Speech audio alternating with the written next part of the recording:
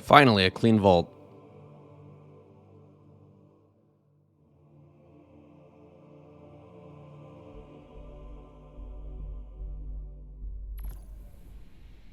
Holy moly, Zdav, you're so fast. What the hell?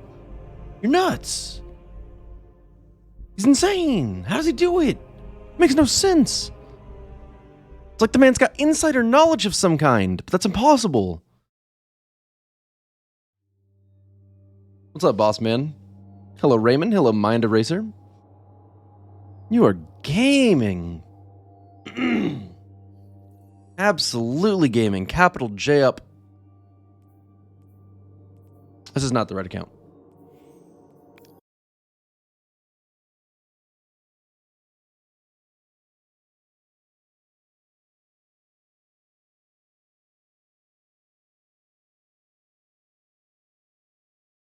Notification squad, isn't it?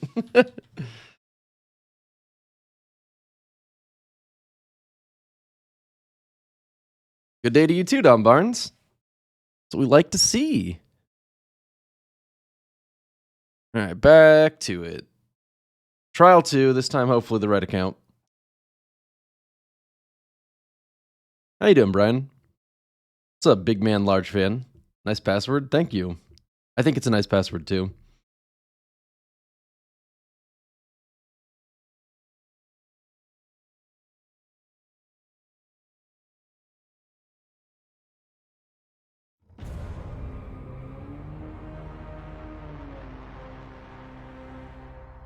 That's what we like to hear, Brian. I mean, it's not actually what we like to hear, but it's what we're hearing. Do you still work with Amazon? Hey, Samuel. Hello, FaZe Walker. Hello, DCA Riku. I might hack more accounts. I would like to, if I can. Kind of depends. People are down for it. Absolutely, yes. People are not down for it. Probably not. I know there are people who have asked, and what my plan is, I actually have a better idea of what I want to do in terms of the order I go through things to hopefully make video content out of it when I'm done. That does not sound like a good time, Brian. To me. Is it better than it used to be?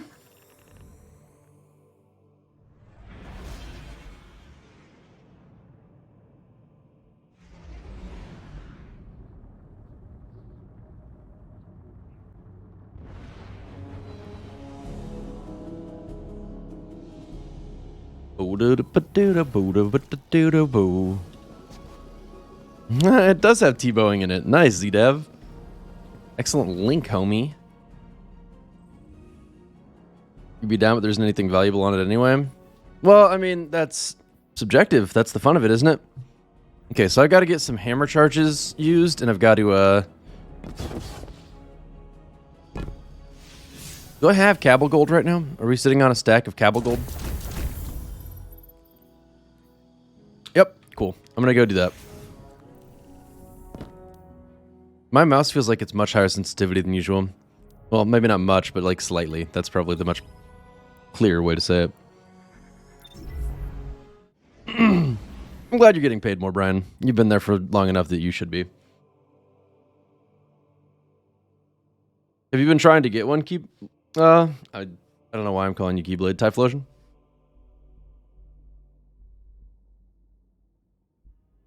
No, Zdav, I'd probably just delete everything. Did I say Cabal or Cabal? I say Cabal, just to be stupid. There are a lot of words that I say wrong just to be stupid. And there are a lot of words that I say wrong just because I am stupid, too. So, Retold tail can run quick draw, right? Anyone know? Because if this can run quick draw, then honestly this roll is not that great. Yes? Okay, cool. Well, this one's bad then. I'm going to run it. There's really no reason to without quick draw. Especially as long as Felon's Lie still exists. Probably go a little harder to try and get that once I change it.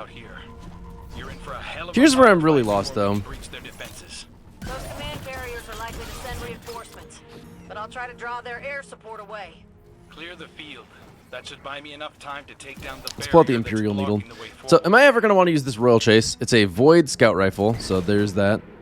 If I wanted to use a Scout Rifle at all, why would I use one with Thresh? Is Thresh really anywhere near the top of my list of items that I want? Field Prep's not bad. I mean, it's not bad perk-wise, but it's just like, there's nothing spectacular about that Scout Rifle. When would I want a Void Scout Rifle? I mean, quite honestly, it doesn't even matter. The perks on it aren't so spectacular that I care about it, realistically, and if I wanted to get it, I could always just run more Wrathborn hunts. Like, that's just going to be an option all year long, so I don't think I have any reason to keep that. It's just an extra space that I usually won't get value out of. I mean, it has like a couple hundred kills, but that's only because I was using it for a lost sector at some point, and I didn't really need to. What's the hacking account's all about? Seems like a good way to spend a Tuesday. It's some... Holy moly, what am I aiming at? It's big clickbait. I'm, if at all possible, I'm going to hop on people's accounts and clear their vaults out for them. Help them figure out what the best rolls on their weapons are and keep the ones that are good or great and get rid of the ones that are not. What I learned through doing Vista's Vault that way is that I'm pretty often going to have a basis for comparison where it's like, if they have a bunch of different bottom dollars, which nobody does, then I would compare the best one to all the other ones, and I compare the rolls across, like, let's say one of them has a ton of range and another one has less range but the same perks. It's like, okay, the second one has better perks but it's less range, so why would you ever want to use that over the one with more range? That's just never going to be the better option. Keeping 2 of something is always an option too, if people really wanted to, for multiple characters, but someone would have to specifically tell me they wanted that, or I would not assume they want to. How much stuff do you have, Arpakin?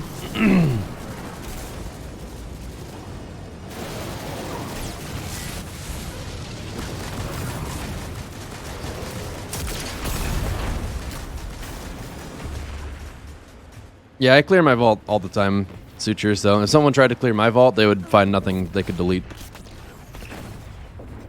Well, maybe not nothing, but definitely not much. So I put Enduring Guard on my Temptation's Hook. Okay, good, it does have Swordmaster's Guard. Do I care about Temptation's Hook at all, though, in the first place? The answer is probably not. We gotta keep the Gnawing Hunger. I don't know if I like the Aikilo Sniper. Let's think about that one. So, the Aikilo Sniper, benefit is you don't have to run Warmind mods, or you don't have to run that Solar Warmind mod to get Warmind cells out of it, but if I really wanted Warmind cells, wouldn't I also have kept the Aikilo Shotgun? What other special weapons are 7th Seraph? Anyone know? Also, why in the world does Sleeper Simulant not create Warmind cells?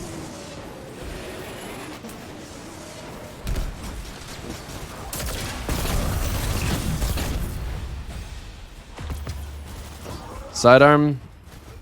Well, sidearms aren't specials, though. Less than 100 things in the vault?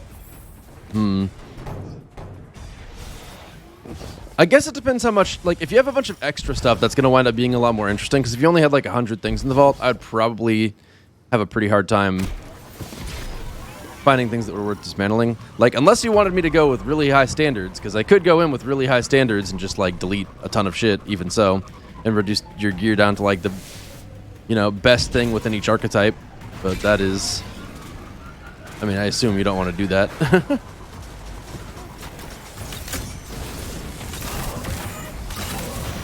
I need ammo. Now I need more ammo, actually. That's what I want. My aim is, like, not good right now. Oh yeah, the 7th Seraph shotgun, true. I don't keep that either, so that's also proof that I don't really care about the, So I guess the thing with the Aikilo Sniper that's maybe a little worth talking about is that in terms of just flat DPS, it is good. Oh, I've got 2 bows on. I'm like, why do I keep pressing 1 and 2 and pulling out a bow?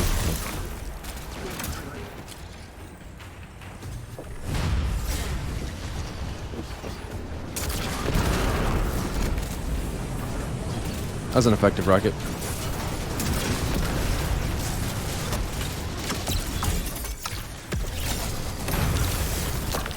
Seventh Seraph, CQC. Yeah, today's reset. It doesn't feel like it, does it, Raymond? Today feels like Monday to me.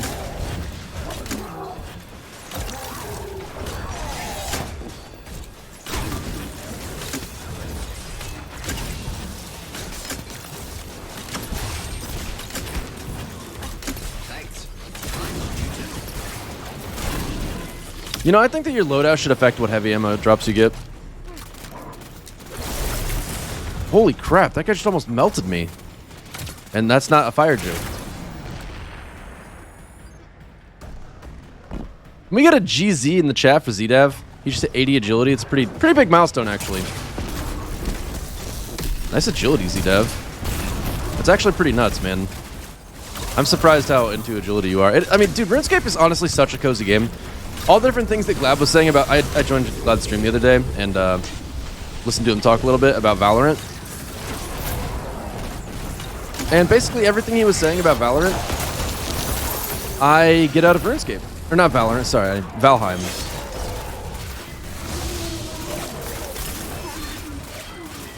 And it makes me wonder if I'm going to like Valheim, because I feel like I'm just going to kind of feel like I was just playing RuneScape. You know, I just realized, okay, so 2 things. First of all, Fragile X Limbs, thanks so much for the 3 months. 66 more months until the magic number. See you in 2026, I think. So it would be 5 years from now, and then 6 months. So yeah, 2026, you're right. Thanks very much for the resub, Fragile.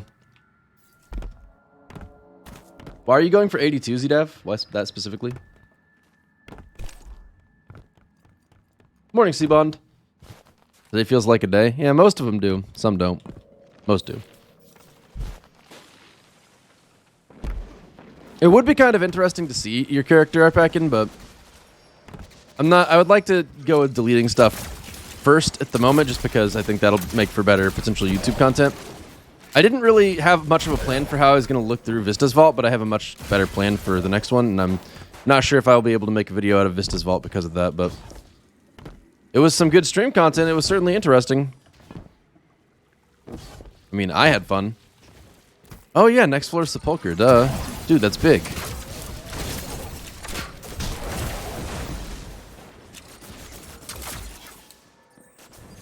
Morning, Galaxy. Imagine Archer's Tempo Frenzy. Yeah, I've got Archer's Tempo Wellspring on this, and I actually completely forgot I could roll Frenzy, and you've kind of ruined it for me. Damn, I really want that now. Fuck, I might have to try and grind this out. Is it possible to grind this out? I guess like you can use the tier 3 hammer charges to try and get the bow or sniper, but I don't want the sniper at all. I want the bow. Better chance at pet, better loot, better XP. We love Hollowed Sepulchre. Give him what for? Kindly remind me. Yeah, the unmasterworked hammerhead god roll. The pain! God. Like, that kind of thing is what makes me want to actually make a video out of it, because, like, that's pretty unique and interesting, to be honest. So, looking at this Imperial Needle one more time, it does not have a draw time masterwork. It does not have 540 draw time with this. It does not have compact arrow shaft or fiberglass arrow shaft. One or the other would be preferable. So really the only things going for it are Archer's Tempo, which I consider a must-have, so I can't even really consider that a plus, and Wellspring. So, how do I get a, like, what's my ability recharge like using Wellspring?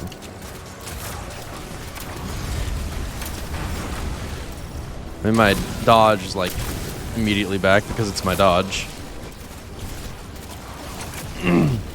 It's honestly kind of silly that Bungie designed this encounter in a way where the areas that you're, like, intended to fight from in the story mission, like this left side platform, is also exactly where enemies spawn in. So am I just getting like a shitload of value out of Wellspring right now? Is that what's happening there?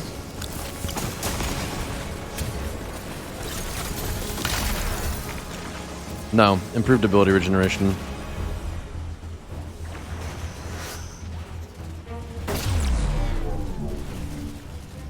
Noted. So what I'm gonna do is I'm gonna wait for my grenade again, and then I'm gonna throw it not near me, so I can't actually break it. So we go in here, dodge, throw this where it's not gonna break, and now we start using Wellspring.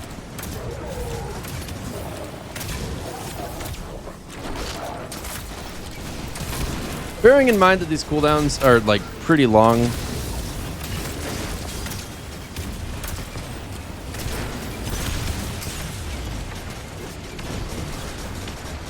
Pretty sure the base cooldown on your grenade is like 2 minutes. Doesn't really help that I died.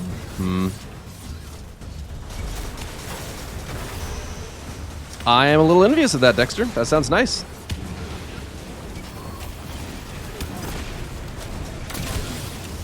It's a clickbait, people. Crazy Nightwing. Excellent question. Thanks for asking.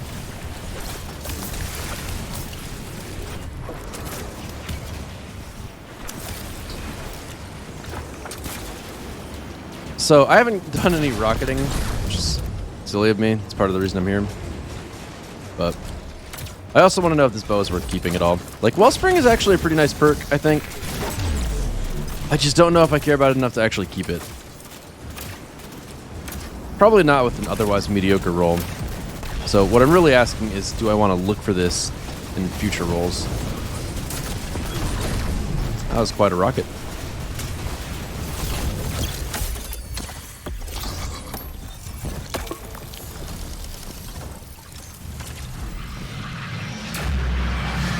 Yeah, I just think it's a big ol' aight. It's aight. I don't understand wanting to become a machine. What is this? To lose everything you are. What sort of person is willing to do that to themselves? From what I gather, folks becoming exos weren't always willing.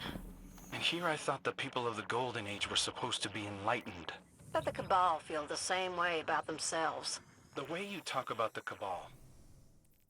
That conversation feels a little rushed. I really wish that they had the opportunity to not do that. To make the dialogue feel natural. They would have to make the mission timer really long, and that'd be stupid. So,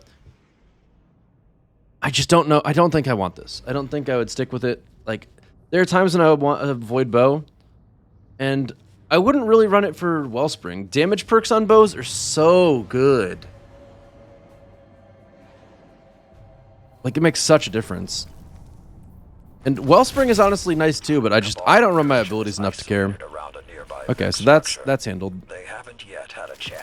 This Aikilo sniper, the thing about it that's supposed to be valuable is that it's got high DPS. Because it's got max magazine size with tactical mag. And then 4 times the charm, so it gets a lot of bullets back. You can fire like 13 bullets per magazine or something crazy. High impact reserves procs a bunch of times as this is happening. So it's one of the best DPS weapons. But the thing is, snipers are bad for DPS right now. So like the only way this thing is useful is if they buff sniper damage, and I feel like they would want to do that by introducing a new sniper with a better perk than this. So I'm going to just go on that assumption and delete this one. I don't like using it. I'm never going to like using it. If it became useful, that would be a matter of forcing me to use something that I didn't want to. Which is fine, but...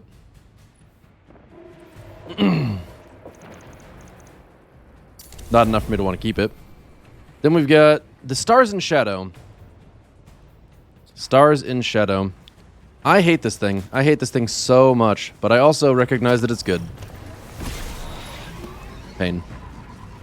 It's 12 degrees out, incredibly windy, and you have to wear your painting clothes. You loathe painting in its entirety, but your boss wants us, a couple college students, to completely renovate his shop over the course of weeks.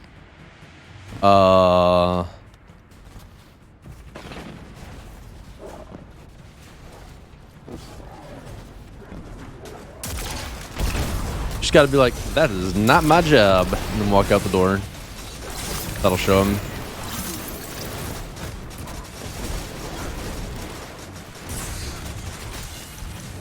Why do I hate niche weapon rolls? Because it's not necessarily... like, if I like the weapon, I'll keep it, even if it's niche.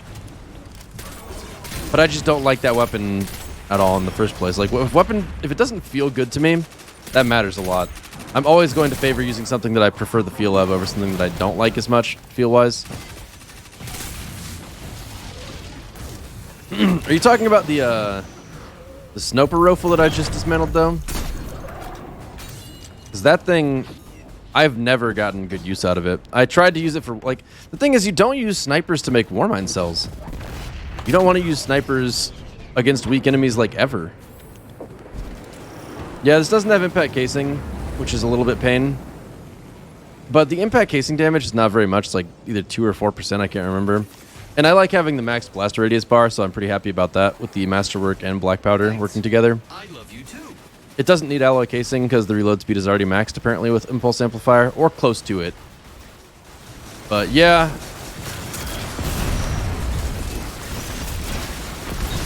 Admittedly, it would be preferable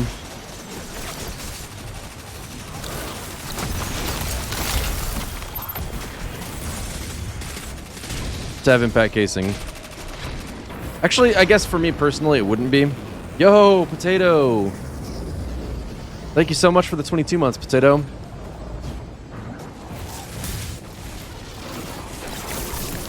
I saw your post on Twitter, and I'm very curious what your next step is. I miss having you on Destiny, gotta say.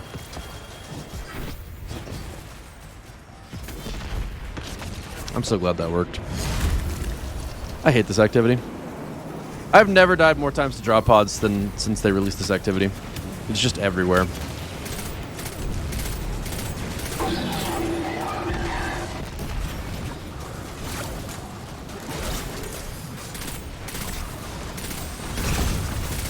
I wish Valorant looked cool to me.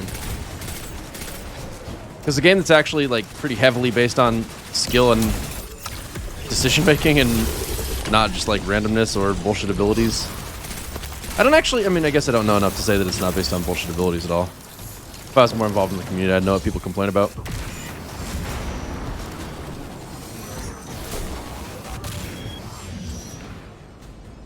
Slayerage is the type of guy that can actually delete everything that he has. With longer, he spends time thinking about it. Yeah, I mean, almost. It comes down to how replaceable the stuff is, how much I use it, how much I think I'll actually find an opportunity to use it. It's like there are niche weapons where it's like, you know, that is definitely great for a certain situation, but is that situation going to arise? What would need to happen for it to arise? For instance, Unrelenting is a good perk in the sense that you can be pretty aggressive with it and continually get health back. That would be good, but it's not going to be good in a situation like a Grandmaster Nightfall where you're not able to just kill enemies rapid fire anyway. So you would need to have something like a new raid or possibly dungeon release where you were able to get value out of Unrelenting in some kind of low-man activity where you needed to kill a ton of enemies and be really aggressive without dying, but really importantly while being really aggressive, which is just something you don't have to do in a lot of Destiny. But you can usually afford to stop and get your health back. And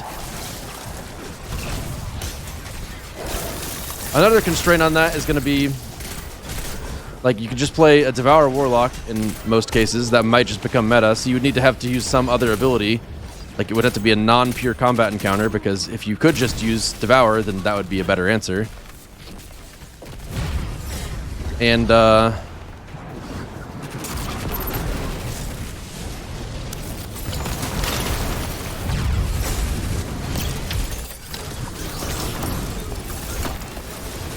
you'd also have to not be able to just stay still, because otherwise you could just use a Rift. Like, all the limitations on Unrelenting being actually the best role for something.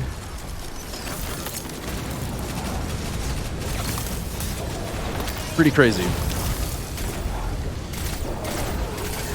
I mean, it is a good perk, but it's just, I don't know when it would be best. Oh, hey, ammo.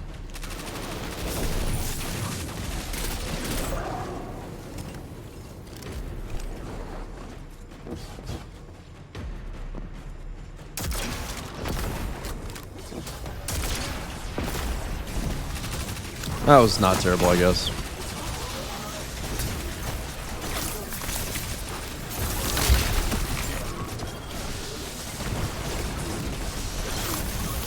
Nice.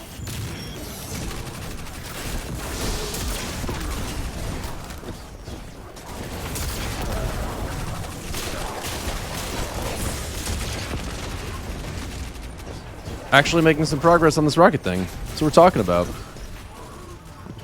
Yeah, I'm definitely not playing Overwatch comp right now, Cookies.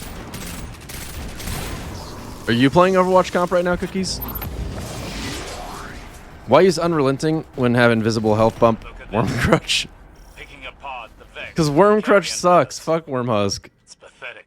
It's much cooler to run Backrus or Stompers or any of a bunch of other things.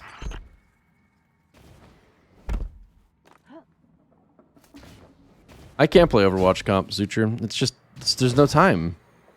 Plus, I'm just never going to be as good as I need to be. It's never going to happen.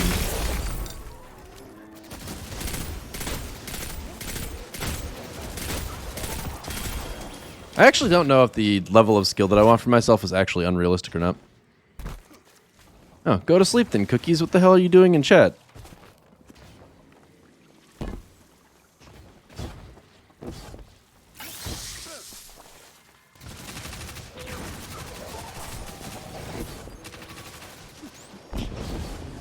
You say it's slightly unrealistic, but there's no telling. Because the thing is, I think the people who are just like gods of aiming have just spent a bunch of time aiming in games that actually specifically require aiming. My decision making, I know I could improve. Like that's not the craziest thing in the world. But awareness, I don't even know how you'd work on awareness, to be honest. I guess VOD reviews would probably help you, but I guess it's, I mean, honestly, awareness is not that important positioning-wise a lot of the time in Overwatch. It's really more about, I mean, that is a factor, but it's more about actually keeping track of abilities used by your enemies. Because if you keep track of that, then you'll have a good sense of what kind of play they might be trying to make. I hate this thing, man. I cannot...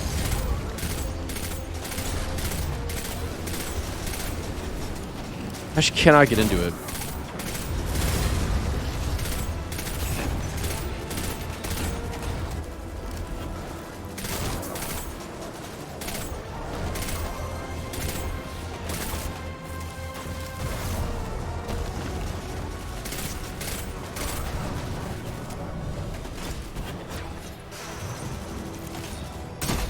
Awareness may be time and experience, but I put a lot of time into some things and not quite. Oh, didn't expect that to one-shot him.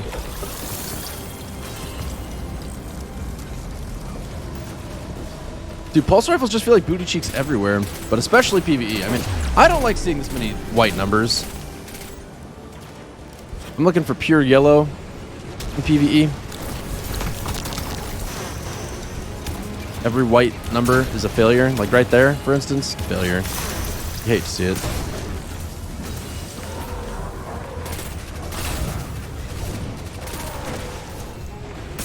I'm glad his Nagi's is still cool.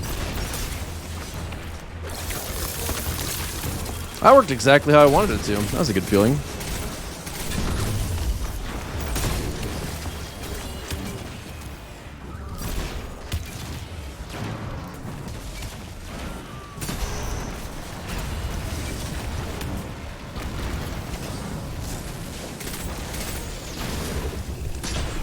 Okay, well, to be fair, I couldn't even see what I was aiming at. So the thing is, this is a good Stars and Shadow for PvP. If you really needed to run a pulse rifle, PvP, max range with arrowhead for the vertical recoil and kill clip. Kind of a appealing option, but man, it's just like, who the hell cares?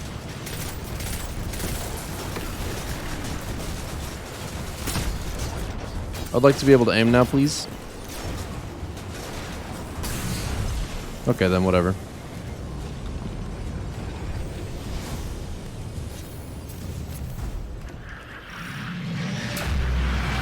Why am I not using Deathbringer? Well, mostly because it's not very good. Another team to do a second sweep. Today's survivor is tomorrow's enemy. Did the Vanguard not have a loosely held policy on offering quarter to fleeing enemies? The Vanguard asked an Iron Lord to lead their forces. Thanks. If they did not wish me to fight like an Iron Lord, they should have asked someone else. While I agree, I can't help but wonder if your disregard for their codes of conduct may cause friction. Friction is conflict. Conflict breeds strength. They know this. Or they should. In my experience, what the Vanguard should know, and what they actually... Deddy, thank you so much for the 25 months. Appreciate it, Deddy. Thank you very, very much. Thank you, thank you. I think Saladin's kind of always been a boomer. So this high albedo is amusing to me, but I really don't think I'm ever going to want to use it. Just because actually aiming a burst sidearm is not going to happen, realistically. If I'm trying to hip fire. Like, I'm not going to hit all headshots with that, and hitting body shots feels bad.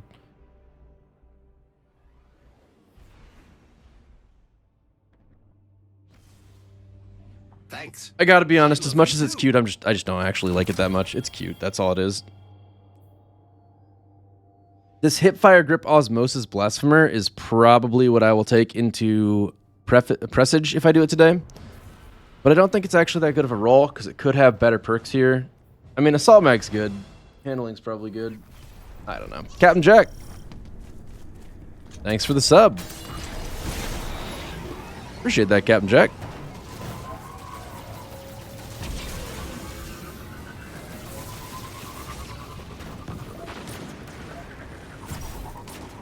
Started with Destiny again. How do you recognize a good gun and roll? That question is exactly why I want to make videos about deleting people's vaults.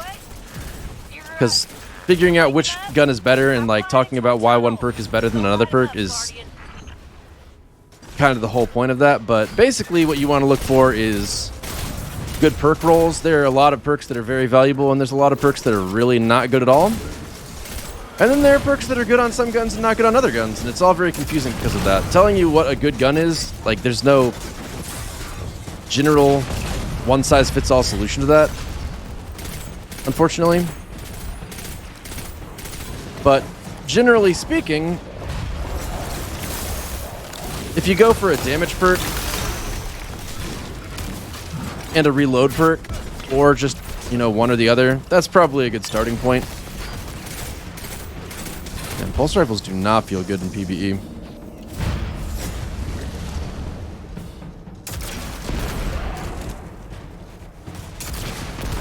Did it just spawn them in twice because I killed them so fast?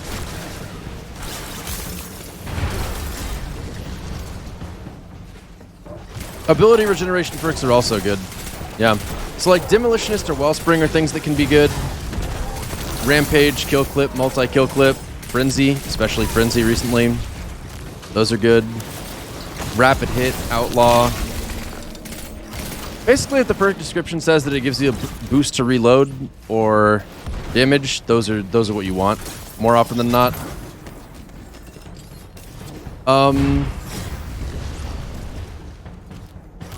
If you give me a specific example gun, I could look over the rolls and tell you what you would look for and what you wouldn't look for. Because it is a little more complicated than that, and I'm oversimplifying it will potentially turn you away from a good roll.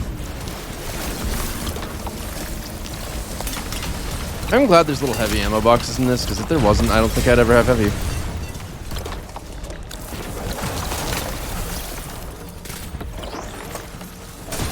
Unlucky for him. Bonk. I may just teleported me. Do you think you have an opening shot rampage? Blast? Blast.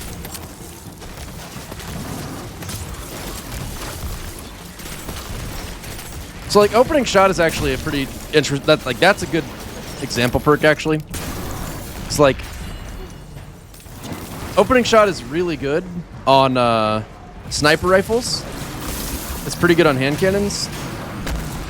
It is really not desirable at all on a machine gun. Because it gives you a... I'm not sure if the boost of accuracy extends past the very first bullet, but even if it does, which I am pretty sure it does not, a little more accuracy on a machine gun doesn't matter. They already have a ton of aim assist, and because you can follow up immediately with more bullets, missing one isn't going to hurt you much. Whereas with the sniper, opening shot gives you a better chance of landing that first headshot, which matters a lot, especially in PvP. Oh my goodness. And same kind of thing to a hand cannon, where if you're getting into a duel with a hand cannon in PvP, you're probably... I mean, hitting your first headshot is really valuable. So getting a little bit of a boost to that accuracy on the first shot when the duel starts, it's pretty worthwhile, since that's the shot you're going to have the least time to prepare for.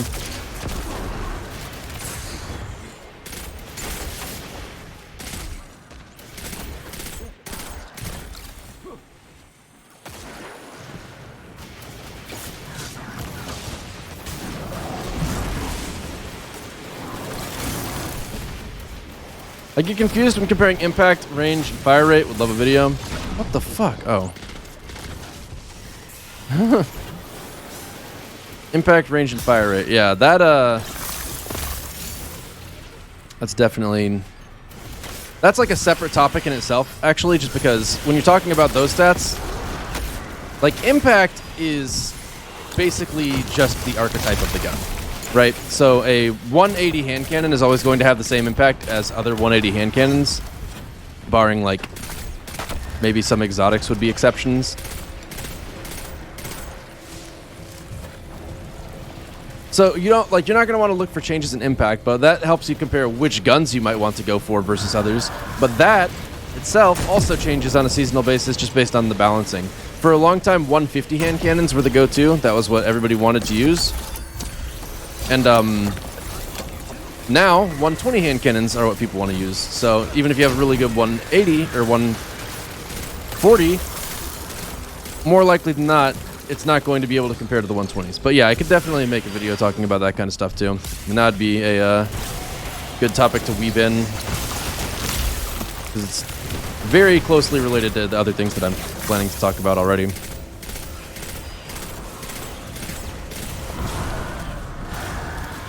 That said, I actually could stand to learn a little bit more about it myself, because, like, within the archetypes I don't use, I don't really know a whole lot.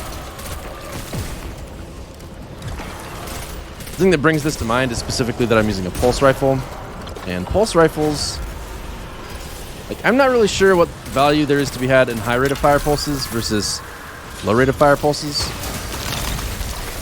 I don't know what you would look for on a sidearm for certain.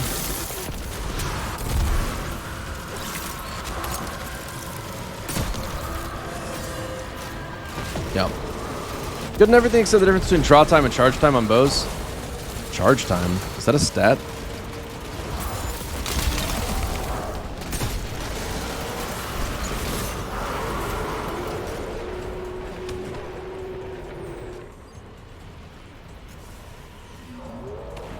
So I guess I don't know exactly what you mean by that. Little Crow, thank you so much for the 16 months. What's Valheim? Valheim is a game that I don't know much about myself. Vlad has been strongly recommending it. It's basically a Viking survival game. It looks like it's a little similar to Minecraft, but very different in the actual gameplay itself.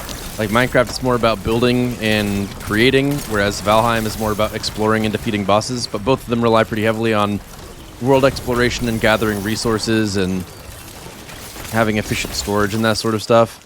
So I don't really know, to be honest, but it's something that I've wanted to check out, so I will probably be doing that. Hidden stat? Is charge time a hidden stat on bows? Is that actually a thing?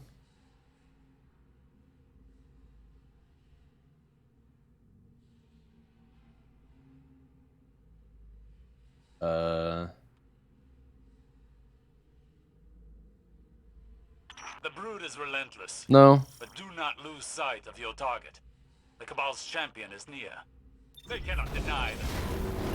Challenge them. The charge time is just for fusions. Coming down, Guardian. High rate of fire pulses confuse you. Why not just use an auto rifle? You know, I'm not 100% on that myself. I mean, that's actually kind of a good example, too, of where just balancing comes into effect more than anything else. Because, like, high rate of fire pulse rifles are just very fast firing, and, like, you might have a 450 rate of fire pulse rifle, and there's also 450 rate of fire auto rifles. And just based on the particular balance patch that we're in, one of them is going to be better than the other. Not even necessarily in specific terms of the amount of damage it's going to do per shot, but just one of them might have much better range, one of them might have much better aim assist. I didn't You're talking about missing a point blank rocket. I did not want to rocket that Cabal in midair. I was trying to hit the signs behind him. Honestly, 6-0, I'm not sure what I could give as far as advice getting back into the game. Like, I have always found that this game is kind of best enjoyed without worrying too much about efficiency. Like, whenever I feel that I need to be efficient in order to progress, that hurts my experience. That's not where I wanted that to go. Ugh, waste of a rocket. Pain. I'm upset.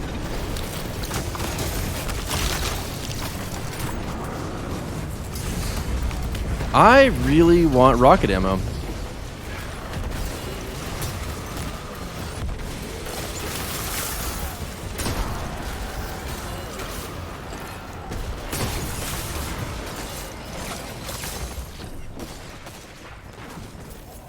Yeah, PC does have aim assist on Destiny 2, and thank goodness too, because if it didn't, controller play would just be by far the better option, and that would make me very sad.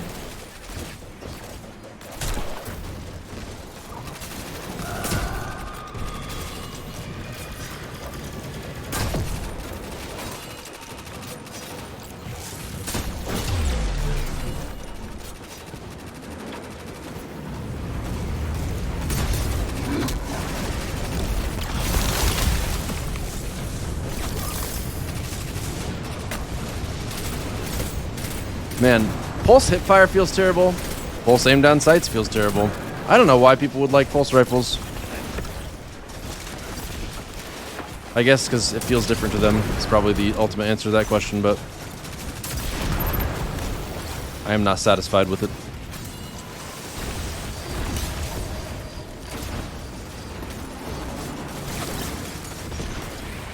Those curve down so hard to try and go after this guy. Nice, more heavy ammo. What the fuck are you doing right there? I'm going up. No, I'm not. Well, I am, but not while being alive.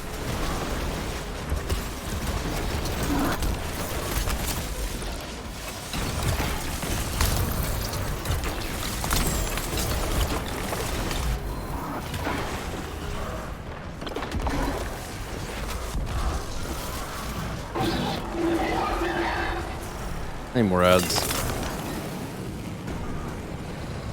Ads? Woggy woggy? 2 on either side does not count. I need 4 in a close group. Fuck. Now we're talking.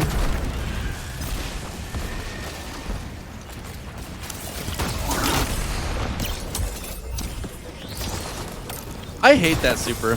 The third person aiming in that just feels awful. Because it doesn't actually, I mean, just my professional opinion here. When you go into that super, the reticle doesn't give you a good sense of where you're aiming because your character is, I'm not even really sure how to describe why that is, but if you just throw it right towards where the reticle is, it's not going to go exactly there. Particularly if there's like a wall in the way or something. Dude, I just want rockets. What? We going to heaven again? Can I pull out my Sparrow here? Nope. Well, it was more fun than last time.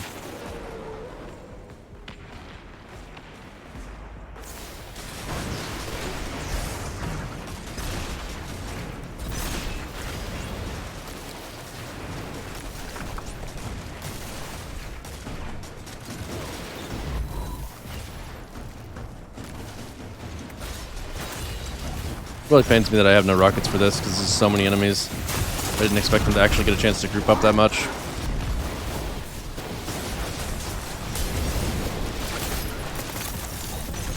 Okay, I'm just gonna kill the boss. This is not doing anything for me.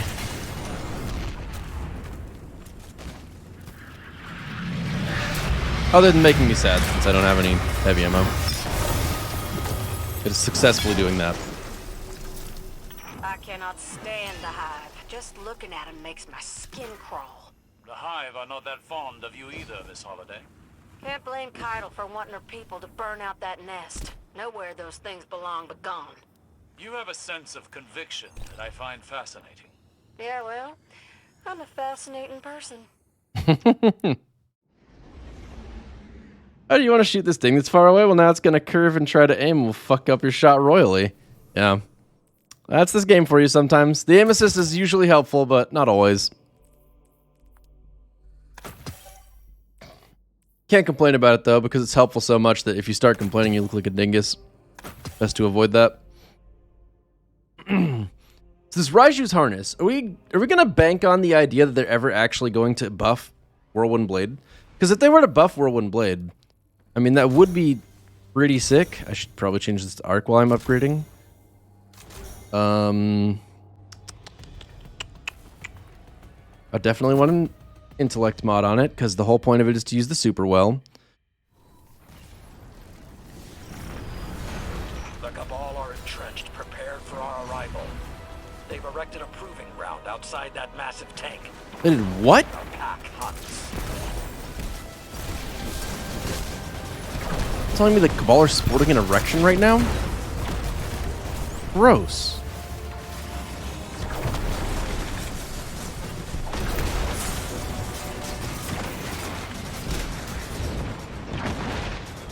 Oh, this is the one where that dumbass ship ruins your life. Fucking A, dude. Speak of the devil.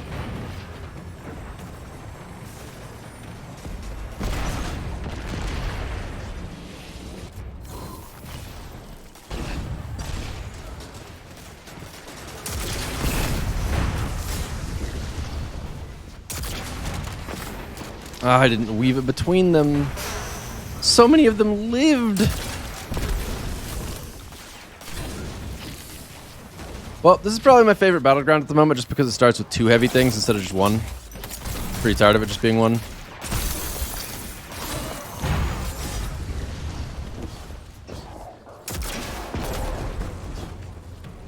Bonk. I've got to be getting pretty close to that rocket launcher kills thing.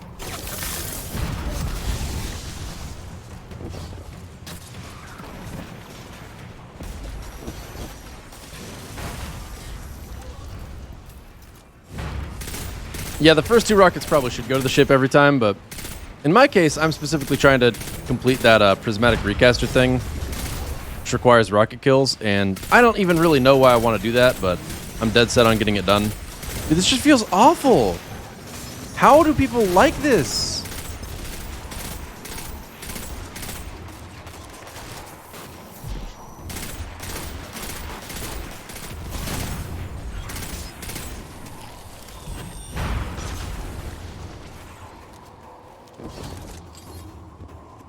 I mean, I guess getting 2 shots in PvP is kind of cool. I think that's kind of poggers, I guess.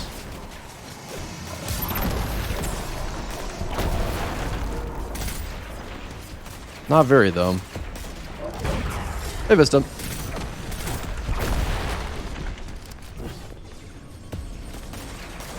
Wardcliff is the way to go for it. Also, it's bugged. Once you get it unlocked, it doesn't work. Yeah. I've heard. The main thing that matters to me, though, is just having the objective complete, because then whenever they do fix it, it will be unlocked. Are you still here? I hate these things.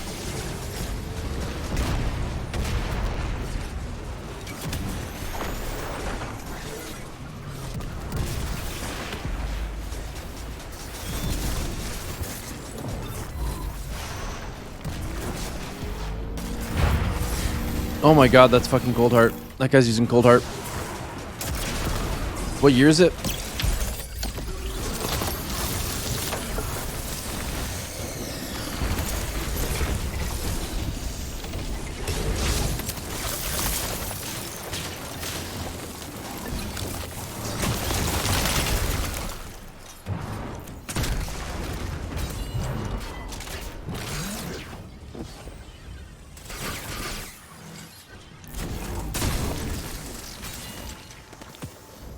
Boink.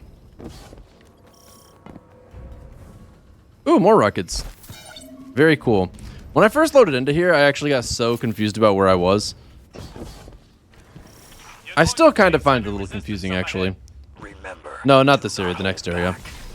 Show your enemy no quarter. Like as they did to us. this was a silly thing to think, and I should have known better. But I thought they actually made new areas on Nessus.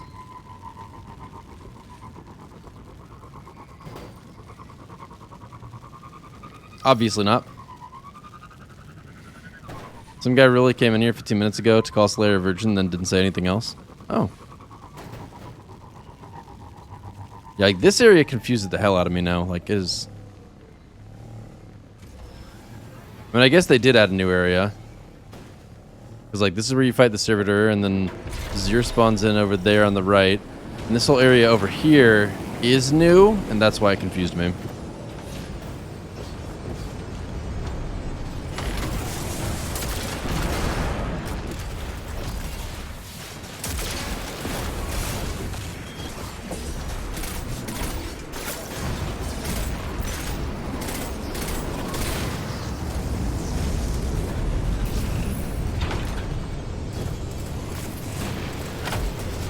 I mean, I think this is actually new. I just didn't recognize the geometry of it well enough. These guys are so spread out, and I hate it.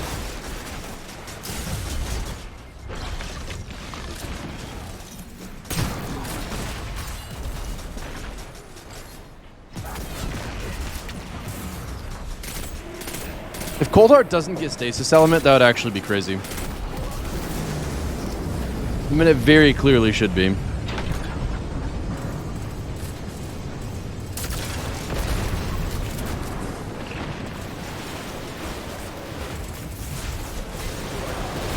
Shoot, dude, you guys need to group up more. This is embarrassing. Group up.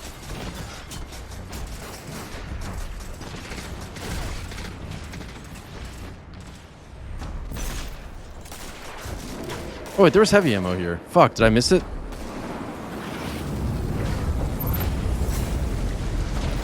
Hasn't even been picked up. Oh, yeah. Let's go.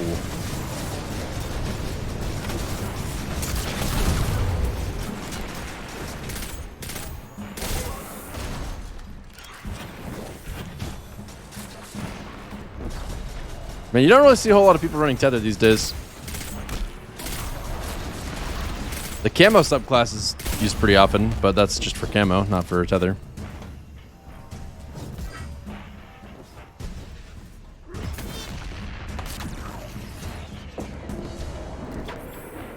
I don't think Divinity should be stasis. Divinity should be arc. Because of that, like, bubble thing it forms around them.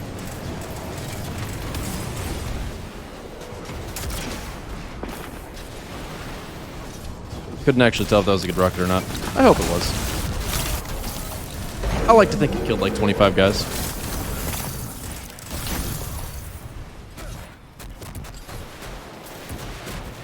Do I have Dragon's Shadow on or something? How do I have Honed Edge ×4, but I'm also reloaded?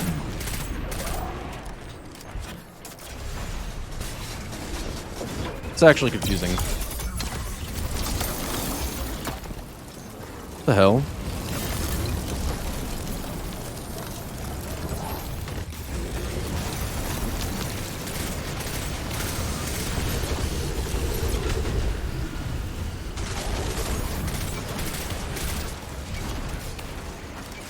I picked up special. Oh, wait, no, that still doesn't make sense. It's the, like, picking up special wouldn't make me have 4 shots in the magazine. I just have extra in reserves. Only way I know to get Honed Edge ×4 with having 4 shots is transversives. Like, that's what I would do if I was trying to do it on purpose. I don't know why you do that, but that's how. The ammo box I picked up. Oh, picking up heavy ammo did it. Gotcha. That makes sense. So automatically reloads my weapons.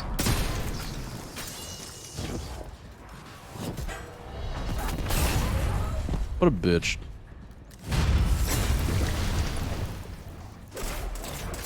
You weren't even in there. Don't lie to me.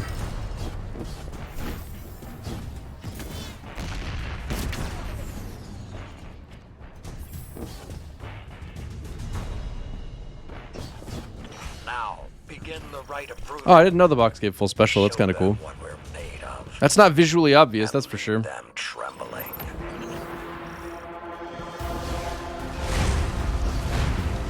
Leave them trembling. Will do, boss. Oof.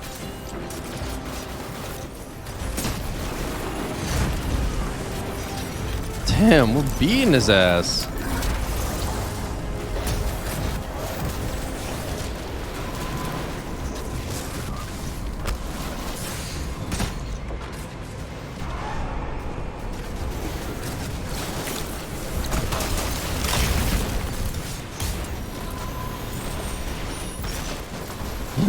Dude, I expected Divinity Shield every time he's doing that.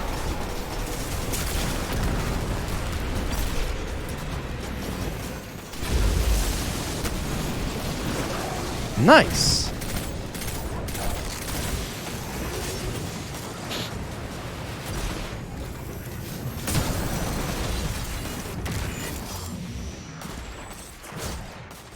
What would a Destiny Battle Royale look like? Probably exactly like Fortnite. Oh my god. I almost lost my ×4 to that.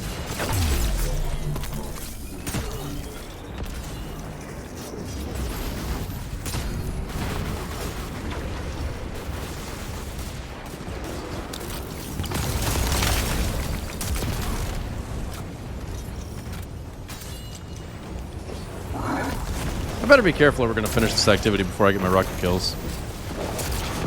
Actually, I have no rocket ammo now, thanks to my own bad usage. Very nice.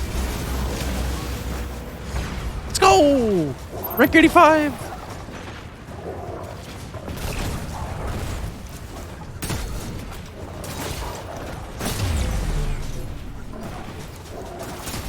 Don't let him get in the bubble! Oh my god, it took so long to fire.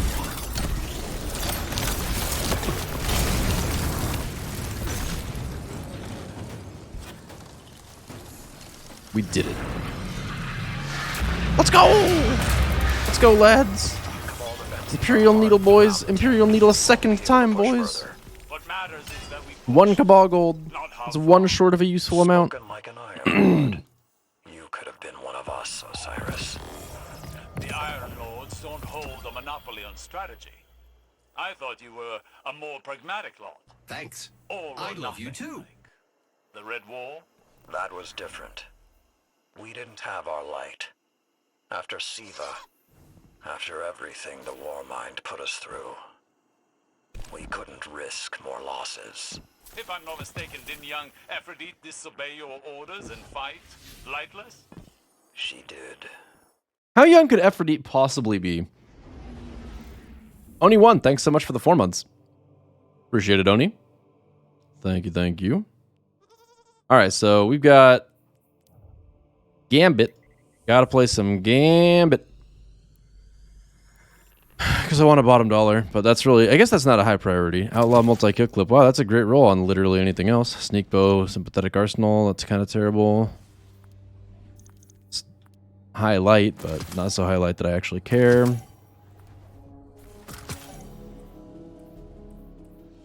I really need to figure out if I actually want to keep these gloves. Never mind, I don't.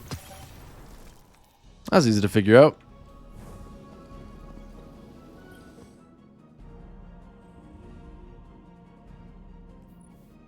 I have no unrolling grams, so I can't use hammer charges. Oh, that's complete but not unlocked. That's painful to look at. So if I want to use those hammer charges, I need to get umbral engrams. How do I get umbral engrams? The question is... Or the answer is I have no fucking idea, actually. I have no idea what you do to get umbrals. People talked about umbrals in Season of Arrivals, as if they were dropping like freaking crazy and it was a horrible thing. And I personally agree that they drop like crazy, but why on earth would that be a bad thing? That is like... exclusively good as far as I'm concerned. Now that we've got less, I just feel like I'm missing out. So, Stars and Shadow, how do we feel about this? I mean, Arrowhead Break, probably very helpful for the recoil direction. That's kind of what you want to see. Accurized rounds, range masterwork, that's the biggest range boosts you can get. Outlaw kill clip. I mean, it's good. It's something.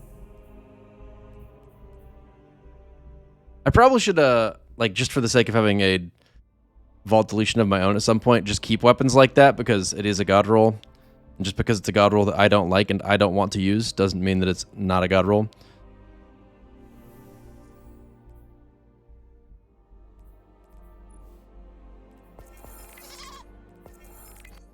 All right, so let's look at the seasonal challenges. What am I missing here? On Europa, earn progress by completing bounties, patrols, public events, lost sectors. Okay, so I got to do 10 bounties on Europa. Flourish Apart, defeat guardians and mayhem with supers. Okay, defeat fallen combatants and strikes. Earn bonus for defeating tougher. What? I've only done 1% of that. Okay, well, let's see about Europa bounty. Is mayhem available currently?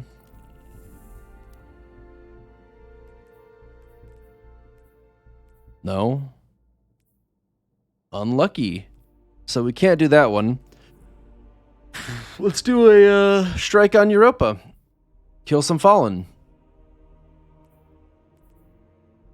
Glassway doesn't have that many fallen towards the end of it. It's kind of unfortunate. Still, it's good. Well, no, I can't do bounties while I'm doing that anyway, so I might as well do an actual fallen strike. And let's see what the progress on that looks like when I do it. Mayhem starts at reset? Cool. Wait, that means I should probably check what's available right now then. Because there's probably something missing from here that's also... Yeah. Cabal... What? Have I just literally never run strikes? Oh yeah, that's right, I haven't actually. Never mind. Dumb question. Artifact mods, earn progress, the Cosmodrome, Showdown, that's not available right now either. Lol. Playlist strikes. Oh, I should probably do that instead then. Now I need to do stuff on Nessus. Okay, well, I just need to do bounties, obviously. The Sepec strike is probably the way to go. That sounds right. I need to put this thing in my vault so I don't kill it. I'm going to murder it if it stays in my character. Need to get it out of here. Gotta get it somewhere safe.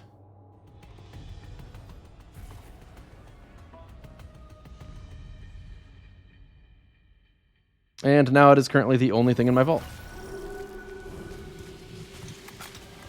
I actually need to do this on Nessus too. What's happening at reset? The Crucible playlist changed. Nothing exciting. At least as far as I know. Who knows? There might be something mildly exciting. Iron Banner goes away. That's cool. One more set of coordinates. Those fallen can't be far. It's a good thing I joined the striker. These guys would be like, what do? I can't find anything to progress. Level 8 on the season pass and level 5 on the season pass. Good chance these guys are absolute legends.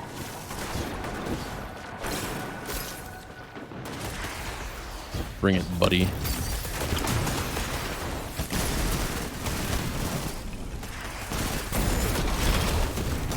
How are you alive?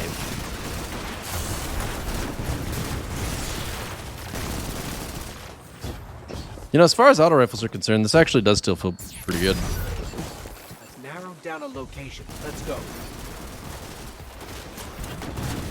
Hello?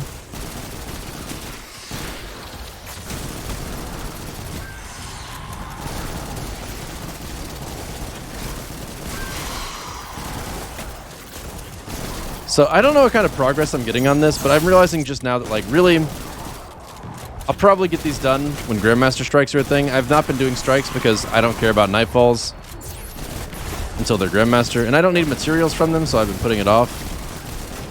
But I don't know why it's so hard to aim that gun at close range.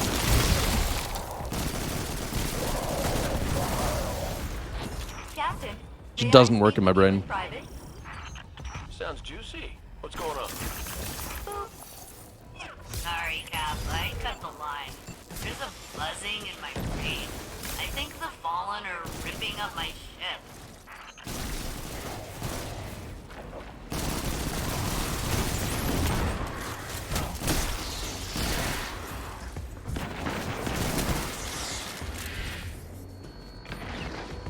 Yeah, I don't want Palindrome because I want Adept Palindrome.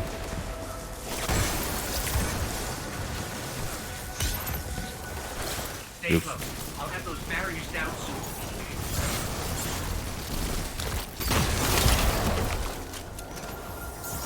So I guess I don't need to have a rocket launcher on anymore. I've been running them specifically for the, On the floor looks like some kind of art. completion on that one thing. Keep our energy away.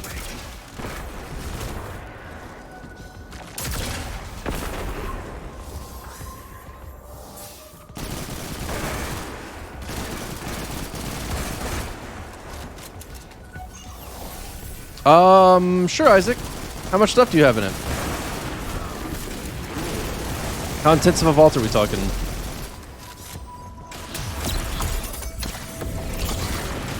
Nice. 400 plus? Okay, perfect.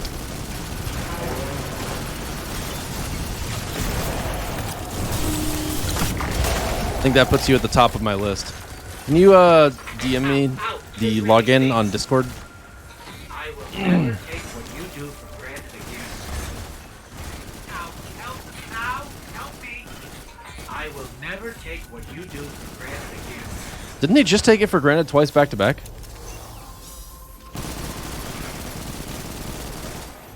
Fucking ghost. I can't believe how little I've ran strikes. I'm supposed to be the PvE guy. This is shameful. Okay. Let's take another look at that. And I just want to know what kind of progress we're getting. Okay, that's beautiful. That's definitely like complete it in a strike kind of thing. I did not expect that to one-shot me. Nelson, those shanks were using your circuits as arc weapons.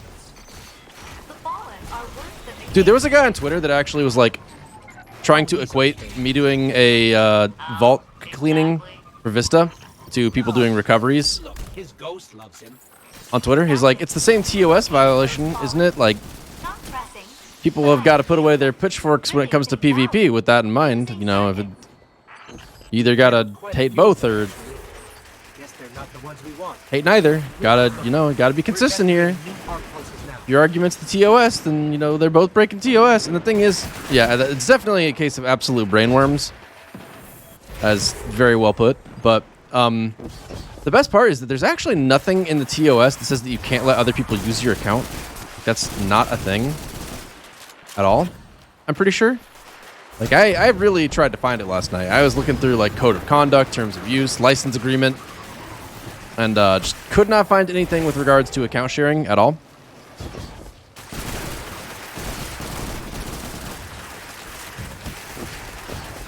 So my thinking... Hello? Everything okay? The rest of the ship is just up ahead. is that, Always forget how big it is. We're fine.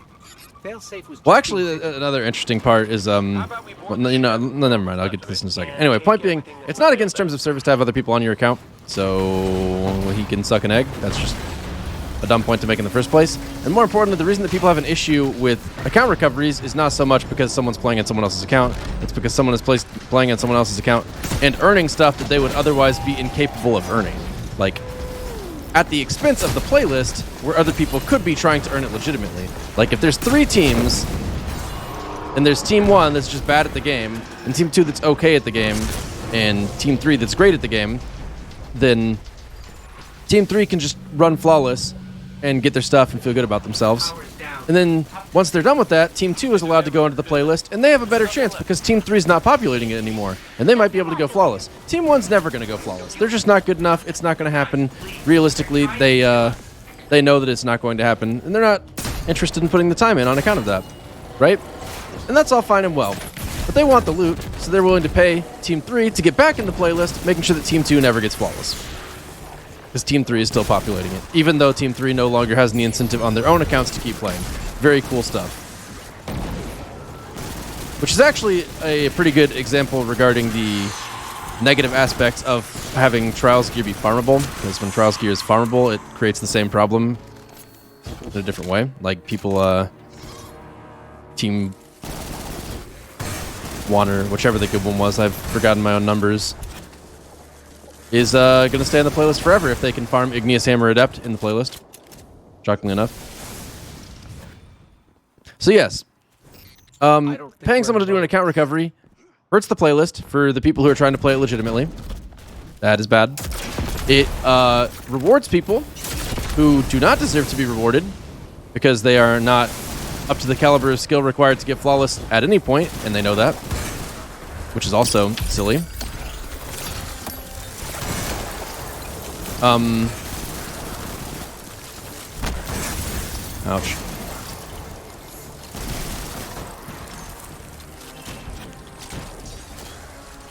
And it also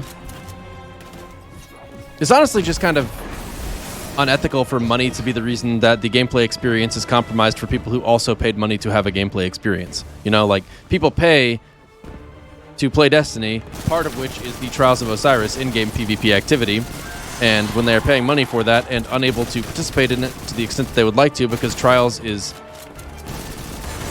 really messed up in its motivations. I mean, I understand that Bungie is trying to work on that, or at least that's one of the goalposts they've got set for themselves, so realistically we can expect some fixes to that outside of account recoveries, so it's not all bad news by any means, but it still doesn't make account recoveries okay. Like, people who aren't good enough to do trials at all getting trials loot. Did he die? Devalues the trials loot for the people who work hard to earn it. So, going back to our Team 1 being bad, Team 2 good, Team 3 great example. If Team 3 does leave the playlist because they've gotten their loot and they've had their fun for the weekend, then Team 2 can, you know, keep trying and struggling and ultimately succeed, which is howdy doodly for them. Okay, then.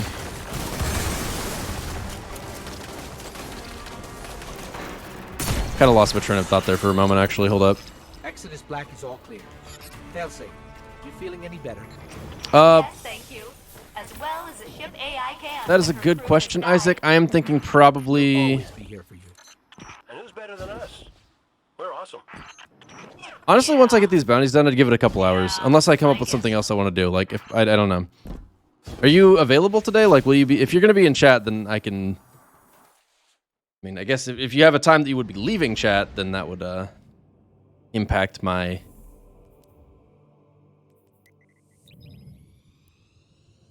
timing. Okay. Lloyd Kim would say, personally, I think being against account recoveries in Destiny 2 is like saying everyone should have to build their own houses and grow their own food. Yeah, I guess that's true. I hadn't really thought about it that way. You're right.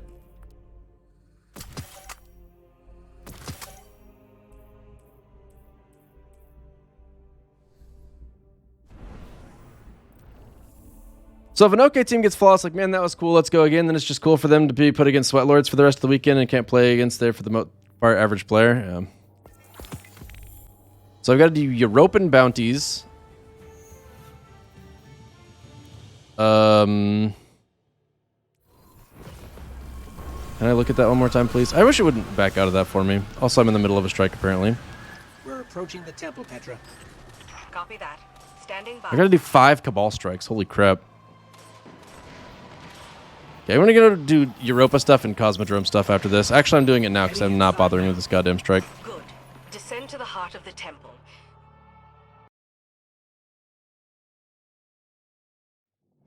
Excellent Vista. That's what I'm talking about. Character looking good.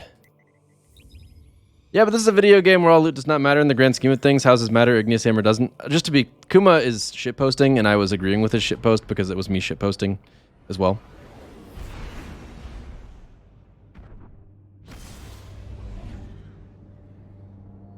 Basically,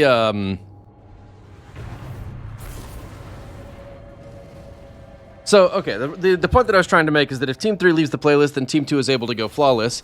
And they're still a good team. Otherwise, they wouldn't be able to go flawless, with there still being other occasional great players and lots of good players in the playlist, right? Okay. Said she wanted to talk to me and then had nothing to say. What a punk. So, Team 2 goes flawless now, and, like, that sets the new low bar. Like, let's say Team 2 is, like, you know...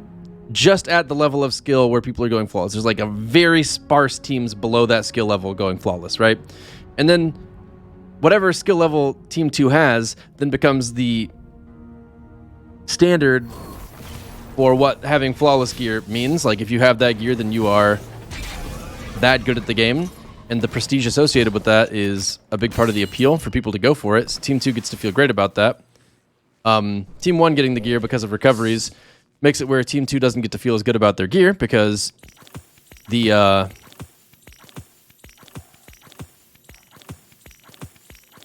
Or, did I say that right? Team 1 getting recoveries makes it where Team 2 doesn't feel as good about their gear. Anyway, because having the gear isn't necessarily a proof of anything at that point, because anybody can just pay money for it. Anyway, at the end of the day, if here's a really interesting question, chat, for people who are down for recoveries to be a thing. Would you be okay with straight up being able to just purchase the armor from Osiris? Like, if you could just pay $35 a week to Osiris, and he just gives you the armor, would that be okay? Because I would think the answer to that would pretty obviously be absolutely the fuck not. No. And what I would posit at that point is that that is actually a better scheme than what we are currently in, because Recoveries does that exact same thing, where a person just pays $35 and then gets the gear, but it is at the cost of the playlist, because other people are in the account fucking up the playlist for the average player. Smile. Pretty neat. I don't mind saying.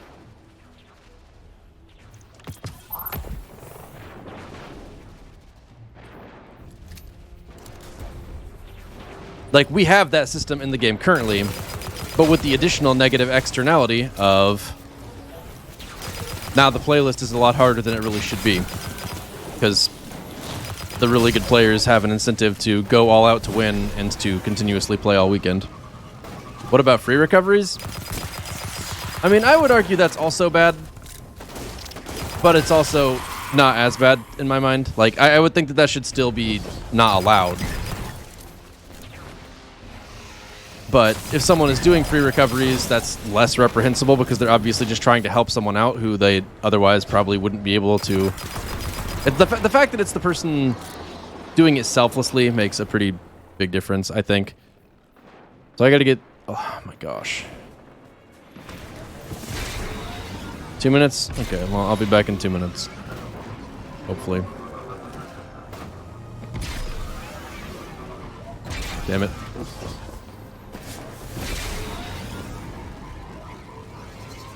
Scared.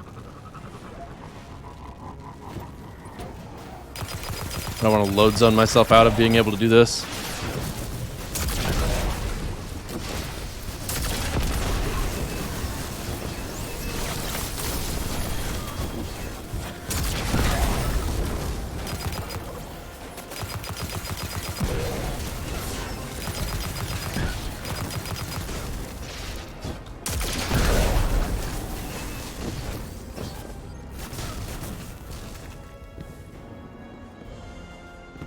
No one does free recoveries, though. Not very many people, yeah.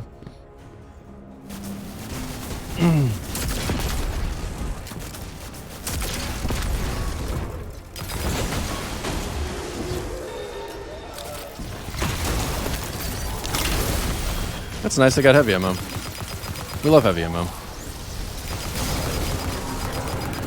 Surprised I haven't gotten 15 more kills with this sidearm. Did I just not see the bounty complete or something?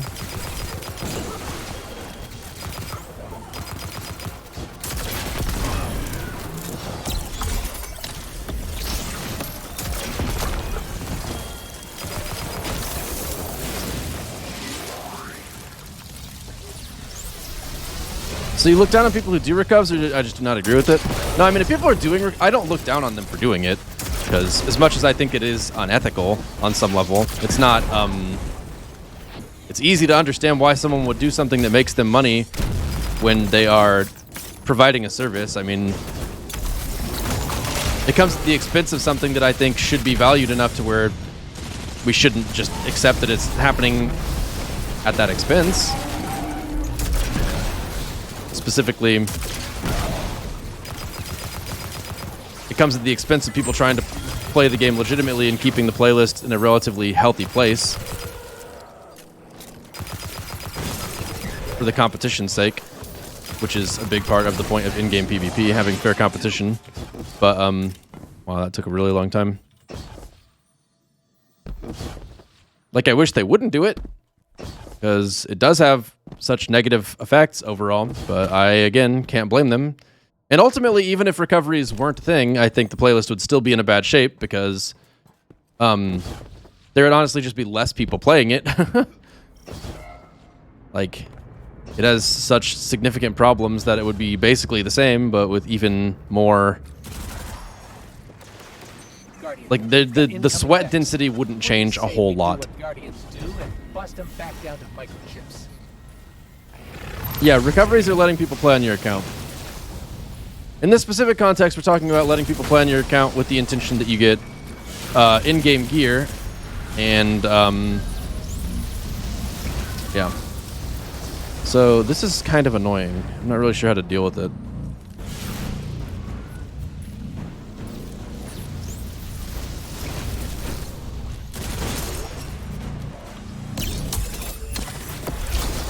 Hopefully my tornado does a good job of keeping that under control over there, because I really would rather not have a bunch of sacrifices while I'm apparently soloing this and can't maintain line of sight, because by design you're not able to do that.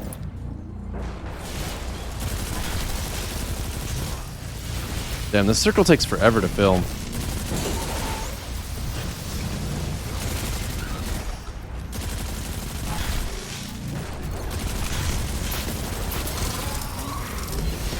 That's one. Try to get the farthest one first so that I could protect this thing afterwards.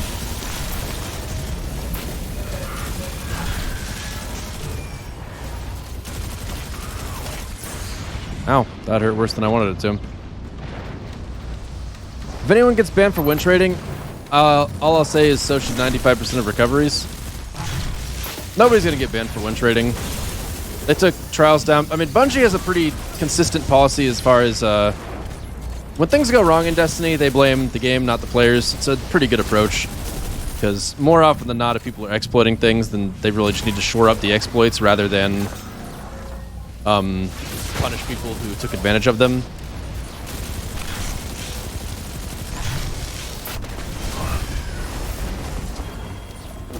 Definitely better for the game.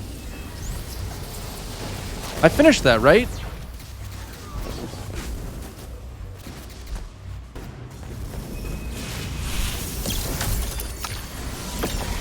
Thank goodness for stasis regeneration, because I can't actually do anything about that at all.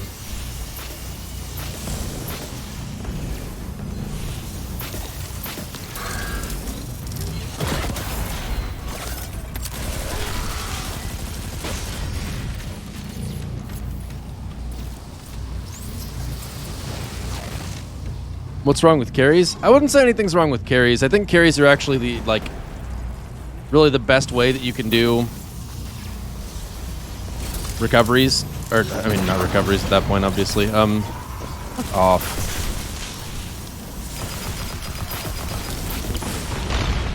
Jeez.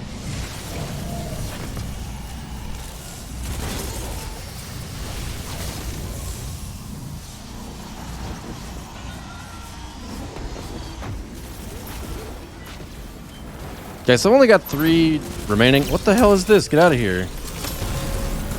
That guy just... Dude, he's got the hops. Look at him go.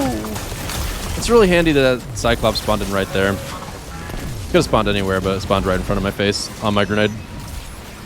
You can't charge as much for carries. Yeah. The thing about the carry is that's a lot better is that the person who owns the account is still playing on it. Like, it proves the absolute minimum that you're not so bad that someone offering carries can't even carry you, which I feel like that is the level of play that is really completely undeserving of Trials armor. Like, if someone that is just, yeah, that should, nobody that skill level should have Trials armor, or adept weapons really is probably the better thing to say. Blink. And I think carry culture is honestly a lot more positive for the community as well. I mean, people getting carries to content is, you know, it's a positive experience with another individual. There's a social aspect to it. It's not a purely financial transaction. I agree completely about not trusting people on my account, that's for sure. I mean, it's not uncommon really for cheaters to use cheat, or obviously, for recubs to cheat. And they don't have a whole lot of stake in the game.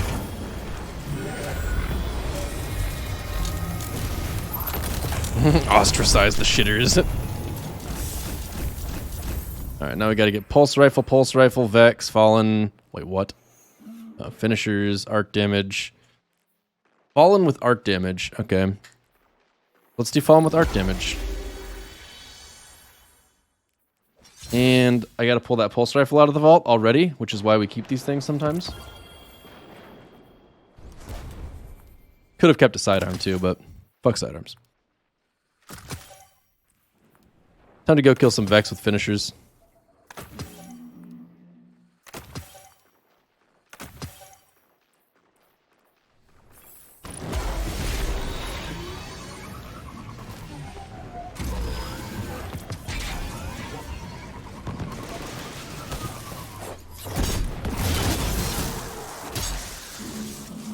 Arc damage, baby.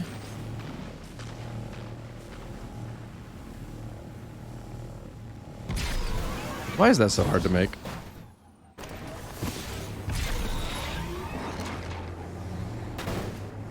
Yeah, the gear from recoveries doesn't make you a better player. You'll be a little better off for it, but quite honestly, gear in Destiny is really not that significant.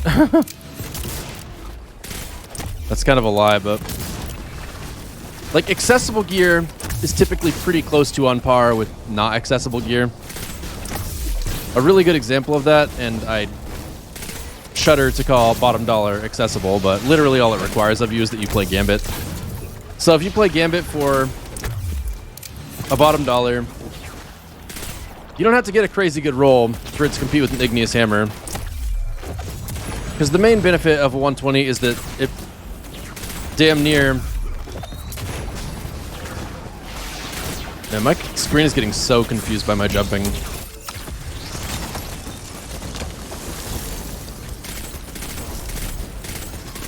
It damn near two-shots people. So obviously a damage perk is better for that, because when you have that damage perk, you're able to actually get the two-shot, but if you don't have a damage perk, you still get a majority of the benefit out of the gun.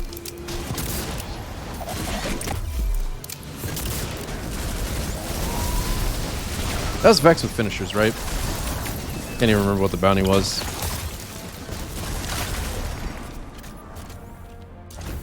We still got to get Pulse Rifle, Wait, what? Oh, in Lost Sectors. That's handy. So I just got to get crit shots with my Pulse Rifle. That's going to be impossible, but it's fine. Yeah, okay. This is why I don't like Pulse Rifles. This shit's stupid.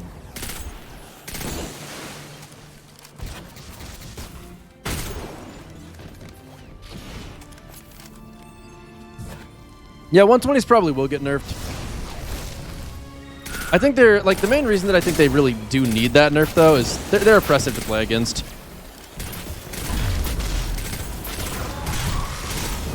Someone's got a 120 on. Or if it's a team of 120s and you try to round the corner where they are, like, there's a good chance they'll just absolutely school you just on the spot. Okay. I like 120s personally. I'm glad that we have primaries with some significant lethality to them, but I'm also okay with it if they get nerfed. I mean, I don't really think there's been a whole lot of State of Crucible where I've really hated it.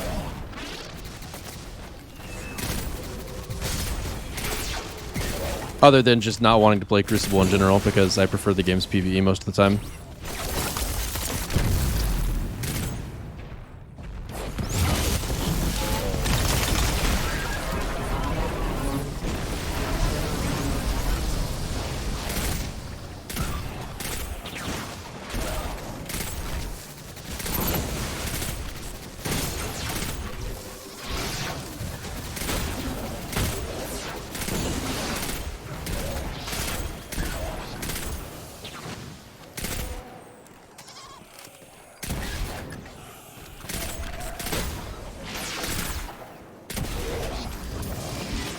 Is that all the Pulse Rifle stuff? Because if so, that's really handy that it ended on that last enemy.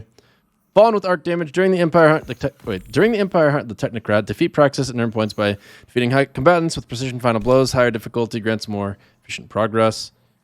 How many of those do I need? I wonder. Because if it's not many more, I can just ignore that. 2 more. Fuck. So I can go pick up a repeatable bounty, or I can Was one of those going to be fast? Yes, that one will. So we're going to go up here and start defeating Fallen with arc damage. Mo?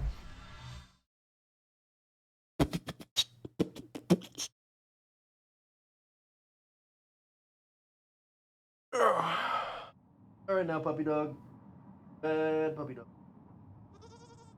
Bad puppy.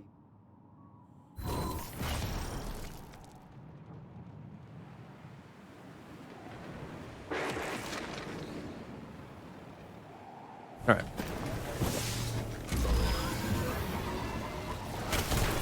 Arc damage, bitches. Let's go. Showing them.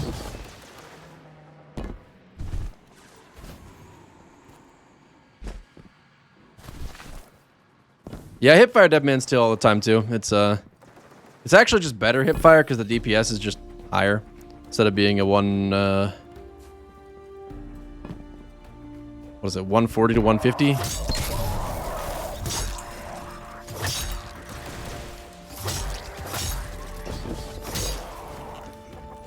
Why did I think this was a Fallen Lost Sector?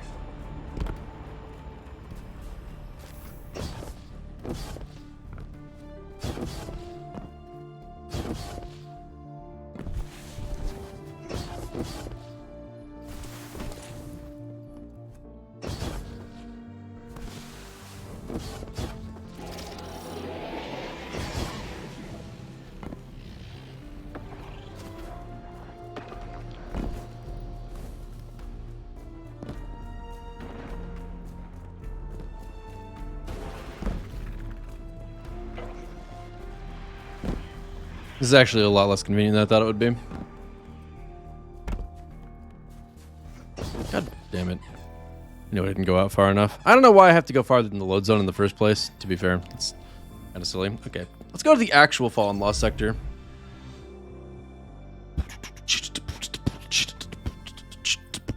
You do not want the botheration. I really wish I could, in good conscience, delete some of my hunter helmets. I might need to look at that a little more, because there's probably not enough reason to have 4.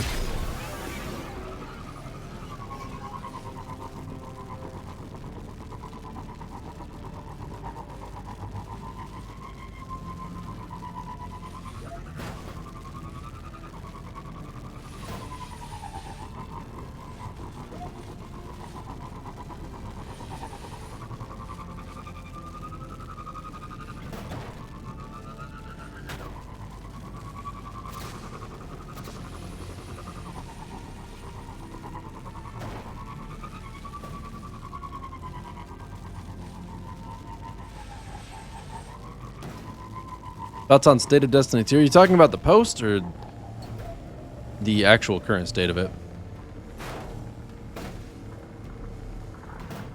Man, I am bumping into everything like an expert. Alright, Fallen with arc damage time.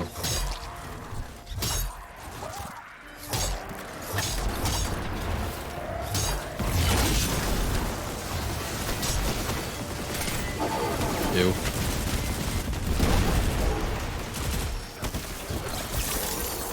Alright, how close am I on the other one? What is the deal here? Complete lost sectors. Okay, so I just gotta run to the end, basically.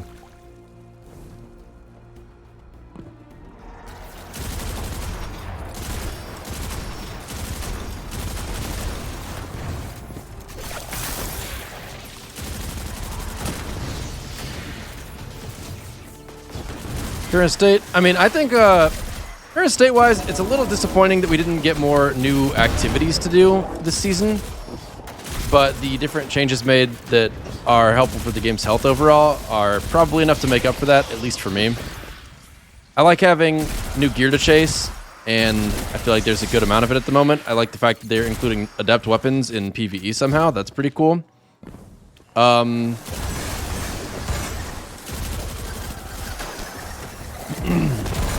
What else? I think the season pass, or the season quest, whatever, progression thing is a lot better than picking up bounties from people at the tower. I prefer that. So I'm pretty happy about that change.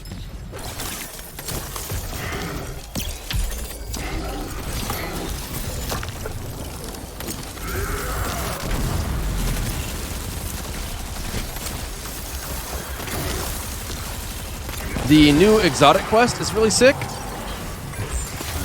And getting something like that every season, hopefully, is something that I would look forward to a lot if they're able to keep pace on those. But getting 2 back-to-back over this season and last, pretty great feeling. Okay, so I cannot play Mayhem. That's not happening. It's just not possible. Gotta just basically do stuff in the Cosmodrome. Cabal bosses and strikes. I don't know what strike is best for that.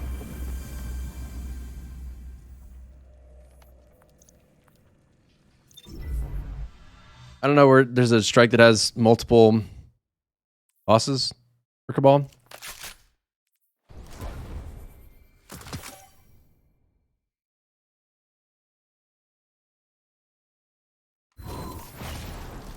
No multiple Cabal bosses? Yikes. Anyway, I get the thing that I like about the current state of Destiny 2 is that I feel like there's something to do, basically. And that is what I look for in this game a lot of the time, is just a feeling of something to do. I'm just going to grab this in the off chance I decide to go for it.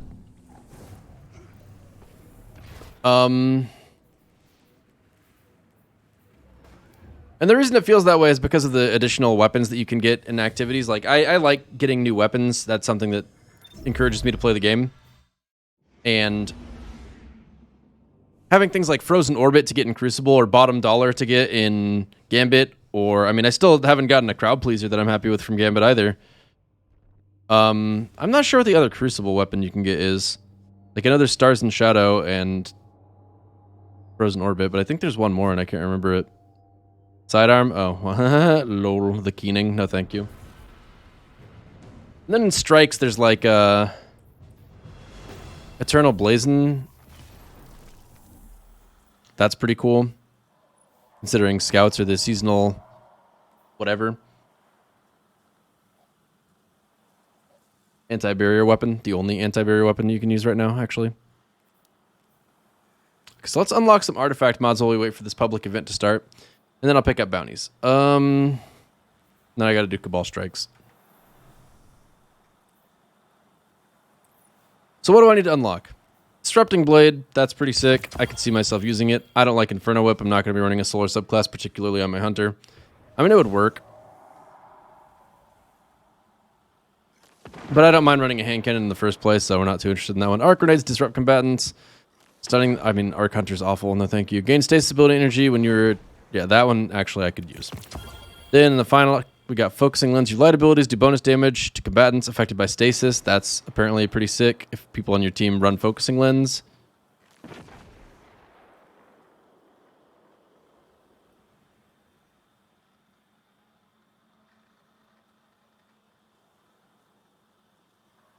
I mean, Salvation's Grip with, like, Celestial Nighthawk could be a thing. Passive Guard is really, really good. That'd be painful not to get. Glacial Inheritance. Defeat targets through stasis super, refund super energy. No, thank you. And that's good for PvP, I guess, but I wouldn't want it on... I mean, it's not like my Hunter's good enough for that to be worth using. Rapid Precision hits against distant combatants, weaken them for a short duration. That's kind of sick. Tower to Cosmo Ops. Requesting confirmation of a fallen extraction crew in Volatile Conduction grants bonus arc super damage to the cast when critically wounded. That would be really good for my Titan. I mean, if I had... I could use... Arc Strike... I mean, I don't know. Fuck that. Okay, so Passive Guard's too good to give up. I'm doing that one. Focusing Lens sounds cool, but I don't really want to do it. Definitely don't want to do that. I think Sundering Glare would be my other go-to. And there's a significant chance that I'll wind up changing that at some point. I wish that I could unlock more. I would really like if they gave us some avenue to do that. Okay, so we're doing 10 bounties, and then we got to do Cabal Strikes, and then I've got to let my dog out before I even think about that. We're going to do the 10 bounties and then let the dog out. Affirmative. Melee, super, power weapon. What do you mean can only hold one at a time? Does he not have repeatable bounties?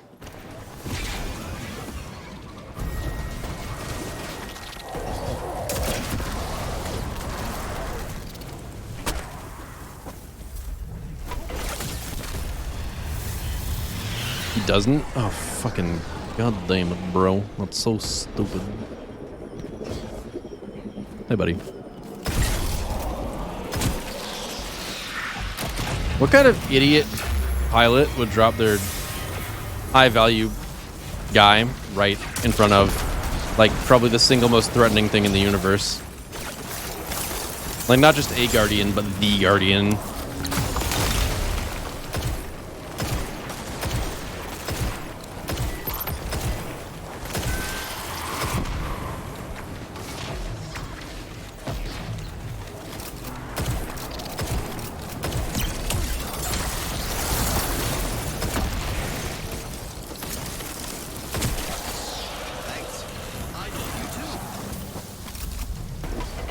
Nick Dad, thanks so much for the sub.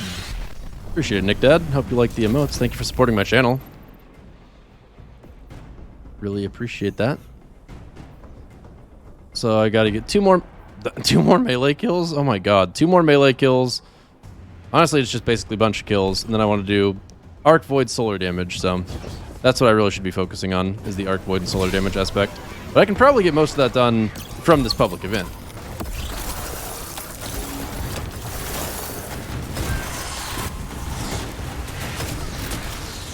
All right. Let's go ahead and switch to a arc primary weapon.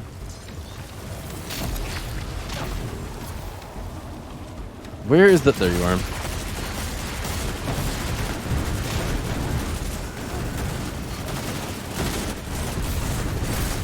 Heroic boys. Oh, and it's placed in a position that's nice instead of a position that's annoying. Let's go. We love when we get a heroic version of the event that involves people being visible from the place where you're capturing.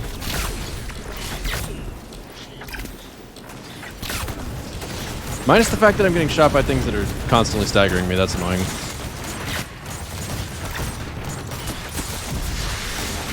And when I don't have Archer's tempo up, I really feel it. Stop it, you.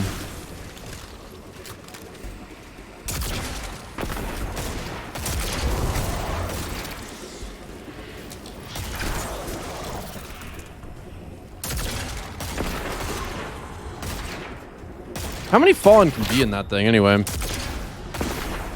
Fallen are kind of like just little alien clowns, huh? Impressive stuff. Okay, so one more Arc kill, and then we switch to Void.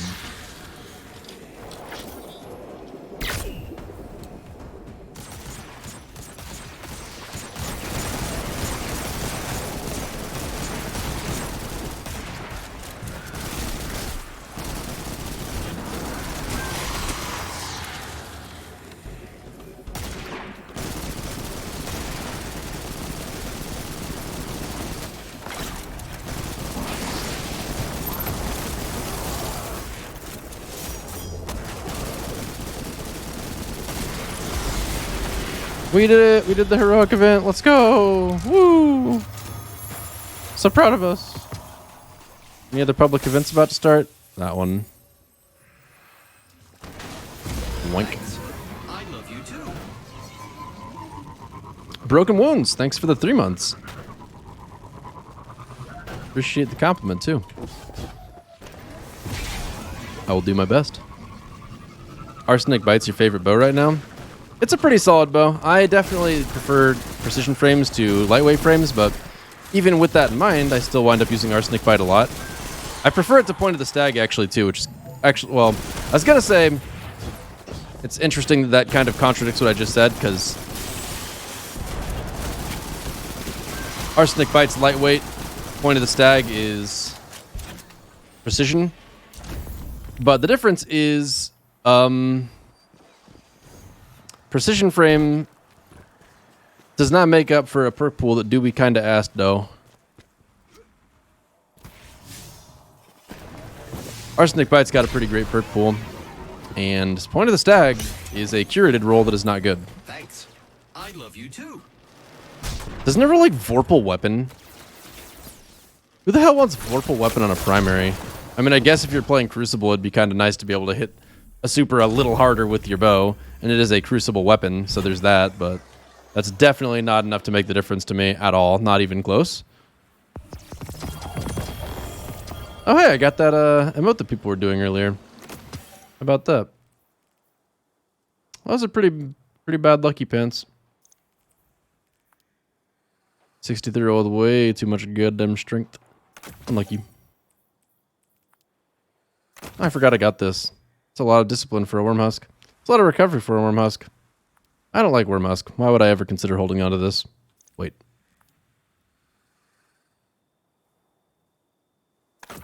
Someone out there would be happy with that, but I don't like discipline on Hunter. Vorpal on primaries is good for champions. Yeah, but you shouldn't be fighting champions with your primary, generally speaking.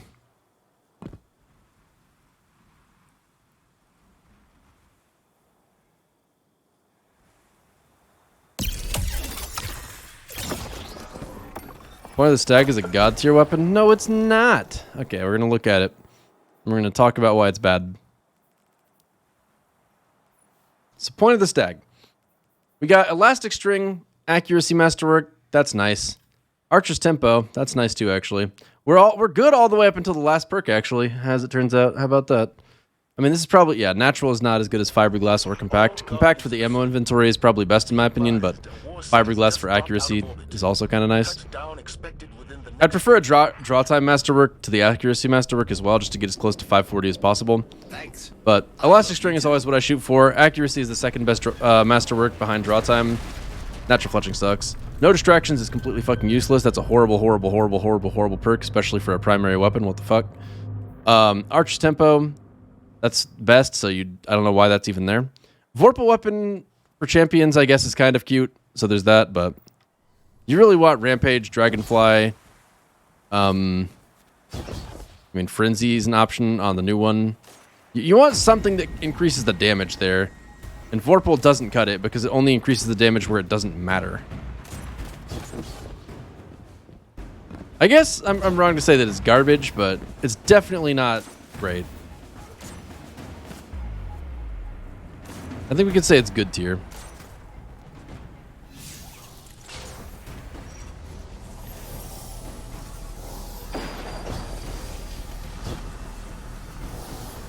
But I mean, once you've used a Archer's Tempo, Dragonfly, Arsenic Bite enough times, it doesn't even feel like a competition.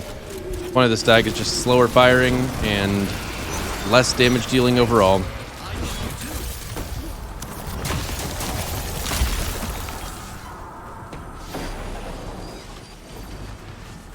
How are you doing, Corey? Thanks for the resub, bud. Appreciate the Nintendo 64 months. And Ward, thank you for the 41 months as well. Hey, Ward. Good morning to you. I mean, I definitely... You say it's an art compound bow. I think the compound bows are precision frames. That's why I've been saying precision. But yeah, I do prefer the compound bow style and the overall effectiveness of it for the most part. Like, I'm with you, just... The value is not there in the perk pool. Vorpal weapon does not do enough. You know what?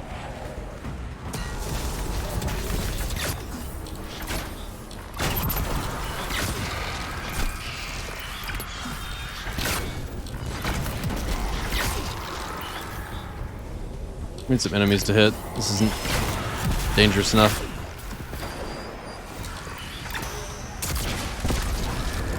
Hey, buddy.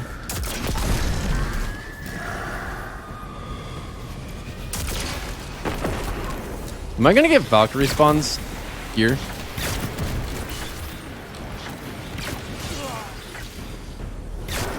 No, my high value kill. Can you guys look at me? Hello? Pay attention, goodness.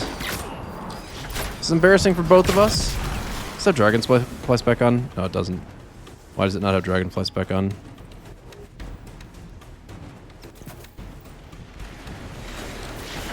Probably had Disruptor at some point.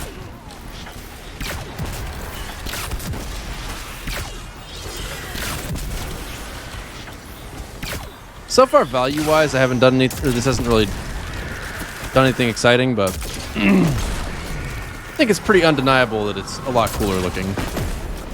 So we've got that baseline nicely established.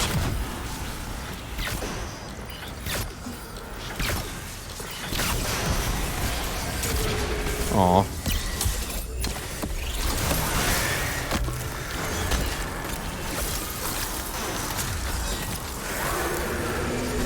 Well, only one option here.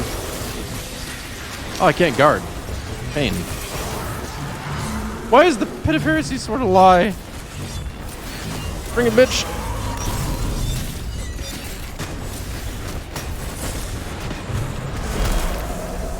Turns out I'm the bitch.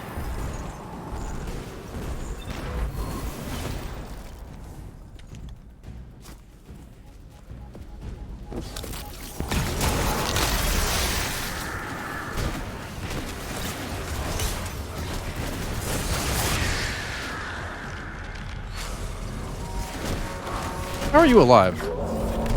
That guy just teleported. What a cheater.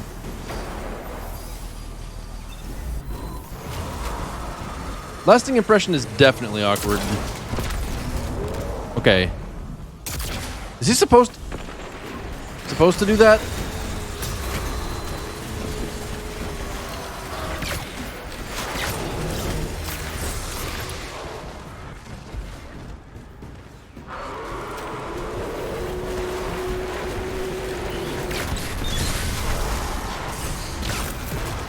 Times like this, we like to thank our Lord and Savior, arc damage on a bow.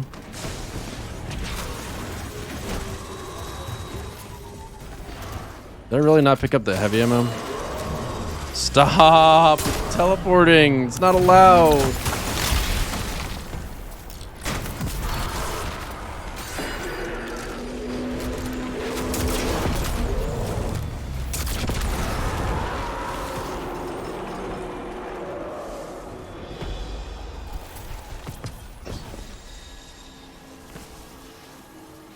You have to assume everyone is in your time zone, Isaac.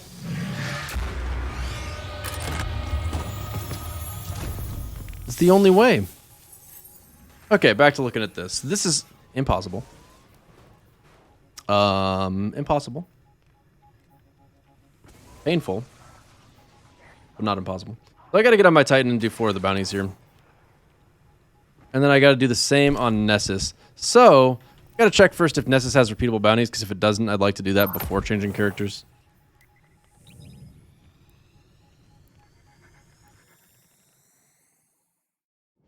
Just use the app? No. Okay? No. 3 per day? What the fuck? Thank goodness it's almost reset.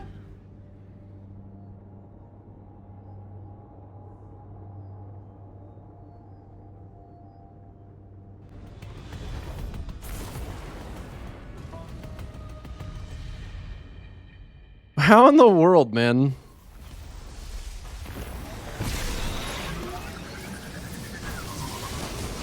Scoot.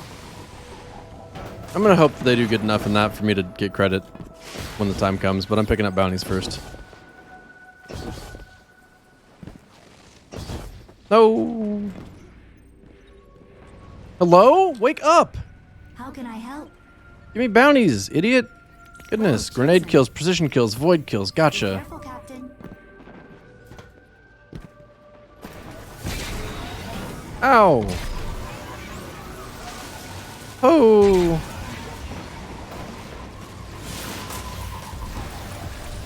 Okay, can I help this guy out, or is he... Oh, he's up. They've got it under control. Look at him go, dude. I really hope these grenades count as grenades. Glacier kills.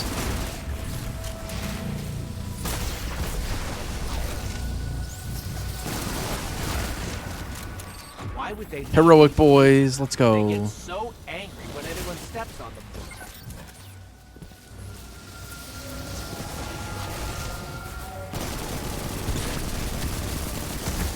Why are the Vex impossible to precision kill?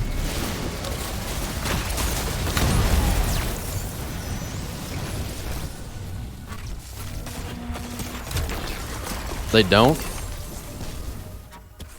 Pain! What the fuck, man? What is it with Bungie and hating fun so much? They have such a strong hatred for fun.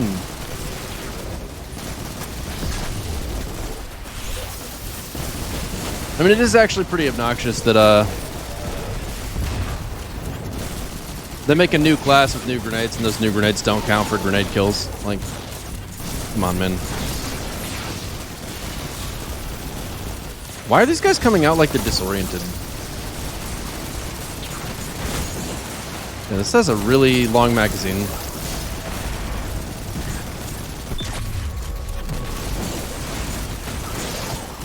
I mean, I guess it's technically not the same as the grenade itself doing the damage.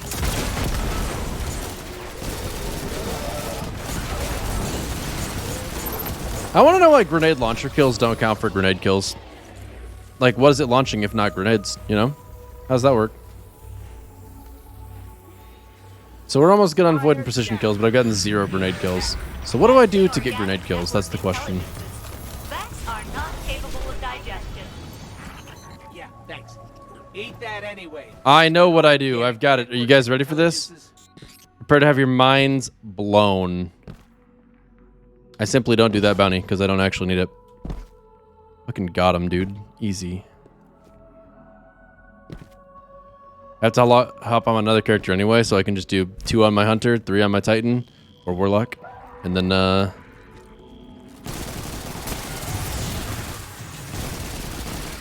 repeat that when daily reset hits.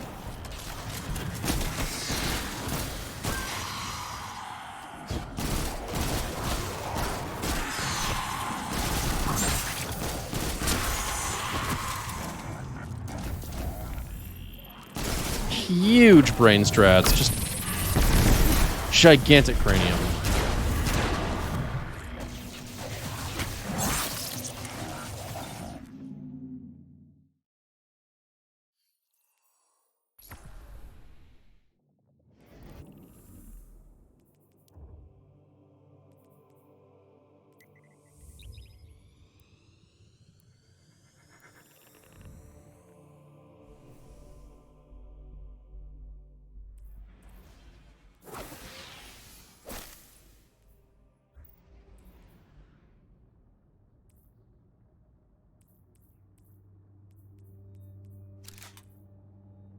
It's really not an ideal solar weapon. Oh, this is, though. Easy.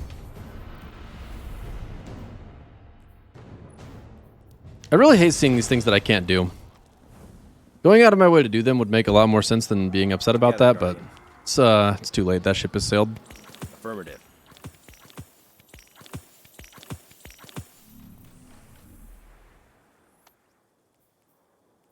No public events? Are you kidding me? Is this some kind of joke?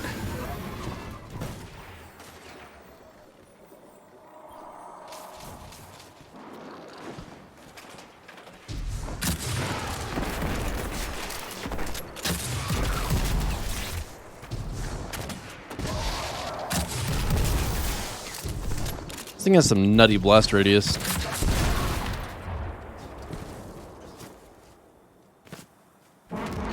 Why's my Warlock orange instead of pink? You know, there's not a good answer for that. Pink was good. We miss it.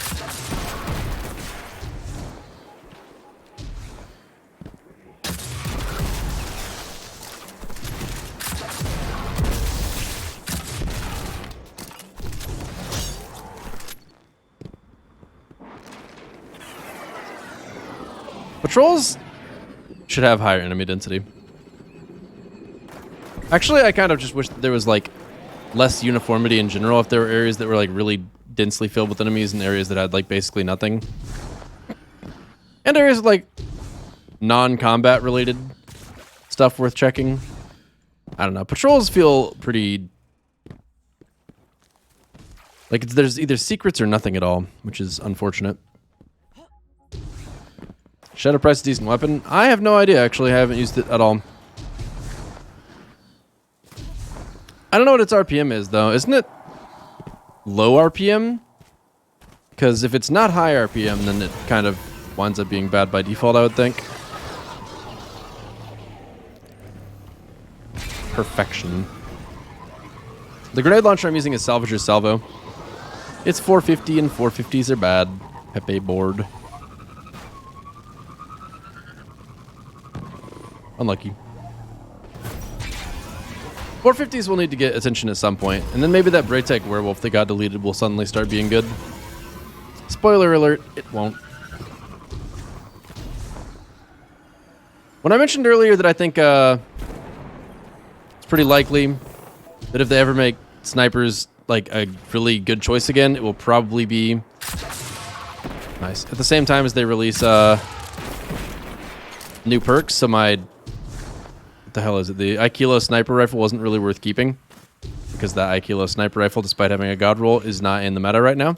And I think if they were to change the meta, it would not be like, I don't think they're going to sunset that. That was not what I was getting at earlier. I was saying I think new perks could make snipers better. I mean, like Frenzy, for instance, is a pretty goddamn good perk. That would be really, really sick to have on a sniper rifle, actually. You know, I hadn't even really thought about that. Because I've been going for triple tap Vorpal, but if you could get triple tap Frenzy on Far Future, that would be a god roll for PvE. This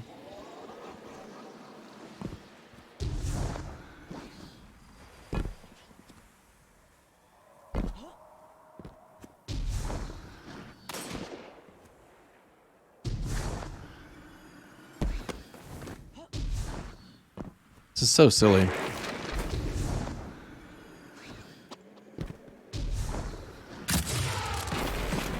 Like, a few enemies here and there works if you're so under-leveled that they actually are any level of threat at all, but I might have actually already gotten 25 kills with this. Nope. Still need a lot more power weapon kills. Need some super kills. I don't know how I hit that guy without killing him.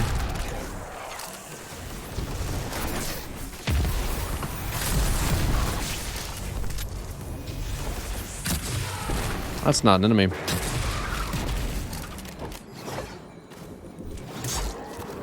This area sure is, why does this grenade launcher look so bad? I think it looks fine.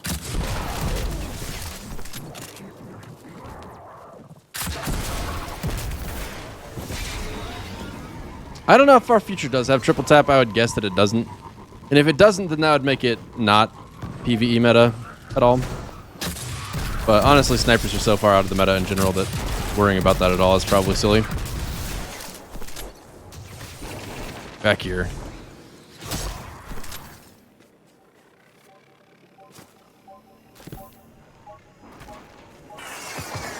Higher pitched beeps.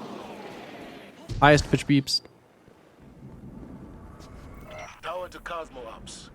Okay, 2 more power weapon kills, a lot more combatants, a lot more of each of those. Supers and melees is easy. Booter devils. The devil you know is better than the devil you don't.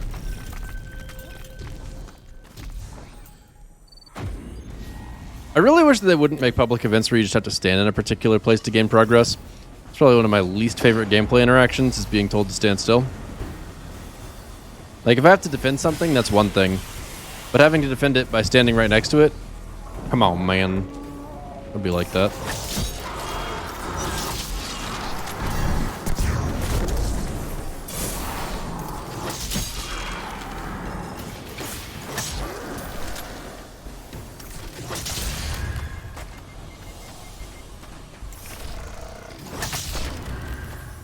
You know, I don't know why I thought I had enough health to live there, because I very obviously did not.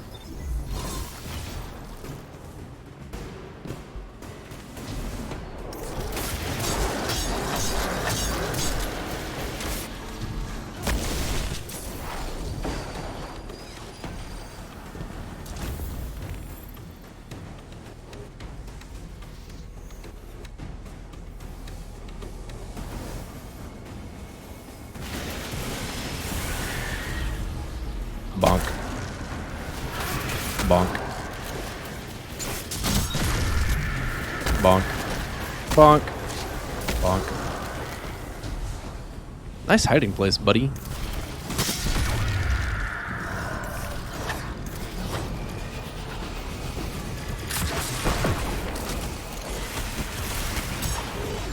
You bet. Okay, sword hit registration. I'm fine. Yeah, okay. Everything seems to check out. Okay. Like, I gotta stop walking out of the center. It's messing me up. 5 more solar kills, a bunch more void kills, and then, I guess complete this event.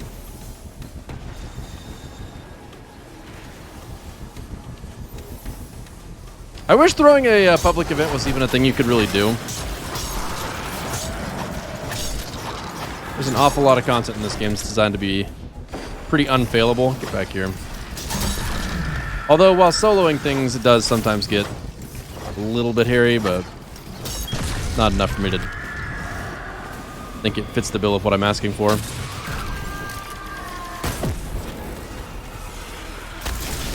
Boop.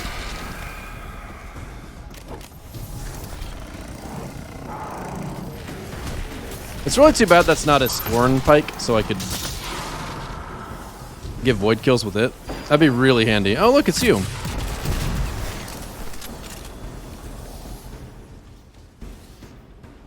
Maybe I should change weapons.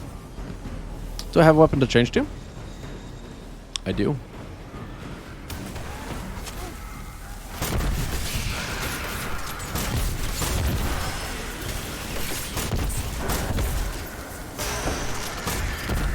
Oh, he died in one hit.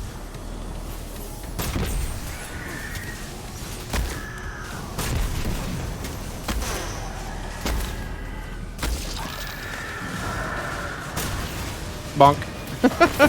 Wait, that worked? Oh, he killed it.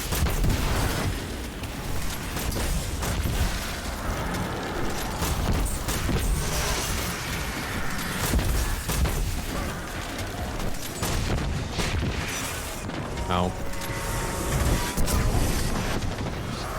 Pretty amazed I'm alive right now, not gonna lie.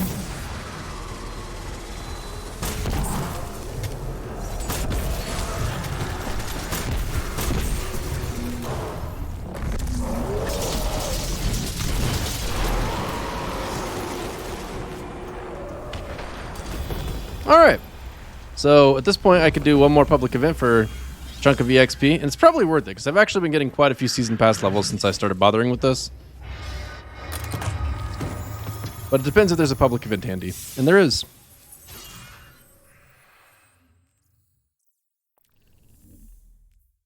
Which Glycon quest are you referring to, Drunk Woman? You can get the gun back. Awesome, man. It's an option. It's not gone forever. Looks like I actually need to do this public event anyway, so it all works out.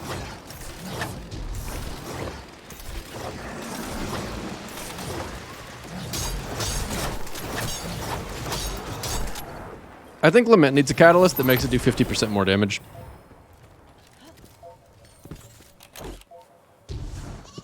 Captain's log in week 3. I don't think it's specific weekly. I mean, honestly, I'd be surprised if they make it where you have to do it every week. That just doesn't really seem like it's how they do things anymore, but I don't know for certain.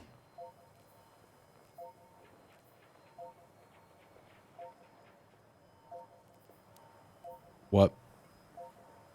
Oh. Large bright dust pile. Ooh. Exciting.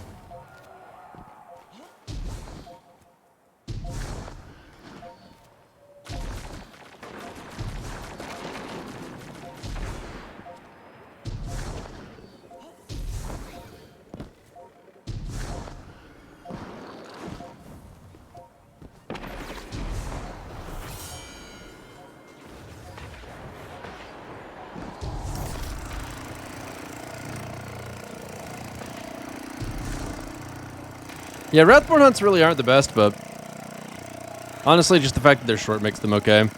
My only problem with them was getting charges for them, and at this point, I get charges without even trying. Or at the very least, I'm going to have 5 charges on hand because I don't bother to do them often. So, if I ever decide I do want to farm something from them, I can do it pretty easily. That said, I should probably kill the High Celebrant before the week resets. Do we have downtime with the maintenance that's coming? Unassigned hands, please respond. Damn, Vista, I didn't even think to check there. What the hell?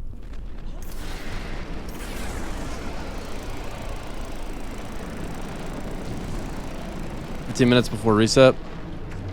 Yikes. But is it is it long downtime? That's the real question. Bam, everything dies. Easy. There you are, you little scamp.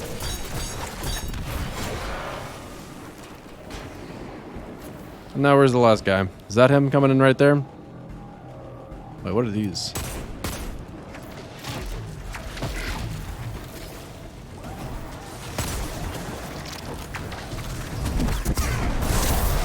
Get dunked on.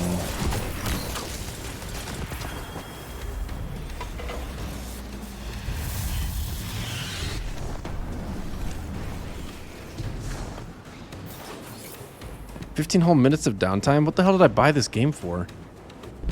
In the world?"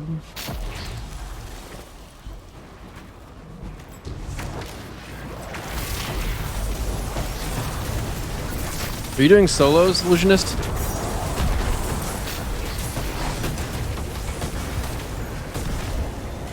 Apparently, Arcane Prayer Scroll is like the most common drop if you get a purple, so that's like not even that uncommon for something like that to happen. Which sounds like pure pain to me and is the exact reason that I don't play a ton of Chambers of Xeric right now.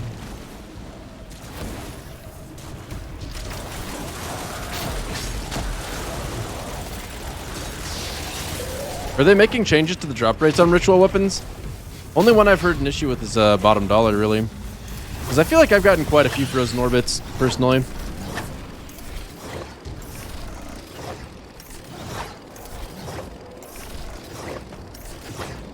It would be wise not to up the drop rates too much until we're at a point where there's just like a boatload of loot to get.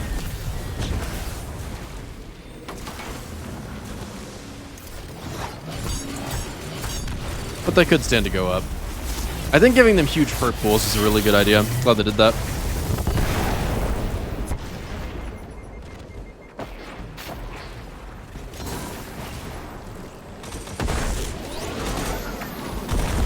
Stand in the circle until it counts to 100.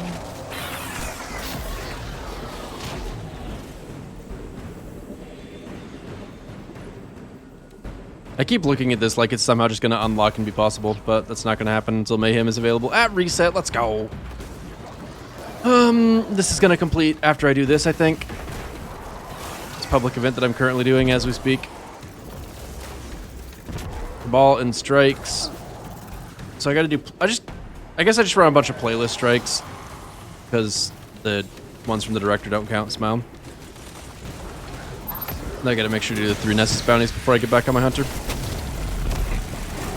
I don't think I'm gonna bother to kill the High Celebrant. I just don't care. Like, what do I want? The ship? The Pinnacle? I'll be fine. It was me, Super Pancake. I love Europa. It's my go-to place. When I'm just trying to test gear, fool around with weapons or something. Oh, does High Celebrant not give Pinnacle anymore? Excellent name, Super Pancake. Pleasure bumping into ya. Woo, we did it! Cosmonaut, let's go. Off to Nessus. Very enthralling material here.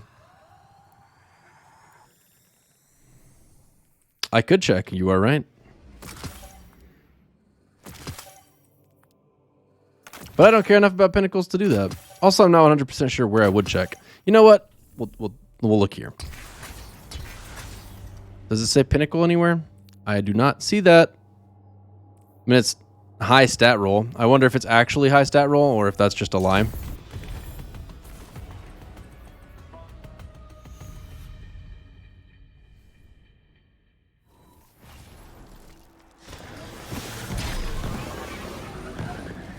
Whee!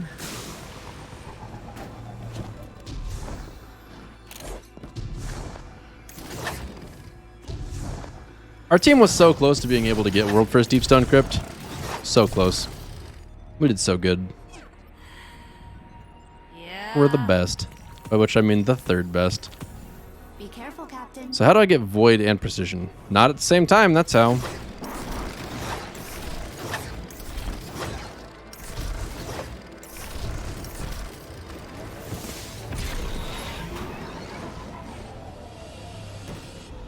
Monarch. No thanks.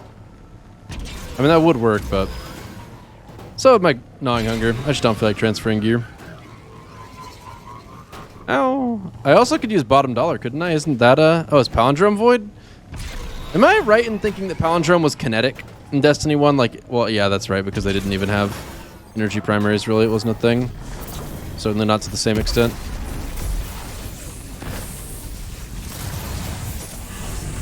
Oh, that didn't work quite as well as I wanted it to.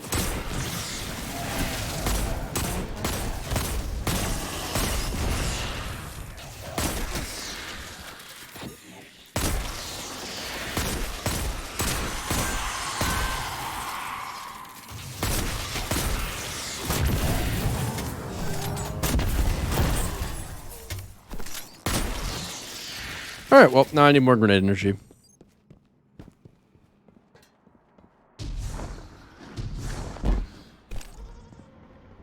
I have a set to show ads to subs so that when I actually walk away from my computer, like I'm going to do in a minute when I take my dog out. Because it would be silly to not have ads showing if I am literally not streaming at that moment anyway. Nice, I got my whole ass grenade back. That's what I'm talking about. Damn. I didn't get very much back that time, though. Pain continues. Let's see, how can I get my grenade back faster?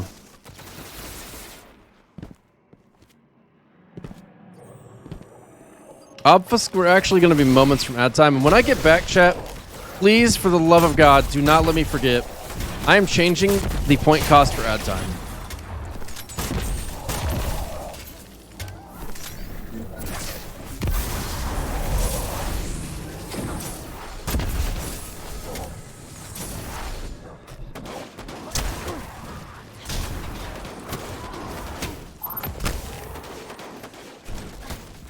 I don't know why I'm meleeing them. All I'm doing is reducing the number of enemies that I can get with my grenade.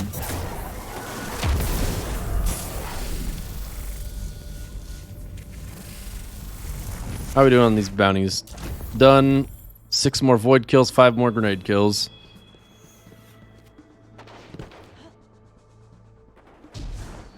You quit right before random rolls were introduced. How much has changed since then? A lot. A huge amount of stuff has changed. Classes are way different than before. There's a lot of much more powerful ones because they made classes that were vastly better than the vanilla classes. And then they made classes that were vastly better than those classes. The way that you farm loot is a lot more interesting. Both because you are farming it at all. And also because there's like some specificity to what you try to go for. Which wasn't a thing before. There's a lot more places to go. There's a lot more secrets in the game, so the worlds have more depth than they did before. I mean, that's just... I don't even know where to start.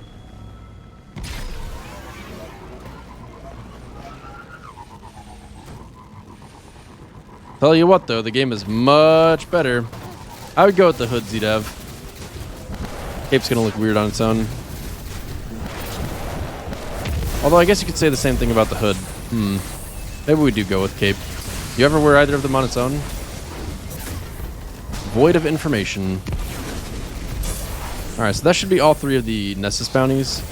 Excellent. Let's go. Can you not?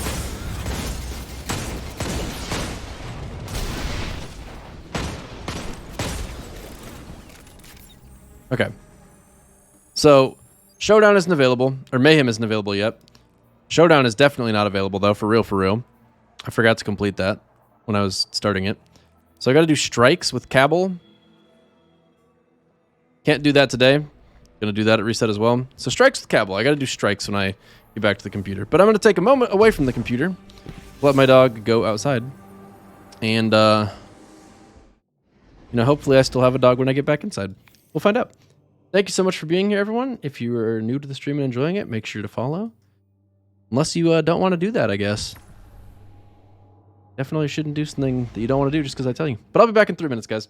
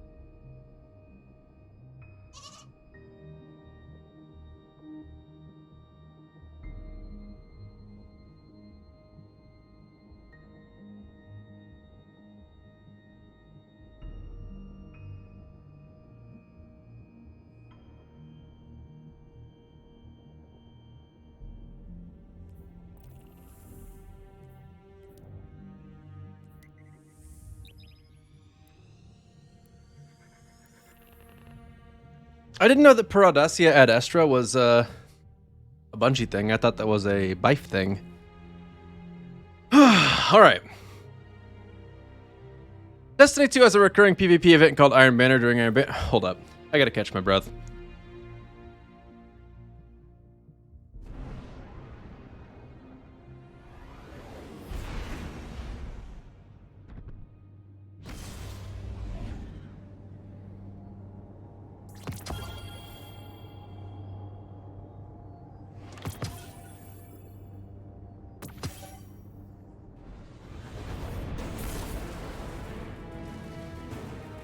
It's very long. Oh, shit. Cool. Well, that looks interesting. Afraid I can't do it. I think what I'm going to do is I'm going to be a really cool Destiny player that everybody likes to have on their team. And I'm going to back out the exact moment I know it's not a Cabal boss. Just like they intended.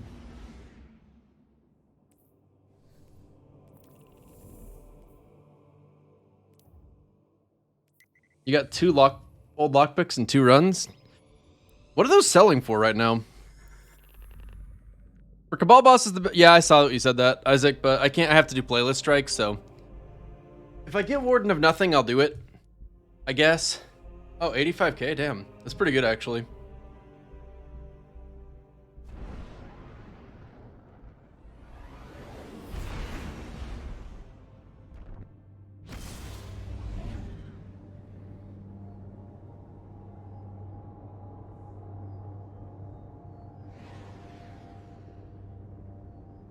All right.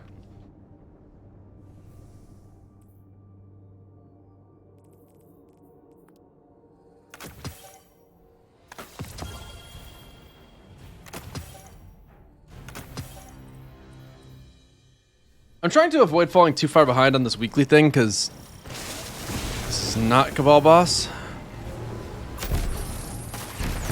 What's the Nightfall this week? Yeah, if only Battlegrounds counted for real. Prison of Elders? The Warden of Nothing? Hello.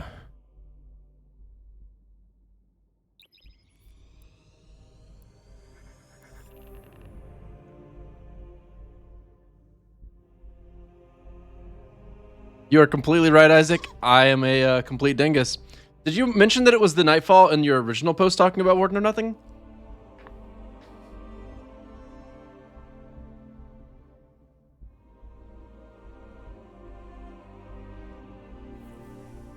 Yes? Oh my god. Well, I'm an idiot. Thanks for repeating it so I didn't completely miss it. Chad, have you guys seen the groundbreaking PvP strategies of gigantic-minded individuals? You fought. You won. Your treasure awaits. The punk-ass dog. Let the cat be a cat. That's what I call a live fire cleanup. Punk-ass Must feel dog. good to finish what you started. Oh, I said that. I said that in orbit on the punk-ass ship. fucking dog. Did he bug our ship? Yeah, if I had joined like a moment earlier, that'd be fine. But here's the thing. If I can get 2 Cabal bosses per run, this is actually an advantage. As long as we don't absolutely roll the boss and I get to fight the Cabal guy, winning. An old friend is here. The hell are my arrows getting caught on? No! That's so stupid. Vex. And that. Nice. They're not absolutely rolling him. Cabal strategist. Val Aru.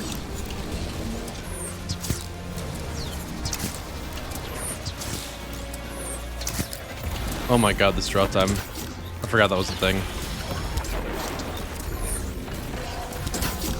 Cabal reinforcements.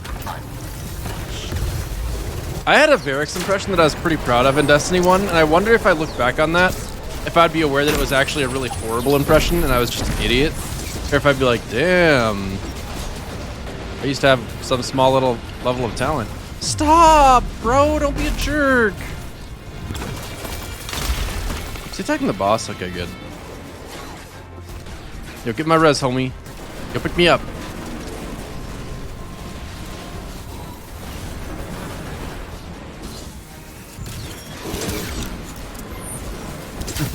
Please, Bungie, gate the servitor's health.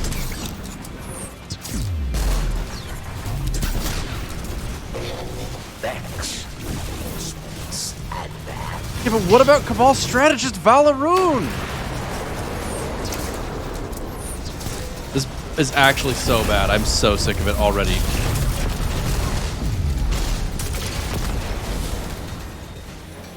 Throw a goddamn Cabal at me. Are you kidding me? Cabal strategist, please. Thank you. Fucking bitch ass Cabal boss. The Overmind Minotaur. Minotaur. Man, this boss fight would be so freaking cool if it wasn't so fast. Thanks for your help out here, chosen one. So, hey, confession time. I mean, I actually think that's awesome, the way he introduces the bosses as they show up. It makes me wish that there was a minigame kind of activity that... Wow, a sunset weapon. Very cool, thanks. It makes me wish there was some kind of minigame kind of thing with similar formatting. Did it count? It should have counted. He was a boss, that's for sure. He had the icon next to his name. Let's go! Entertain Lord Shax, 20%. Defeat Cabal bosses, 1 out of 5. Where's the formatting? So it doesn't count as a playlist strike, which is somewhat painful. That kind of defeats the point. But that means that if I get this Warden of Nothing in a playlist strike, then I'm really killing it.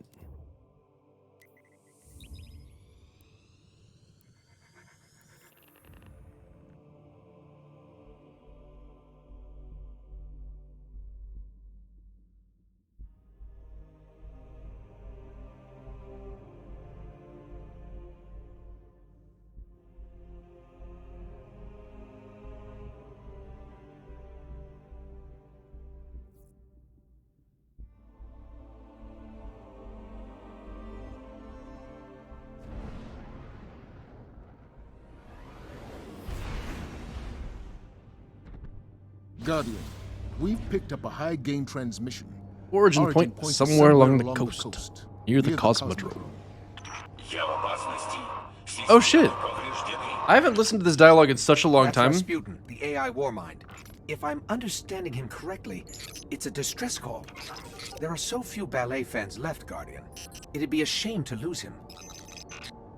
Was that the same ghost voice that we've always had? This doesn't count. It doesn't take you to orbit. It doesn't count towards the bounty. That's so classic. I'm gonna have to kill my dog, chat. I really don't want to, but she will not let the cat just exist. I'm gonna go kill her really quick. Be right back.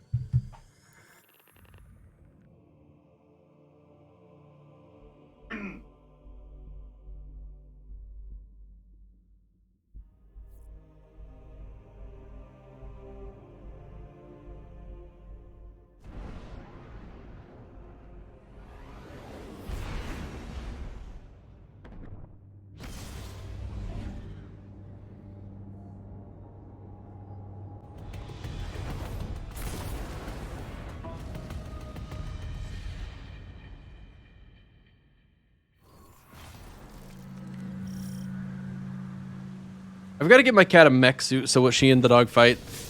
Captain, The cat just wins. one of my proximity alarms. But for real, my dog just like non-stop bothers the cat, and I wish he would. I wish he would stop because the cat doesn't like hanging out in my room just because of how much Maya bothers her. So I've got to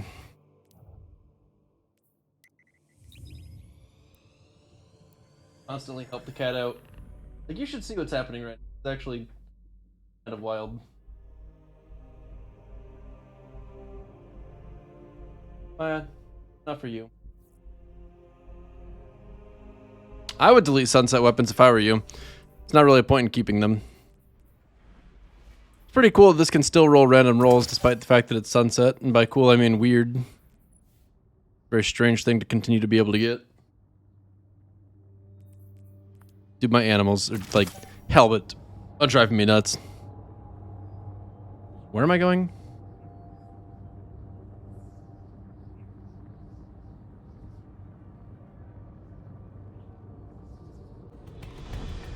My cat constantly knocks things off of shelves for the dog to eat too. It's very annoying at times because like I have a I don't think this has Cabal bosses. I have a shelf in my room that's full of various collectible kind of things. I mean, there's nothing super valuable per se. There's the bottom of it, but nonetheless, it's like little statues from Destiny and Dark Souls and Overwatch. And my dog likes to hop on. My cat likes to knock things off of it, and then Maya chews them up. So Reaper's feet are completely destroyed. I don't think Battlegrounds counts, because, yeah, Cabal bosses and strikes. Yeah, no RuneScape statues, is because as much as I want one, I haven't gotten one. I really want a Calphite Queen statue.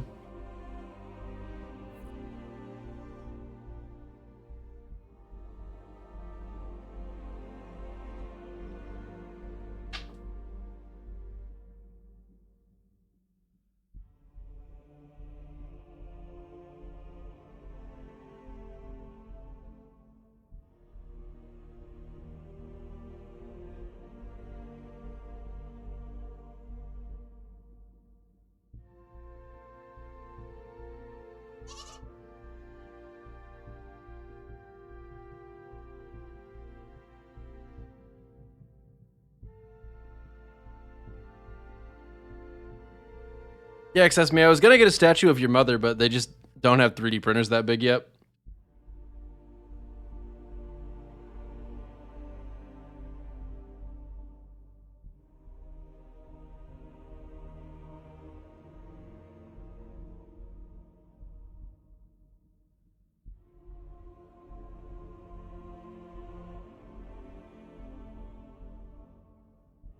Am I loading or what? Like, what's happening here? Oh. I am not. Oh yeah. Leave the cat alone.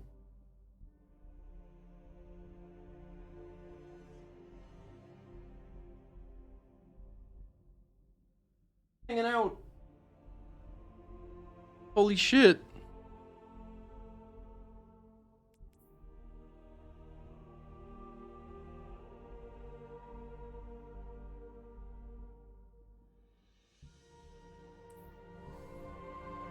Okay.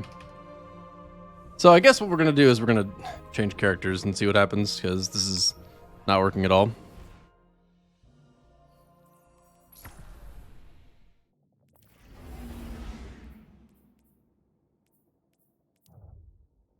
Dude, if anyone needs to get banned for animal abuse, it's Maya. She constantly wants to fight with the cat because she's a dog and likes playing. The cat sometimes likes fighting, but not anywhere near as much as Maya does.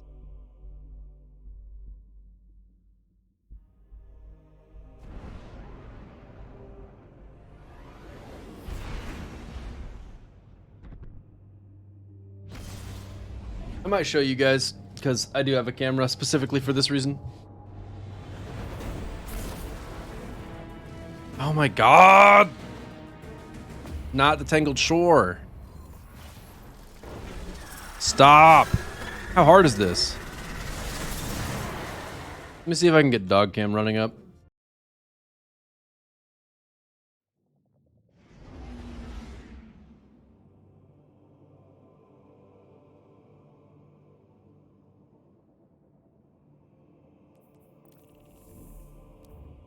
Okay, so before we really get into the dog cam, I need to make sure the light's on so you guys can actually see the animals killing you.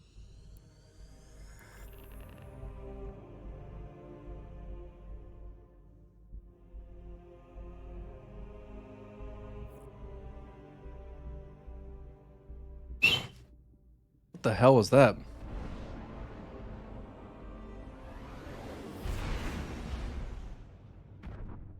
Guardian, we've picked up a high-gain transmission. Origin point is somewhere along the coast, near the Cosmodrome.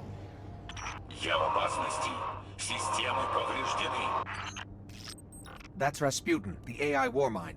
If I'm understanding him correctly, it's a distress call. There are so few ballet fans left, Guardian. This shit It'd be a again, really? shame to Already? lose him.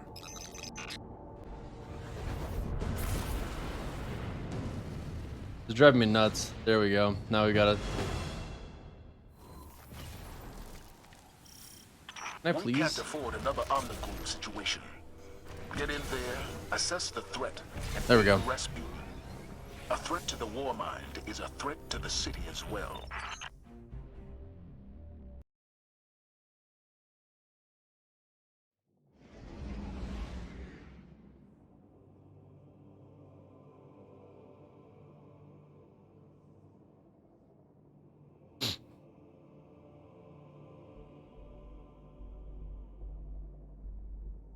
That low light compensation setting is actually garbage. Just makes everything laggy.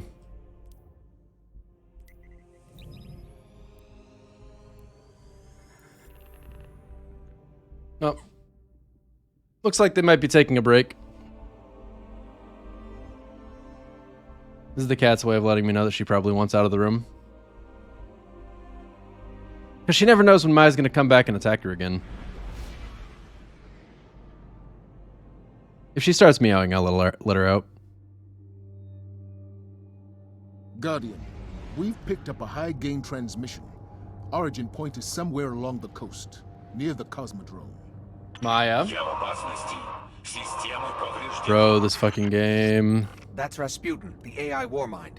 If I'm understanding him correctly, it's a distress call. There are so few ballet fans left, Guardian. It'd be a shame to lose him.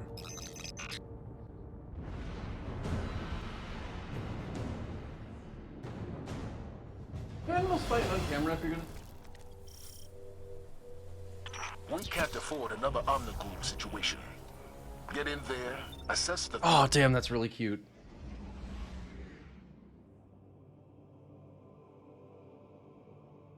This room has too many toys in it, and also Maya tears things up. See, this is the level of enthusement. Enthusement is not a word. This is the level of interest the cat has in fighting usually. He's like, no, stop it. And Maya's out here like pile driving into her face. Holy crap, this is so hard to do with a left hand backwards angle. We're just gonna hope that they actually come back on screen. And if they don't, then they don't.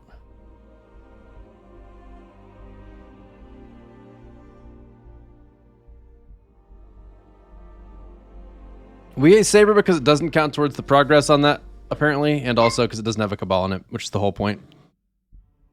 Kitty will lay the smackdown sooner or later, and Pupper will kneel. Actually, I'm not sure Maya's smart enough to learn if she has the smack put on her, because she's a couple times been hit by the cat to where she, like, whimpers. She doesn't, like, the cat will actually be like, fucking stop, and Maya is like, ow, that hurt, but then she just keeps going.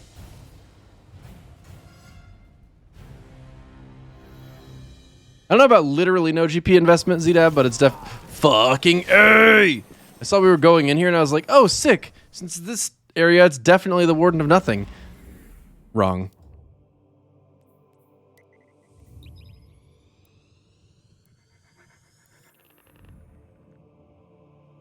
What GP are you investing? You have to buy the planks, the nails, the vampire dust, runes. That's about it. I mean, it's not a high GP investment, that's for sure. Just not literally no GP investment.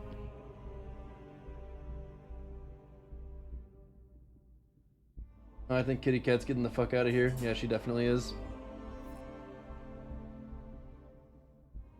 Why don't I do face cam? Well, the main reason is that if I tried to do face cam, your faces would melt. Guardian, we've picked up a high-gain transmission. Origin point is somewhere along the coast, near the Cosmodrome. Fucking... Are you serious? Stop doing this! What the fuck? If I'm understanding, I get it, there's a new strike, very cool, but stop! There are so few ballet fans left. Holy fuck! Defeat Cabal bosses in strikes, but also there's no Cabal strikes. And also, when you try to run the playlist strikes, you're absolutely not going to get any of them. The one that there is. Thank you very much, Arpots. I was 100% going to forget if you didn't say something. All right, we're doing it. All right, I don't actually know where are the channel point settings. Settings. Channel. I think it says points.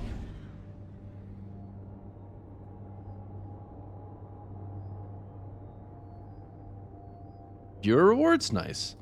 Channel points, excellent. Manage rewards. Add time, edit. It's going to be, instead of 18,000, it's going to be, we're increasing the price 4 times over. It's now 72,000.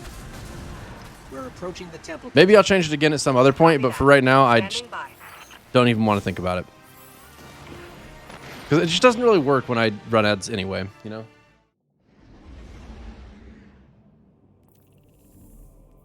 I could probably lower it some, but 18,000 is a bit much.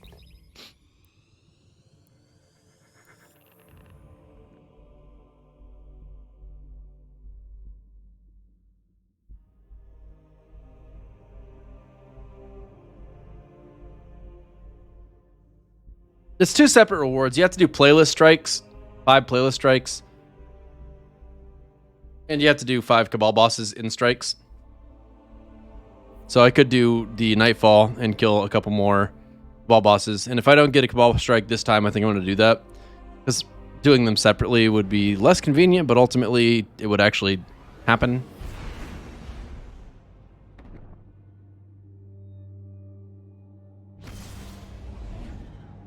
Exactly, Hawkmoon.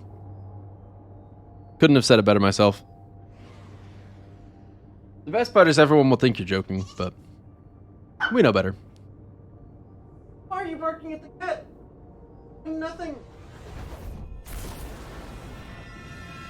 Alright, I gotta move something, because if the cat's gonna be cute like this, it needs to be on camera.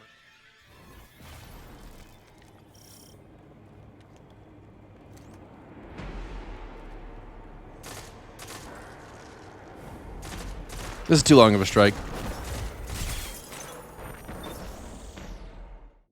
Vincent, adult man who works doing business.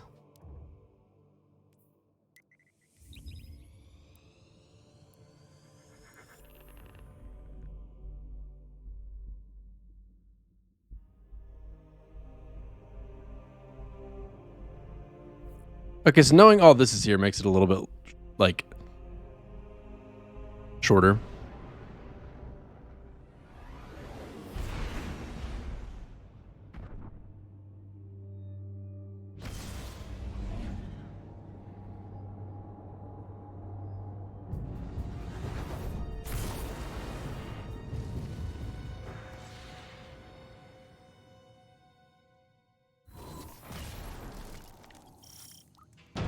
We love code. Oh, baby, we got it. We did the Nightfall, and we actually got the Nightfall strike. That's crazy.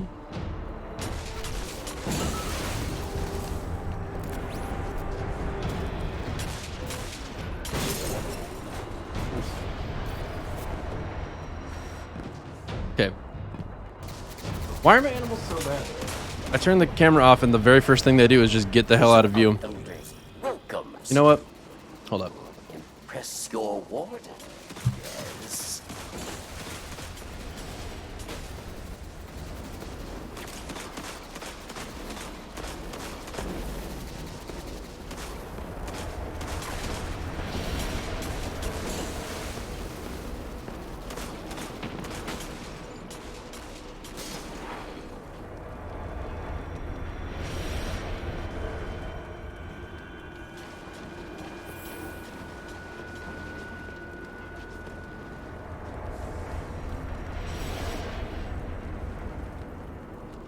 So this is just what having a cat is like, I guess.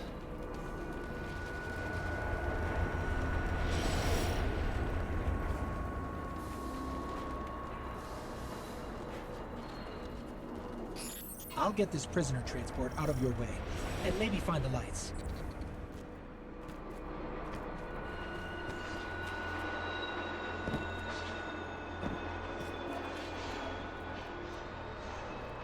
She knocked over her water bowl. I'm glad it didn't have a whole lot of water in it at the time, because that would be pretty annoying.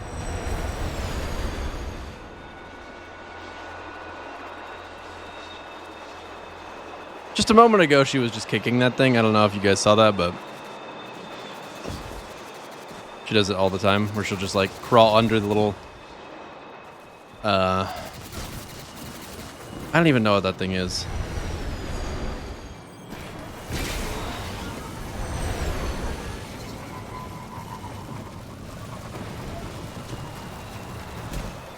Thanks. I love you too. Can I please see the configure video screen? Excellent.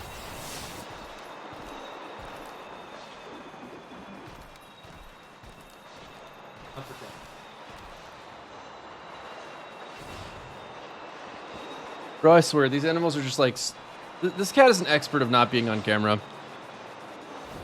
She knows exactly where the edge of the camera is, and then she goes and is as cute as possible. Just whenever the camera's not seeing her.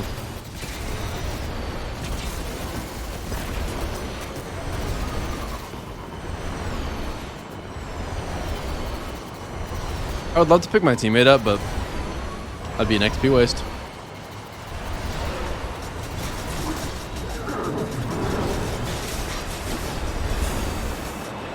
Alex VM, thank you very much for the 4 years. It has really been 4 whole days. Pretty crazy. I gotta stop paying attention to my animals. It's really hurting my efficiency in this video game that I'm playing. That is the #1 priority. For reasons unknown. Nice.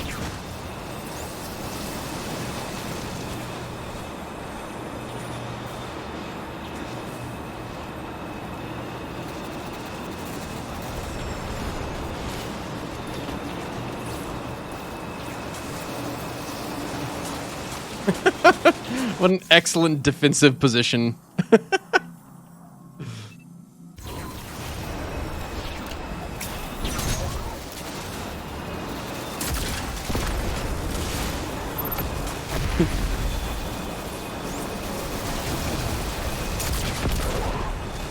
Cat is a strategic genius.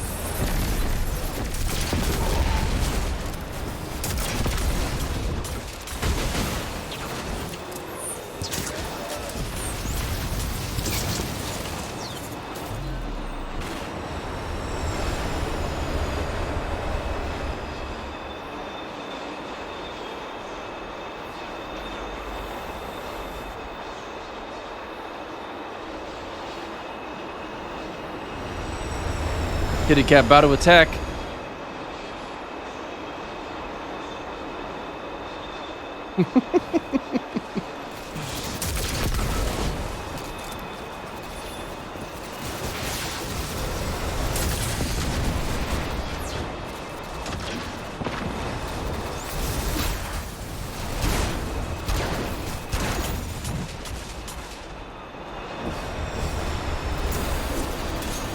Yeah, my cat's pretty cool.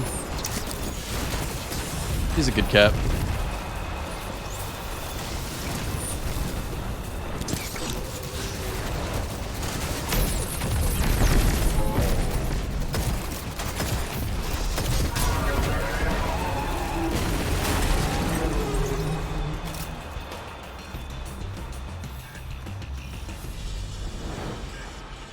Man, these animals and their unwillingness to stay on the screen, it's driving me nuts, dude. Yeah, it does work in PvP, and it is actually annoyingly effective. That's actually what I was hoping you would consider, Holy Taps. Because what you do is you just wait until you have an opportunity to hit someone, and then when they round the corner, you pop and swap. It's really weird swapping from an energy or a kinetic bow to a energy primary for me, but yeah, it most certainly does work.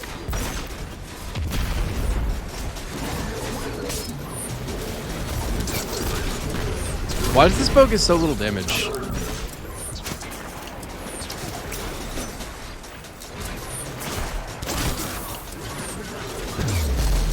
Like, it plays like it's a lightweight frame despite the fact that it has a much longer draw time.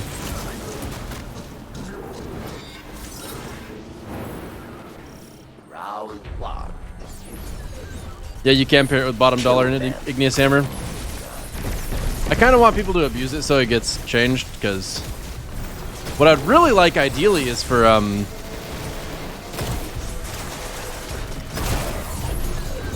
all bows to be viable and worth using, but using one because of wall hacks is kind of a lame reason. So doesn't count. Nice.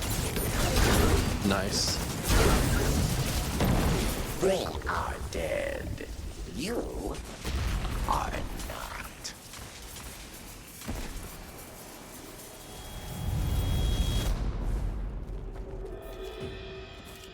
Round 2.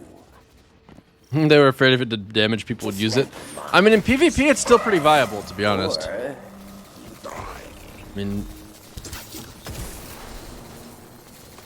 you should run double primary, which I don't have a second primary on this character right now, but yeah, it's pretty lame. I think it's an intended interaction that you could use Oathkeeper. I mean, I could be wrong, but Oathkeeper sounds like it's probably a Sure Ido based exotic name. Haven't really looked into it enough to actually know that, but sure seems accurate.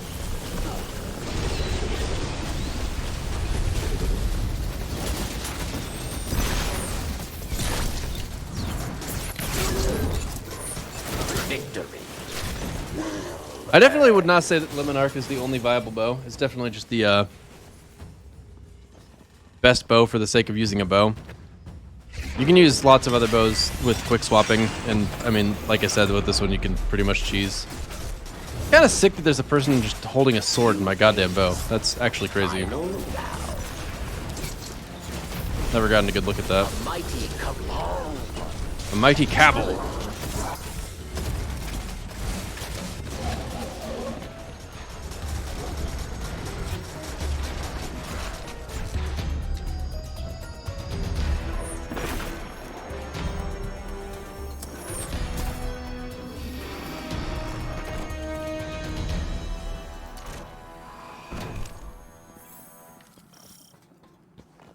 Why has Kitty always got to be looking for places to go be bad?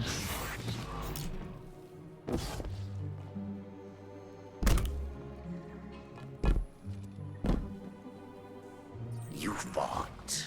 You won. Your treasure awaits.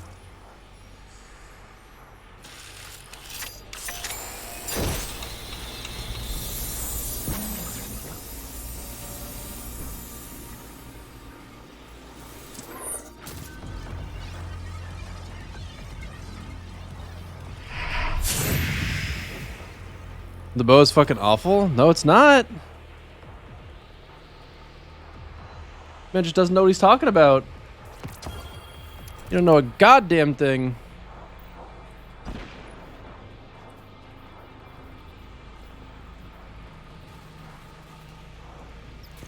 I don't actually think this is necessary, but I'm doing it anyway. See, what you do is you go into PvP and you're like, okay, there's a guy right there, and then you round the corner and double pop him, and he just has absolutely no time to react to it. Is here. Judgment at hand.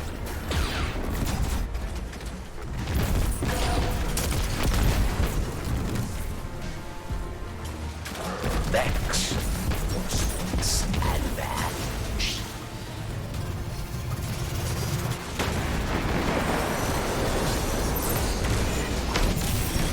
That's annoying. I really just want to kill Cabal Strategist Vala Rune, but looks like that might not be happening today. Cabal strategist. Are you fucking kidding me? Bring me back to life, teammates. Aru. I hate them so much right now. Time stalker. That guy that died sucks. This teammate, he rocks. We love him. He's the best. Minotaur. Yes, got what I'm here for. Get fucked, other guy.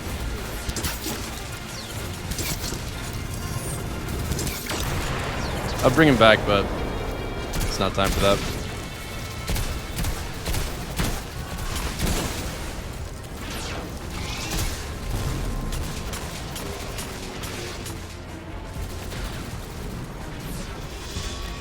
Should try out a bow and Ariana's. Why would you use both? That sounds like that wouldn't work as well as just a normal hand cannon.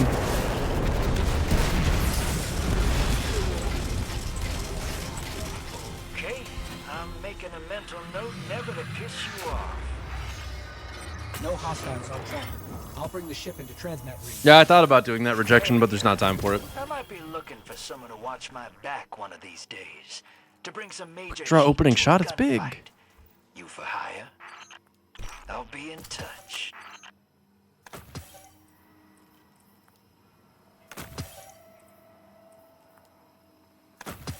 For the Drifter focusing on us getting paid as much as he does, you'd think that shorting us when we clean out the entire Prison of Elders, instead of just giving us a cut, I think he could have done that.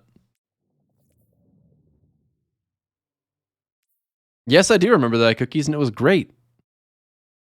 Oh, Whispering Slob, more like, whoa. Toxin. Ideally, Isaac Skippy's Piku, but I can't guarantee because I don't know for sure what's happening new in the week.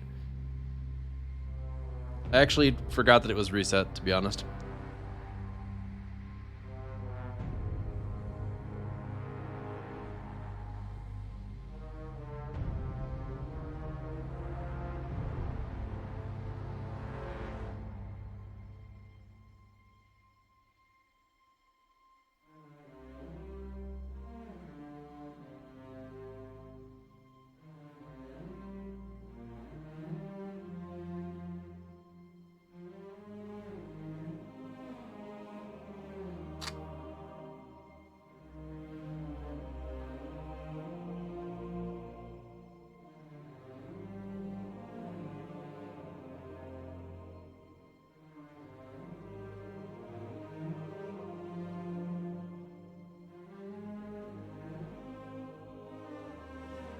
Well, what do we do to pass the time?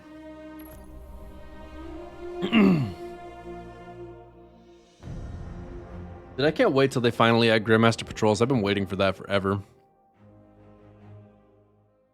No, there's not actually Grandmaster Patrols. Ooh, Valheim. Yeah, let's play Valheim for like a few minutes. I like that idea, actually.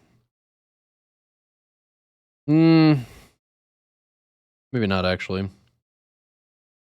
Juz, I increased the price on that, so I'm gonna, if it's possible for that to be refunded, I'm gonna refund. You know what? Actually, hold up. You know what I want to do? I want to look at, since I don't really feel like leaving the Destiny directory when I'm going to be getting back on this game the exact moment I can, let's look at my, let's watch me talk about deleting Vista's Vault.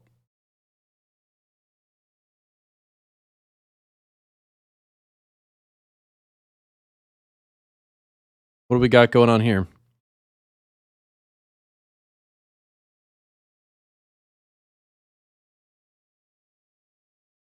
It is Rivalry Resolute. I actually thought that looked pretty good too, so I'm glad you asked to check. You run counterbalance on a lot of stuff that I don't necessarily think needs it. This Ikilos, you should probably use more. That is such a nice roll. That one wound up being better than his current roll that he had equipped, amusingly enough. Okay. It was a weapon he used, but he had a better roll. Last out, we're going to assume that you're not playing PvP with a slug shotty. Because if you really wanted to do that, you'd probably just run Chaperone. I think that's it. I think we've completely culled the weapons. Whoa, that's the interesting part. Not deleted something set up. I would never use Bequest personally. That's just like, I don't know why you would. Lament exists if you want to run a sword. Falling Guillotine exists if you want to run a sword. If you really needed an arc sword, I guess Bequest would fit the bill. But like, what's the likelihood of specifically needing an arc sword? Because the thing is, if you're doing something like match game, you're not going to go in and break their shields with your sword. That's like... Anyway, let's try and make an informed decision about which one needs to go. So this one has Honed Edge, Tempered Blade. Neither of those is great for anything. Heavy Guard, Burst Guard.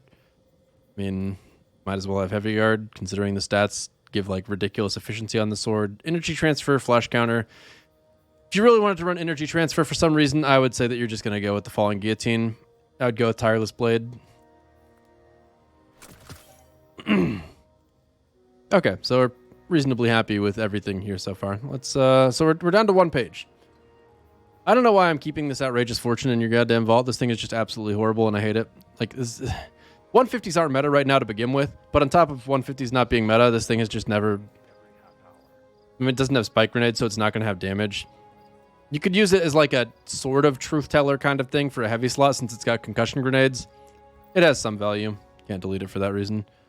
What is with this? Is this like the old kill tracker style or something? Like you had a what's that? Skyburner's Oath? That had the same thing. It's got like a white kill tracker. Oh, not fully masterworked. Gotcha. Well, obviously you don't care very much about that. But it's an exotic, and if you ever wanted to pull it out later, there's no sense in deleting it right now. Palindrome, you should definitely have Alloy Mag on that. Or Ricochet, that's definitely better than Alloy Mag. Killing Wind, Thresh. Corkscrew's probably better than Chambered Compensator. That's an okay palindrome. I mean, I don't think 140s are good enough to be worth talking about right now, but I know a lot of people are pretty excited about this gun, so I should leave it. I see it, Vista. I see it.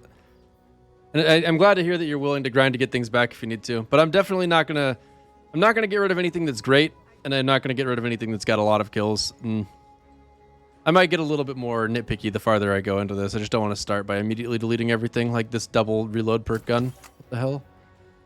Rapid hit triple tap. That's nice. Tactical mag is not appended, so that's kind of pain, but I mean, if you wanted to use a long shadow, this is certainly an okay long shadow.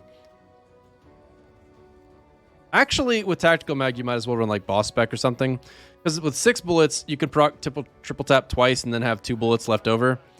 With 5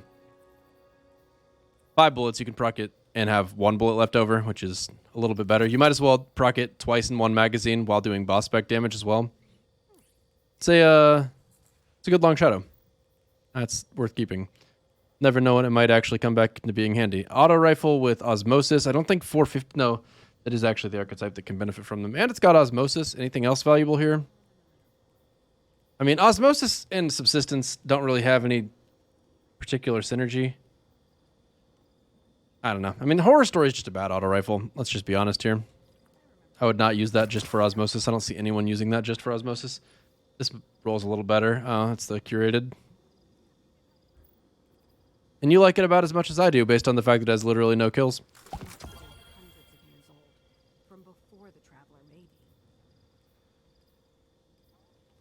Braytech Werewolf, that is the same response to the other one. Okay, and since you've given me full permission to do this, we're going to try and pick between these two. I really like this roll on the left. I wouldn't keep something just for Thresh, honestly. I mean, I actually do, so that's kind of a lie, but very rarely are you actually going to get value out of Thresh. There's much better ways to get your super back than a gun. And this roll is good. Like, this is a solid roll right here. That's a keeper. 7th Seraph Officer's Revolver. As far as kinetics that are going to make Warmind cells go, this is pretty good. Underdog time payload is probably best in slot because the perk in this slot is just terrible. Might as well have max range. That's always nice. Reload masterwork with tactical mag. Tactical mag's probably best on this because it's got such a small magazine for being a 180 that having a mag perk is nice, and getting a little reload is nice too. So that's a good one. Field prep opening shot. I have soul. I would much rather have snapshot if I was going to run it in PvP.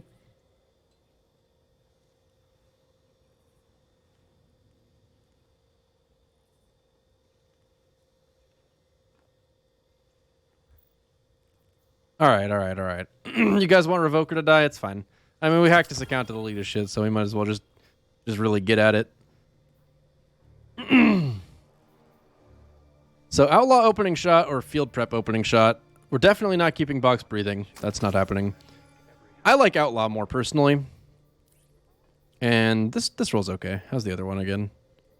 Tactical doesn't really matter in PvP, which is where you'd use this. Extended is not helpful. These are actually both kind of bad. Yeah, we're gonna go with the Outlaw roll. Not because of Outlaw so much, honestly, but because the other perks here are not helpful at all. But opening shot's nice. For a PvP sniper, you're gonna want that. This Eye of Soul is definitely usable in PvP. Opening shot's good. Having a range perk means that you're gonna get the accuracy over a longer distance, so that's nice.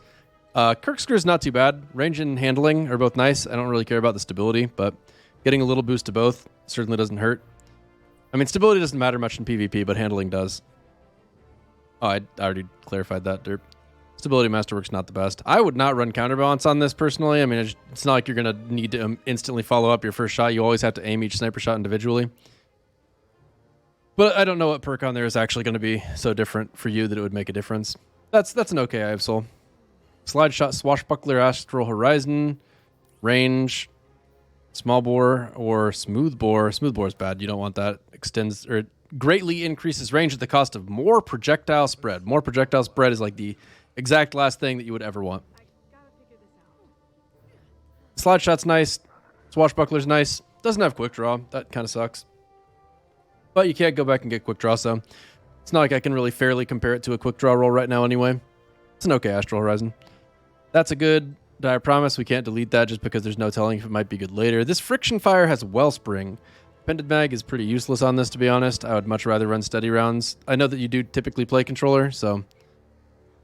I mean, the stability boost is probably better than getting 2 bullets, because 2 bullets is just nothing in a 30-bullet magazine. That's not really worth thinking about. I'd give up a little tiny bit of handling to get a little range and stability, too. I mean, it's not really that good of a Friction Fire. Do we want to keep this at all? If you're going to run an SMG... I mean, that's a very farmable one, too, so if you really wanted to roll, I'm not sure. If you really liked it, you would have masterworked it. I'm just gonna remind myself of that. All right, Succession with... Yeah, I mean, Succession is a good enough sniper that it's worth keeping it just because of the reconstruction thing. That's nice. Steady Hand is too good to just delete right now. I mean, 120s are in a good place. Definitely don't want to mess around with them. By which I mean delete them for no reason. This Mindbender's Ambition brings me to physical tears. It really pains me to look at this. I mean, you had a perfect roll in all 3 of these first slots. Actually, like you're literally 4 for 5 here. The only one you're missing is quick draw, which it's doubling over on physical pain because quick draw is like the whole reason to use the gun. Oh, is this the one that gave everyone? Like, not the curated roll, but the roll that you got from, like, Zavala at the end of the quest one from Worthy. Okay. Okay, well, we can delete that in good conscience, then. Get the fuck out of here.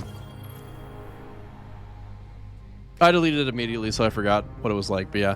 People said it was the curated earlier, and I was like, no, it's not. Curated had opening shot. But I forgot about the quest one, too. That was a thing. Hush. You're going in the arms of an angel. Sorry. That's a very, very good ancient gospel. We like to see that. Ariana's Vow, Divinity. Back to the 7th Seraphs. Which do we think that you would actually get more use out of? Trench Barrel is never coming back, let's be real. And that's not a very good PvP shotgun. Like, honestly, if you want to use this shotgun, you should just pull Felwinters. But then if they nerf Felwinters, the 7th Seraph might be better. So we're just going to still delete it because it doesn't have quick draw. Back to Summoner, Overflow Dragonfly, Overflow Rangefinder. Rangefinder is going to be the better Crucible perk for sure, but Dragonfly is the better PvE perk. That said, being an auto rifle, it's kind of hard to hit headshots with it. And you didn't masterwork it probably because you realized that would be annoying. So you didn't. Arrowhead Break's really great on this, actually. Ricochet Rounds is great. Range Masterwork's great. Overflow, Rangefinder. Like, that's a good summoner. That's a big keeper. I don't like Posterity, but hey, you do you. I mean, that is a reasonably decent roll, too. That's a pretty good trusty. I think this would be worth using. Talking. I'm a little surprised to see it actually not getting used, to be honest. So how long are we expected to have downtime for? Royal Chase. This thing, really not the most remarkable of scout rifles. Full auto, in my opinion, is a waste of a perk, but I guess it would be kind of annoying to have to pull the trigger over and over again on a controller. Like, I know that quality of life-wise, full auto is pretty nice. Up to an hour? Oh, no. You may be right, K-Stex. You may have a point. I mean, just like, who the hell cares about Royal Chase? There's just really nothing remarkable about this. That said, if you really wanted it, it would be very easy to farm too. But like full auto is just not a good perk. It's just a waste of a perk slot. So goodbye. I think that might be the season pass one. Can't really remember. Xenoclast with 1-2 punch slide shot. Ooh, that's good synergy. Assault mag as well, although assault mag is useless with 1-2 punch. Accurized is also not really the best. You'd really want a mag perk here, since this is almost certainly going to be a PvP gun. I guess actually I said a PvP, but I meant PvE. And I think if you're going to run this, you could actually do it in PvP as well. Particularly if Fell Winters gets nerfed. I mean, if Fell Winters does not get nerfed, then this would not be worth using, but... I mean, superb handling on a lightweight frame is going to be... That's worth taking into consideration the exact moment that Quick Draw isn't on aggressive frames, if that happens.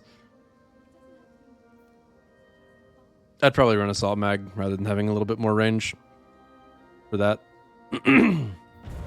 That's a pretty okay Xenoclast.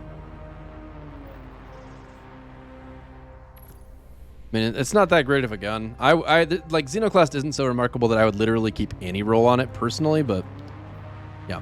Okay, Summoner I'm Adept. worried. Oh, I'm not that wow. worried about it. What the hell am I looking at Maybe I here? should be, though. Arrowhead Break, Ricochet Rounds, Range Masterwork, Rampage. Arrowhead Break, Ricochet Rounds, Range Masterwork. It's not Rampage, but it's got Overflow. So it's Overflow, Rangefinder versus Dynamic Sway, Rampage. Dynamic Sway is going to be the nicer perk for a kill-to-kill basis.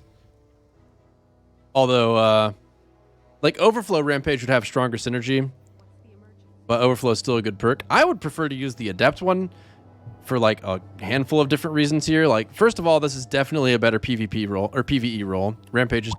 All right, well, that was fun.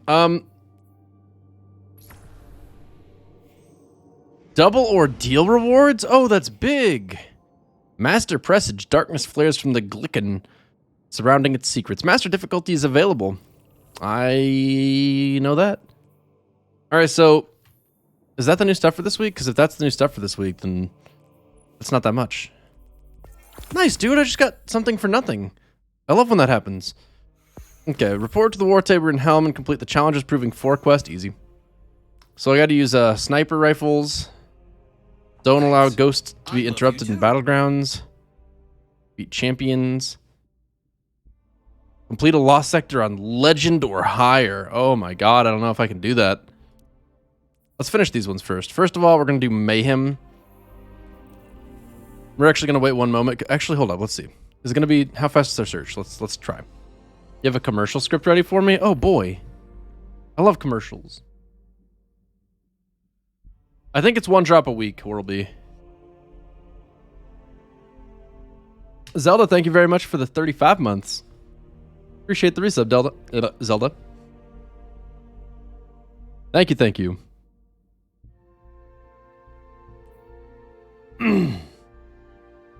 Double plat rewards aren't until this weekend? What? Why is that a thing? Oh yeah, that's right, the store. It's kind of weird to me that people actually think checking the store should be the first thing you do. Just gonna throw that out there. Like, that's a little messed up.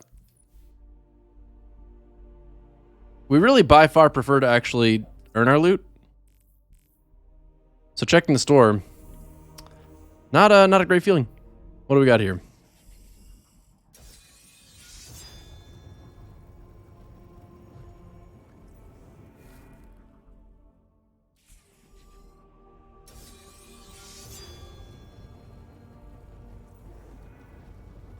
That's a pretty cool pose, but like, I don't know what I'd use it for. I want that, but I'm not willing to pay money for it.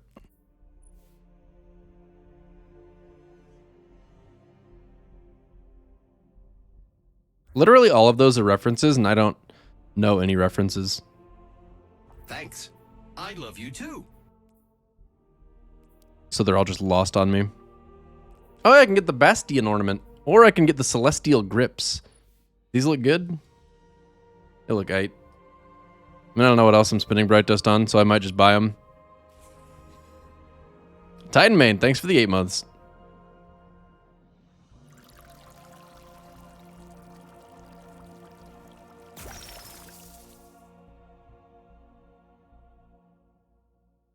It's pretty amusing with this helmet on, but yeah. We got another giant ass shell. I kind of want it just because it's giant. Makes it very stupid looking.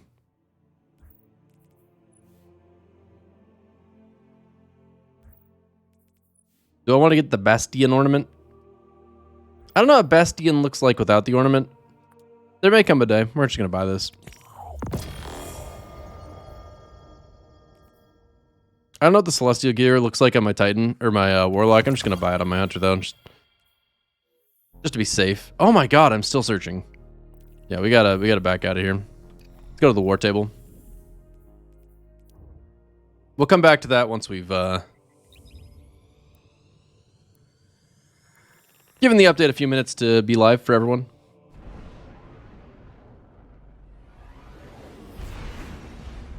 How am I playing Destiny right now? I don't know. Basara, Mayhem is great, and your opinion on this matter is just wrong. Get out of here.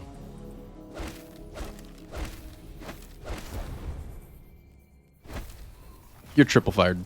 Check Gunsmith? Sure, dude. I can check that for you. Give me just a moment, though, because I want to use my hammer charges. I need to use 4 Rumble Engrams to get these hammer charges used, so we're going to do that, I think. I'd really prefer, actually, to get the, Dude, the fact that you use 3 hammer charges to get the bow or the sniper...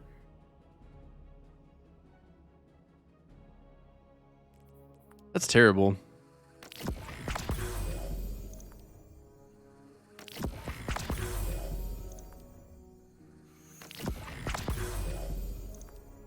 The charges are too difficult to, or too time consuming to get, really. They should definitely do something to take that into consideration. Just make it a little bit less time demanding.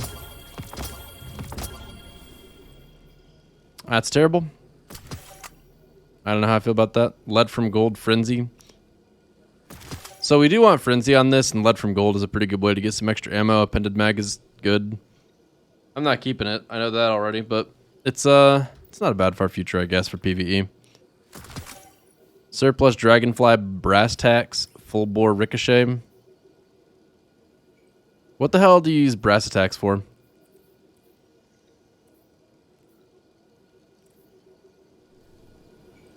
Right on. So did I complete this thing?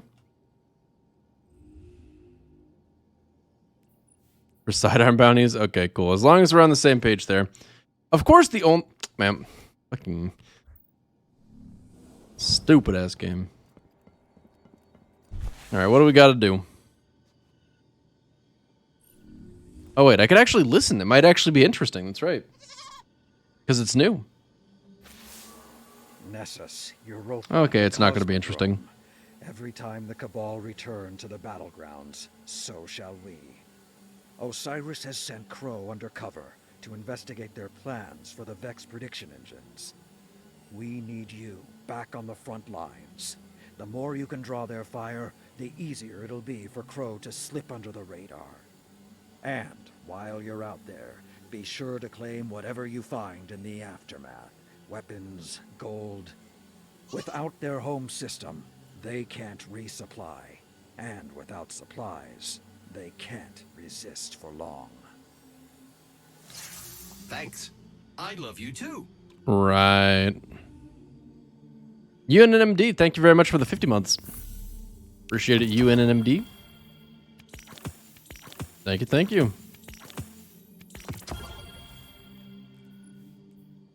Oh, hey, I got a thing unlocked. Do I want to increase the number of charges I can store or the amount of Cabal gold that I can get? We're going to go with Cabal gold.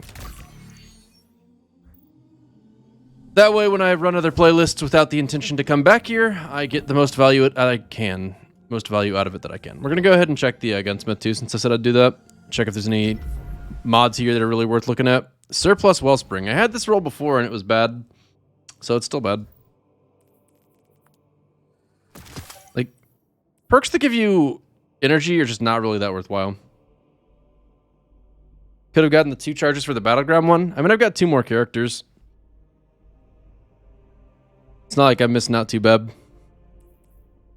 Plus, I don't really care about hammer charges that much anyway. Like, I'm perfectly fine just doing chosen implements or whatever. The one that doesn't even cost a hammer charge.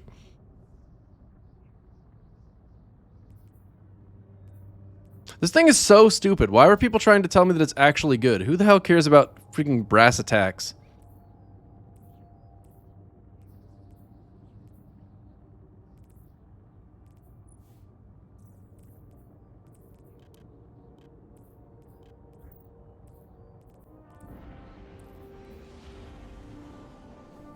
Triumphs, though? You need to spend hammer charges for a triumph?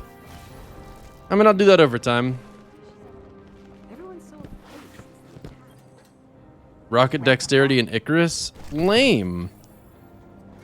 Spoilers, bro. Spoilers! You don't look too banged up. God, they're terrible. I'm gonna buy these just on the off chance that I wind up doing them. Take it. Make us proud. I'll be pulling for you. Perhaps a barter is warranted. Perhaps so. Suppose not, then. Nice. My new highest. Awesome. Woo! Slight rise. Oh, hey, would you look at that? Man, that's almost really good, but it's not. Almost really good, but it's not.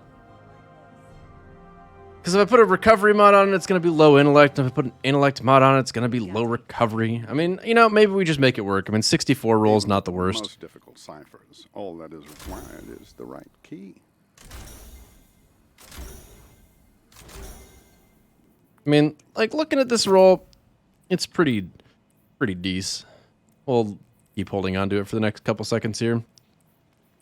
And then delete it after those seconds are over. This is great. This war is a complicated algorithm, to be certain. War is not an algorithm.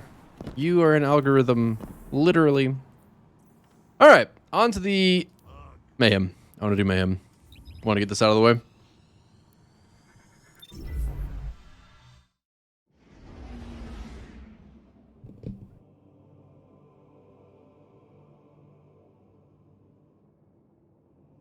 I think Mayhem is the best playlist in the Crucible.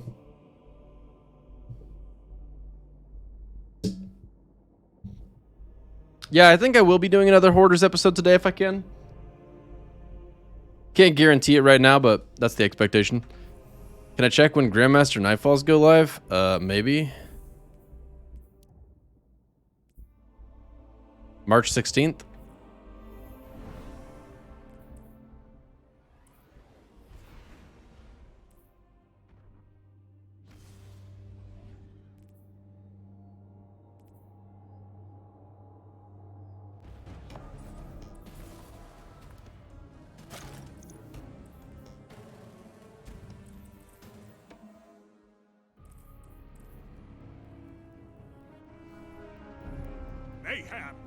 Oh, nice. We got a new emote.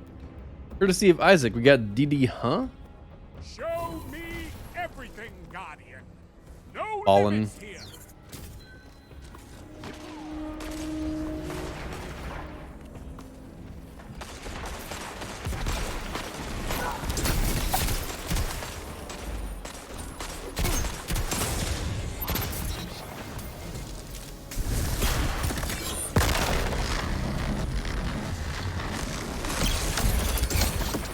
I'm good. Damn. Here I am fooling around with my bow at a really inopportune moment.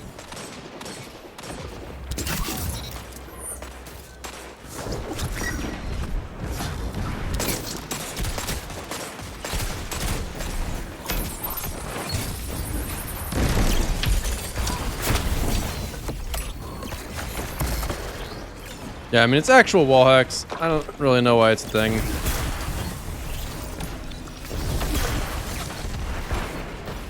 I am upset.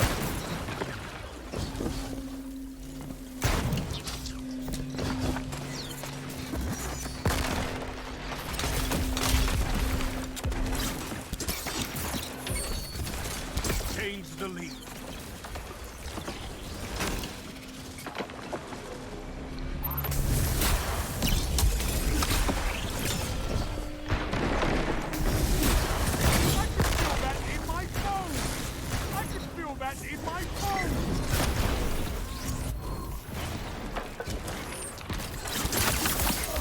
That might not have been the best spawn point.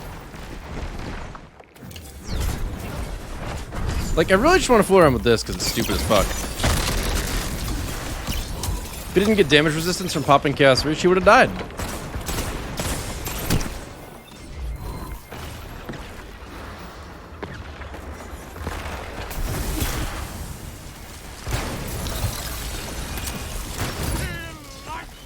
Double down. Double down. I'm glad he ran, so I didn't have to. Oh, I guess I'm dead. I don't want to get into the bow hand cannon meta. I don't actually enjoy using this, but it sure wouldn't hurt my soul to direct a little attention to it on account of how fucking stupid it is.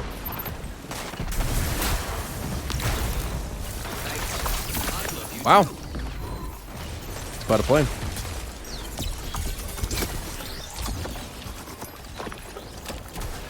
Can you shoot through that?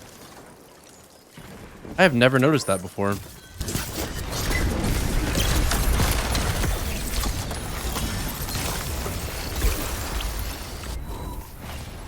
Five minutes. Could go your way. Could go theirs. They've almost won. Oh, that didn't use my super. Cool.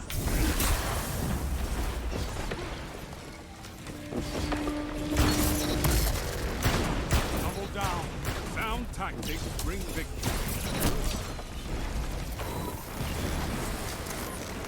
This plus is fun.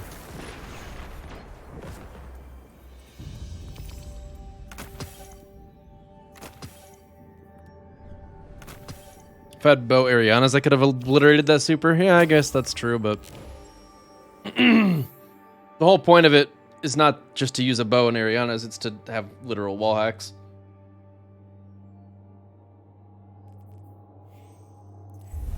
Otherwise, Oathkeeper becomes completely worthless.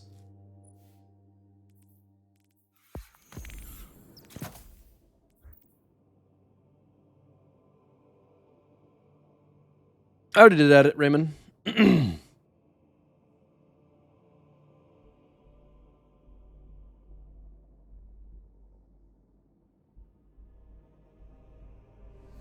9 supers, 8 points. What?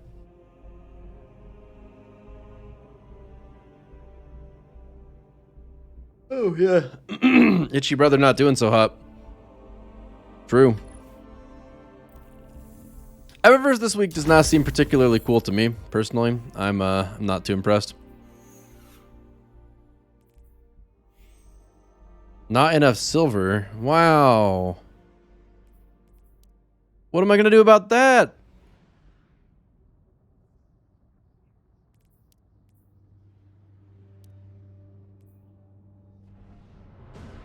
I really do want to get this ghost shell. Like, this is just so dumb.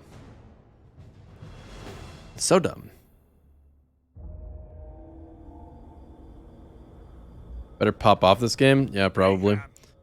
I don't know if I really want to keep this just because Wish Ender is a thing. Like, it's honestly disgusting that it works the way it does, but... Hey, Benjim, thanks so much for gifting subs. Appreciate it, Benjim.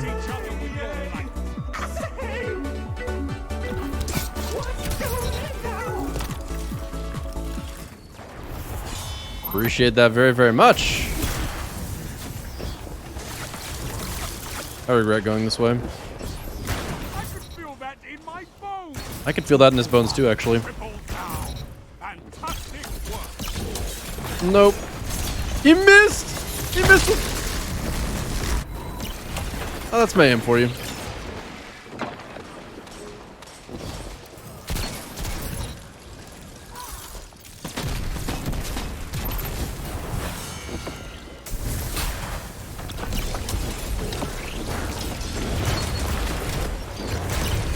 Okay, that second shot seemed like it was fine, but whatever.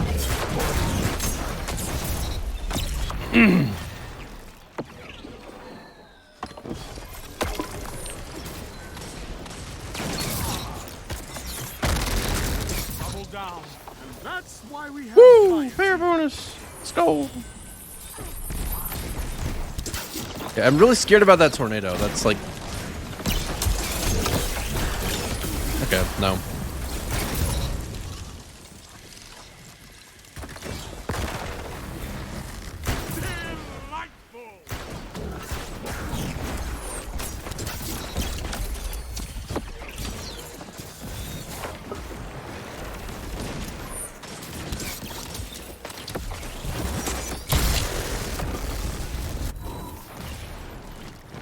So the oh no.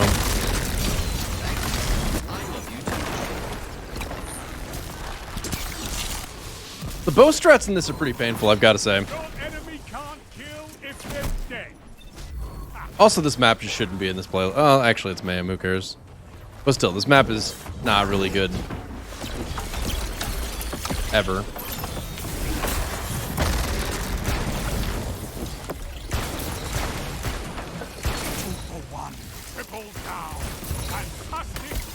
It was worth it.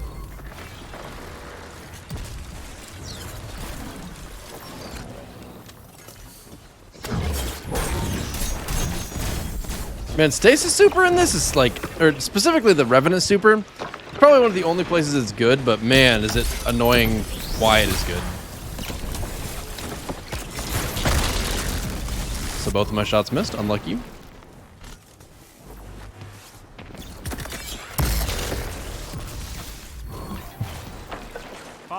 Minutes left. Keep it up.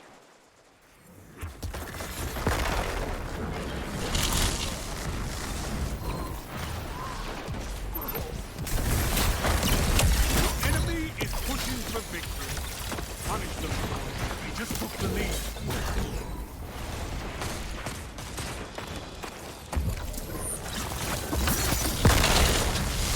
You're defeated.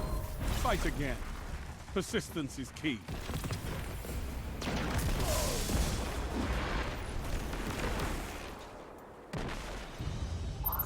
Well, well, well. It wasn't a surplus one for all brass tacks. Did I get at least 10 super kills? I don't even know. Does anyone know if intellect matters when you're in this playlist?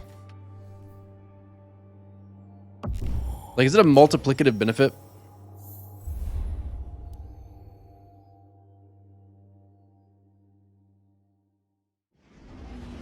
I agree sidearms are bad and there's no reason for them to keep, but they kept telling me that they were good, so I need to at least give it a shot. They're the highest DPS primaries in the game, so they deserve some credit for that. I really don't like this interaction. Oathkeeper with Wishender, it's just like, you kind of hate to see it. So it's definitely Shiro related. Probably. I've not met my true death, Shiro, First Queen's Wrath. This was on her body, your grace. A strange coin lay at the center of Abra, hey, from Pokemon. His outstretched palm, Mara took it between the thumb and forefinger and held it up to Cosmos with dainty contempt. Dainty contempt? Yourself, Guardians. That's quite a choice of words. I like it.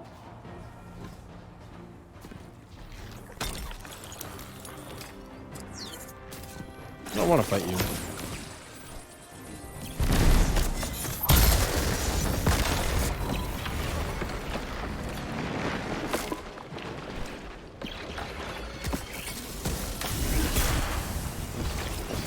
I do not love Chaos Reach.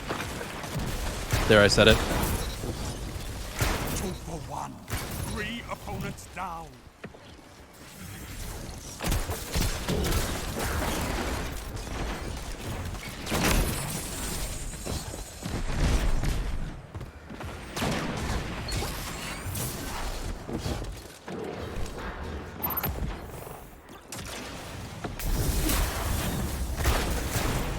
What am I aiming at? You have my respect, Hunter. Disappointing they didn't walk there a moment sooner. That could have been a fun little interaction for us both. What a controversial statement. What the hell? Get smacked.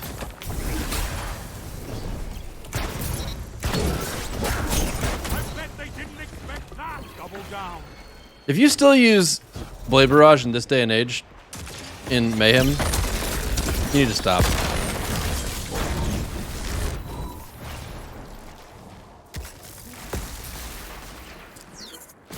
Like, Revenant exists. Top Tree Golden Gun is vastly more fun.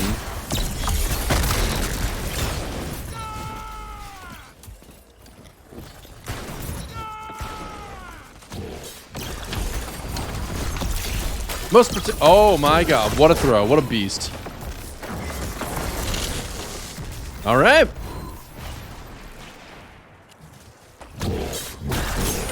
All right.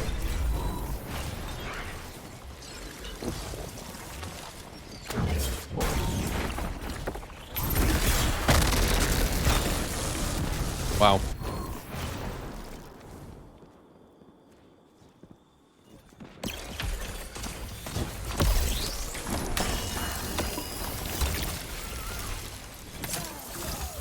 Getting bullied and I don't like it.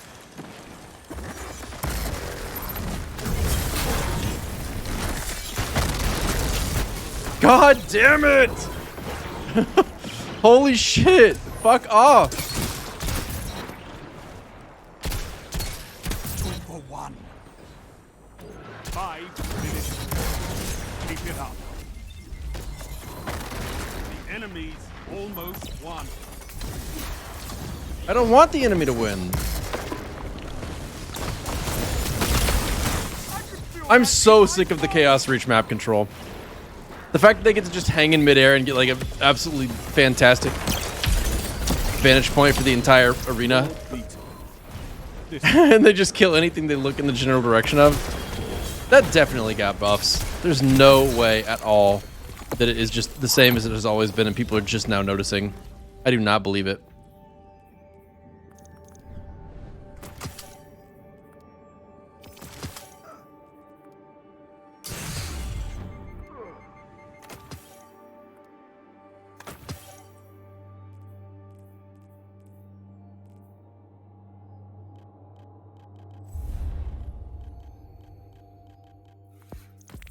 Now that I've had time to think about it, I realize that this boot has way too much strength. No. My animals are being cute again. What would I say is my main class? If I had to pick, probably Hunter. But, I'm not sure. Titan kind of looking pretty nice now that Behemoth is a thing. I don't know that you're right, Corey. I am pretty damn sure they made changes to the splash damage because the splash damage on it is way more oppressive than it used to be. Thanks. And either that's purely because they made it a little bit easier to visually see what's going on while you're using it, or they did make changes to the way that the splash damage is applied. Triton, thank you for the 11 months. Appreciate it, Triton. Thank you very, very much. Is this channel point bet thing that's going on right now for Benjim? That's what Benjim demanded, right? I'm gonna get 19 super kills this game. I can do this. In hiding until you're supercharged. But I'll see it. I'll see it every time.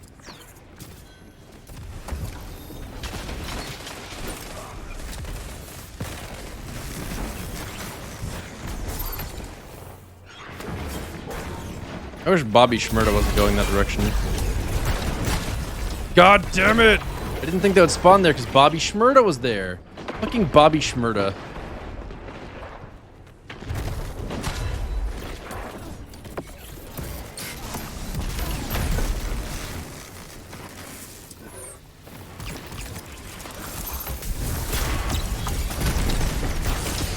I literally couldn't see him. That's upsetting. Those tornadoes need to have less visual effects or something. It's excessive. I love you too. Nope. Vince, thanks for the 3 months. Yeah, well, it looks like I'm not getting 19 super kills this game because I just can't seem to get into favorable situations just at all. Teammate, why are you fucking chaos reaching me? You just trying to make me poop my pants or something?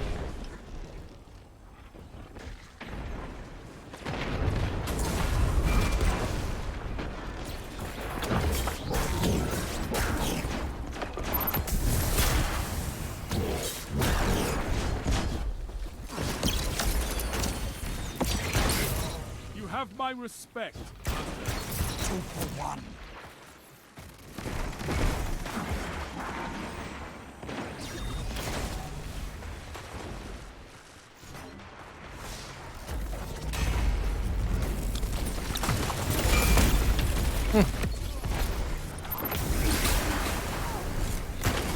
Together as one. I love it. I bet they didn't expect that. Double down. I don't even know it just froze me.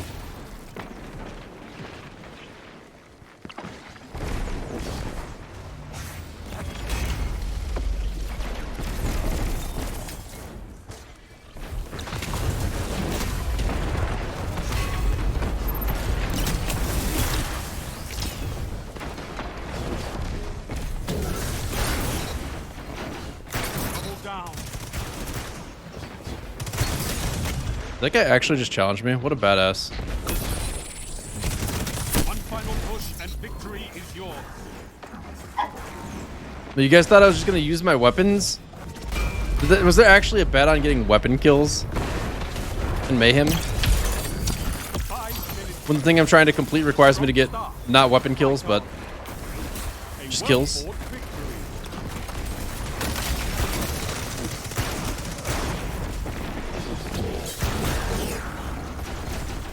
Yeah, that was not going to happen.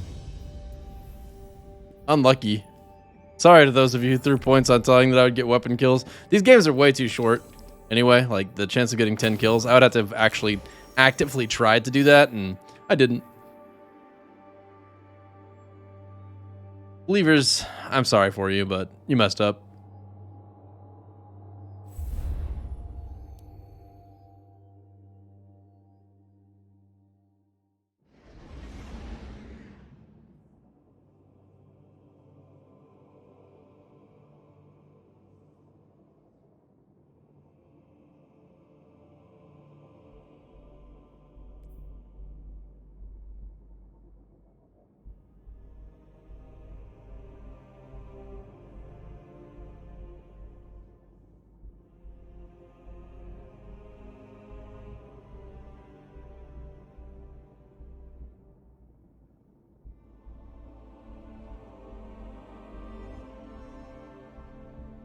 I think the second one, Evil Penguin, but I'm honestly not sure. I think the second one, though. See if I can claim Bird of Prey Triumph. Okay, I don't think I can because it's not showing, but I'll look at it.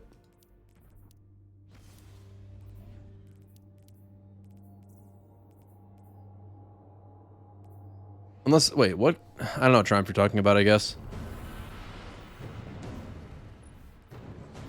Alright, so we got to get 8 more kills in Mayhem, and then we can look at the other things. Mayhem. Well, they supposedly fixed it. It does not look very fixed to me. Did they change it to where you, the highest light person is in the front of the team again or something? Oh, never mind. Or did they make it random? Myself. I feel like they'd make it random.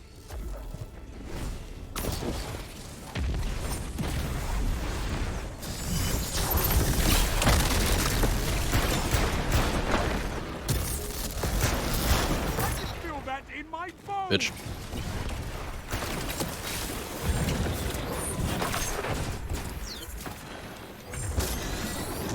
Okay, whoever's running around the Gemini Jester is actually just a menace. Hey, bitch, it's time to die. Get fucked. You get being a menace. Got him. I got outplayed.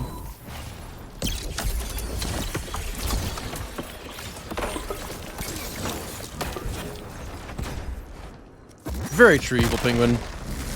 Not important to be able to do that at all.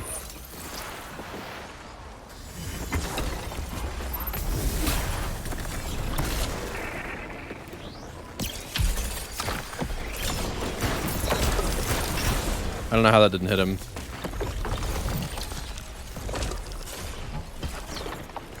Someone running around with Gemini Jester honestly just makes me want to run around in the inside of the map the entire game.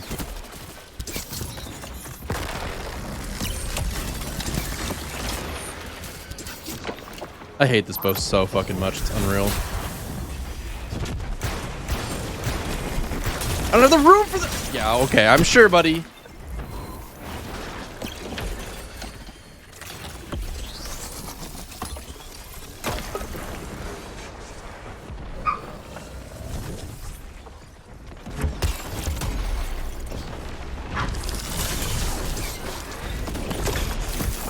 Okay.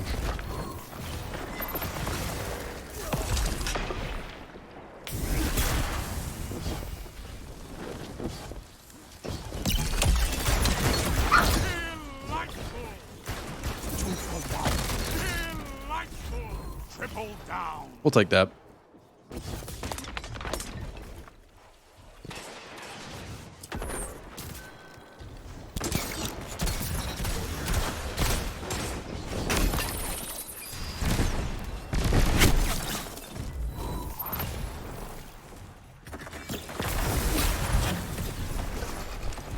Oh.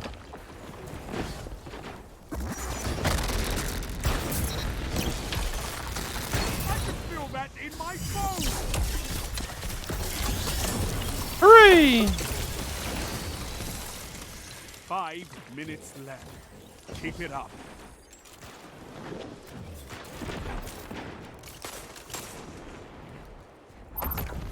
You know, you guys doing bets on things that I'm not paying attention to? Really dangerous way to play your points.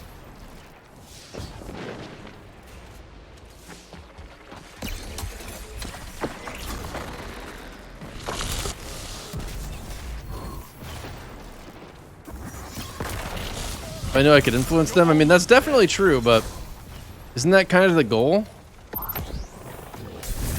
Because realistically, if I wanted to know, it'd be very easy to.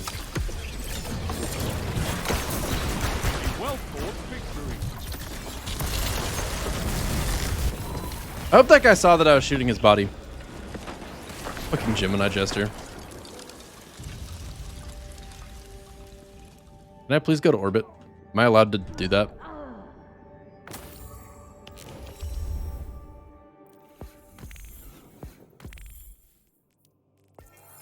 Hooray! Okay, now I gotta wait for showdown. More Cabal bosses. Gotta do my Nessus stuff and then playlist strikes. Man, my list of chores all the time is just growing. I actually like it. Calling it chores is just me being obnoxious.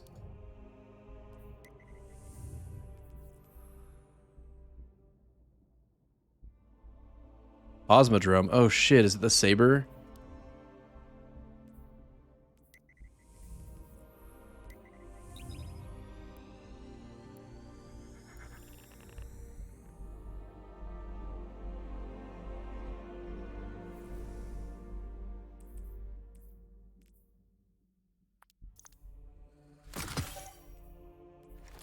Stasis isn't that big of a problem.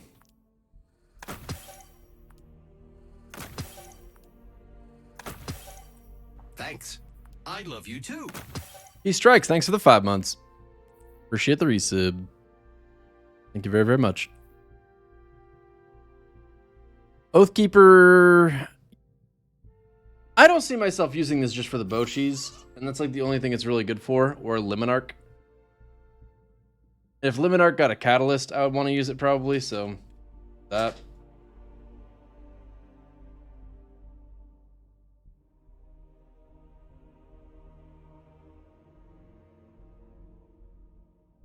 Thanks.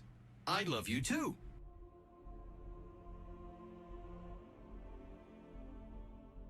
Good then.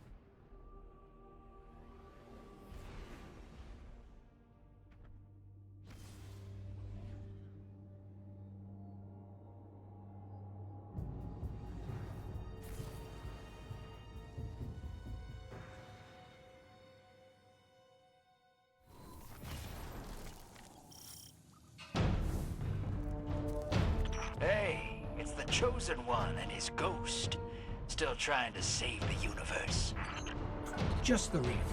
Escaped prisoners are destabilizing the region. Ah, well, don't let me stop you. You'll want to kill the warden's servitor. Things gone wackadoo. Yeah, exactly, Titan mate. Wait, did I just get into a... Am I alone? What the hell? Where are my teammates?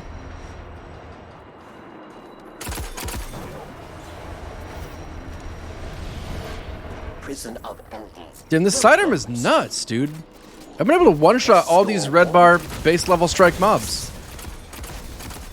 Oh my god, so much DPS. Dude, why don't I use this thing all the time? It's so good! Holy shit! Dude, and it's void, so it shreds these minotaurs. Oh my god! Facility on a subroutine it calls Challenge of the Elders.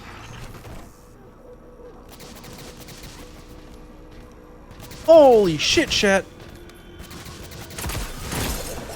Why did nobody tell me these are so good? Does he clear this in under 9 minutes? Okay, we're doing a lot of channel point rewards, but we're going for 9 minutes. We gotta run. And maybe find the lights. Probably switch to an actual special weapon, too. Doing this for you, believers. Incoming. Although I might start AFKing if we have too many people believing, so it's hard to be sure. Maybe I'm not doing it for the believers. Kuma, thanks for gifting a sub to Dreamshy. Dreamshy, enjoy your sub. Thank you, Kuma. Much appreciated.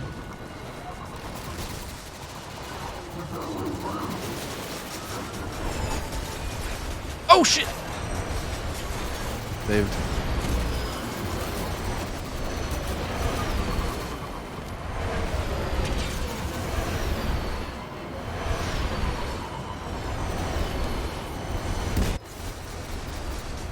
I looked at chat. Probably not the right time. Uh-oh.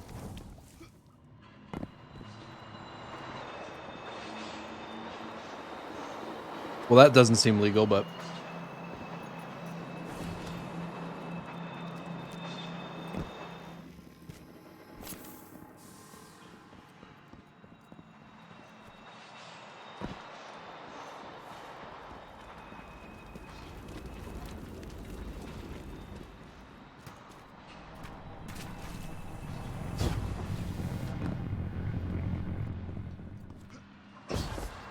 My guess is yes, Kuma. I think that's the real Jesus Christ in my lobby right now. Does it seem a little unfair to you guys that it sent me all the way back there because I died once?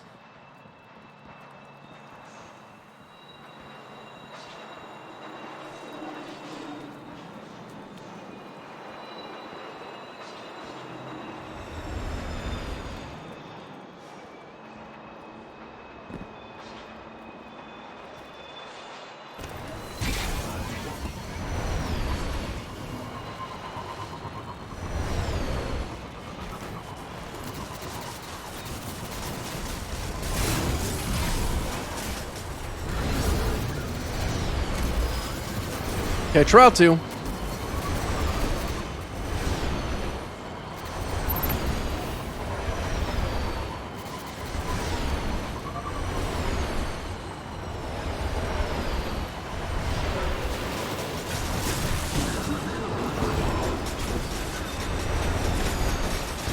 I'm gonna kill so many Vex with this super. This is gonna be so fun.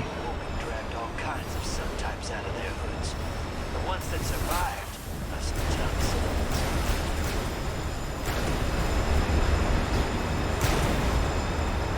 Where are the Vex? Never mind, I guess that was gonna be lame. All along, there was no telling, but that's what happened. Oh hey, they fixed that. Maybe.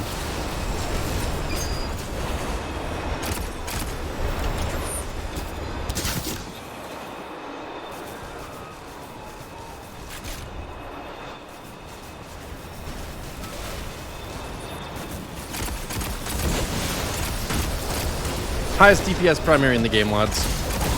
Better watch out. Brass attack's coming for you.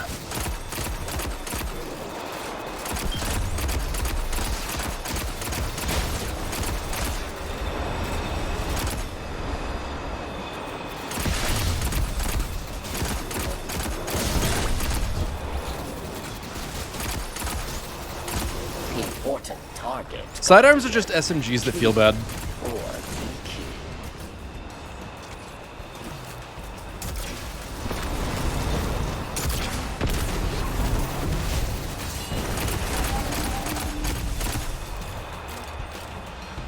Why do they feel bad? Just feel dinky. You have to aim each shot individually, but you're still not really aiming precisely. Red Legion? What have they been up to after the war? Getting stomped. The Cabal's seat of power now resides in orbit round Nessus in a giant fish.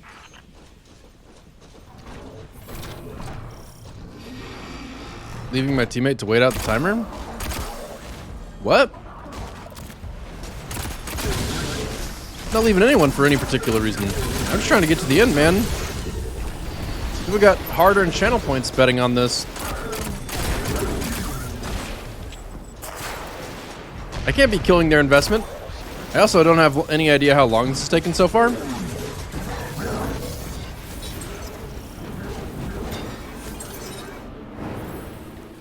Round 1. Kill them.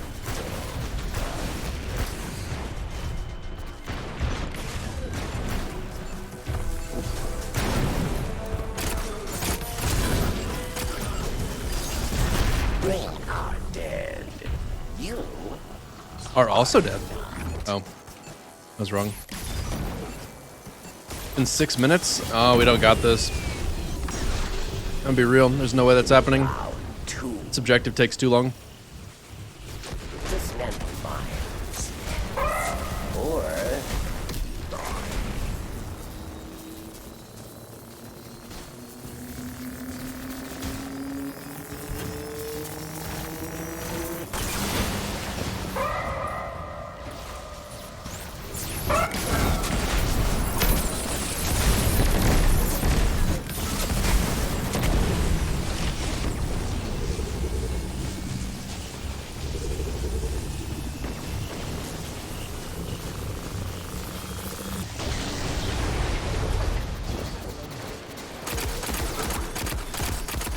victory.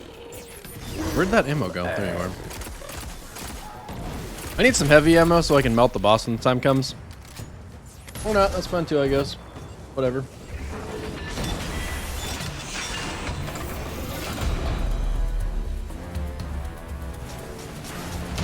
You face final round. A mighty cabal. Excellent. Challenge.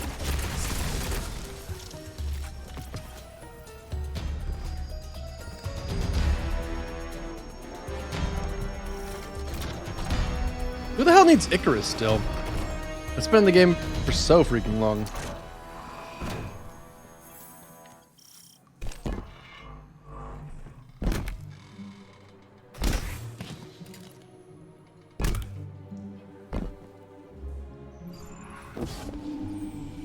What do we have here? Someone who just came back to the game? You won. You say came back, when did they leave? Treasure.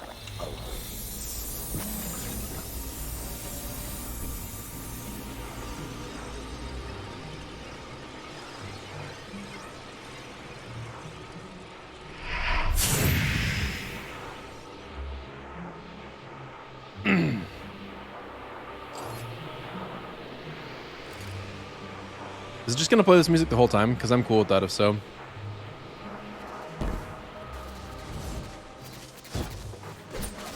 It's a very mysterious sounding song that I wish was in Destiny a little bit more. And yet.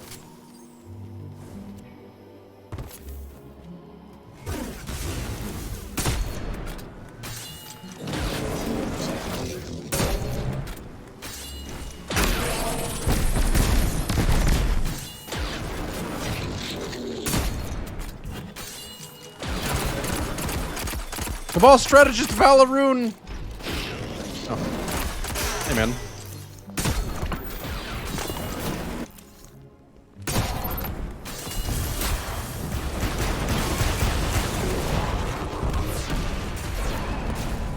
It's kind of cool that it's still playing this music. I'm intrigued. This music... I wish I got this vibe from Destiny more often.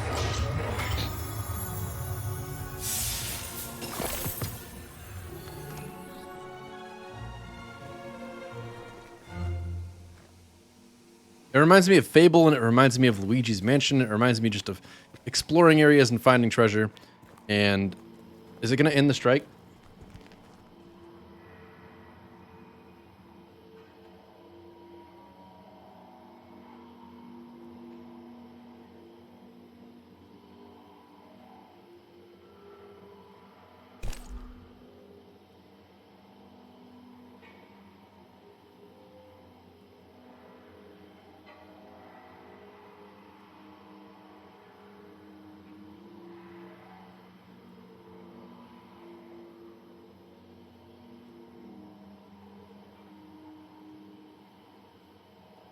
I gotta say, guys, I don't think this is fair.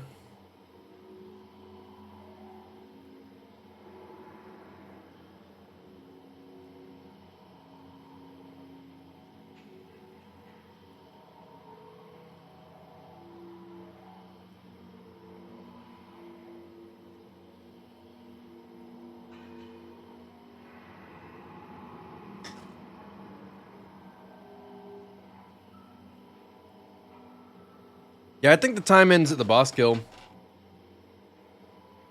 Did I even get any treasure? I don't remember anything coming out of the chest.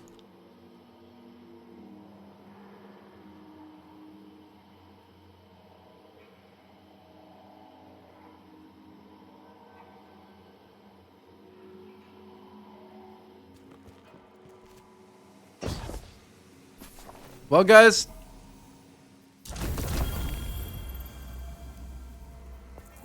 I don't know. Kind of looking rough. Kind of looking rough.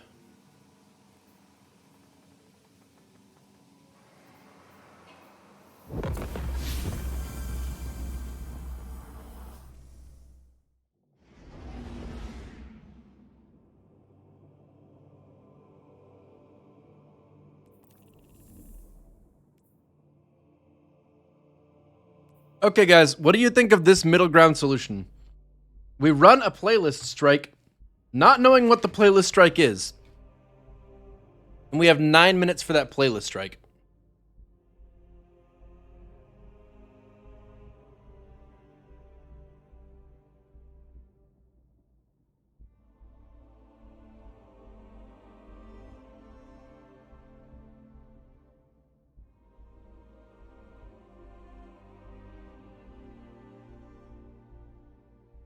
All right, that's what we're doing.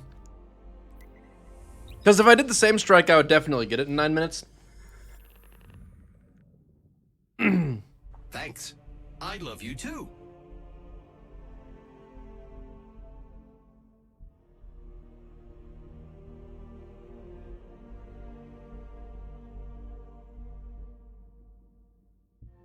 Actually, you know what? No. The only truly fair way to do this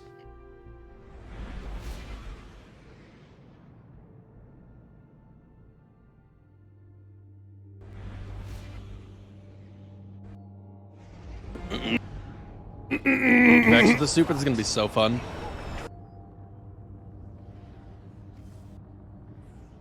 Where are my teammates? Alright, we loaded in at like 3:56:05.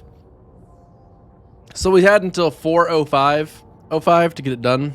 Where are we at that point? Not even close, chat. Not even close. We got screwed by the bad spawn. Hello, dead thing. Come to slaughter my children. Perhaps As much as I love killing this guy, not doing it.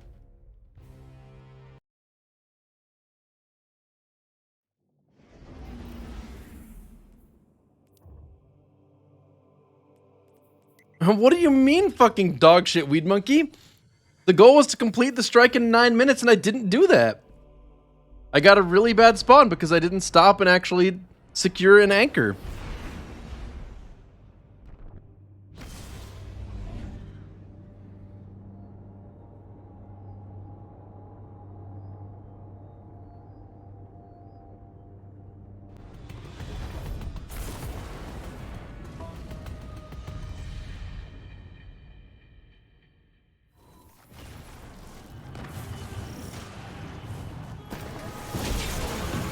They call me large.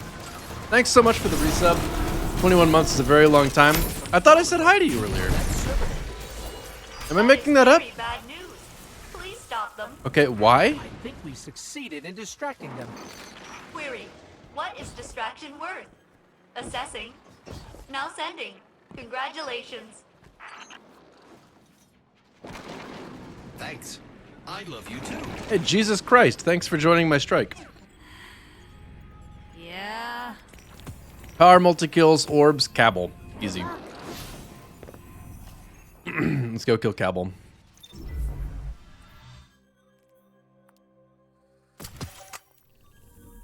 I might need to pick up ammo, so we're gonna run over here first.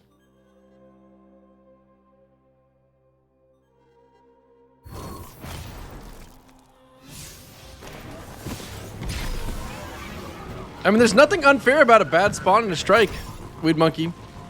That's just life, man. Would it also be unfair if I died and got sent a little ways back? Like, where do you draw the line? Fact is, I didn't stop, I didn't anchor.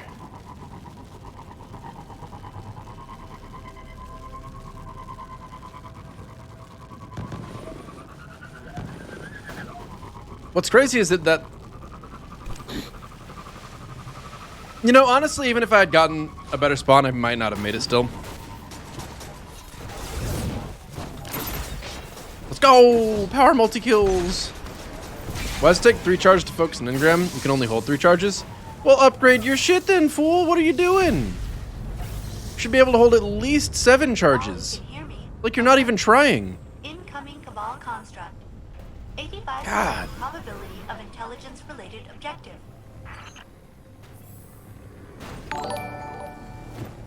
Mr. Snuffleupagus. Mr. Snuffleupagus donated $18. Wow. Holy shit. This Text-to-speech is a said that better than me. consolation prize to people who last the strike bet.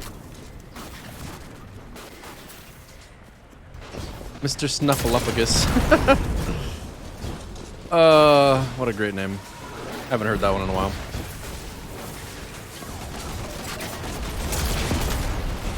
You fucking owned little dog things. You played 5 hours at most this season? Whose fault is that? You gotta play more. This is the best game of all time. Why are you not constantly playing it?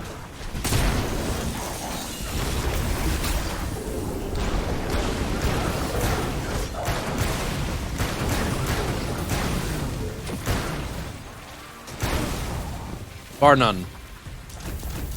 That was very satisfying and quick and to the point, and I feel great about it. I had fun with that. You're making bank at work? Nice. Glad to hear that for you. All right, Mr. Snuffleupagus, let's hear your really great winky wonky donk. I was walking Down the road when I saw a donkey. Yeehaw. Only had 3 legs. He Was a wonky donkey. Wonky donkey. Wonky donkey. I was walking down the road and I saw a donkey. How? Only had 3 legs and 1 eye. He was a winky wonky donkey. Winky wonky donkey. Winky wonky donkey. I was walking down the road and I saw a donkey. How? Spider's selling everything for shards. I might need to replenish my supplies then. I haven't done that in quite a while. So how many people in chat are looking forward to the vault deleting content? Because what I think I would like to do this time, do it a little bit differently, is I'm going to specifically focus on weapons types. Yeehaw. And he was quite tall and slim. Tall and slim. Lanky honky donkey, winky wonky donkey. Lanky honky donkey, winky wonky donkey. I was walking down the road and I saw a donkey. Hey, how? And only had 3 legs and 1 eye. Like this country music is quite tall and slim, and he smelled really, really bad. He was a stinky, dinky, lanky honky donkey, winky wonky donkey. Stinky, dinky, lanky honky donkey, winky wonky donkey.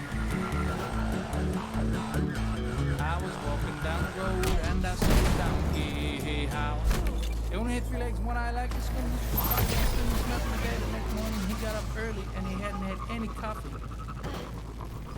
He was a cranky stinky. That is too long of a drive. Honky donkey, wiggy wonky donkey. No, I don't do Sherpas. Cranky stinky. Wait, what? Honky donkey, wiggy wonky donkey. I was walking down the road and I saw it. Holy Teps, I think the reason that I had 1,000 viewers last time is because, you know, I'm not actually sure. Why did I have viewers yesterday? Was nobody streaming Destiny? It's really working out for me that I guess other popular streamers have decided that it's time to play other games. Because I actually feel like playing Destiny. Usually when other people move away from the game, I don't feel like playing Destiny. Because I burn out before they do.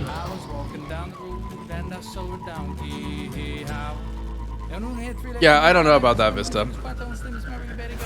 Your controls actually probably just are, Vista, how often do you play with controller versus mouse and keyboard?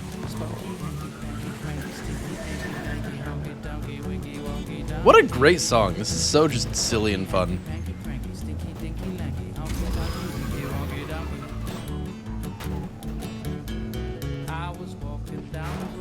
Destiny 2 burnout, any percent.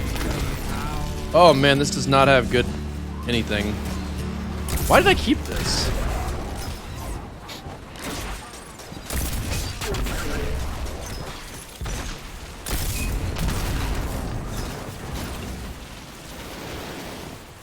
I mean, I must have been thinking something.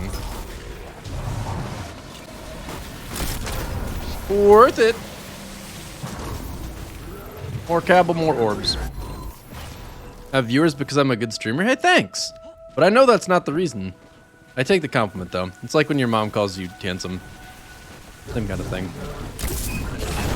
Dude, I swear, there's something bugged about that gun. And when you fire it, it just makes like a... Like if there was a rusty spigot and you were like trying to twist it and couldn't quite get it, and then when you finally do, it grates the rusty metal against other metal, it makes a noise just like that. You guys hear what I'm talking about? Alright, I probably should have actually completed the lost sector last time, because I think that's going to be the thing holding me back. Alright, what do we got we can do on this map? Let's go here. Actually, there's a thing in the Glade of Echoes, too. I don't know what public event it is, though. Sleepless has one redeeming factor. The Sight 1 ADS is very witty. Okay, so it's... I see why I kept it now, but it's trash, though, bro! Yeah, they saw the word hacking. That's probably actually it. Oh, my legs!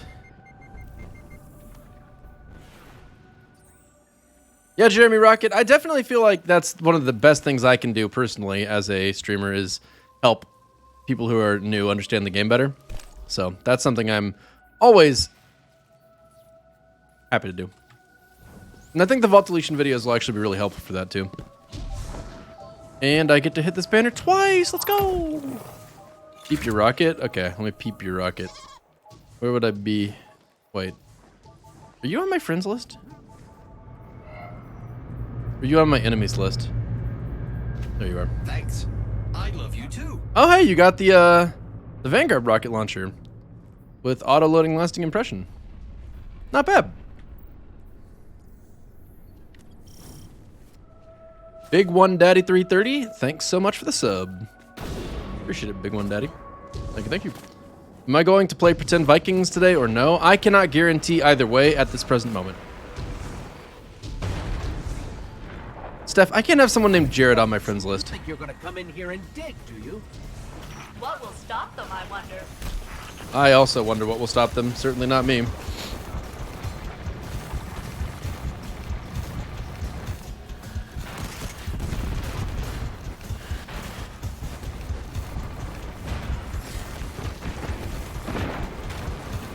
Vista, that is so weird. I don't even understand how you can do that. But you know what? You do you. What's your name now, Steph? What do I have against Jared's? Ever since the Subway incident, I can't even eat a sandwich anymore because of Jared. So, definitely not having any Jareds on my friends list.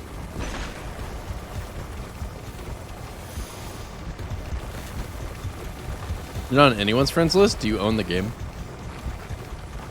Oh, it was Jihad? Well, that's way too close to Jared.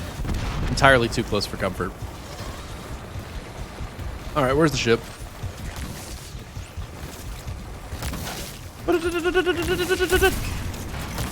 Oh shit, the lock-on didn't work.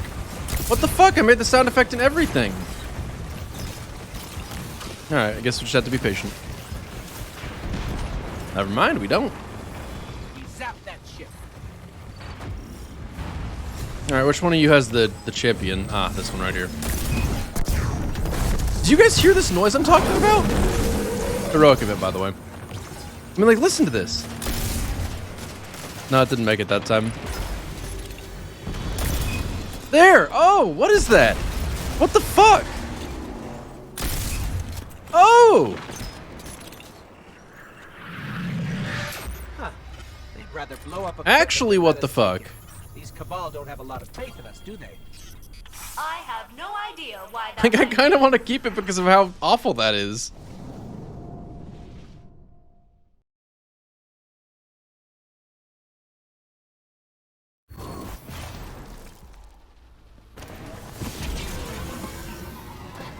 What a weird bug. Or, in the case of a Bungie game, feature. What a weird feature. I can't wait to fight the boss so we can listen to this. Didn't hear very easily that time. Let's do it in one. Nah, we'll wait. I don't want to waste all my ammo.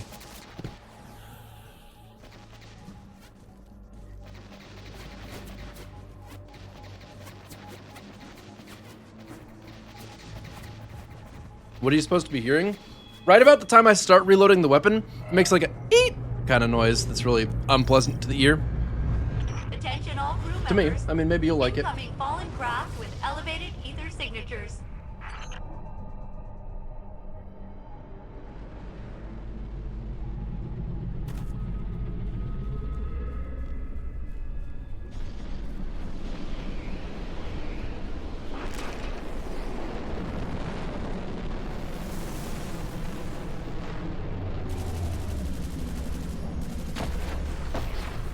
I've done that too, Evil Penguin. The fact the boss doesn't stop you is great. Is there gonna be a public event or not? What the hell? Today, please? The Fallen are feeding on that servitor.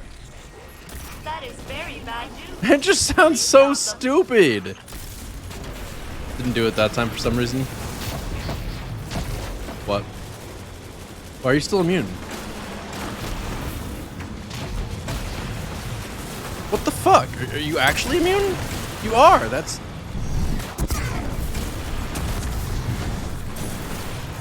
What the hell? Is that a thing?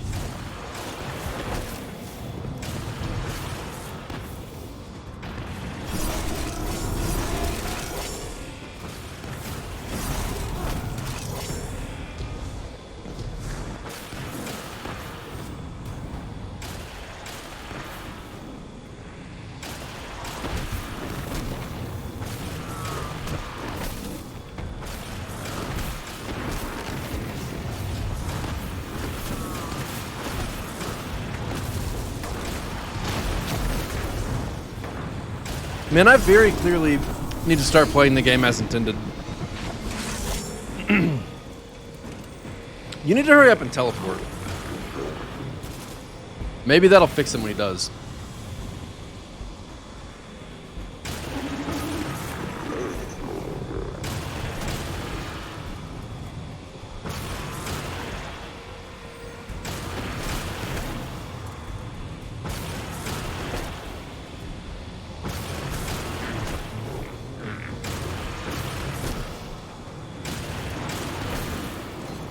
It won't work? Okay, cool. Well, I'm going...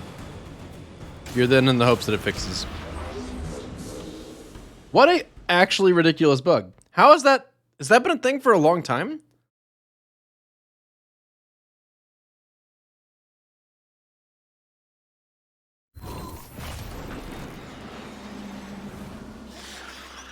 Right. I don't want to do the Hollows public event. That public event sucks. God damn it. That guy was great. If I had known that killing the servitor fast was going to ruin it, I wouldn't have killed it. But damn.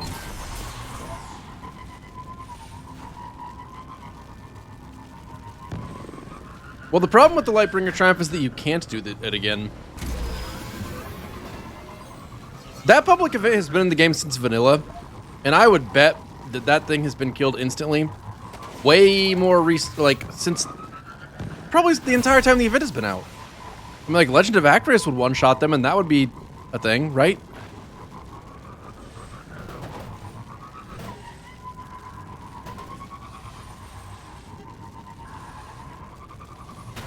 I agree with Isaac. If we could just get Access Me to develop this game, I think it would actually be finally a perfect game. Bonk. These decks, they're building something. You guys ready for the squeaks? Calculating probabilities. It's about to get squeaky up in this bitch. They are. Alert. I'm detecting abnormal Vex activity in a local quadrant. This is the one we want to do first because I am not going to be able to defend it at all. Maybe from this angle. God, that noise!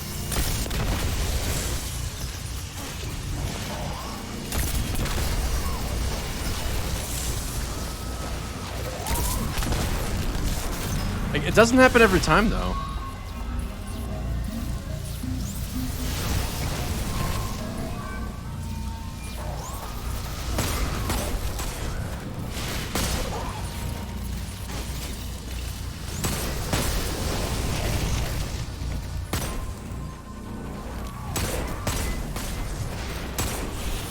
I'm so sick of stand in the plate gameplay, chat.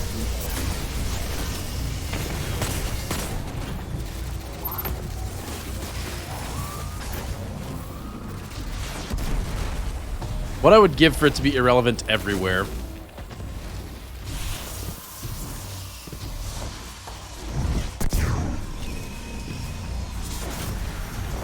Really? What the hell was that low effort ass Nova Bomb?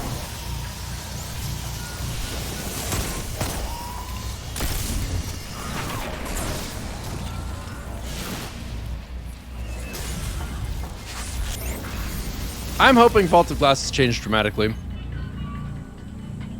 I'm actually expecting it will be changed pretty dramatically, but... Great. Well, it looks like he's sacrificing, can't stop him.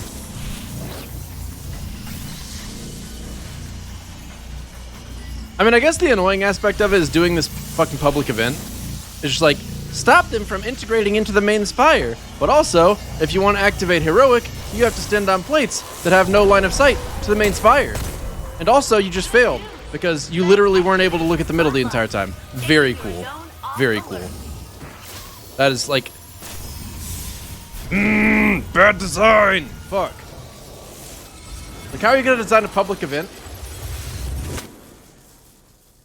with the intention of team play?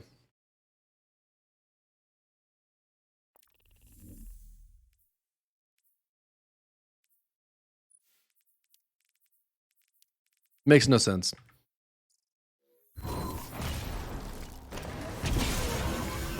Wait, hold up. What else can I do for that? Patrols bound. Oh, patrols? Big. Don't mind if I do. Is this still like the easy peasy lemon squeezy one where you just kill things? Massing enemy units.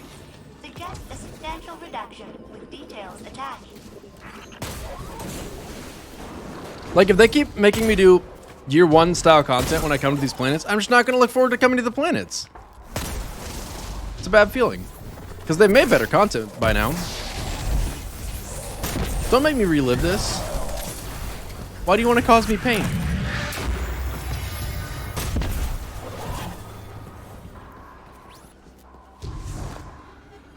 Oh, hey, it's the Roshi dude. I wonder why.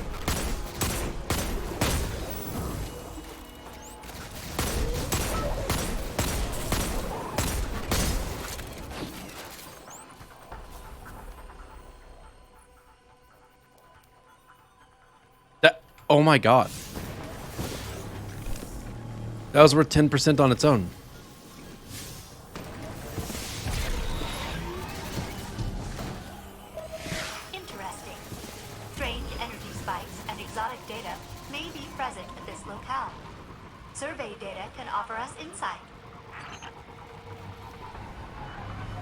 Oh, he's out of here. They aren't going to change Vault of Glass dramatically. Bungo, hey Guardians, here's the new Vault of Glass. We had a Champions of Labyrinth. All new, trust us, enjoy. Yeah, I don't think they're going to do that at all. I think they know that keeping the difficulty in line with Destiny 2 means a lot more than just adding in enemies that are higher health and bigger threats. Vault of Glass is going to be...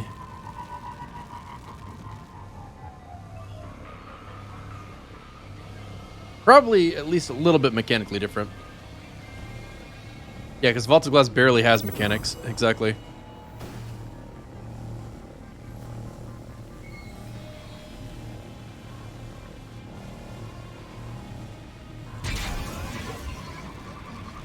I love how it says public event optional. Captain, hostile targets identified. Their elimination would make the area 21.3% safer. 21.3% safer. Because that is the level of threat that they present.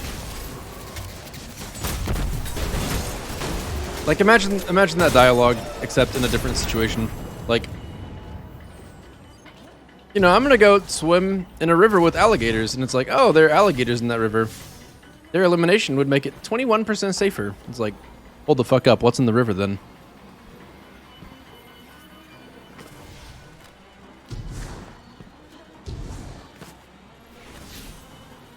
I don't think they would reuse the tethers from Garden. Scanning localized phenomenon with the sensor array I currently have online is ill-advised. Assuming you are a fan of your skin, which seems like a safe assumption. I've never heard that dialogue before.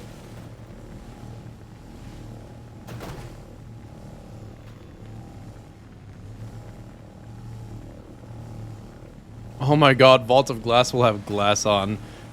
Dude, if they actually put the glass modifier in, that would make so much sense, but it would also be the worst thing ever. I'm gonna go ahead and say it's not gonna happen just because it would be too stupid from a design perspective. Okay, I'm gonna be real. I did not think I was gonna have to go this deep.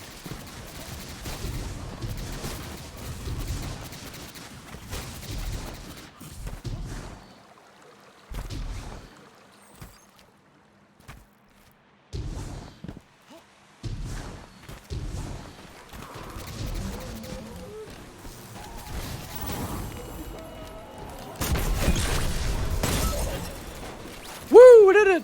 Let's go! Alright, so that one requires strikes, which is what I'm going to hop into now. And we got Crucible matches. Do we have anything that I need to do in strikes in general? Nightfall, the Ordeal, Crucible, Competitive, good lord.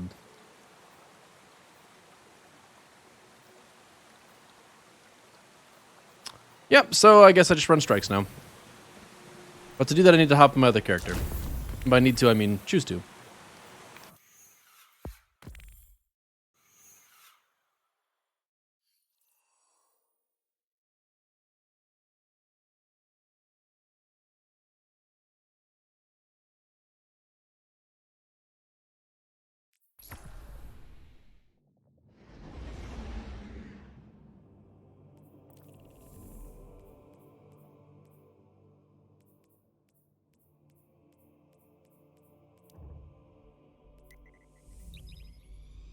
Basara, were you joining for any particular reason, or was that just to help me out?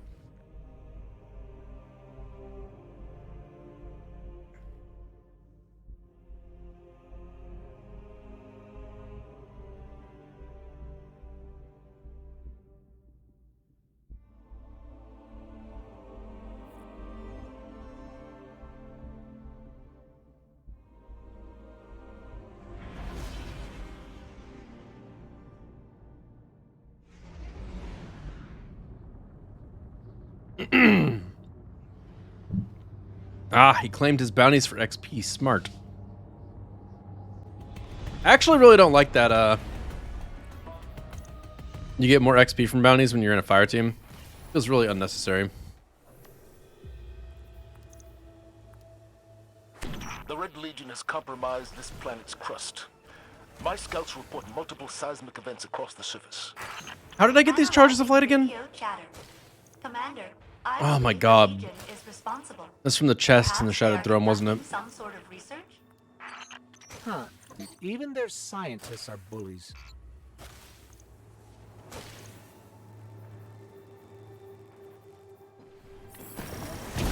And even their bullies are scientists.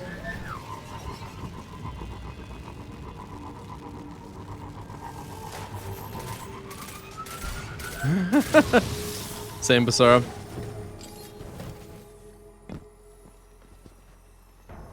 What's the ordeal this week? I don't know. It's a good question. If you check, let me know. Maybe this week I actually bothered to get a palindrome. On your right, a waterfall. You know what's weird to me about Destiny? Milk. Yes, Vex milk. So on the note of saying that like a lot of the time I feel like I burn out faster than other streamers do. I feel like basically every week forever, just about everybody seems to get on at reset, and it's like I don't really understand why. Like if you are already max power, what the hell difference does it make? Weekly reset doesn't mean that much. And if it does, there's probably other things that mean similar amounts available throughout the rest of the week. It's just weird to me. Just weird. Oh,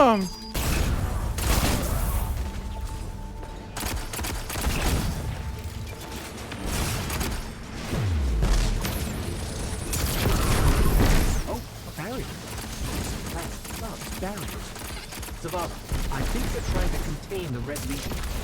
You may have bigger problems. Maybe.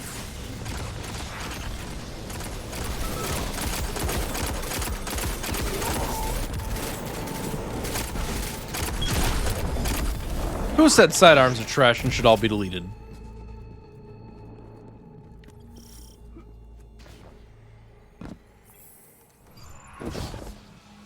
Yeah, I might be willing to do a couple master ordeals. What could the Red Legion possibly be drilling for? Yeah, it was me. I said that. And I stand by it. This thing's terrible. I mean, it's actually pretty effective, but it feels so bad. Like, I don't know what they were thinking making this weapon in the game, honestly. Like... Chat, did you guys know that hand cannons were originally intended to be special weapons? In the beginning of Destiny 1? Like, before the game came out, that was their, original thought. So they were gonna make them special weapons.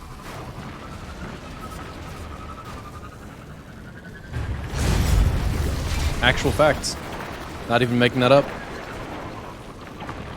It's a good thing they made them primary weapons, that's for sure. But at the same time,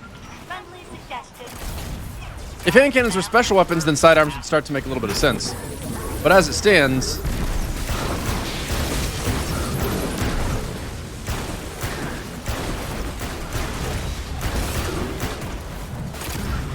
I'm just kind of left wondering, like, why do sidearms exist? It's like they made hand cannons and like, okay, we got a primary that's like a pistol type weapon.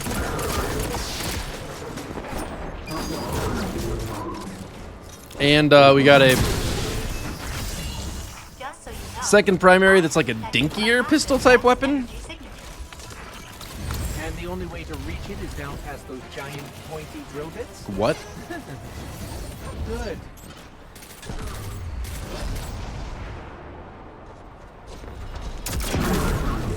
Angry True Vanguard noises. I mean, maybe if you play on controller, it's worth considering them. I could say that, but they look stupid. They sound stupid. They don't make any sense. Like, why the hell would a sidearm make any, like, in terms of damage, just from like a, I mean, immersion perspective, a hand cannon just makes, like, obviously would be more damage. It's just a bigger version of the same thing in the same slot with similar perks. Like, what unique value do sidearms bring to the table? I mean, I guess if I had to say any one thing, it would just get fire accuracy. They do have that. But they just shouldn't exist.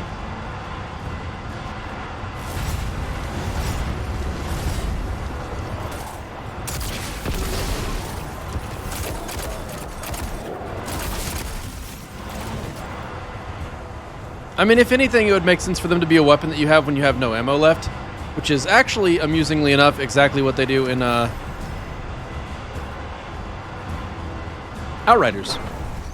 think it's lined up, right? Goodbye. Oh.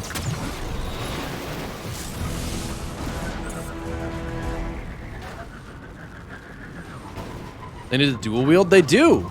Like that, like, I'm not memeing, not being funny right now. It is actually a big fuck up that sidearms can't be dual wielded, or that you can't equip them in one hand and have there be some kind of benefit to the fact that your character's equipping it in one hand. I mean, aesthetically speaking, they are exactly like hand cannons, but weaker.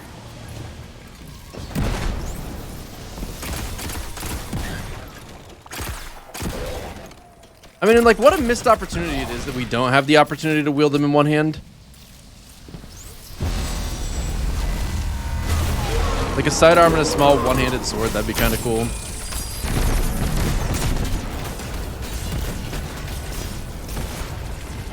Can you fucking not, buddy?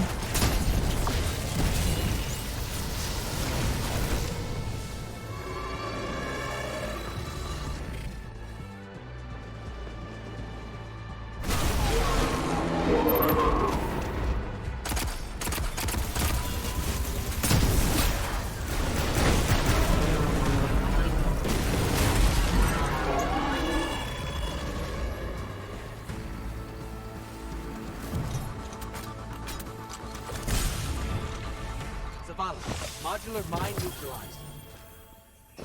I mean, I don't know. I feel like when you design different kinds of weapons in a game, making multiple weapons that overlap in basically every way, aesthetically, is a bigger mistake than having weapons that overlap mechanically. We did it. We did a great job. Because mechanical overlap Technically, the captain just means there's variety of options. That's just balance. But aesthetic overlap means that things just, whatever one feels worse is just going to be a less popular option.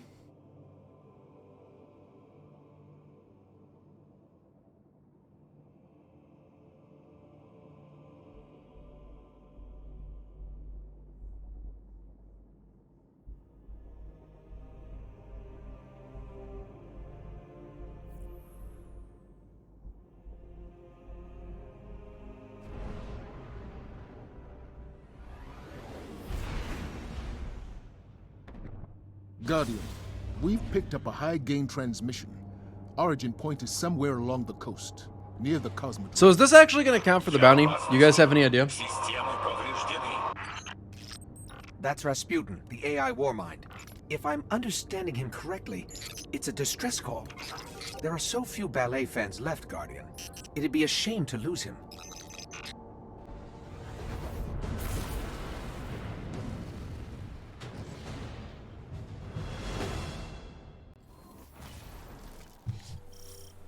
You know, I haven't done the strike, so we'll play it on account of that. Assess the threat and aid Rasputin. A threat to the who? Warmind is a threat to the city as well. Yeah. Trace rifles have the potential to be really cool, and they're just not.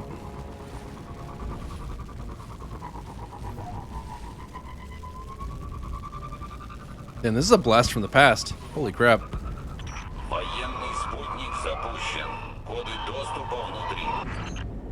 Heads up. Rasputin's dropping a warsat in from orbit. It's got the codes we'll need to access his bunker. I would expect another hiatus, Immortal Seeker, but I'm not sure. My go-to would be to expect one.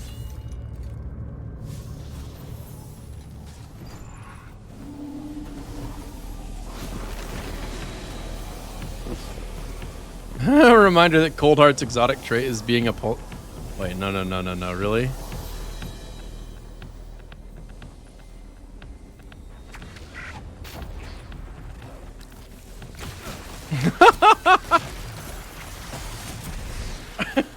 Okay.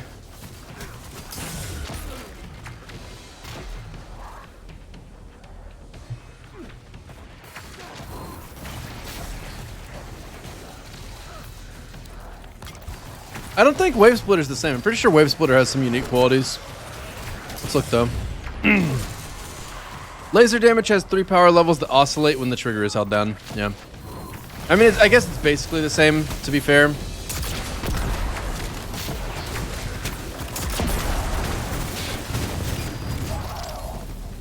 Sorry this is taking so long, but these sequences are incredibly complex. Plus, I'm actually not that great at moving,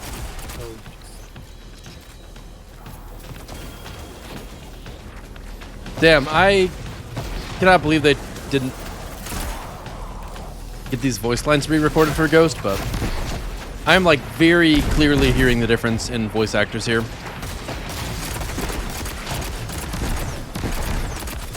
Okay, I hate this thing. I absolutely hate it. Hip fire without aim assist. Why?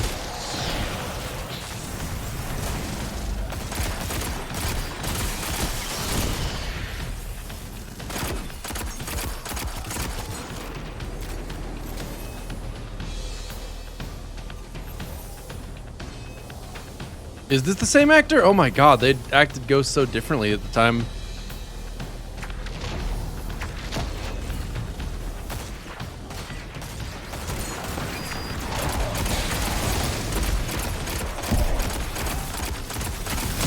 Why do I still have this?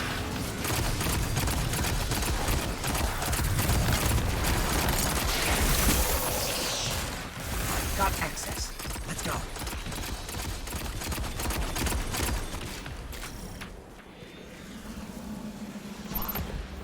I don't actually remember where you go.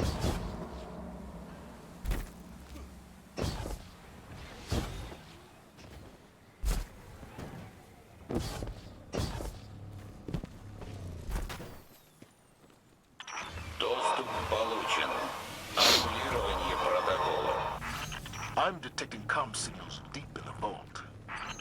Anyone with a radio could have picked up Rasputin's distress call. If we don't shut it down, half the Cosmodrome could be at his front door.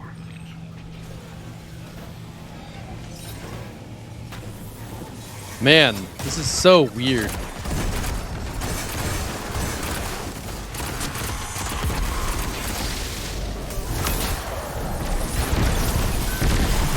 Haven't been in these rooms in literal years.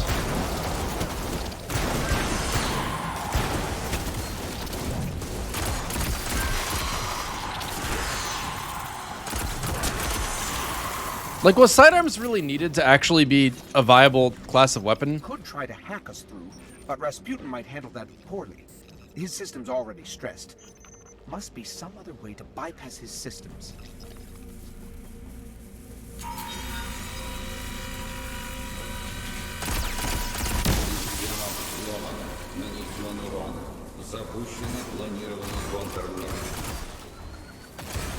Anyway. That sounds like it hurt.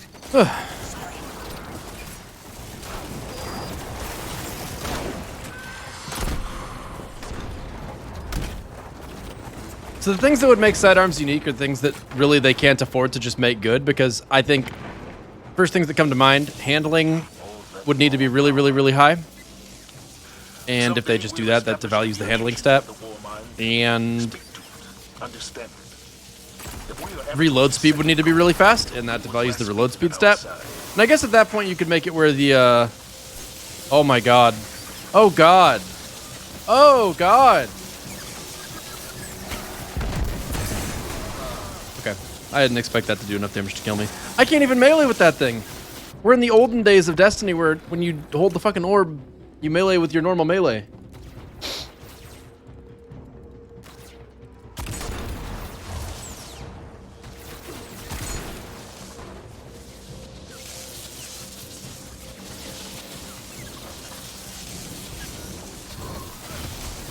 I mean, I think the Destiny 1's content was definitely good.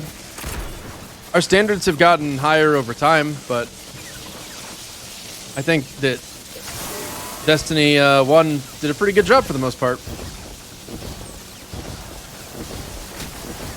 Not again, motherfucker.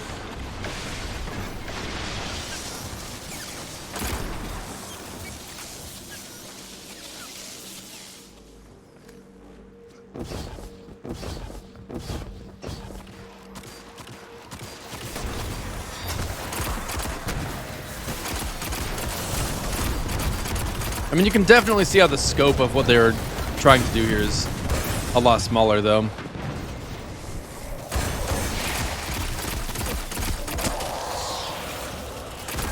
That felt pretty good.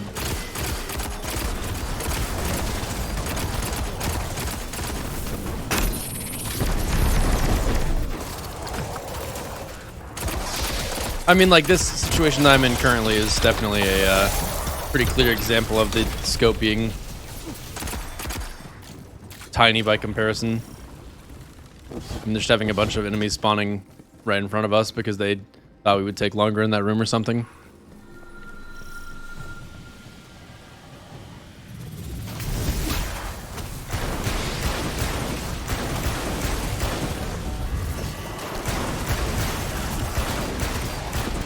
Wow, missed him all 3 times.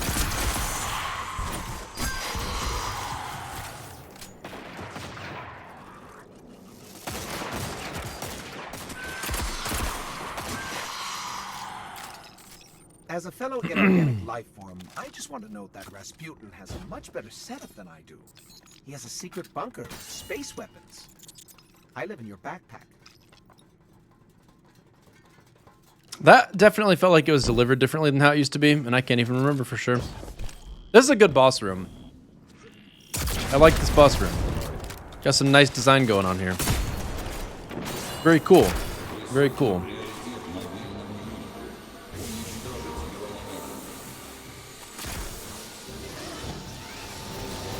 That weapon looks this thing looks exactly like just a turned sleeper simulant. Shank's been modified to crack his system. Let's take it out. Oh, great. So they did change one thing about the strike. Oh god, if this is the level of change they make to Vault of Glass. Atheon with immunity phases, chat. It's coming.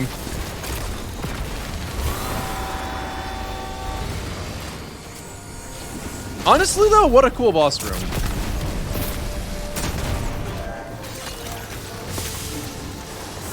Like, that's actually pretty sick. Just plates moving, electricity, like, shifting up and down these columns, and between the plates, apparently. Those exposed batteries or whatever these are. So many different environmental dangers. It'd be really cool if you actually had to pay attention to them. Which maybe you will for a Nightfall. That's a kind of cool thought. Teleporting Shank I'm not a huge fan of, but it is what it is. Oh my god, I forgot about this last phase. This is a really good boss fight.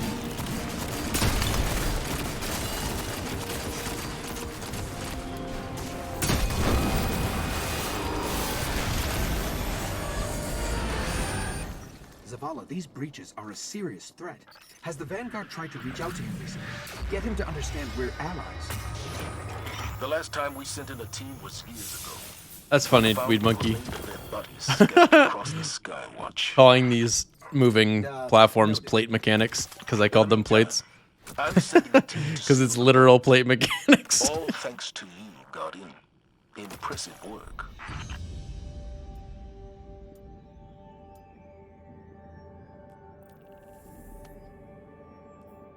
That was cool. I mean, the rest of that strike was pretty lame, to be honest. But I mean, you can see such clear differences in the way that they would have us navigate strikes. Like, it's usually pretty much just point A to point B. Okay, I'm busting out the paint. So, like, let's think of that the pathway for a moment through, like, I don't know, hollowed layer. You know, you spawn in, you sparrow into the entrance, you're in the entrance going down, you kill some enemies until you get to that captain where you kill him, open the door, you're at that area where you're going under the big dude with the scorch cannon, you just run past everything, past that water wheel kind of bit. Then you get to the room with the plate that you stop on for a moment before fighting the whatever the fuck it is, the fallen walker. You kill it, you run around through the lava kind of stuff. You're in the next room with the ravagers or whatever they are that hold up the 2 torches. You kill them, run to the room with the 2 plates, stop on the left plate, stop on the right plate, proceed forward through to the abomination, run across the bridge, finally see the fanatic, run across his bridge. Then you're in that one room where you go, like, you're supposed to go kind of around then up. has until you finally get to the boss fight, right? This is a really great line. After that, like, it might help you visualize as I'm saying it, but I'm sure it's completely nonsensical looking at it after the fact. Quite. The Vex were very active there when the Exodus Black first arrived. And then with that strike, it's like you spawn in, go down the hill, run through all the various Sparrow nonsense, and then you get to the part where you defend for a while at the Warsat, and after that, you kind of loop back around this way to go into the bunker. You're in the bunker, you fight in a room for a while until you unlock the thing at the back, at which point you go to the close side of the bunker again, into like some ductwork kind of stuff, where you're in the electric hall. You go to the end of the electrical hall, you come back from the end of the electrical hall. Like, the movement is a lot less just kind of in a straight line through activities, specifically with the Warsat part where you drop down to the doorway, and the electrical shank part where you go to the end of the hall, then come back, as well as the, even the vent thing in the other room. You go to the far side of the room so that you can open the vent and shoot it, and then you have to go back to the side where you entered for the vent. Like, they kind of make you double backwards pretty often, which is a lot more interesting, in my opinion, than just the kind of straight line approach. I mean, you basically just walk forward killing things in Destiny 2 most of the time. And I wouldn't say that the strikes overall were better by any means, but I think that aspect has been lost. And I do think there's some possibility it would be not particularly intuitive, and that would be confusing for people that don't have a very good HUD. I can't believe I'm saying this, but I think back and felt like I had a really good time doing the strike on the moon from Destiny 1, sitting in the small room with patience and time until it ended. In hindsight, not great mechanics, but you liked it. Strike on the moon. You're talking about the summoning pits with Fogoth? Summoning pits featuring Fogoth. I should start saying featuring for the boss names. Can't I draw? I'm okay at drawing.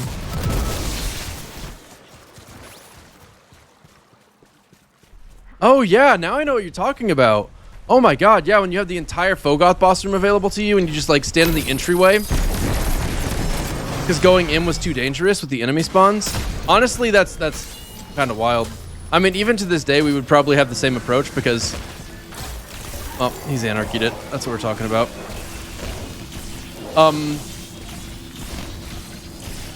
People don't really think about spawn rotations for enemies.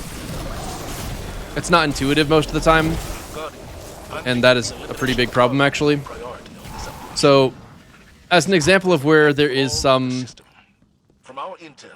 unpredictable spawns that require you to rotate around the room differently, and I think the Praxis boss fight, the one that you fight next to Aramis's frozen body, one of Aramis's council members, I think it's the last one you fight as well.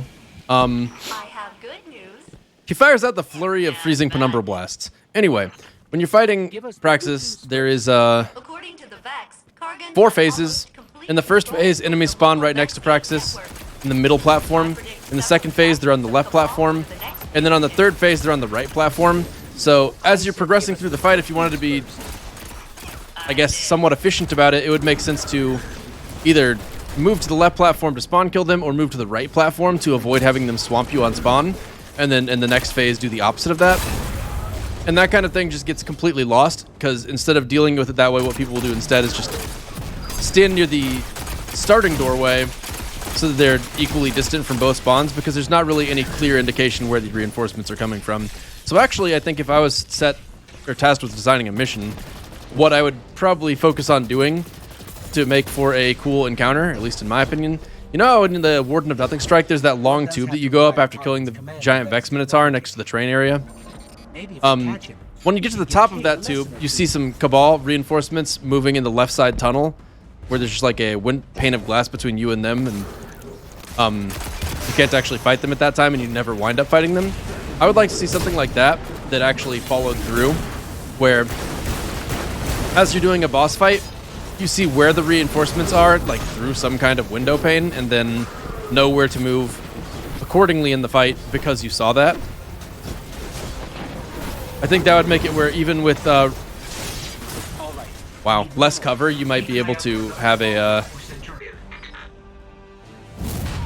nice, kind of a dynamic experience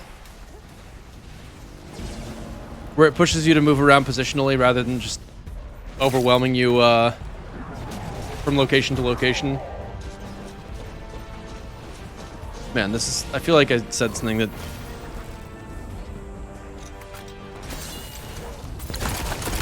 like what I said isn't abstract at all, but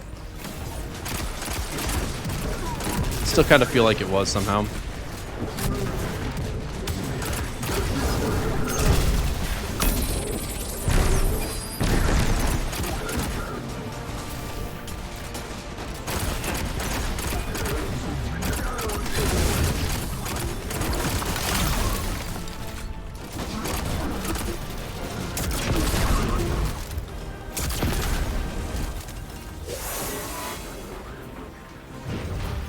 Good loadout for trying to solo Prophecy. You're going to want different loadouts for different encounters, and depending on what character, you might use different gear. So, I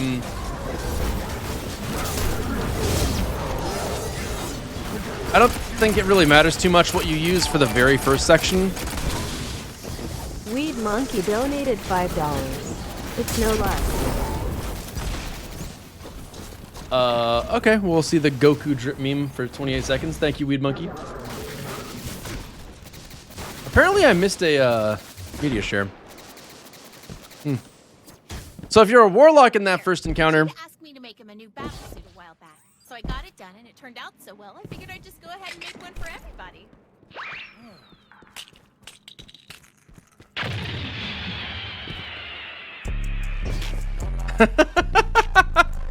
my god.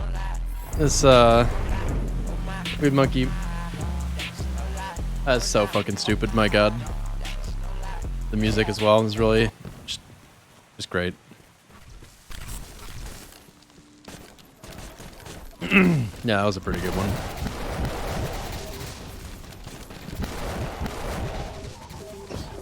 Okay, so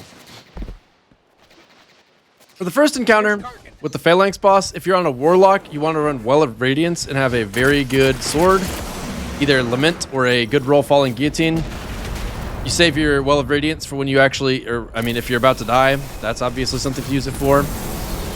But otherwise, you save it for the DPS phase, and you don't start a DPS phase without it. And then you just sword the hell out of him with those swords.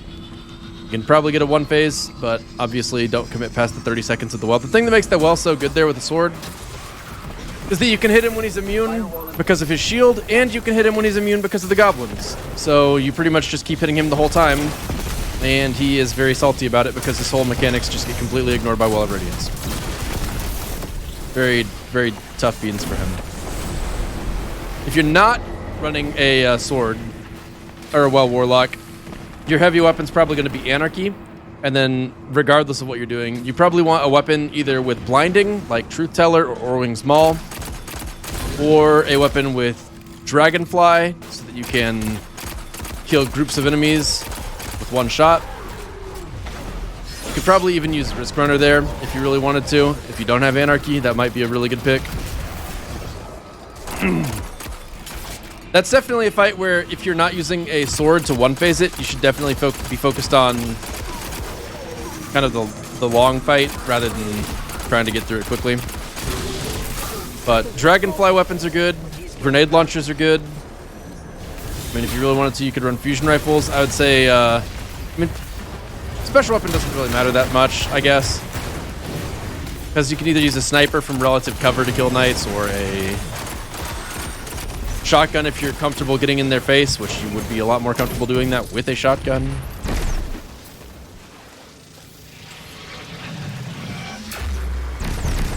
But Anarchy is probably the second best choice there, and it's best for sure for the next encounter. I could keep going on this, but I feel like it would be a little better to answer specific questions about specific encounters, because you do need to change your loadout on an encounter-to-encounter basis there. Data artifact here labeled Oxa. It's heavily corrupted. but I'm able to make out MSund12 from the access log. What is Yeah, I mean, you Oxa could and still who run was Mountaintop and Prophecy. That's MSund12? true. Those are questions I'm for not sure another that would day, I be suppose. the go-to. But for now, well done. Because like Truth Teller or Truth Teller or Wings Mall, if you have blinding on either of those, is definitely a very, very good option. A big advantage of the Truth Teller or Wing Mall strat would be in that first encounter against the Phalanx boss, the knights have a tendency to get really horny and it bonks them so that they go to horny jail, which is a really effective way of preventing them from coming behind the wall and killing you in cover. It's very sad. 2 more playlist strikes and we're good with that one. And then we got to do a bunch of stuff here. But that's over the course of this week. No rush.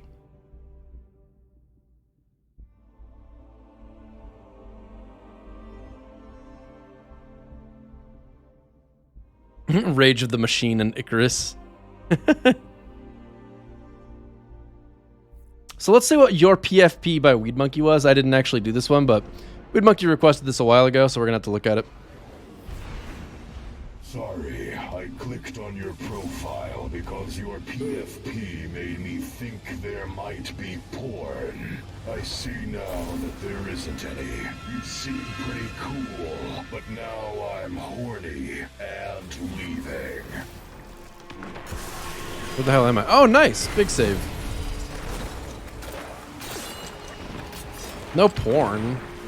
Why'd you have a profile picture that makes it look like there's porn and then not? Oh, no, wait, no. People do that all the time on Twitter, don't they? It's like their whole thing. Put it on YouTube too with thumbnails. I mean, it's not a profile picture, but people try to debate you into thinking there's lewd content all the time. That is how they get you. It's actually crazy to me that people like that have any followage. Like, I see people trying to bait me into looking at something, and I immediately lose any interest in looking at their content. Like, if you have to bait me to get me there, I'm out. Unless you give me what you baited me to look at, you know? Soaking through your skin. You guys feel me? Ash the dew I'm thinking like YouTube comment.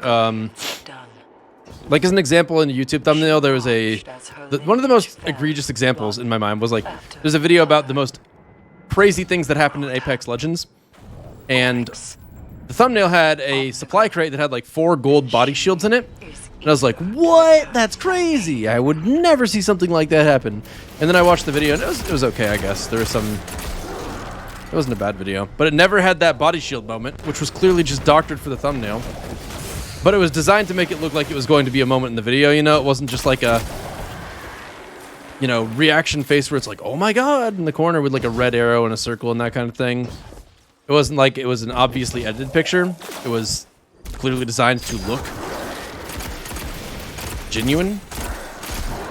And I was like, okay, well, since you made me think something crazy happened that did not, I am never watching this channel again in my life.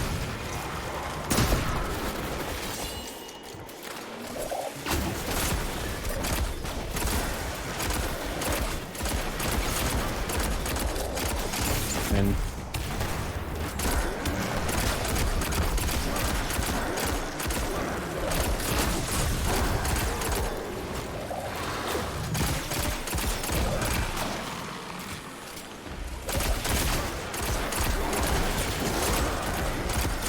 that said, I think it's probably still a pretty effective way to get people to watch your channel. I mean, if you do anything clickbaity, I mean, clickbait does get people's interest.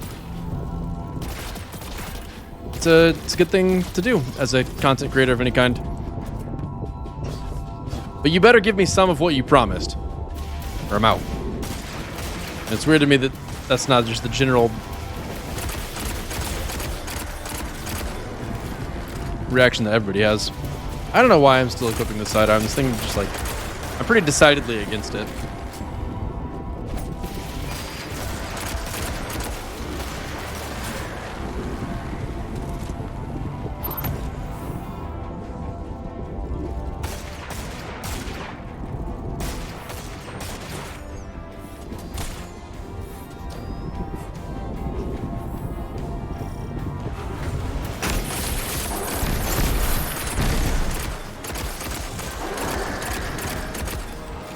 feels so dinky.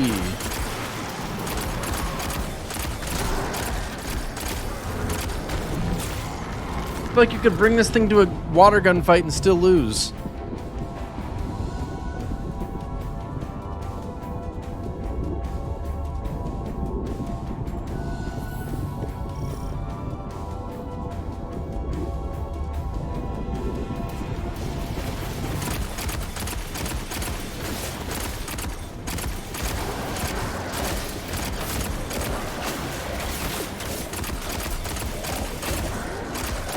Where's the range, though? I'm gonna use a primary with no range. Why wouldn't I use something good like any SMG?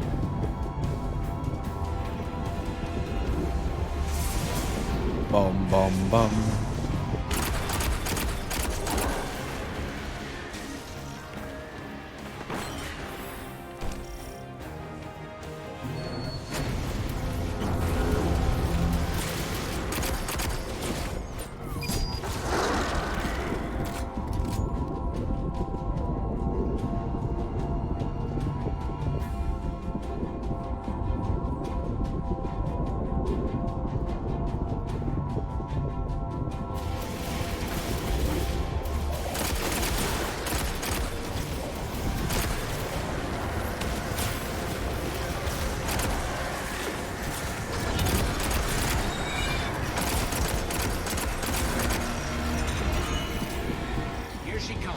Why would you put spikes there? What is the function of this tower? Also, how the hell did someone get up here so fast?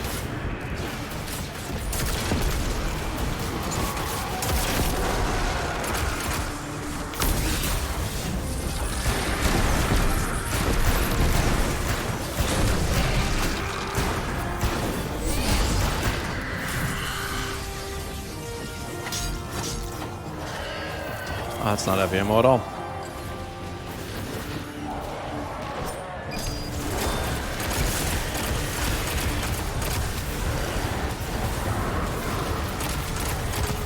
Man, I've got some competent ass players on my team.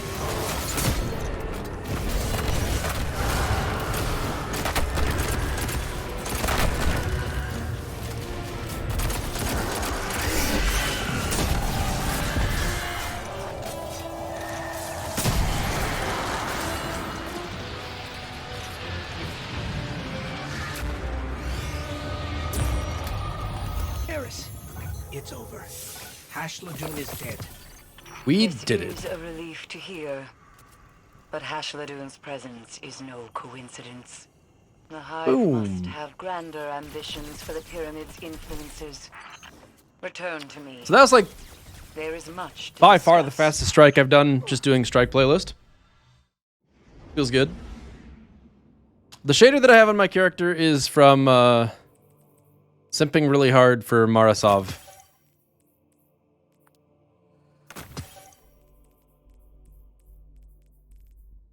Ooh.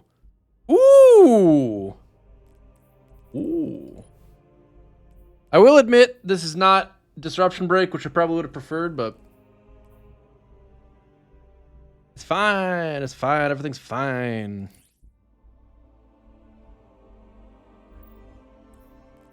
I'm gonna try out the eternal blazing. And we're gonna admit that brass attacks is garbage. I don't want it. I don't care about it. You know what's silly about what I'm thinking right now is I'm looking at this eternal blazing, and like part of what makes me like it is the fact that it's an Amalon Scout. I just like Amalon Scouts. They feel good. They look good. It's cool. Yo, no thank you, King Vuko. That was such a fast strike because you were just killing it the whole time. It's good stuff. You have a better one? What did yours have again? I know it had Disruption Break. Was it Rapid Hit Disruption Break? I think yours, if yours is Rapid Hit Disruption Break, I think that would be better. One for all is not bad for a Scout Rifle, though. 'Cause, I mean, Scout Rifle fighting from a distance, just plinking 3 enemies before committing to hitting any of them for any significant amount of time, that's fine. Because the thing is, like, normally you don't want to bother proccing it because, you know, you've got enemies Right. Well, there goes that ammo. I cut the Vanguard link. Too many voices for me to focus. The Fallen are wrecking the ship, scavenging my circuits for parts. Thanks, Long Pike. Can you tell me the full roll on yours again, Vista, if you're available to right now?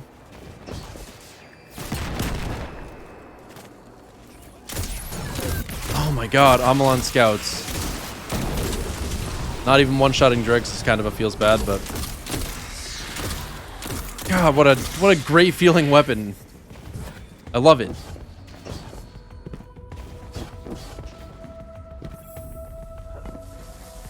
Light mag range masterwork. I'd like the range masterwork. Light mag, I'm not sure how I feel about. Definitely not bad. I'm gonna change sides. Oh, That is Exodus Tech. If you care about Ghost, keep Arc and we love Amalon. away from that machine. Please care about Ghost. The only thing is you can't refresh Yeah, a little shock might give him fine. whatever it is. But that's fine.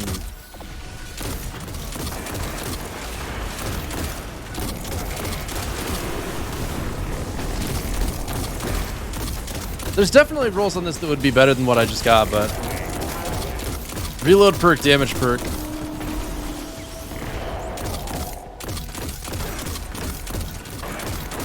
Never really, a bad option.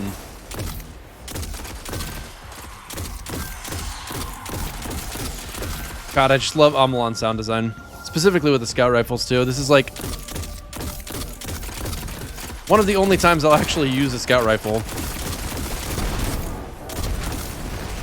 Makes me wish I had places to get value out of it. Barrier is down.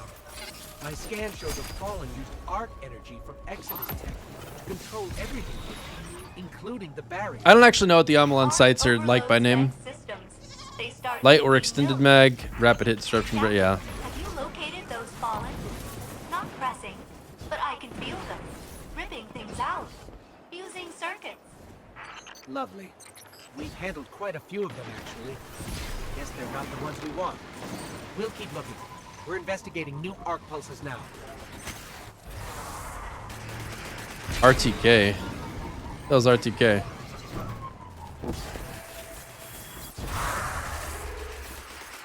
Can you hear me now? I'm back. Oh shit, Cade's back, chat. I'm so glad I can hear myself in the feed again. No. Oh yeah, Randy's throwing knife, that's right.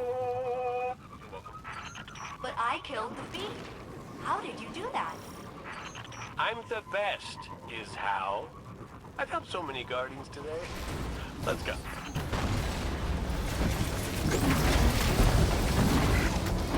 Time to dive, buddy.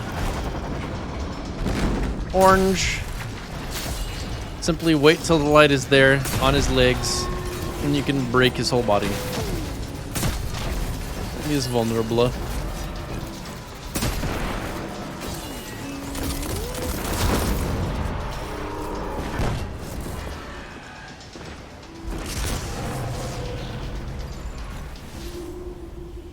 Well, I care more about the visual look of them than the stats on the sights with Amalon weapons. Any weapon where the sight actually changes, the stats don't matter as much as the actual visual sight for me. Just because I want to be able to actually see what I'm aiming at. And whatever gives me the clearest visual I can see is my favorite.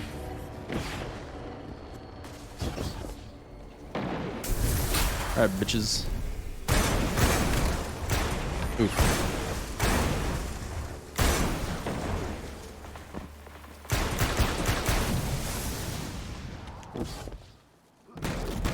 What was that? What was what?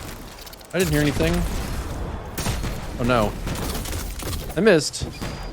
Pain.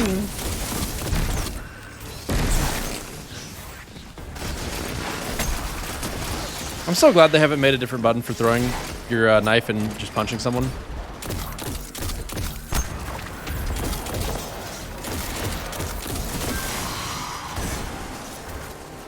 I wonder what's preventing them from doing that. I mean, that has to be one of the most commonly requested things.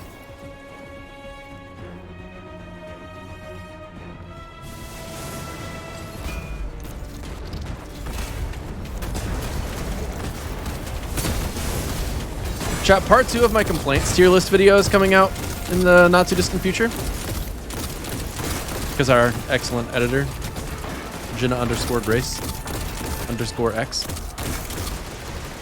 is nearing the final parts of that process, and I'm pretty excited to see it. Last time she did a really, really good job with the editing.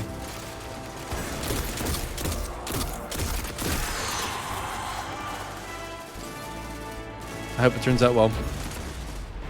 I have plenty of faith.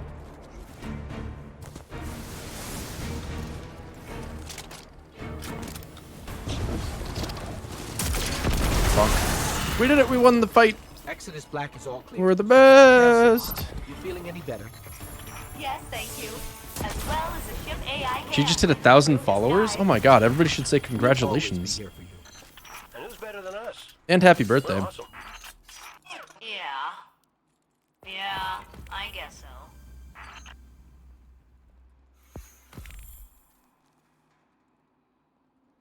I am not going to play Showdown because it's not available. It's time to do that other thing. Woo, we made progress. Let's go. That's a pretty cool Vanguard emblem that guy had in the middle. Maybe not the happy birthday part. So modest. Oh, hey, I finished the season pass.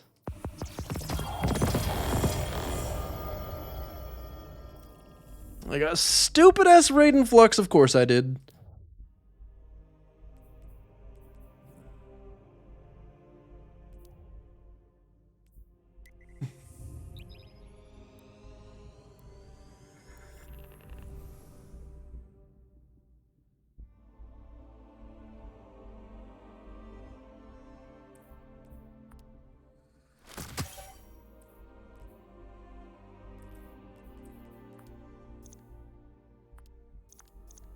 I do not remember this piece of gear at all.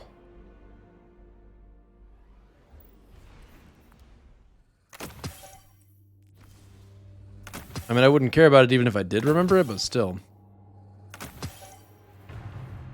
Hey, look, it's a garbage Raiden Flux. Let's go!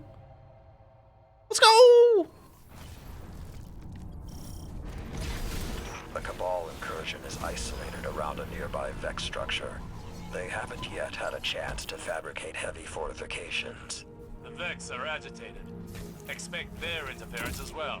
Go show them the power of humanity's champion. I'm gonna get some sniper kills, boys. Wait.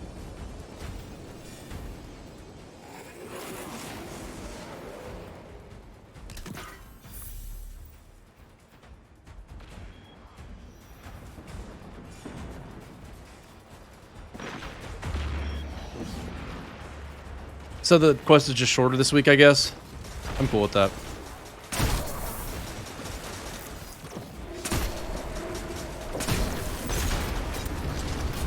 I miss when this weapon had Outlaw on it. Outlaw is a better perk than... Does it have like no distractions?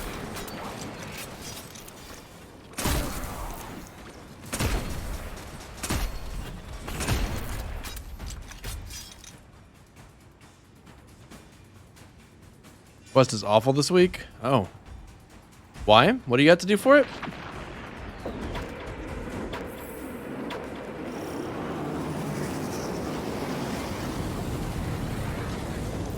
Why does Bungie like nerfing gear? Why do they enjoy causing us pain so much?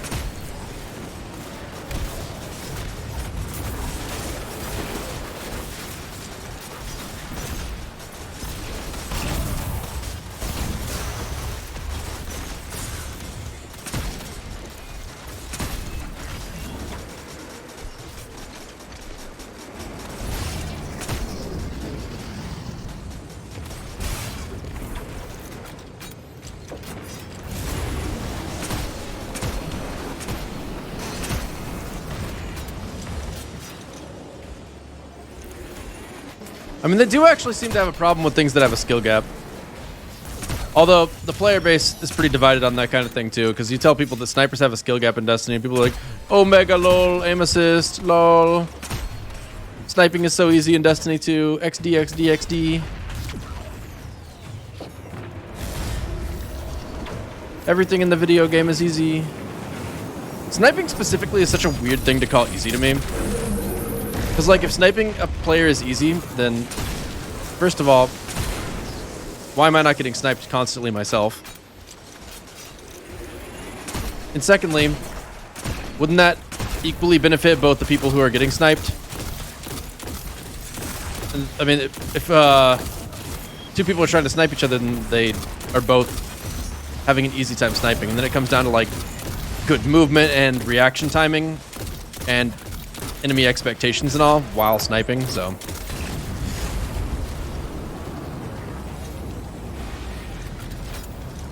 I mean, I don't even think sniping is easy for good players, honestly.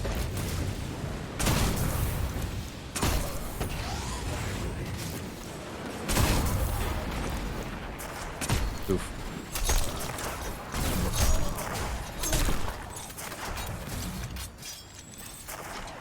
Oh no! Oh no!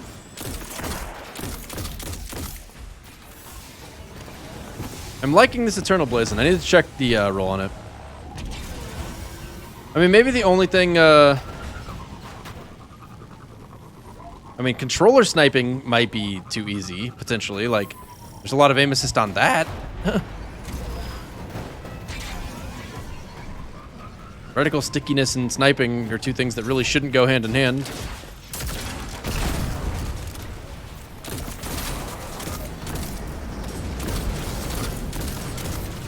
I think hipfire grip should be a mod for the barrel. Like, I mean, obviously it wouldn't make any sense for hipfire grip to be a quote-unquote barrel mod. I just know that the barrel options are the place where I think it would fit more on the gun. Because, like, if I had to choose between full bore and being able to hipfire grip, I might choose hipfire grip under that circumstance. But being as it is, that would never happen.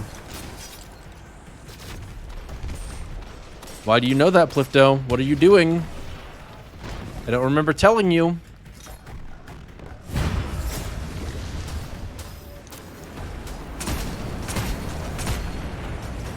I mean, I think shotgunning is always going to be popular in Destiny because it is by far the more versatile special weapon. The only time snipers really get their value is in something like elimination, where being able to get the first pick is really, really valuable. And snipers give you an opportunity to do that shotguns just don't. Shotguns require some level of risk with a push, and snipers do not.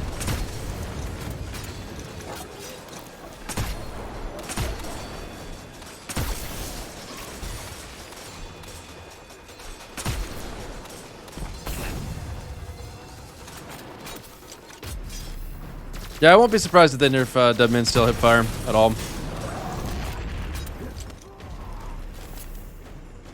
That said, I won't be terribly surprised if they leave it alone too.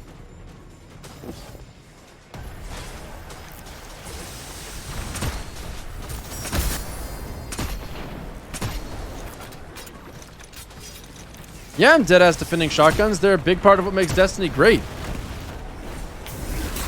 I mean, movement in this game would be fucking pointless if you couldn't actually kill people with it. And it still requires an aspect of aim, too. Like, I've missed shotgun shots. It's another one of those things where people are like, oh, shotgunning is so easy, XD Limfow, but you miss a shotgun shot and the enemy is going to shotgun you instead.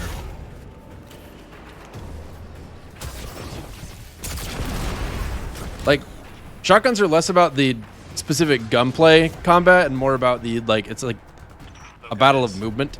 Picking apart the Vex like carrion birds. You do need to aim with a shotgun. There is no glory in what the Cabal are seeking. That's a fact. It is definitely possible to miss shotgun shots. And if you think that you don't have to aim when you're using a shotgun, it means that you're playing people who are bad because they make your shot really easy for you. But like anybody who's decent at the game is going to be sliding around the corner, double jumping with stompies, Icarus dashing like either rounding corners or right into your face or just deliberately to make you miss your shot. Like,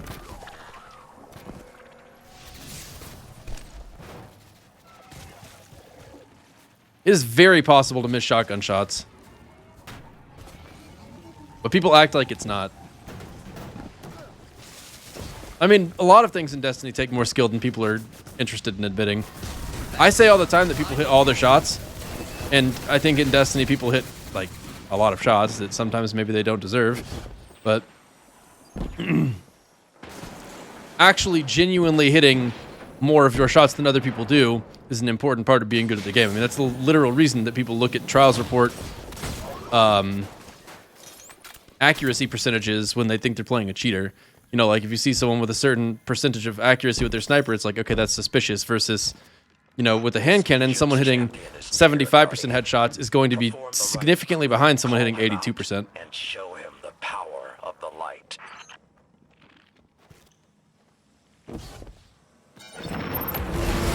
Did you know that if you're standing at the Grand Exchange and cannot remember what construction materials you need to build the next upgrade in your player-owned house, you can click on the construction skill icon and click on what you want to build, and it will tell you the required materials without having to Google anything? Okay, if that is specifically at the Grand Exchange... Hold on, what?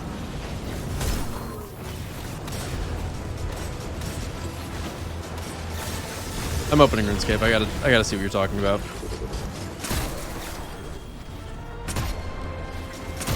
Because if it's just the skill guide, I know what that is. But if there's something unique about doing it at the Grand Exchange that I don't know about, you might have just taught me something. You might have done it.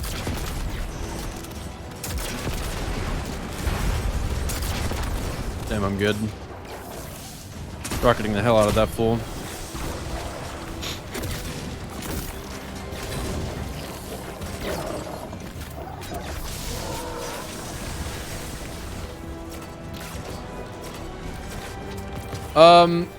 Basara, can you... Oh, wait. Are you in agreement with Astacross that aggressive frame shouldn't have quick draw? Oh, no, I'm not. Not at all. I think quick draw is a very important perk on shotguns, and it is a major part of what makes them worth running. Because, like, the way I view shotguns is that they are the... I mean, like I have said earlier, it's like a versatility tool. Snipers are good for getting long-range picks, which is very valuable in elimination. They're great for flashy plays if you wanted to make a montage. Haha, nobody does that. Because this game's PvP is in such a sorry state that a montage of Destiny is just inherently unimpressive a lot of the time, Smo. Hate to see it.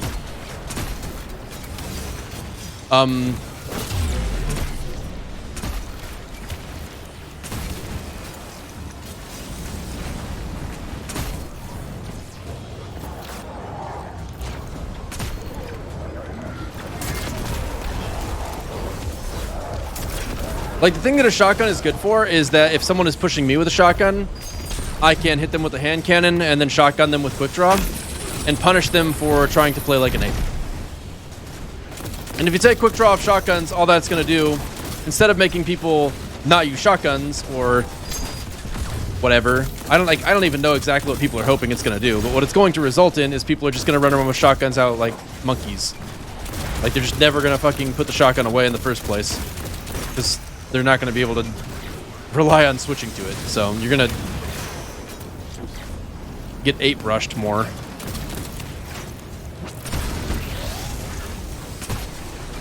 That's not going to do.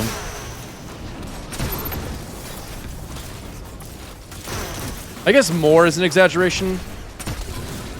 I just don't think you're going to get rushed any less. So the annoying part of shotguns is just going to stand. Unless people find the annoying part of shotguns to be that when they try to rush like an ape, they're getting punished for it, in which case that, you know, you'd be right there.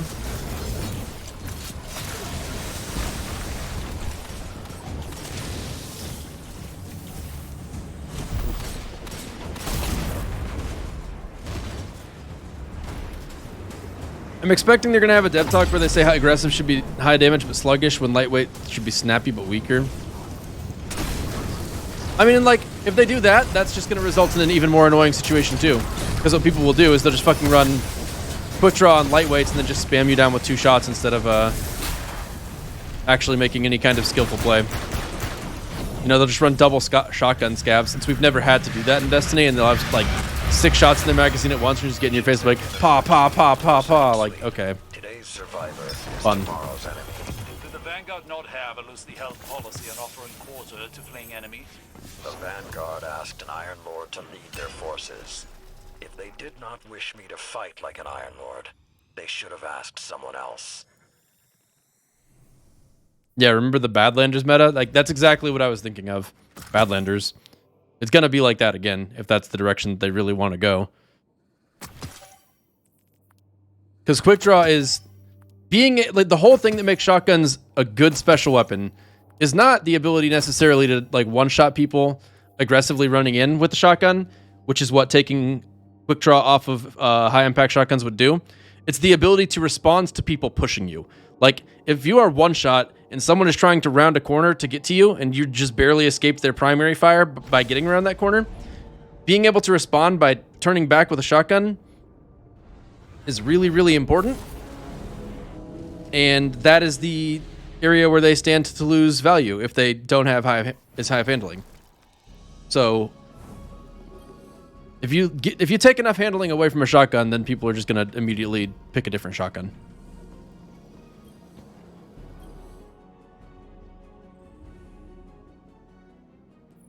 I don't know if I agree that shotguns have too high of range or not. Like on the one hand, I can see where you're coming from with it. Like they do have kind of long kill range sometimes. But on the other hand,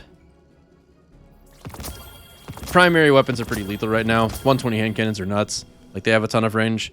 And I feel like all that really matters is that you actually get good primary fights some of the time for the game to be in a healthy place gunplay-wise.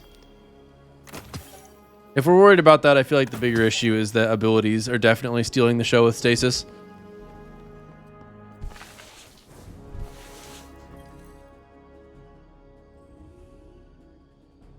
Wasn't Crow supposed to be here? Where's that fool at? I don't have all day. Oh, he wants... Probably over here. Brawly.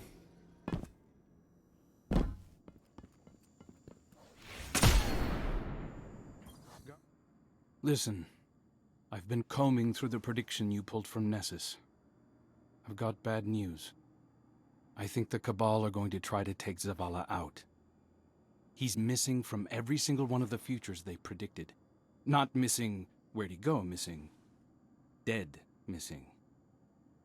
Osiris says there are only possibilities, but I think it's the real deal. Zavala has refused to work with Keitel. It's in her best interest to remove him. Sends a strong message. Glint can't pinpoint a time and place yet. We need more information. Word is, the Vex have always had trouble predicting you. Maybe that's our edge. What do you say? Want to help prevent a prophecy? Damn, that was some of the most interesting dialogue for a story-related activity in the game. In my opinion. Crow's eyes are stern, his voice is strained with worry. I didn't get that vibe, but whatever. He tells you he's swung by Nessus, stopped a Vex conflicts near where you hit those scions. He's worried, had to ease his mind. Glint tapped them into them and managed to dig out a corrupt Cabal transmission from that site. It could be nothing. They traced it back to Europa. Crow would feel better if a friend were to check it out. Uh-oh.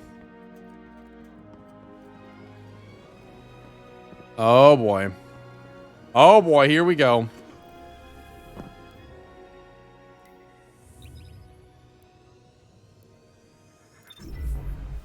I see you, Isaac, by the way. I see you. I really don't want to use Wish Ender. As much as that bow is really cool, this shit's obnoxious.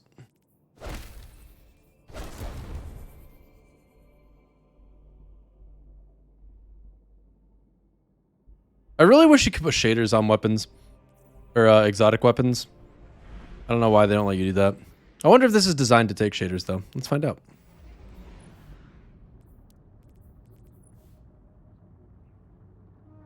It is not.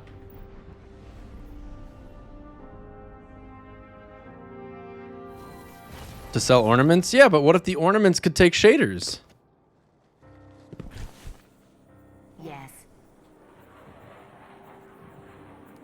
I'm glad you caught that, Flifto. Oh wait, hold up. I forgot I was going to check that thing in RuneScape.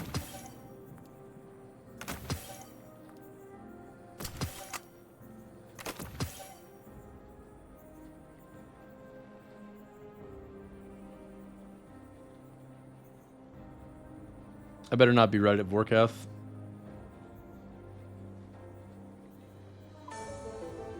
Brilliant.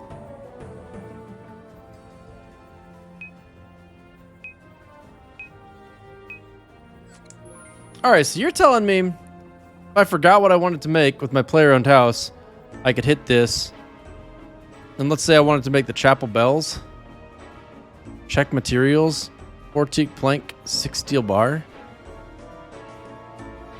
I don't think I need to be at the Grand Exchange for that.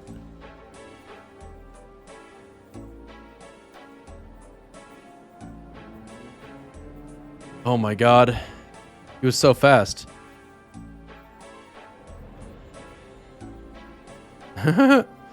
Alright. Definitely not at the Grand Exchange anymore.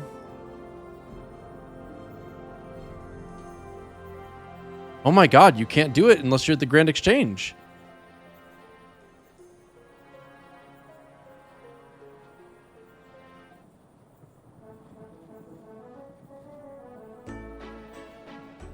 No way.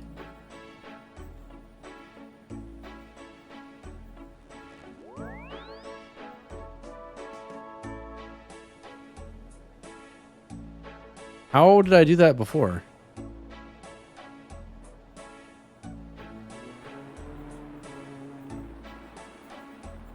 Okay, so just left click to check materials. Let's just walk away one more time really quick. No, we're just go to the other end of the earth.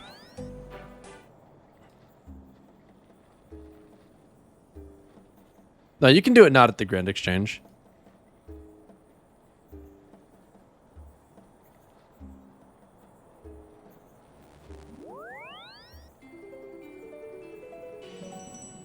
Nonetheless, I had no idea you could do that. Like, I didn't know you could check materials there. So, you know, you taught me something I didn't know. That's crazy. That's a really handy, handy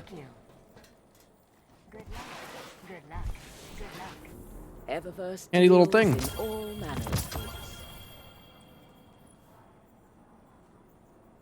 always a pleasure. Take as long as you like. I can wait. Descending Potato, that was RuneScape. It's the greatest game ever to be made in 2001. And it's still popular to this day because it's actually a good game that gets consistent updates and has a really active community. Perhaps a barter is warranted.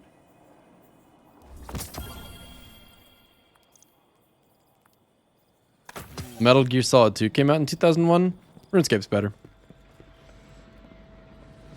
Halo was 2001. RuneScape's better.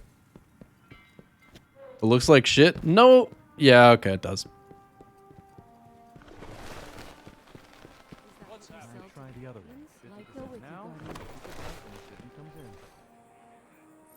What do you need? I like how it looks too, but objectively speaking, I can see why people would take issue with that specific aspect of it. It's definitely, like, I like the way it looks, but it's absolutely not a selling point. What do I still have at the Postmaster? I'm not saying Metal Gear Solid 2 is good or bad. I'm just saying RuneScape is better. Checking now. I mean, Halo 3 is better than Run Escape. But just Halo? Nah. Absolutely not. OSR's selling point is literally nostalgia. No, it's not. OSRS's selling point is literally a player-driven economy that thousands of people participate in, if not tens of thousands and hundreds of thousands, and cool bosses and a long-form progression system and a variety of different paces you can play at that make it enjoyable for players of any kind.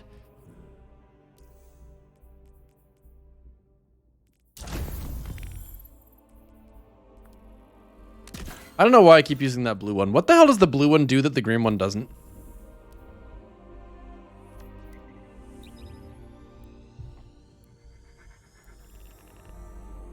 I'm still... Halo 2 doesn't count either, Corey. Unless Halo 2 was in 2001. Was Halo 2 in 2001? Plifto_ the Seeking donated $69. Oh my I don't god. have 1,000 schmeckles to give you, but here you go. Most brutal metal scream 2012 for 22 seconds. Let's listen to the most brutal metal scream. You guys ready for the most brutal metal scream?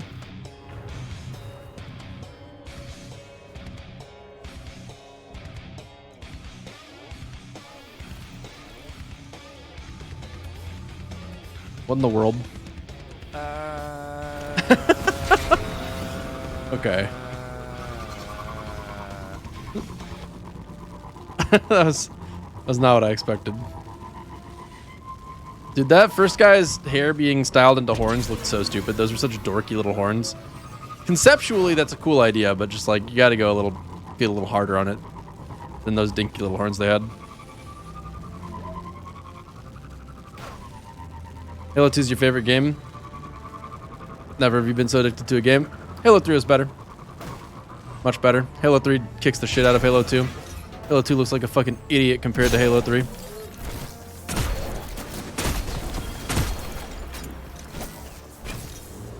I'm being obnoxious, but at the same time, I'm somewhat serious. Like, Halo 3 introduced Forge. It deepened custom games substantially. It created significantly more maps. It had a better fleshed out campaign with more secrets in it. It was higher community engagement with things like file share. Not to say Halo 2 was bad by any means, though. Halo 2 actually kicked ass, too. It's just, you know, hard to compare to a game that innovated so much over the course of a 3-year change. Halo 2 might have a better story. I guess I couldn't speak to that.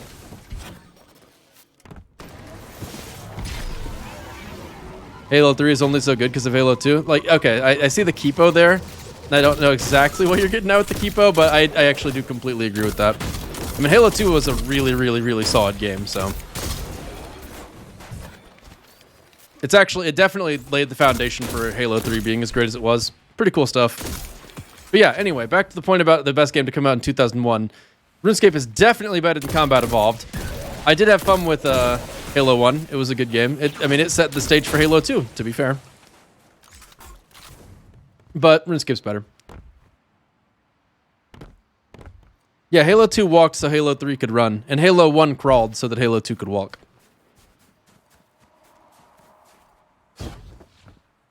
I mean, Halo 3 is actually, no meme, one of the best games ever made. If I was saying, like, if I had to compare Halo 3 and RuneScape, then we'd have to really, really think about it. Because Halo 3 had, like, it created a gaming experience that is basically lost in the present day and age, unfortunately, but goddamn was it cool.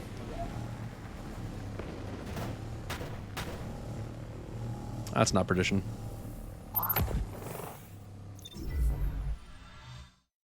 And then Halo Reach decided running was too hard and went back to crawling while Halo 4 went back into the womb. Yeah. It's about right. I didn't like Gears of War personally, so I can't really talk about that one. I don't have a good sense of it. Can we get some cast loves for Plifto the Sea King in the chat? Plifto, I can't believe you actually taught me something about RuneScape I didn't know. Have you ever answered where you actually were getting those things from? Because if you have, I've not seen you say it, but I'm very curious. But I really, really appreciate you not only, like, honestly, the banter of you just trying to find something in RuneScape that I didn't know was amusing on its own. And even though you found one finally, I'd be amused if you did continue to try and find new ones. And, your incredible generosity with the tipping is always just insane and above and beyond, so thank you very, very, very much, Plifto. 101 tips and tricks for OSRS. Oh my god. I can't believe that I wouldn't know everything on a tip and trick page. That's insane. Well, that's one more thing scratched off the list.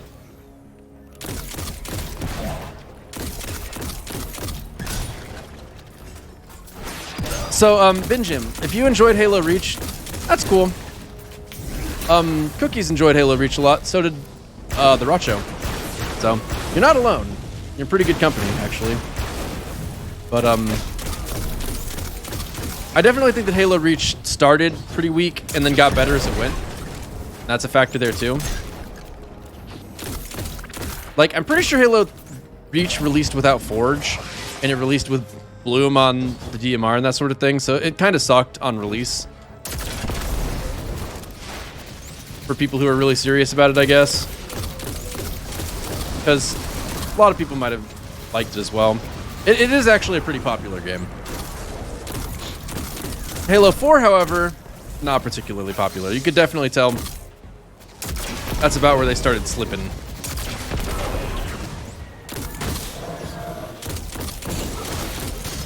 I actually like this scout rifle. It's kind of sick.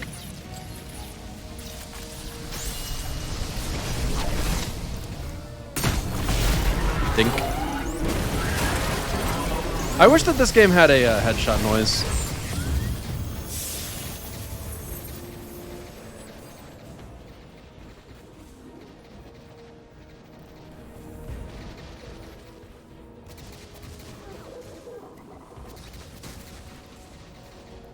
Yeah, it is a new scout. It's from the Vanguard.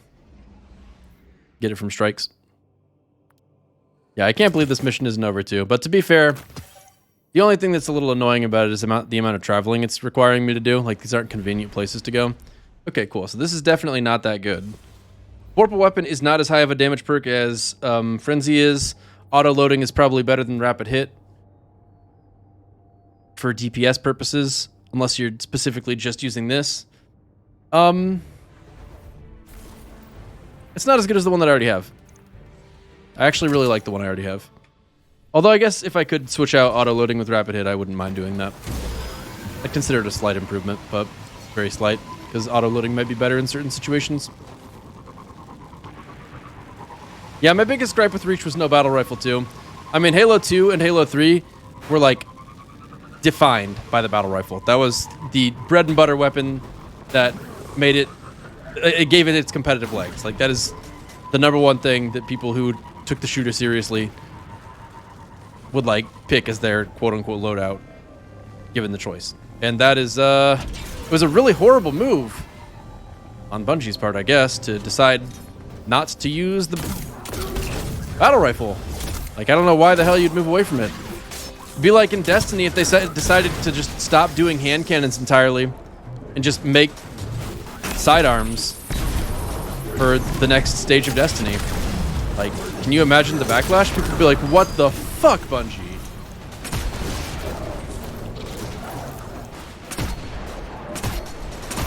I say me.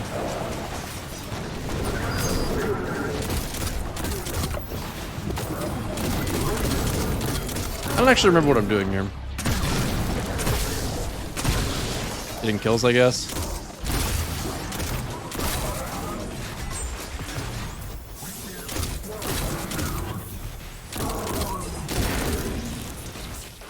Oh my god. What the fuck? Where the hell's Legion's anchor?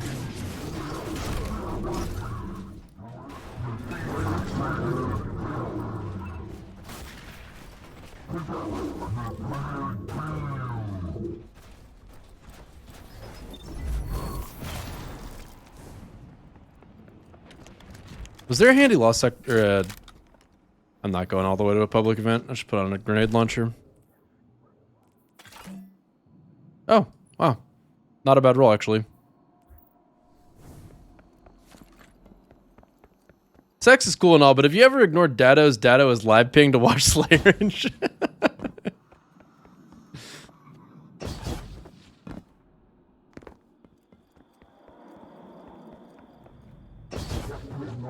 I don't think ODST was that bad. I think ODST was kind of cool, actually. Just because it wasn't a main Halo game, so it could get away with doing stuff that was very different from the level of power you expected Master Chief to have. I thought it was fun. I enjoyed firefights in it a lot, too.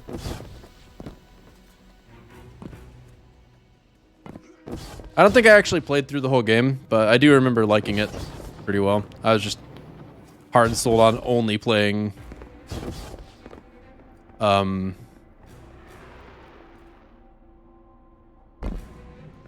Halo 3. I have no ammo. That's not ideal either. Any groups of enemies? Pain. It's not gonna do.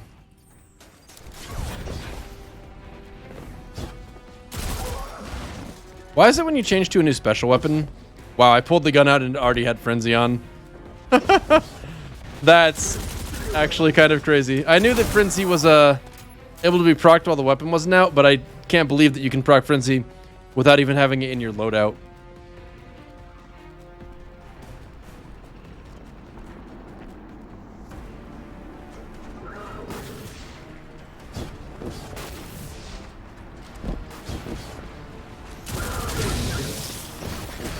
Dude, where are the enemies? Can you guys, like, try to kill me a little bit?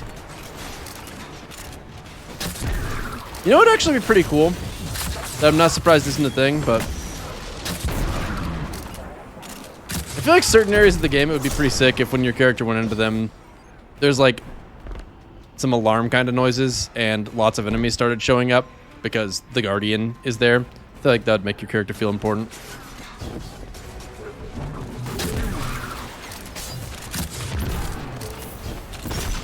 Oh my god, that was it? Holy moly.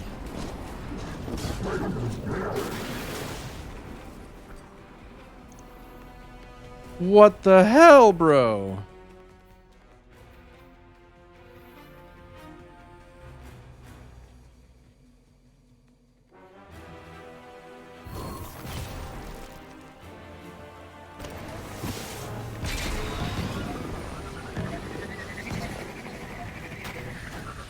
Thanks. I love you too.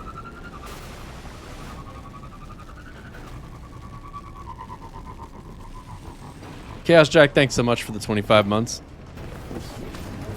Quest progression, EDZ.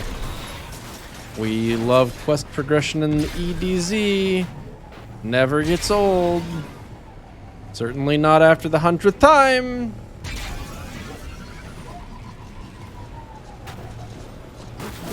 Bonk. Bonk.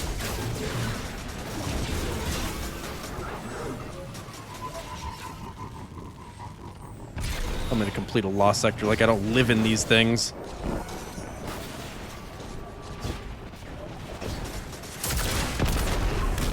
Nice health bar, bud. Very impressive.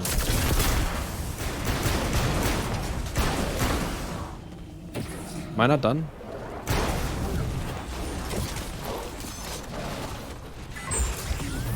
Oh my god! Stop! Oh, okay, good. Just visit Crow. Thanks. Holy shit! To be fair, though, I guess this quest line did make a lot of sense, because how the hell is the Red Legion or Keitel or anyone else supposed to predict that I would go back to age-old content and knock the dust off it and just kill some cabal there? Like, no way they could have seen that coming.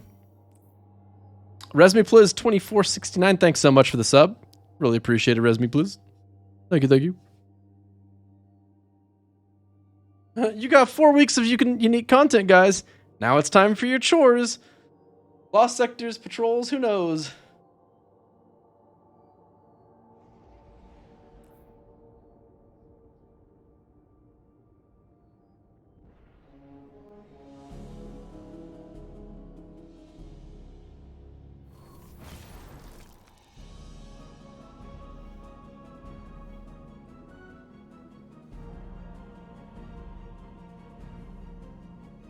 I should get those parts for Anna that she requested.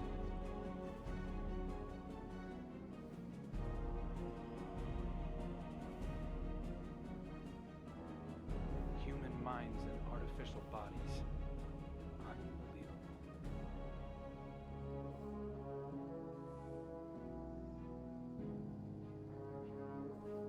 I'm trying to find something because I have a meme I want to make now.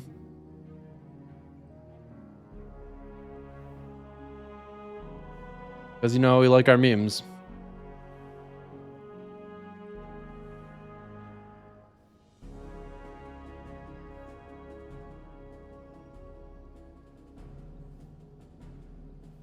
This'll do.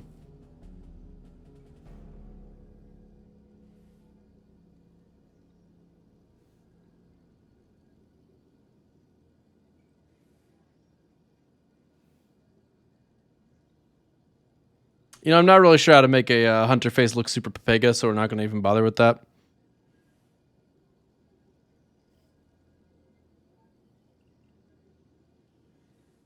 I'm going to need just a second here, chat. We're working on something extremely important. You'll see in 2 seconds, depending on which monitor this thing opens on.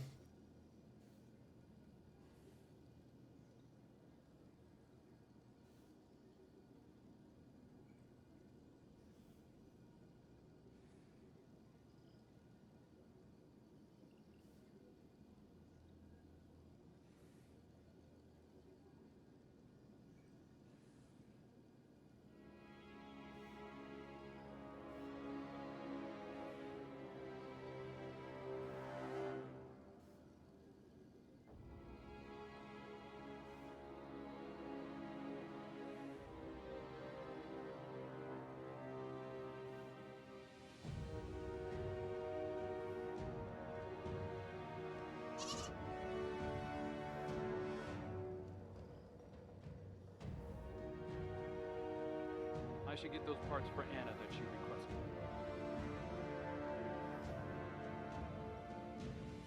This is a very simple meme, so we're like 70% of the way done, maybe 80. If I can just find the paint bucket, we're pretty set. But I cannot find the paint bucket because I'm apparently blind. There it is.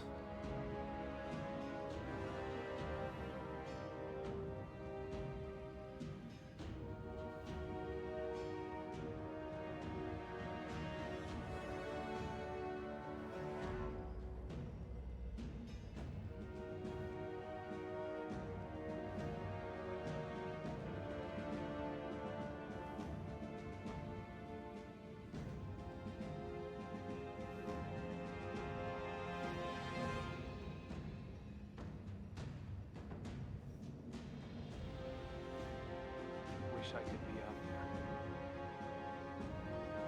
All right, now we just got to find the right font and we're good. Human minds in artificial bodies.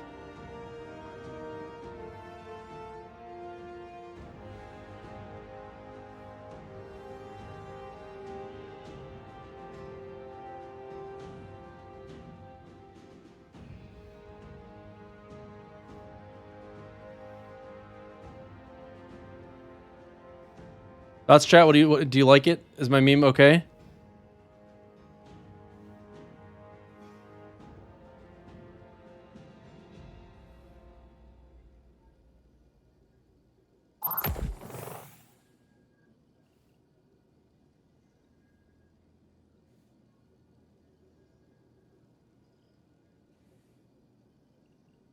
Post it to Bungie Twitter. Okay, well, we'll post it on Twitter.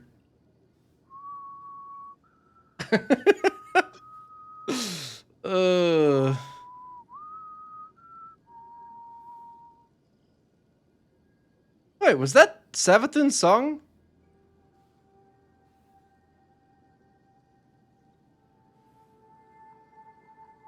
I literally don't know what I own. I should get those parts for Anna that she requested.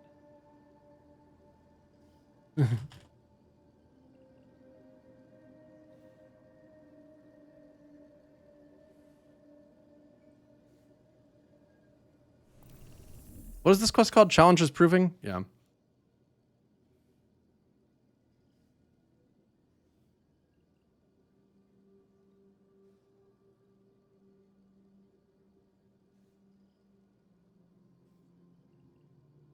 All right. I expect you all to go like my shitpost. Because, I mean, what would the internet be without these?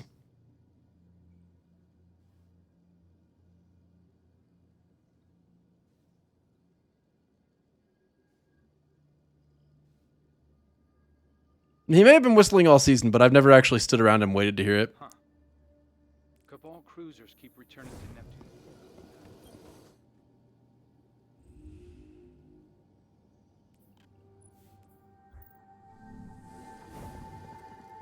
I cannot believe that quest. I was just like, Thanks to your so field many work, lost sectors. I have an idea of what the Scions are planning. It's not good. This gadget you found. It's a tiny light disruptor. Small, but strong enough to knock down a ghost. Saladin says when the Cabal seeds the city, they severed our connection to the light. Looks like the Scions have refined that tech. It's elegant, actually. And deadly. They wouldn't need to fly a fleet into the city to use this. A single gunman would be enough if they could catch a Guardian flat-footed. I'll tell Osiris, and I'll keep an eye on the commander. You know, just to be safe. I will say I like the story here quite a bit. Crow offers a restrained fist pump. Yeah! He mutters affirmation under his breath. He seems impressed by the light disruptor and thankful for your help. Behind his eyes, you can tell his mind is racing over what this could mean. He's glad he spoke up. He thinks something like this could have easily gotten away from us. This is such weird dialogue. Like, why are they telling you what's going on in his mind? You see Crow flinch as a literal light bulb flickered on his head. As if a literal... The word literal feels so weird and wrong there. Like, to say as if and then also to say literal in the same sentence just feels silly. Okay, you know what? I'm not even reading the rest of this dialogue. I'm just gonna keep nitpicking. I'm done. Goodbye.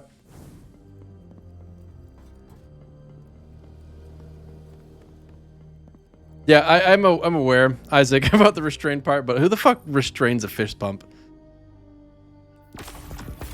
Get out of here with that. Quest completed, boys. Let's go. Woo. Let's go. Success. I got a far future. So I can do some battlegrounds without... I don't even know if I want to bother with any of that. Already gotten quite a bit of stoof done today. Just depends what else I might want to get done in addition to what I've gotten done. I like Lance Reddick too, and I don't care about Zavala either, so we're in the same boat. Actually, I could care about Zavala though, to be honest. Like, if they progress his character well enough, I might be willing to give him another chance.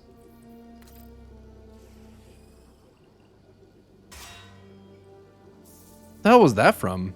Oh, from the season pass, I guess? That's kind of cool.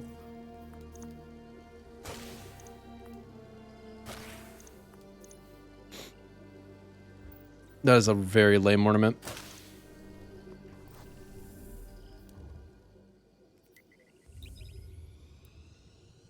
Redeem my own points and add Keck Lance. Actually, I don't have any points. You don't get points in your own channel. Can't do it. Alright, so let's look at this Eternal Blazon and think for a moment what we could have that we don't. So this Handling Masterwork I'm not a fan of at all. I do like Appended Mag. I can probably get to like 20. Yeah. It's a lot of bullets. Going from 17 to 20 is like a 18% increase or something like that. I wonder what the actual number is. Let's do the math.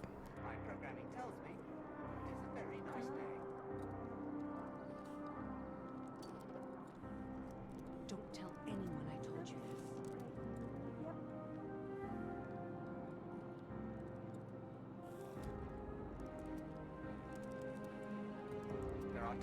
Yeah, it was like an 18%, 17.6. It's so good. Let me take a look really quick.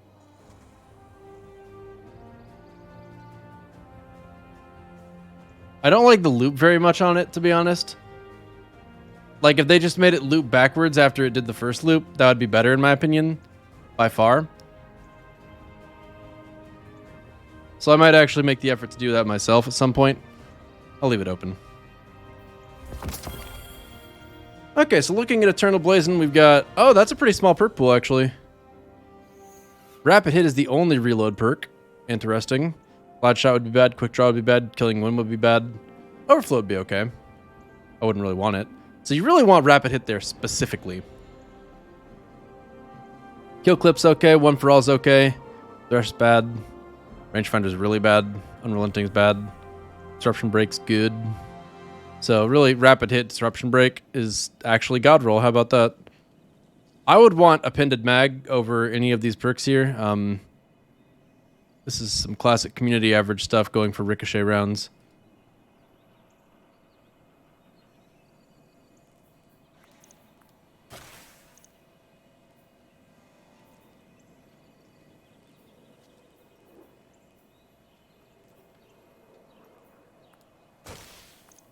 I wish I could just have blue shaders immediately dismantle.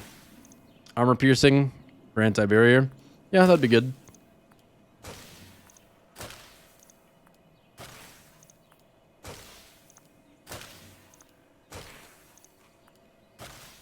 Thought those shows drop rates. I think it shows what people have equipped. If anyone wants to correct me on that, I would be glad to hear it, but I'm pretty sure that's how it works.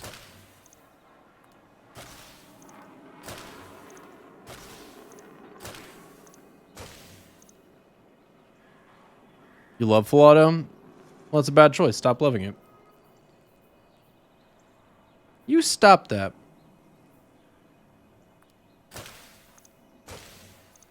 The only aspect of full auto that's nice is the quality of life it adds, which is not enough. We should search for our common ground, not the things that drive us apart. What an interesting little old file. Hardly any encryption at all. I'll have to. Yeah, and it would be even more quality of life on controller. But that said, it's still bad.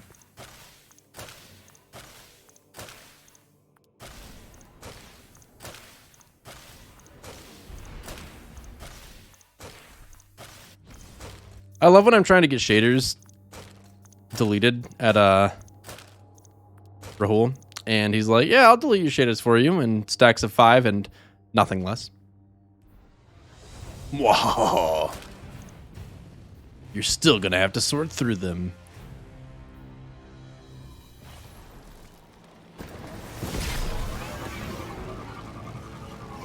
I mean, full auto.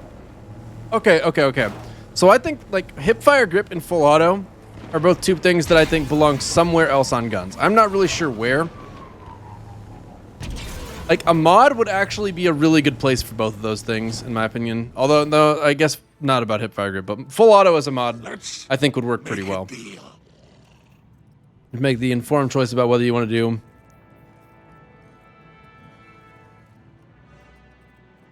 get an actual value perk or if you want to have a quality of life perk.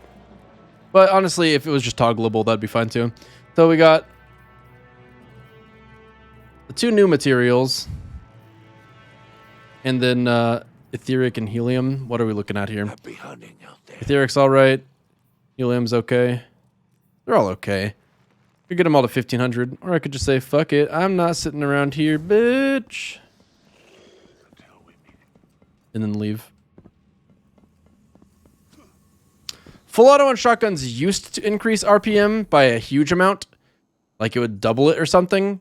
And then they later changed it to, instead of doing that, increasing it by about 10%. So yes, it still does, but yeah.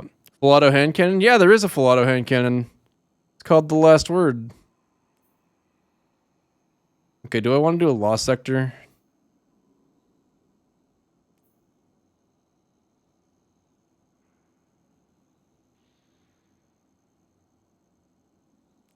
Okay, we're looking pretty close to where we might be ready to hop on Isaac's account. We're close. We're not quite there, but we're close. Oop. Veles is the master today. What's the gear piece from it?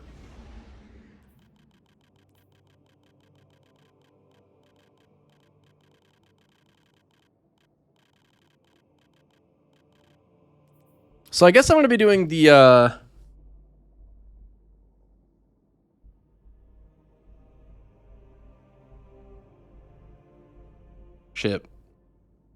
Presage. Tomorrow, try out that Blasphemer, see how we feel about it. No mobility. Oh, man. You switch that resilience to that mobility, and I'm really a fan of this role. It's not bad. No strength is nice. No mobility is not the worst thing in the world, but not good either. It's too much waste in resilience. What's the Season of the Chosen's triumphs looking like?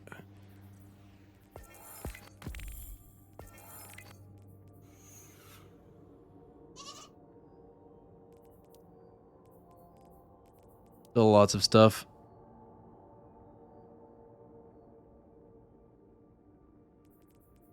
We're not quite at the point in the season where I start worrying about this, I guess.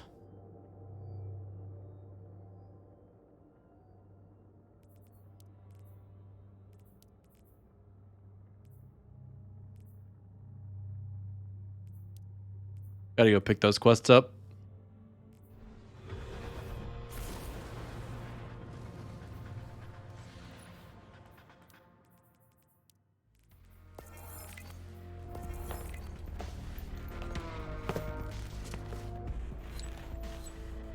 All right. Let's see what we've got. Scorn approaching. You know, they've successfully convinced me that it's worth using rocket launchers. A little surprised about that. Run out of Scorn by now. How are they breeding?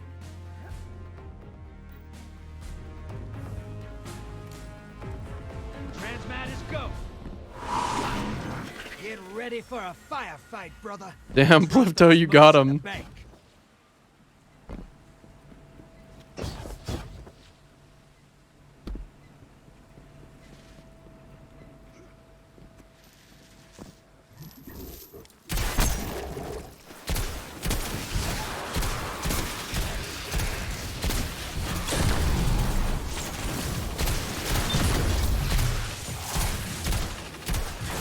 at a lot of health, actually. Incoming hostiles at the ring.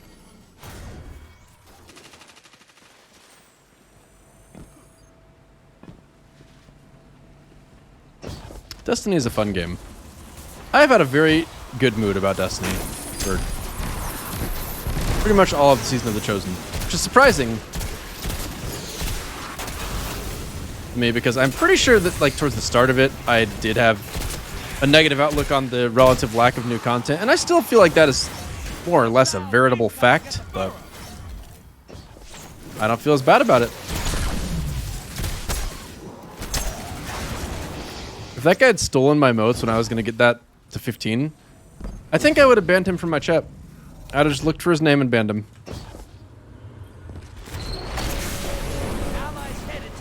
Are you guys powerful? Do you count? Hey, you're losing motes. Ice the block.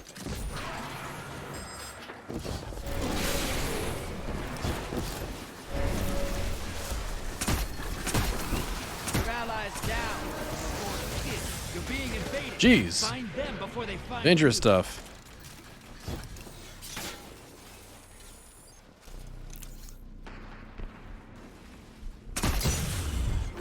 I don't know why I'd peek the same angle again. I mean, I guess it worked out overall, but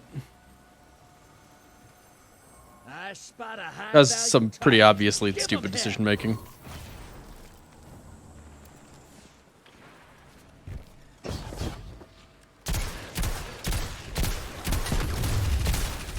What is some Slayerage level RNG?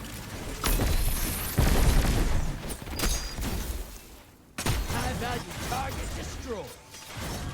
Hostiles incoming at command. Dude, I absolutely love how fast that reloads.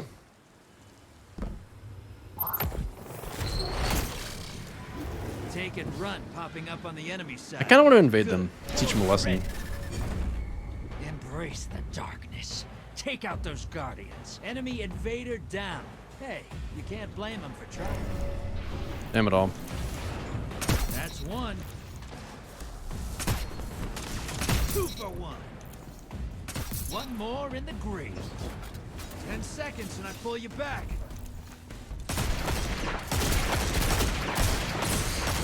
Damn. Dude, watching him reload that gun, that's cool.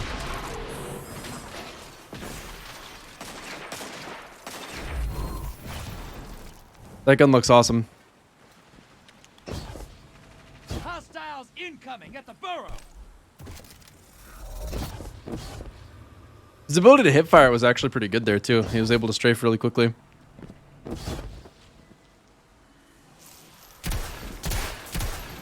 Portals up.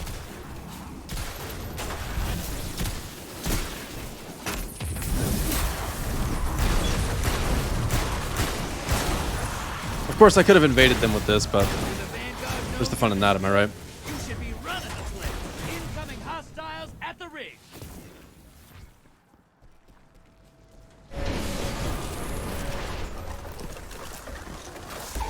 I really enjoy using Deadman, so I don't know if corrupted is the word I would use, but I like it a lot. Moats draining. The blockers must die, brother. Your enemy called up a primeval. They kill it. They win this. That's so annoying. I was trying to land on the top. Oh well. Did they make spawn times longer in this, or is that... I'm probably just being impatient. Enemy invader down. Hey, you can't blame him for trying. Of course I can blame him for trying. Why does he always say that? You're invading. Make a mess. But trying is kind of a dick move. 2 down. Very enough.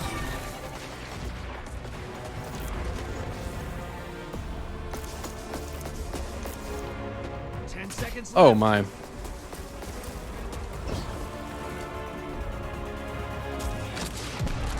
Bye. You're not out of this yet. Kill that primeval.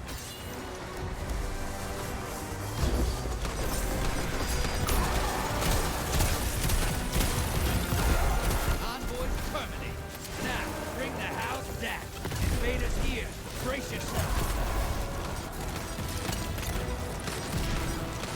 I'm so glad he didn't snipe me. Embrace the darkness. Take out those guardians.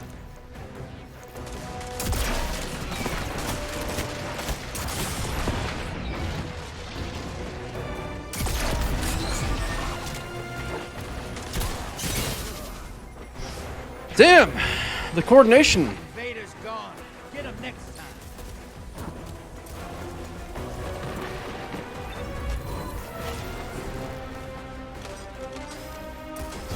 The enemy team's about to win this. Get moving. Opposing team. That wasn't a very close game. Feels bad. Opposing team took out their primary. Oh well.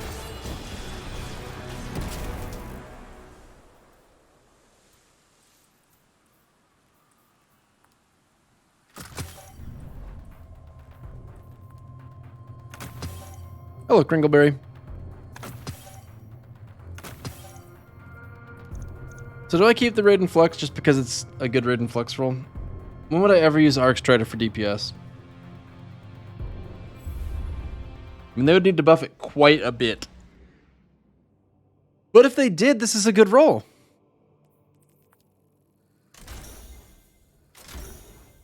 I mean, it is a lot of resilience, but it's relatively low strength. It's no strength, actually, excuse me. And if you're going to put a recovery mod on somewhere a chess piece isn't too bad. The thing that makes it good is that it's a 65 roll with respectable chunks of just about everything. And as a chess piece, it has the mod energy free to afford to put on a full-size recovery. GG, Juicy. A mod on my rocket launcher. Like what? Boss spec.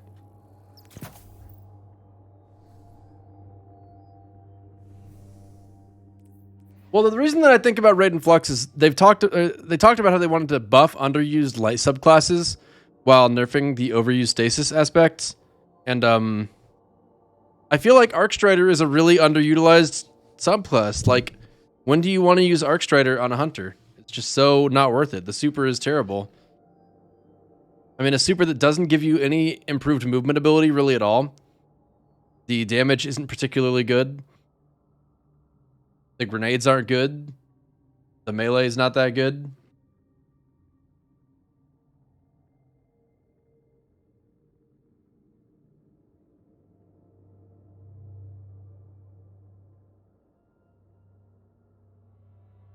Yeah, and the three trees are way too similar as well. I feel like if they're going to buff a class, it would make a lot of sense for it to be Arc Strider.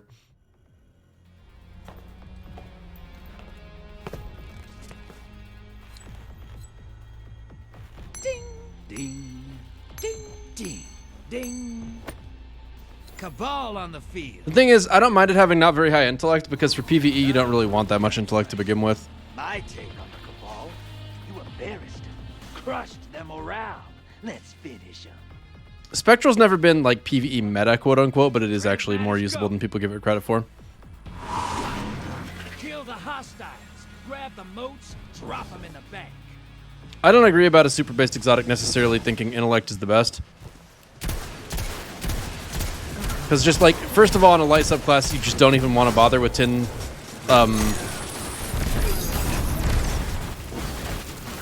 reload speed is pain. Hostiles inbound at the beach.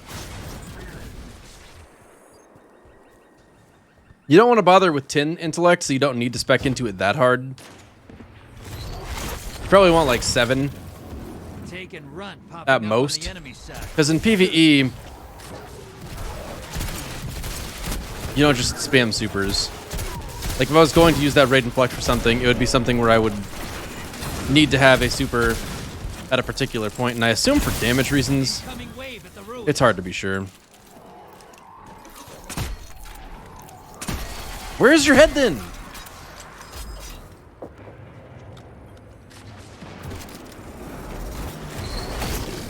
PvE Spectral is actually pretty decent. Like, people don't use it well. Probably the most significant aspect of it being usable is the camo when you get kills while you're crouched. It's actually really, really good. Underrated perk.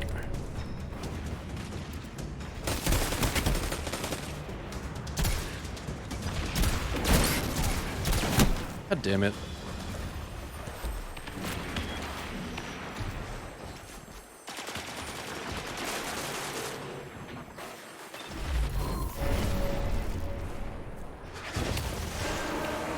Invaders here.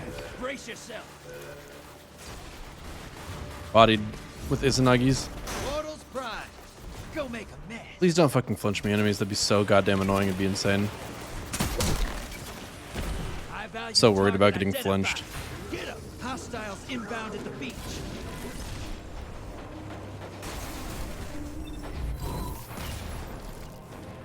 Enemy invader down. You can relax. I want to invade, but I need more ammo. Your allies invading Good. the other side. Woo! High value target is down. Your invaders down. They're coming back to you. Hey, you got the 15 mode guy though.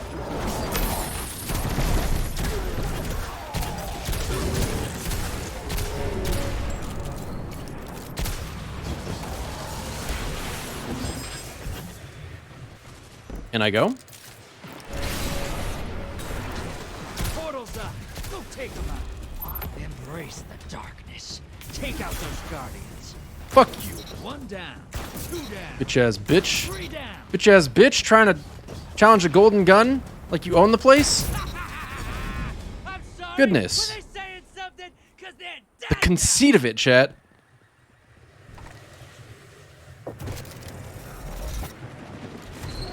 Well, I guess we win this game of Gambit. Almost there. Build a bank to summon a prime evil. You know, I wonder if there will ever be a day where Bungie just acknowledges that Invader is vastly more, what's the word I want?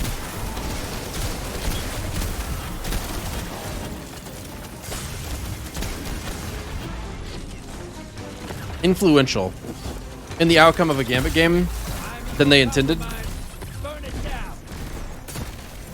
Like, just going in and taking away like 50 motes, that is a lot of time. I mean, like, how long did it take for us to kill the boss? You know, like, why does the Invader get to kill you to take away that much progress when killing the boss takes so little? It doesn't make any sense. Hey, relax. You're making this look a little too easy. And I'm going to stay triggered by this until the exact moment that nobody is willing to say that Gambit isn't a good place.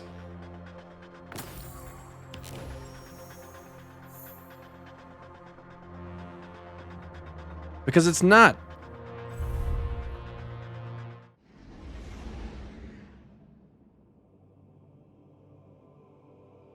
GG verbal. Yeah, Golden Gun is ridiculous in Invasions.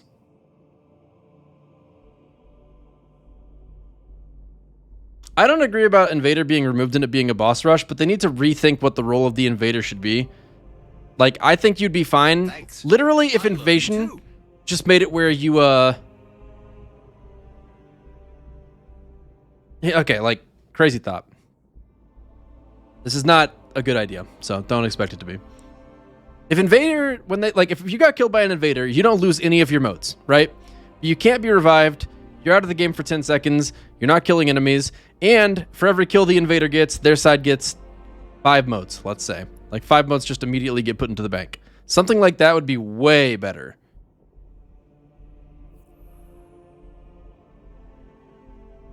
I mean, even that would be bad, though. Who's City, thanks so much for the 41 months. Appreciate it, Who's City. Thank you, thank you. Didn't I decide I didn't want to keep this? I mean, it's not a good PvP roll. It's not a good PvE roll. Sorry. I want a better Frozen Orbit. Frozen Orbit is actually a good gun, but that roll is not it.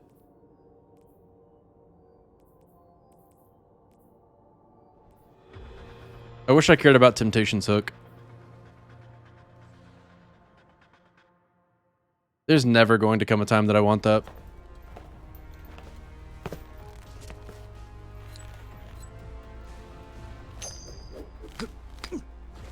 Enough fooling around. Vex on the field. It's time to bang knuckles. Consider this. If killing the invader gave you a buff that greatly increased your damage output on the boss, that would mean invading would bring the risk of giving the opposing team the advantage during the boss phase. All right, hold on to something. Let's hunt some hostiles. Honestly, Bring their mooks to the bank. so I don't think that would really work just because the boss already has so little health that a buff isn't even going to change the outcome really at all. But on that same note, I think it would be kind of cool to have like boss damage cycles where like nobody specifically has to invade on one side. Like as long as the enemy team has a primeval up, it's just like, you know, your screen starts wavering and it pulls you through, kind of like in the corrupted strike when you're fighting the two ogres. Something to that effect.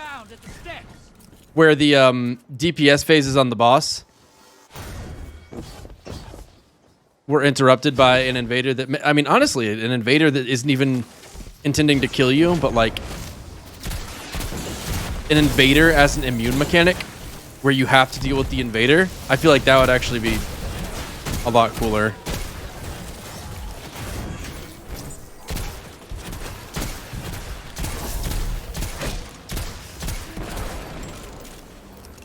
That said, it has no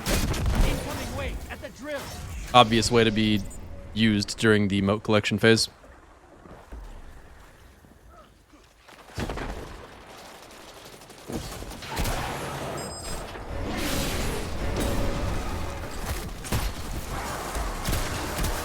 You're being invaded. Find them before they find you. Large blocker outbound. Portals prime. Go make a mess. Portals up. Go look them in the eyes. Embrace the darkness. Take out those guardians. Where did he just fucking go? That's one. Where did that guy just fucking go? What the hell? Did he die? 10 seconds.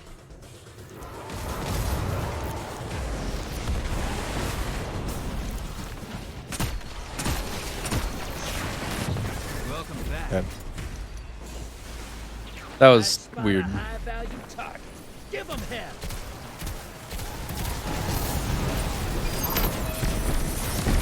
Hostile incoming at the base. High value target destroyed. Hey, your team has enough to pull a primeval.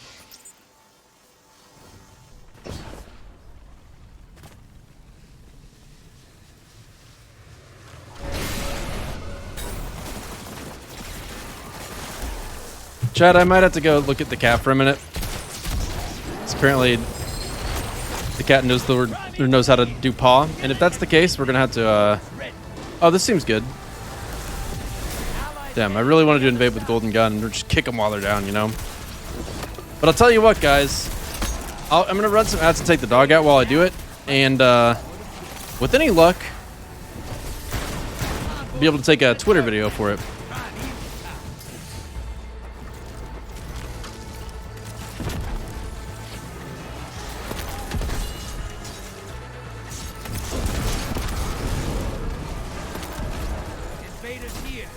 Okay, all that effort and I missed.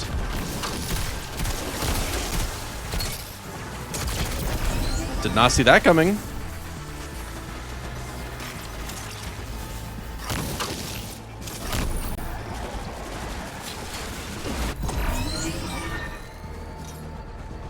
I really don't like how Tiku's devotion sounds. Actually, it's just the fact that the fire rate is the same for both the debuff arrow and the actual shot. Fuck off.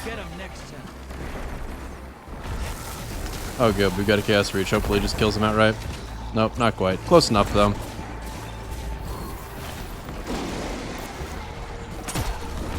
Who made that look simple?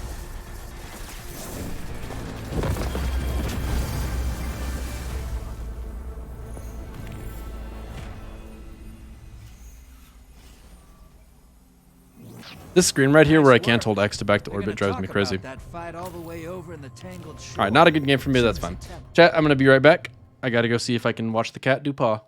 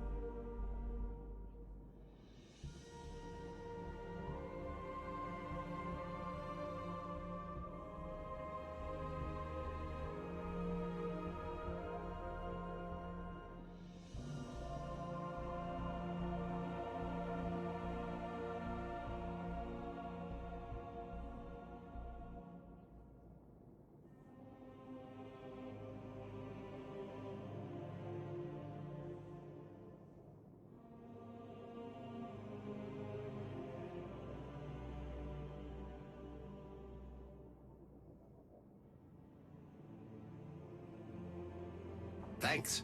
I love you too.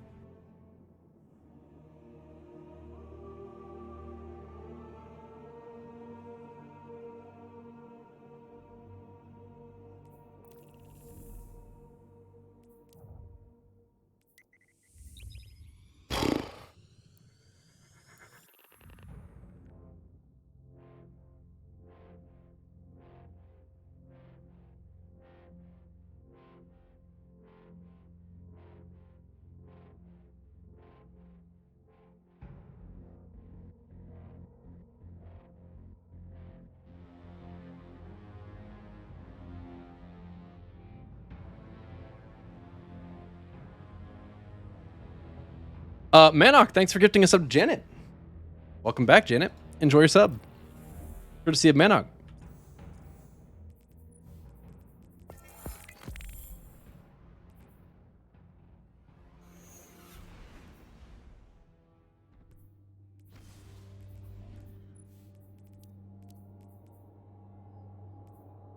You know, I think I am going to do some of these. Oh god, competitive.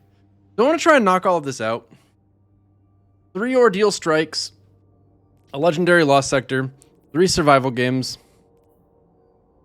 Probably get a lot of the champion and grenade stuff done during that. Kind of a lot. Ew.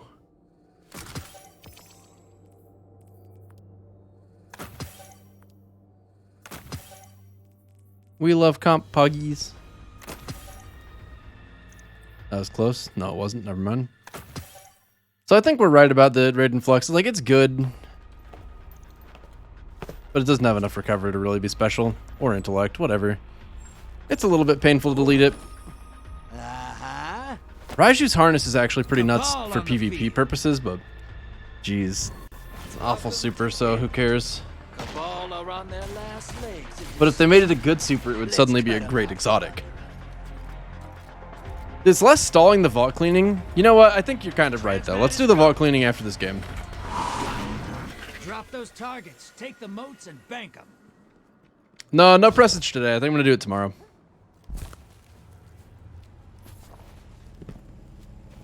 Kitty did do paw, but she's very... The word I want to use is tentative, but that's not really a good word. Someone could fill in the blank for what the word I really want is, that'd be great. Basically, she doesn't want to give you her whole paw. She's not like going to give you a handshake, but she'll tap you with her paw.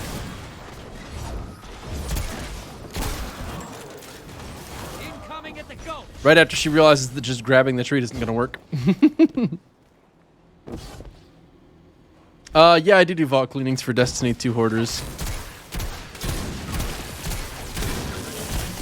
Or at least I'm about to start. I'm actually about to do Isaac's vault.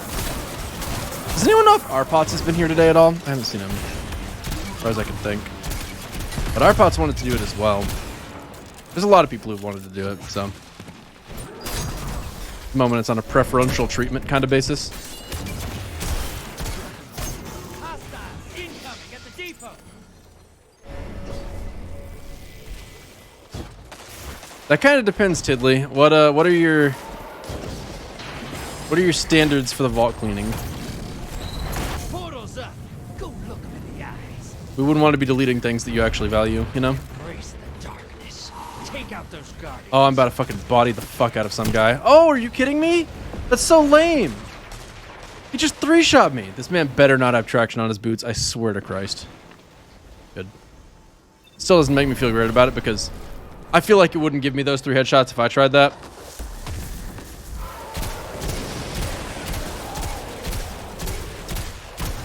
Actually, you know, it'd be kind of cool too to be able to label the videos by whose vault was being cleaned. Anybody that was like Take out those guardians. known in chat, people who recognize. That's one. Others from my chat would be like, "Oh, cool! I actually know who that is." I value target identified. Get him. 2 down. 10 seconds left. I don't know why he would go there when I just killed his teammate there. Chat, that actually looked crazy. I'm recording it.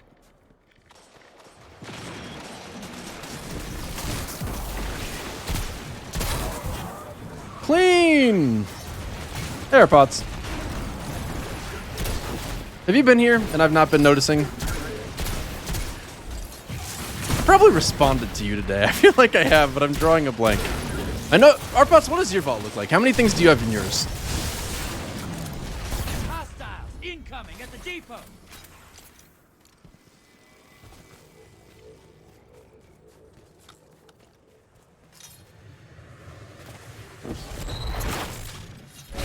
You just dropped a taken on the other side. Hope you're proud. Aye. Oh, baby. Wait, what? The darkness. Take out those guardians. You just robbed that guardian. Oh, he just narrowly escaped. Come here, Bucky. Time's up, buddy. It's time to die. Both of you. The executioners come to town. Woo! A whole team of guardians in the dirt. Man, Gambit is stupid. What a bad game mode.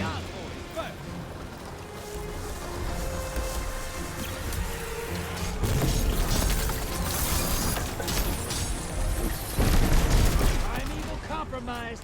Focus your fire.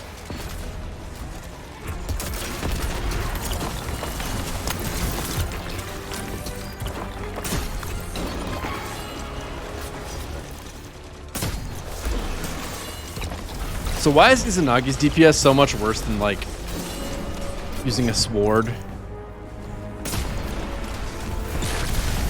mean, I guess it makes sense that a special weapon wouldn't be capable as quite as much, but... Oh, okay, well, we win. Go us. We're the best! Let's go! I do actually have, like, one more small thing I want to do before I get on Isaac's account. And that is... I put you up against the nastiest Turn to horrors Mangrams. I can find in this system. And you laugh in my face. Because whenever I open up Destiny Item Manager after streaming, and I have that to do, I'm like... Triggers me. 3 raids. If I clean your vault, will I swear not to delete your ornaments? Can you explain what you mean by that? Is it even possible to delete ornaments? Are you yanking my chain? Pulling my leg?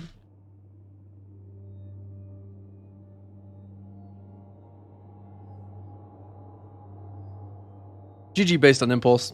You keep your ornaments in your vault, you don't unlock them? Because you don't need them. Why don't you need them?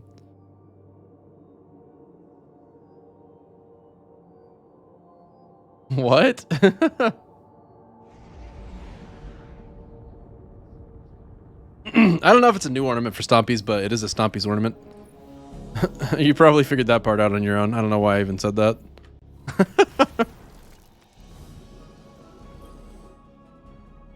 No, I'm probably not doing raids right now. Or today at all. I will do raids maybe tomorrow. I want to do Master Presage again tomorrow. I've got other things I want to do on my account, which I will get to after Isaac's Vault if I am still playing this game at that point. We'll find out.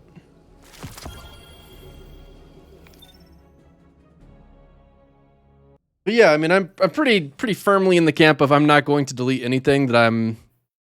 First of all, if I'm expressly told not to delete something, I'm absolutely not deleting it, because that would be mega obnoxious and not cool at all.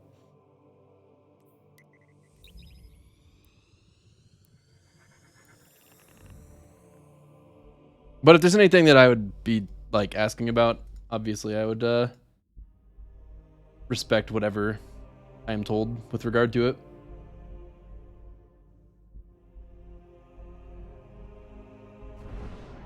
Unless someone's really comfortable with the idea of having their stuff completely wiped to the extent that I would wipe my own gear.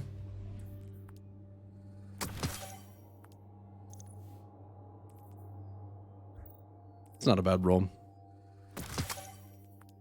But it's not good either. Not bad. But not good either. Like 350 items, 0 extra weapons on your character. Only Masterworked got good armor on them. Only about 25 sunset items that I'm pretty sure you'll delete all of, but like, would be like, damn, that's a good roll. When you say 0 extra weapons on your character, you're saying... I guess I don't understand what you mean by that. Hello, Guardian. Yeah, I don't really care for that machine gun either, but it does have. Damn, no proximity though. That proximity AI or spike nades, I probably still would have deleted it, but Checking now. Vista. You're just lying. Oh wait, I was supposed to go to the helm too. God damn it.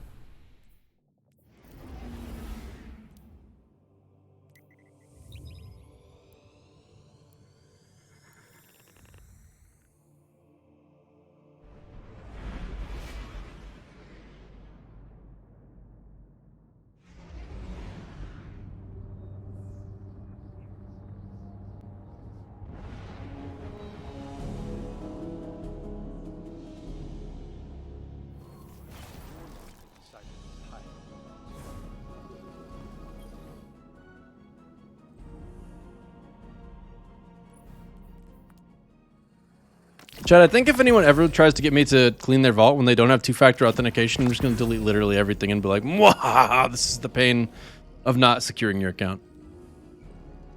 But don't tell anybody that, or it'll take the fun out of it. By the fun, I mean completely ruining their Destiny experience. It's a pretty good roll to delete immediately. Boop.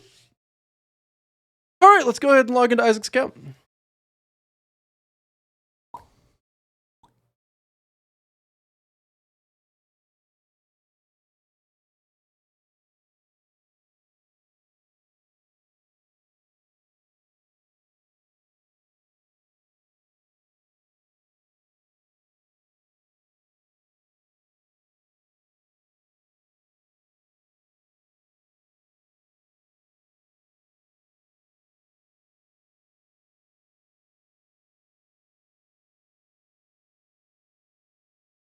So Isaac, it has been you've been given an email.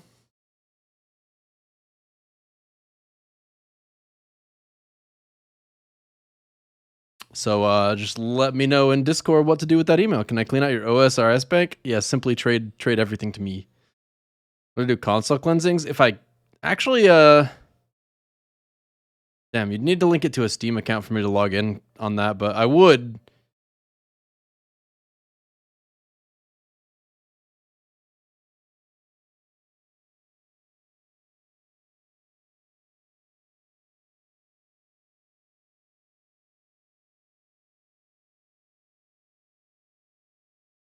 All right, we should be good. RuneScape, old school, play now for free.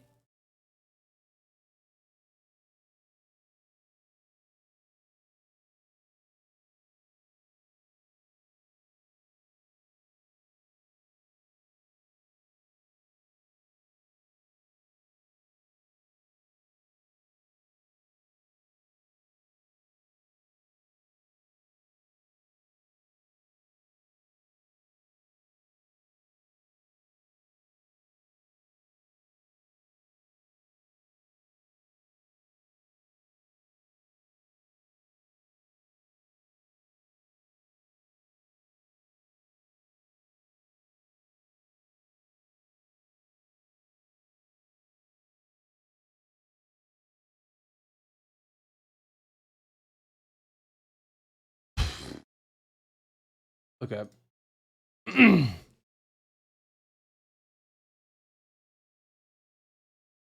Exactly, Vista, just like that. Okay, Isaac. So it's saying install even though it's on the computer because it's dumb. That's a cool thing we want to keep. We don't care about that. That's a cool thing I want to keep. Okay, well, no cleaning the desktop, it looks like. Oh, right, I know what I wanted to do.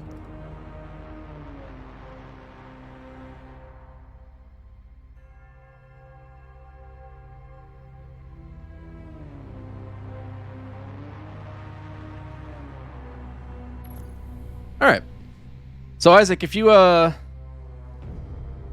any particular things you would not want me to delete, let me know.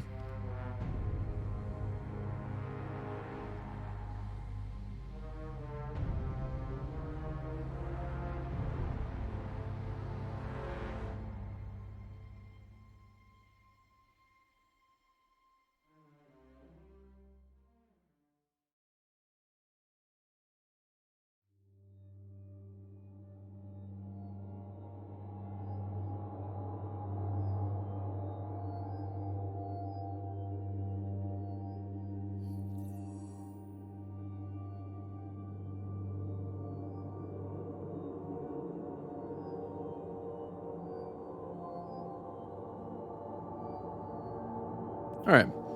Let's look at your fashion first. See, that's the kind of look I could see myself putting on my Titan because I can't figure out how to make it look. I like how the helmet matches the legs in this Warlock, actually. That's kind of cool.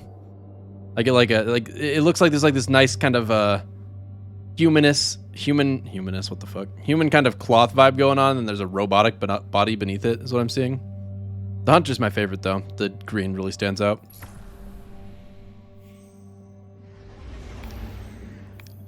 Oh, Master Presage? Nice, dude. That's my favorite. All right, let's see. What do we have in the inventory?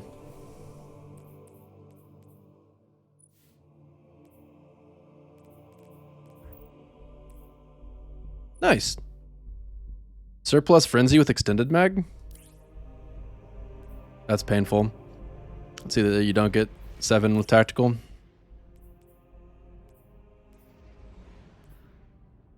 I definitely prefer full bore to small bore here, but that's a good roll. I think that's probably like about as good as a PvP gets. Ba-da-dum, ba-da-dum, ba-da-dum, bum, bum, ba-da-dum, ba-da-dum, ba-da-dum, bum, bum. Just a second, Guardian. Okay, you're clear. Control, what the hell? Can I take a picture of you? Oh, for my kids.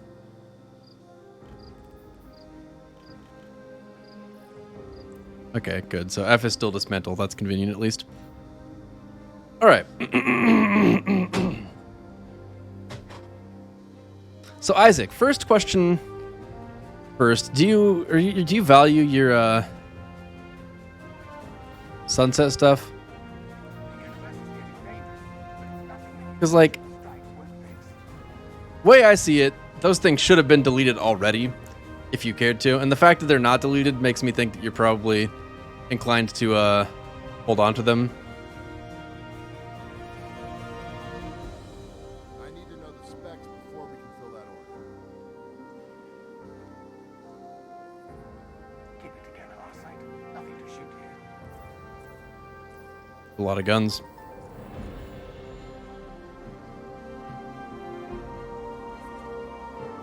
So, before I actually get into deleting, I want to get a sense of what priorities you have in terms of what you do not get rid of. So like looking at these dire promises, for instance, there's Overflow Osmosis, Opening Shot Rangefinder, Overflow Swashbuckler. And these all actually do distinctive things. Each of them is useful in a different way. This one is going to be better for Grandmaster content. This one is good for PvP on any class. And this is good on PvP for probably bottom tree Striker Titan, most specifically. But really any class that is going to go for melee kills, Swashbuckler's not bad on. So you could realistically have a reason to keep all 3 of them. But at the same time, I just don't know if you actually would want to, I guess. Because if you're asking me, the Overflow one is the only one that really matters at this point. Because for PvP's sake, 140s just aren't really that good. And if you're going to run a 140, there's no reason not to run Ace of Spades. Unless you really wanted to run like Duality, I guess. I mean, there's obviously some energy exotics that are worth keeping. Kill Clip Ration, Sniper from Reckoning. So why do you value the Kill Clip one when the other one has so many more kills? You just think this one's the better roll? I mean, that is a good roll.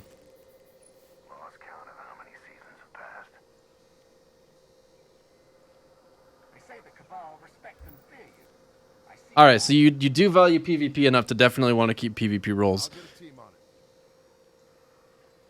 Question then becomes, like, what is your threshold for where it starts being deletable? Dang. Everything depends on the Vanguard. Alright, well, I'm going to just look at hand cannons first and see what I think is absolutely deletable.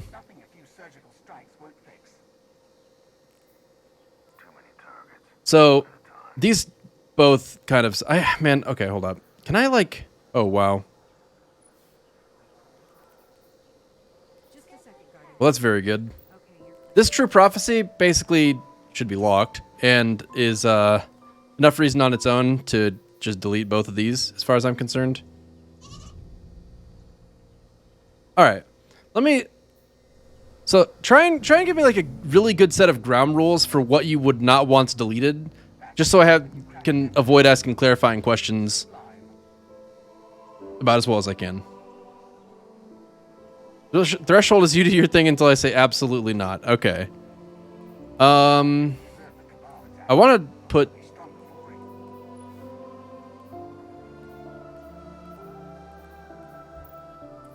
I want to know what your gear that you have on your character is. Like, I need to familiarize myself with all 3 characters, just so I can avoid keeping something that you already have a better roll of.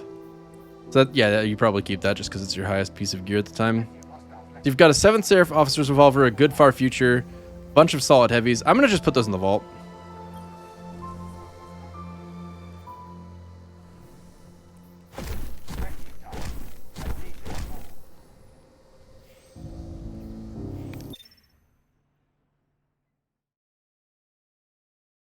That way I don't have to think about what the character has when I'm looking at it. Let's see what the Warlock's got on it. So it looks like Scout Rifle Omega lol. I don't know when I would ever want to run a guiding sight personally. There's just some obvious keepers. These two seem like these would be throwaway weapons. I'm not really sure why they're on your Warlock, but yeah, I figured they'd be placeholders. So I'll probably wind up getting on your Warlock to delete things, unless the Titan also has placeholders. Hawkmoon, I assume, is not a placeholder. Go Duolo with Field Prep, Lasting Impression, Impact Casing. That's a very good roll, actually. I didn't even know you could get Field Prep here. Impulse Amplifier probably isn't as good, actually. That's a good code Duolo. Okay, so the Titan we'll leave alone. I don't really use fusion rifles enough to have a very good sense of what's good on them, but Under Pressure is not bad and Vorpal Weapon's not bad. Like, as far as PvP is concerned, actually, that's a pretty solid roll. Considering when you spawn in, you'll have Under Pressure active, and then Vorpal Weapon means that you'll have a better shot at actually potentially killing supers. They're not, okay, cool. Glad these the characters don't have a ton of weapons on them. Okay, so the Warlock has the deletable weapons that are just going to wind up in the vault. So I'm going to go ahead and try and immediately identify a heavy and a primary that are absolutely not going anywhere and just equip those so I can put these two in the vault. Rocketeer, eventually yes, but I've got to really refine my approach to it. I think if I was going to try and like allow people to sign up for it, I would want to create a questionnaire so that I have a really good sense of what the threshold for stuff being allowed to be deleted is.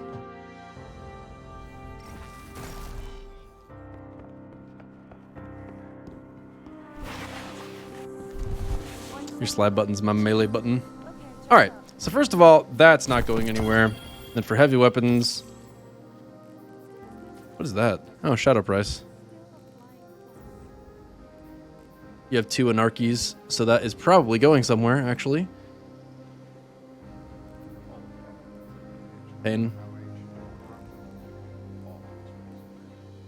Oof, oof. A lot of these are really not doing it. Rapid Hit Vorpal's not bad. Killing when Frenzy would be preferable. Field Prep Frenzy. Hello, I didn't know you could get Field Prep. Full Bore, Projection Fuse, Range Masterwork. That's probably the best of those 3. But that's not what we're looking for right now. We're looking for an exotic heavy that I can hold on to.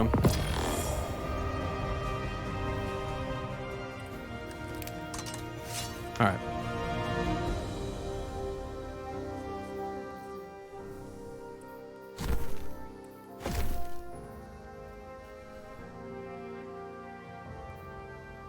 That's a good question, Hafi.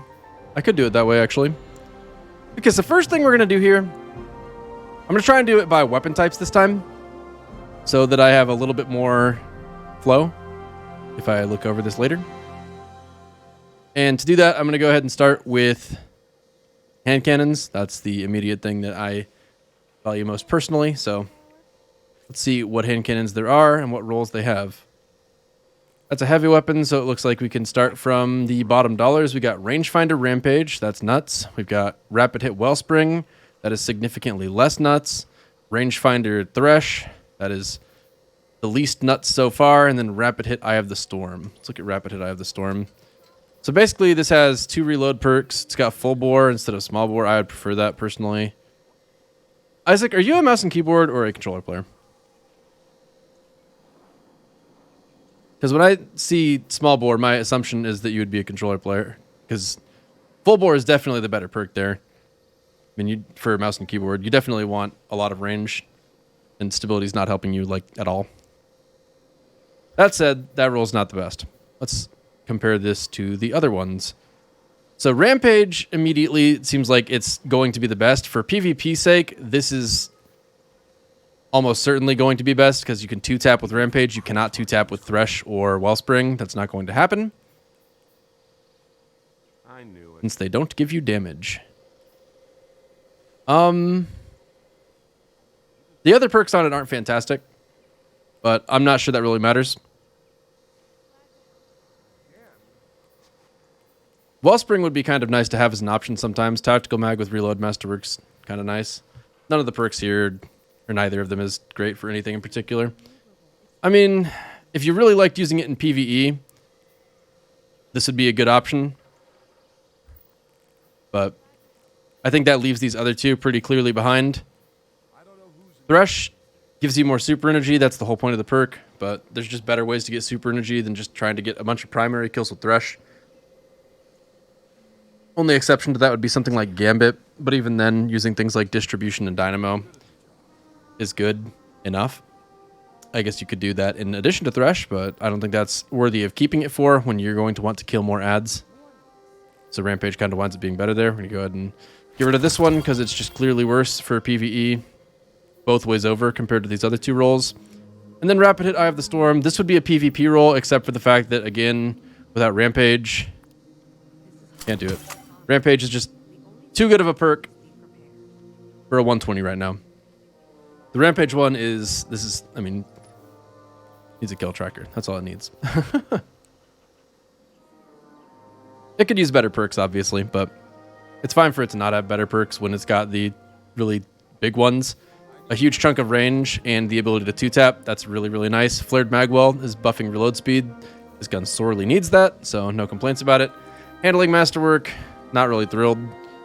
It's going to have bad handling and the Masterwork's not fixing that. Small bore's okay. So, I mean, it could have better perks in some places, but that's still very, very good. Wellspring, I think, is worth keeping for other reasons. I mean, I would personally use that sometimes. If there's ever an activity where you're trying to do, like, hunter grenade kills, you know, bottom dollar might be okay for that. So we're going to hold on to that one, too, just because Rapid Hit is a good perk as well. And then Tactical Mag with Reload Masterwork. These are all things that are actually relatively good. So it would be hard to get this back. There's no other 120 with Wellspring, so we'll leave both of those. Frozen Orbit. Oh, wait. We're looking at hand cannon stuff. Palindrome. Outlaw Unrelenting, Outlaw High Impact, Subsistence Rampage. Those are all not good. Subsistence is really not desirable on a hand cannon. Solitude, thank you so much for the 70 months, by the way. Really appreciate that. Thank you very, very, very much. A very long sub. Thank you, Solitude. The sort button in the vault might help.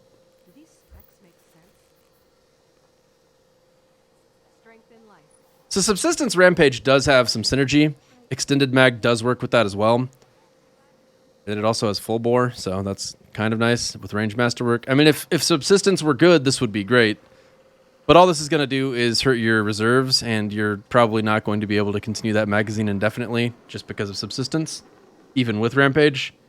140s aren't really meta, and the only place you'd be using this would be PvE, I imagine. I don't know. I mean, it's probably worth holding on to compared to these other ones. Although, Outlaw Unrelenting, let's look at that. So, got some pretty nice range perks. Outlaw for reload speed, so you don't really want the extended mag. You know, that one I think is actually just clearly better. You're going to get some actual value out of Unrelenting. It increases your uptime quite a bit in terms of not having to stay behind cover to heal. That's nice. The shader scrub is Dreaming Spectrum. This one right here, this Outlaw High Impact Reserves, is just clearly behind the other two. I'm getting a little more damage. You're never going to get any value out of that. You're not going to be two-shotting people in Crucible with it, that's for sure. It's okay perk-wise. I mean, if you didn't have another better one, I would keep this, but this is just not up to par when compared with Outlaw and Relenting. And then when you compare these two, having a damage perk is nice, but I honestly think that being able to reload quickly with Outlaw beats having your reserves completely destroyed by Subsistence. So, even if it has some kind of nice perks, and like if Rampage were to become relevant in Crucible, this would be a pretty okay roll, but that wouldn't be hard to replace because at that point you're literally just looking for Rampage. You would be hoping for a big Subsistence buff for this thing to ever start being useful. So, unlucky.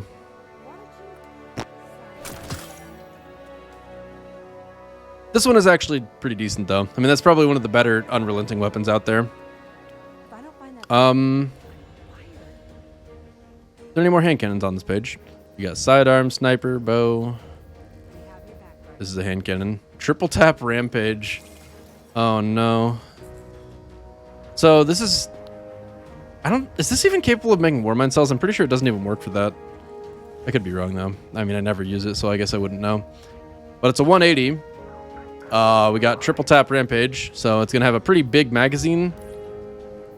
I honestly think that Appended Mag would be better to run there than Accurized, because you're definitely not running this in PvP. Like, that just wouldn't even be worth it.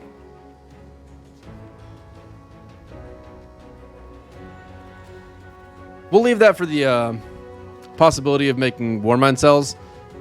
If for whatever reason you wanted to have something like this in your build, I mean, this is about as good as this hand cannon's going to get for PvE. I would say it's still a bad hand cannon. I would personally not keep it, but within that particular gun's perk pool, you got a pretty good one. Then we got Posterity, Reconstruction 1 for all. So this is another energy hand cannon that's a 180. So it pretty much has to be compared against that other one.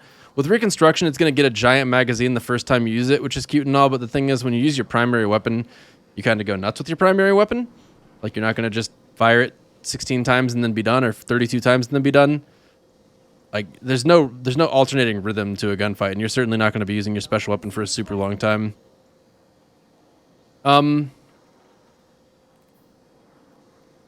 just have to see if you have a better arc special weapon before we really take this one seriously, but I mean, it's a good Posterity, I guess, but Posterity just is not a good gun. So with that in mind, let's look at Waking Vigil, Rangefinder opening shot, Slide shot opening shot. That's nice. These other perks, not so nice. I don't even know which I would prefer between Fast Draw and Crossfire. I mean, handling is kind of nice, so probably that. The thing about Slide shot opening shot is that you can proc opening shot very quickly by just sliding. Like, you can take a shot, slide, take a shot again, and it'll opening shot again because of slide shot.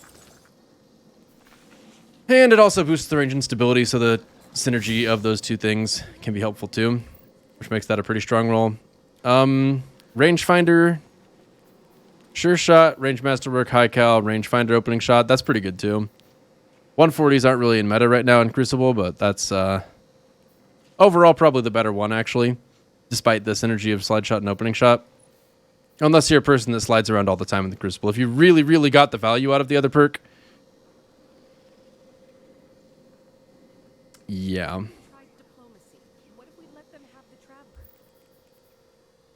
So this one actually has just good perks across the board.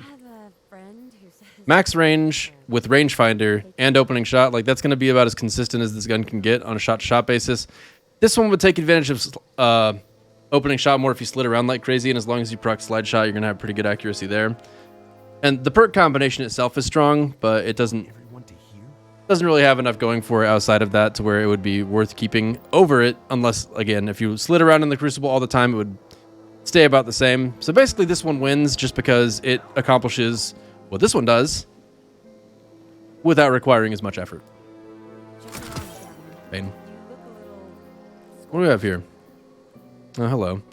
We got two more Arc 140s. We got the Outlaw Dragonfly. This right here is the Curated Nation of Beasts. Curated Nation of Beasts is sick for PvE. And it is the exact reason that posterity should not exist. I personally would not keep posterity while Nation of Beasts is a thing, because in PvE, Dragonfly is a really good perk. You pop one guy in the head, all of the enemies around him get staggered. That is really, really, really strong. It's not even purely about the damage of Dragonfly. The utility of having enemies not firing at you because you got a headshot on one of the enemies near them is very, very strong. That is incredibly hard to beat. And since it's a hand cannon that occupies the same slot, I wouldn't keep the posterity. Isaac, do you care about keeping guns specifically because of them just being a good weapon of the specific type? Or is it cool for me to delete the posterity? Because I would never use posterity over that Nation of Beasts. But if you like keeping weapons just for the sake of having a good roll, okay, cool. Goodbye, posterity. You cannot keep up with Nation of Beasts. That will never happen. And this Outlaw Rampage roll, like, this is probably better for PvP. Oh, actually, that's kind of nice. Accurized, Hammer Forged, Range Masterwork. Outlaw doesn't matter that much, but I don't think it's going to be able to keep up with the Waking Vigil overall. Because unless they, like, it would depend how they change 140s. Because if in the future they try to buff them to the point where they're able to one head, two body with a damage perk, then Outlaw Rampage might be overall better. But if they don't try to increase the kill potential based on headshots and body shots, then this one's just much more consistent. I definitely would not run an Outlaw Rampage Nation of Beasts for PvE. I mean, in Crucible right now, the bottom dollar is going to beat the crap out of that. Like, that's not even close. So this Outlaw Rampage roll is definitely good, but it's also kind of outlived its usefulness until 140s are either drastically changed or... Well, really, that's about it, actually. And then if 140s are changed, the Waking Vigil ends up being better. The element isn't even a factor here, because we're assuming this is a PvP roll, because this is your PvE roll. Like, this is definitely going to be the better PvE option.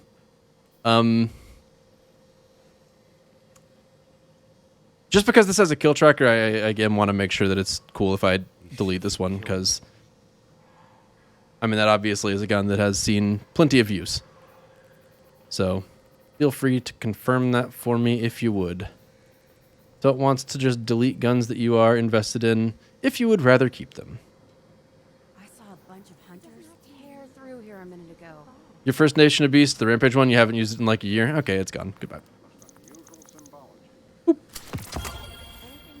The Outlaw Dragonfly roll is definitely going to be a much better option in PvE. And then this is your really good energy PvP weapon, unless they introduce new perks. Or... if they don't change 140s, it'll just continue not being used forever. That's also an option. Could happen. Let's see what else we got. These guys. So these steady hands are cute. Problem is, they don't compare to this True Prophecy. This True Prophecy is very good. Range Master works great. Crossfire is pretty good. I think it's the second highest range boosting sight for a hand cannon, which is what matters on 120s. Drop mag is godly. That is easily the best reload perk you can get, because when this is a Crucible weapon, you are not really worried about living forever and running out of ammo. That's not realistic. Overflow prevents that even from being necessary in the first place. I don't know that Overflow is the perk that I would want here more than anything else, but it's definitely not bad. Some people like it a lot. Rampage you definitely do want. So this is great. This is really good. This is great. This is great. I'm not sure how I feel about Overflow, but it's definitely not bad. That all said, when we compare that to the steady hands you've got here, Killing Wind Wellspring, like, that's not going to compete in Crucible. It might have some range advantages after you get one kill with it, but why would you have a range advantage when you could have a damage advantage? Because damage effectively works very similarly to range. If you could hit them from a little farther away with Killing Wind, you could also hit them from not as far, but with your damage boost still keep up with similar damage. Wellspring would be kind of okay in Crucible. I mean, it's just not as good as being able to two-tap. It can't keep up.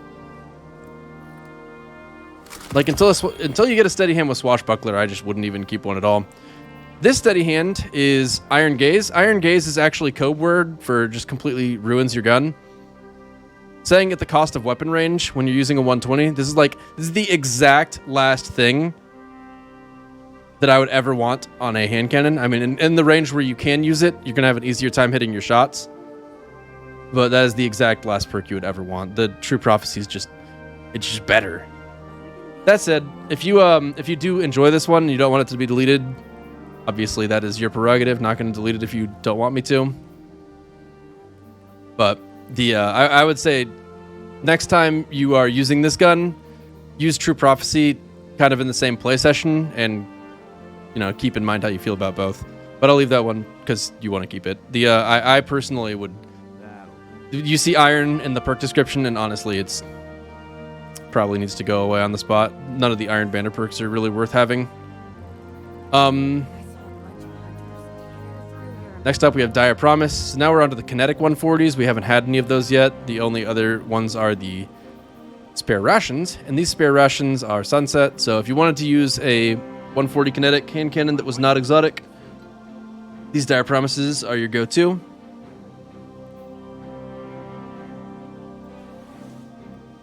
Osmosis on a kinetic weapon is actually pretty solid.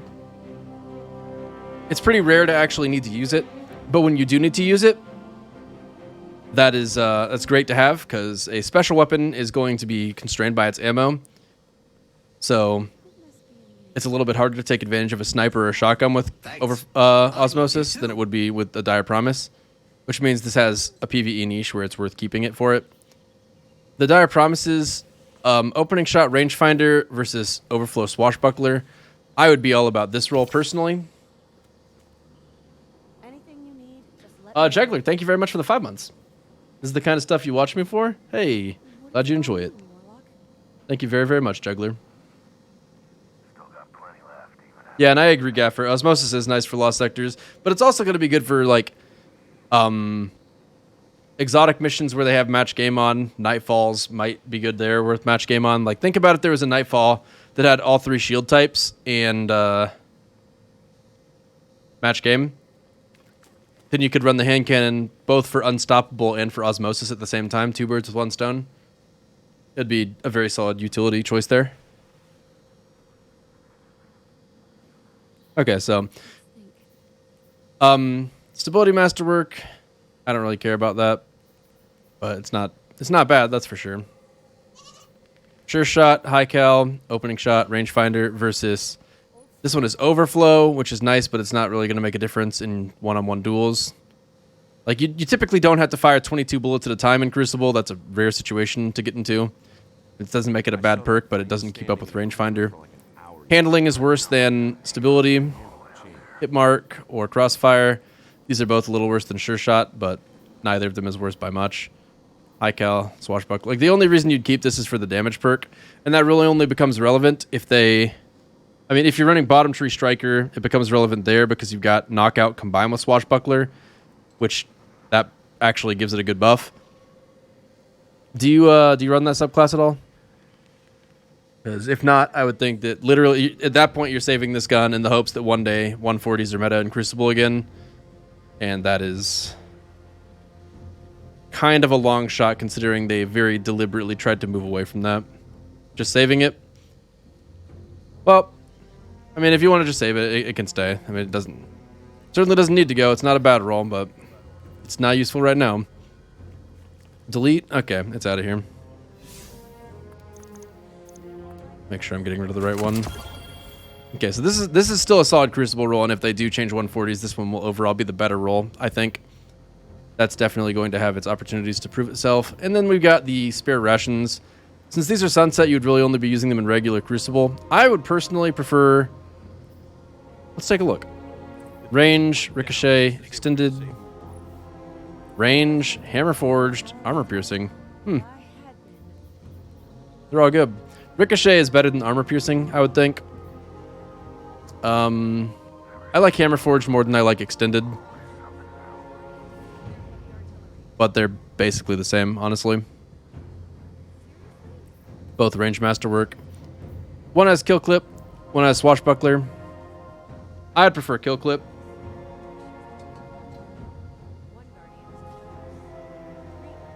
Oh, wow. Way back machine there, Isaac. Swash is better. I prefer Kill Clip. But, I mean, they're both good. I mean, if you want to keep these, like, these are the kind of thing where they're both basically god rolls. If you really wanted to use one or the other, I personally would prefer this, but you personally might prefer that. It really doesn't... It's not like there's a distinctive answer there. Being that they're sunset, I personally would just delete them, but yeah, they don't... There's no need for that. Doesn't have to go. Oh my gosh. I do not remember seeing this ever. That's a relic.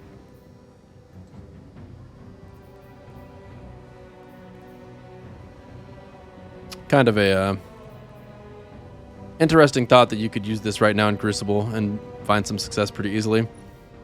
Because, I mean, it's got pretty good base range. Rapid hit for a relatively faster reload. I would prefer Outlaw. Because you're not going to be hitting people a lot of times in the head. That's kind of the whole idea of running a 120. I mean, if you had Kill Clip active and 2-tap someone, you're only getting rapid hit times 2. So, you know, Outlaw would have been better there, but it's not like you're going to be replacing this anytime soon. Ricochet with True Sight. It's good range. Stability, that's not going to help you on a 120. It's going to kick no matter what. That would be worth playing around with probably at some point or other. You have a lot of good hand cannons. And they, for the most part, perform different roles. So I'm going to go over just why I've kept the ones I've kept again. We basically got a PvP and PvE bottom dollar. Energy Void. The, where is it? Am I blind? Yes. Then we got another Energy PvE hand cannon. This one is the opposite archetype, basically. Instead of low rate of fire, it's high rate of fire. And this would make it immediately... It would be immediately deletable, but... Thanks. Isn't I love you too. on account of the fact that it can make Warmind cells. Kind of an unfair thing in the Aikilos hand cannon's court. Can't really expect bottom dollar to keep up. I still wouldn't use it, because I would rather use a gun that actually has some lethality in the first place. Oh, or just use a Aikilos SMG if I really wanted to make Warmind cells. That said, if you for some reason needed void damage to make Warmind cells, Harbinger Mission was a great example. You could get use out of it there, so it's got its niche. Then we've got the... I hope I didn't skip over any of them there. Posterity was deleted. There's the Nation of Beasts. Whatever you need an Arcane Cannon, this one's going to be a really solid option. Pretty sure there's no Arc 120s in the pool right now. And Arc 180s aren't going to be able to keep up with an Outlaw Dragonfly roll. That one's pretty standard. I mean, there's a reason it's the curated roll, but it is definitely a very good roll. If you ever need a lot of arc damage, having that as an option is really worthwhile. Alternatively, Waking Vigil is a arc for PvP. The benefits of that are the range, opening shot. I mean, it's not going to be doing any 2-tapping, but it's a 140. That's not its job in the first place. So being able to consistently hit over a really long range is nice. Slide shot would have been just as good here, because you could proc opening shot a lot. But the other one that you had that had slide shot did not have good perks in these columns, so it was not as good as the one that is saved right now. And then for this last area, the steady hand, you preferred to keep this one, but there's really, in my mind, not much of a reason to, because this True Prophecy has Rampage, it can 2-tap, it's got Drop Mag, it's going to reload reasonably quickly. It's got Crossfire, second highest range Masterwork, best range for a Masterwork, obviously. And that gives this probably some of the best lethality in the Crucible right now for a primary. I don't think there's a kinetic that can keep up with this. I'm not sure what a perfectly rolled steady hand would look like with Swashbuckler, but I know that it can't roll Drop Mag. So I would say, again, I'm not going to delete this one just because I know that you do have some interest in it. And I would just say, again, next time you're playing with the steady hand, try the True Prophecy too.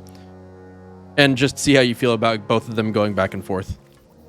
This is a really good PvP Dire Promise if 140s become good, and it's a kinetic, which we have not had a kinetic 140 yet. And then there's the PvE kinetic for specific missions where you need to have a energy type that matches your subclass.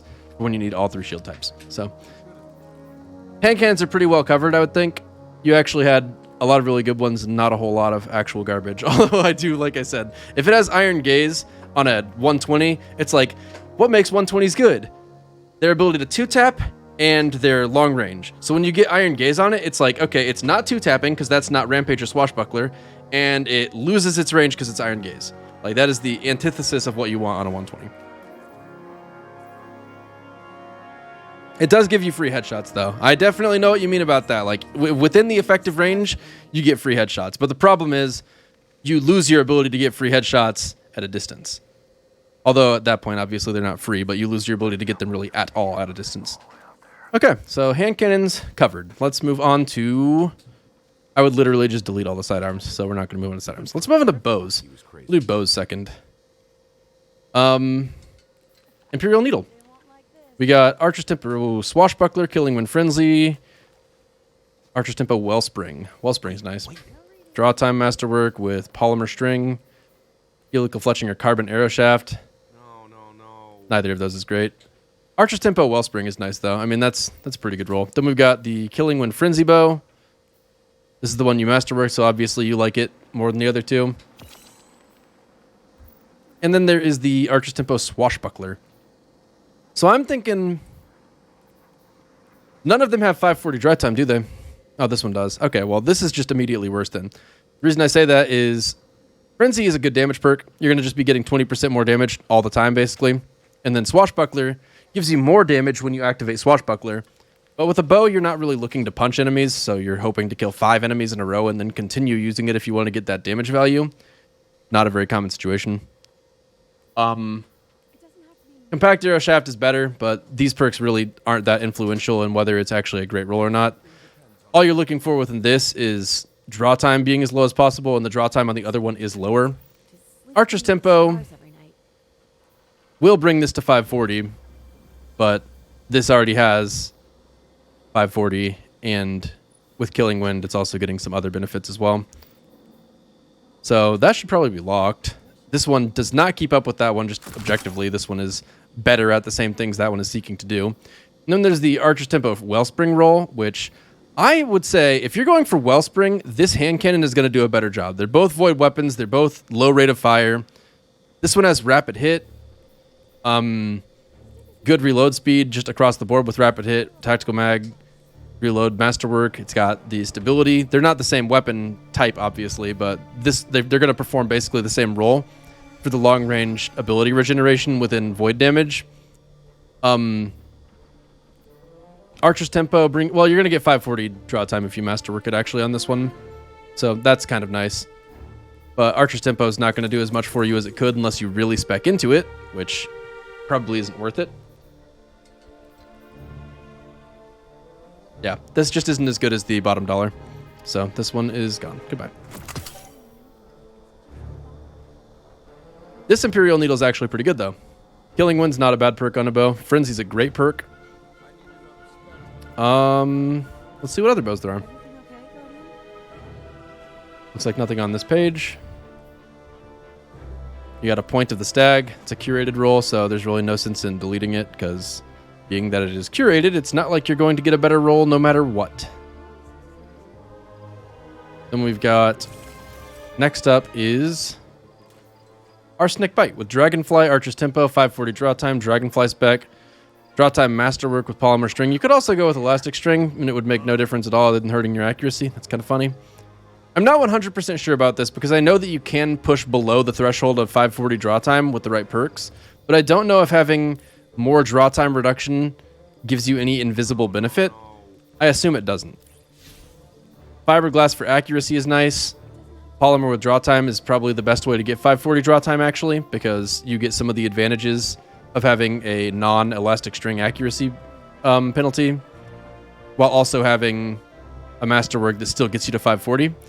Dragonfly Archer's Tempo, like that's probably a perfect bow. I don't really think it gets a whole lot better than that. I would say you'd probably wind up using that over Point of the Stag every time, but if you prefer Point of the Stag, that would be understandable too. You want to play Trials next weekend, I'll play Trials with you next weekend. What's the range benefit from killing wind do for bows? Does it actually lengthen the damage drop off? Yes, but you're not going to run into that problem very often. The main thing that killing wind is going to do on a bow is not so much the damage drop off, it's the increased mobility allowing you to strafe, which is nice to avoid some damage and also to just peek shoot a little bit faster. And then handling is always good to have. I mean, allowing you to switch to a shotgun or something like that if enemies were getting close to you, or if you wanted to grenade launcher the enemy to weaken them or something like that. I mean, it's not an amazing perk by any means, but it's got benefits associated with it. So it's pretty good. The extended range is going to make it a little bit easier to hit shots too. But yeah, this arsenic bite, great. I would delete the point of the stag considering that you have it, because I just think Dragonfly is going to get a lot more value than Vorpal Weapon. Because the thing is, Vorpal Weapon gives you more damage against bosses, which if you're in a Grandmaster Nightfall and you're using Disruptor Bow, Vorpal Weapon will help with that. So it does get some value. It's just not going to get enough value for me to care, because the thing is, I disrupt the champion with my bow, and then I pull out a sniper rifle or a shotgun or a sword. So if you really want this, I would say just pull that back out from collections, because the arsenic bite is going to do significantly more value in a lot of the situations where you use that.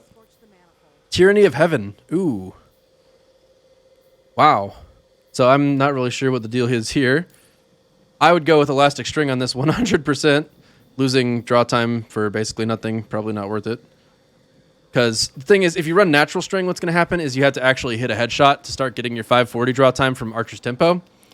With Elastic String, you're just going to have 540 draw time for any shot, no matter if you're hitting body shots or just straight up missing or whatever.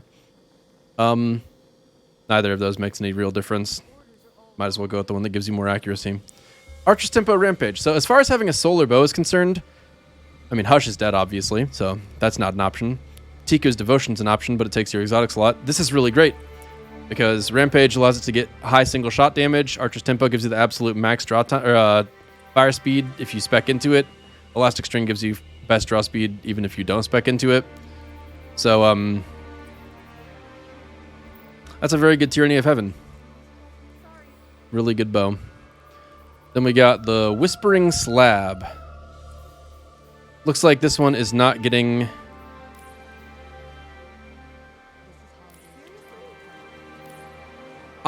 So, the accuracy and stability differences that you're losing with flexible string aren't really going to be impactful at all. This is another situation where getting just like the tiniest bit of draw speed is probably going to matter more than like the tiniest bit of accuracy, because it's not like it's actually going to curve into something's head because of a teeny little sliver of accuracy.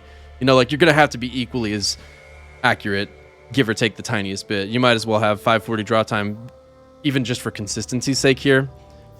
This is, again, with Archer's Tempo, able to push below 540 if you really wanted it to. I wouldn't really ever use this, personally. But that's because I've gotten Accrued Redemption, actually, so can't really say that in fairness. This is a pretty good kinetic bow. Oh, hello, what do we have here? Accrued Redemption. And this, here we are. Thanks. Here we are. Love you too. Compact arrow shafts. Okay, so straight fletching gives you more accuracy, but again, accuracy not that important. This little sliver right here is worth losing to get 6 more arrows, I believe. 4 more arrows, probably still worth it. I mean, 4 arrows is obviously not much, but going from 62 to 66 is like a... what? 4 or 5% improvement? Not much. But even so, it's better than having that little chunk of accuracy that's not going to affect anything. Particularly because with bows, you are very likely to run out of ammo, more so than any other weapon in the game, really. Or any other primary, anyway, unless you're talking about something like subsistence. Because like with SMGs or sidearms, they might have worse ammo economy, but you'll probably pick up ammo while you're using them. Whereas the whole thing with bows is that you want to fight enemies from a huge distance most of the time. Like, that's where they really shine. So having that extra ammo inventory is really nice. Particularly because, again, that accuracy difference, that's not really going to make you hit shots that you wouldn't otherwise. Archer's Tempo Rampage means that you're going to get maximum draw time benefit on this. Elastic String is good for that reason too. I mean, the draw time is going to be pretty comparable to a lightweight frame, despite being precision frame.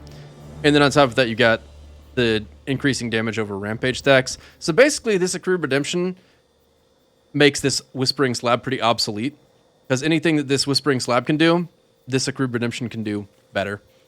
killing 5 enemies to get Swashbuckler up is not as good as killing 3 enemies to get Rampage up, and the damage buff is going to be the same between those 2 perks. So the whole idea of Swashbuckler is that you're meleeing things, which is just not synergistic with a bow. So there's probably a reason this doesn't have a kill tracker and this does. Whispering Slab is probably not what you'd prefer. I mean, I certainly wouldn't. This is the better of the 2 kinetic bows because it shoots faster for higher damage. Or it shoots the same speed for higher damage, excuse me. Then we got the Biting Winds. Biting Winds is a unique bow in that it cannot roll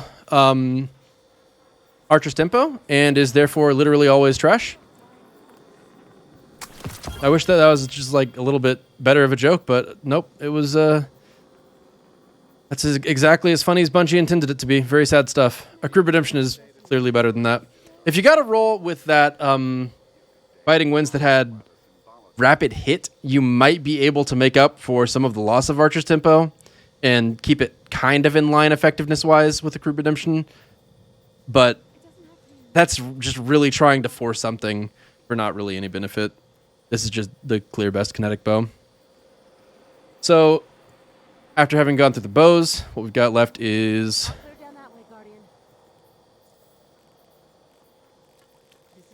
Tiku's Devotion. LOL. There's the Imperial Needle. That's your only Void Bow. It's got Frenzy on it and Killing Wind, so it gets a nice damage buff and some nice handling buffs. It's going to have a huge amount of uptime on all of its perks. That's really nice. Just a solid Void Bow. Nothing crazy. Then there is the Arsenic Bite, your best arc bow. It's got a god roll, actually, with the absolute minimum draw time while also having the best accuracy that you could hope for with that. Dragonfly and Archer's Tempo. That's what you want to see. Archer's Tempo on a 540 require, like, to actually get benefit out of Archer's Tempo on a 540, you have to do something like use Ophidian Aspects with Bow Reloader or Top Tree Gunslinger for Chain of Woe with Bow Reloader, and then you'll get a faster draw time while Archer's Tempo is up. So it's worth having Archer's Tempo even though it is 540, because if you really wanted to play with a bow, you can do that. But more so because there's not anything great in those spots as well. That's a good arc bow. There's the Tyranny of Heaven, basically the same thing, but solar and Rampage instead. Dragonfly would be equally as good there. I mean, really, Rampage and Dragonfly have different uses, but they're both god rolls in their own way. And then there's the Kinetic, the Crew Redemption. That's great. Let's look at Scout Rifles. Do those next. We got an Eternal Blazing with Rapid Hit, 1 for all. We got Overflow Disruption Break. That's kind of nice. Full Auto Kill Clip. That is the clear worst of these 3. Full Auto is not a useful perk.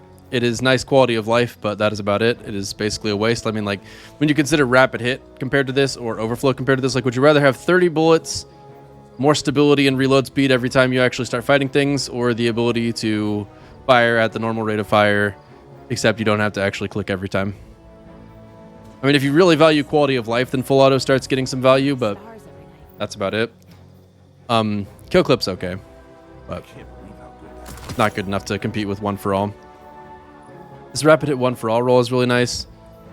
Handling, Light Mag. You can actually get away with Extended Mag here and be fine, but that's definitely a matter of preference. I personally would actually value this roll the most by a pretty clear margin. I would definitely, so with this one, with Overflow, I would go Extended Mag and Backup Mag, because you can get 40 bullets at once now. That's really, really nice. If you run Armor Piercing, you're getting obviously better reload speed, because you don't have the penalty from Extended Mag, and a little bit more range. Armor Piercing does actually synergize with Disruption Break, so that is a factor. If you're using this specifically to break champion shields, it's pretty good for that. I guess that would actually be better just because of the Armor Piercing synergy with Disruption Break. But Extended Mag is also nice because of the synergy with Overflow. Because, like, look at the reload speed. I mean, it's still half the bar. It's not bad by any means, and it hasn't even been masterworked, so it would be a little better than that. Scout Rifles aren't really the worst thing to have to stop and reload in the middle of combat because you're usually not being overwhelmed by enemies anyway. No real loss there. But having it be a little faster with a little more range and a little more synergy with the disruption break aspect. This is probably the one you would want to run just about forever. And overflow is really, really nice here because probably one of the biggest issues fighting champions is, let's say you got a champion, it takes 8 bullets to break their shield or something to that effect. And you're having a hard time killing them because you're running low on sniper ammo. But, well, I guess it doesn't really matter. Let's say you're using a kinetic grenade launcher. So, you fire 8 bullets to break the shield, use your kinetic grenade launcher to hit it some, get it to a little above half health, fire 8 bullets, break its shield, use your grenade launcher to hit it a little bit, like just before it's dead. You've only got 2 bullets left with the scout rifle, so you need to stop and reload, but you forgot to do that before DPSing. Now he's throwing his shield up, he's recovering it. You are kind of in a awkward spot there. It'd be a little bit better to have 36 bullets and never even have to think about reloading. It's a big smile. Overflow is really, really nice because not even having to worry about if you're going to be able to break the champion's shield with your whole magazine is just, that'd be some pretty convenient stuff. That's a good one. I like the rapid hit 1 for all roll, but honestly, this is like just a scout rifle, to be honest. Like, it's got your very standard reload perk, damage perk, which is a good combination. But the thing is, scouts are particularly useful now, at least, because of their ability to actually break barriers. And that's always going to be true also. Like, if you use it against arc shields, the disruption break thing is going to be great there too. I just don't think that you would really want to use a scout rifle. For instance, like, let's say next season scout rifles do not have any of the champion mods, right? So like this season, this one is clearly better. Next season, you'd think, this one's better, right? Because if scout rifles don't have the mods, then you'd want to run this scout rifle over this one. But in reality, what's actually going to happen is you're not going to use the scout rifle at all. You're just not going to use it. You'd use a different weapon that has a champion mod. And if you really wanted to fight at a range, a bow is probably going to be better.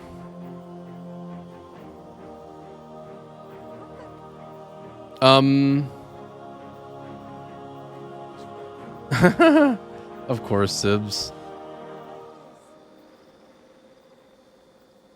I am in a position right now where I have started up something, and I feel like I should probably just recap later.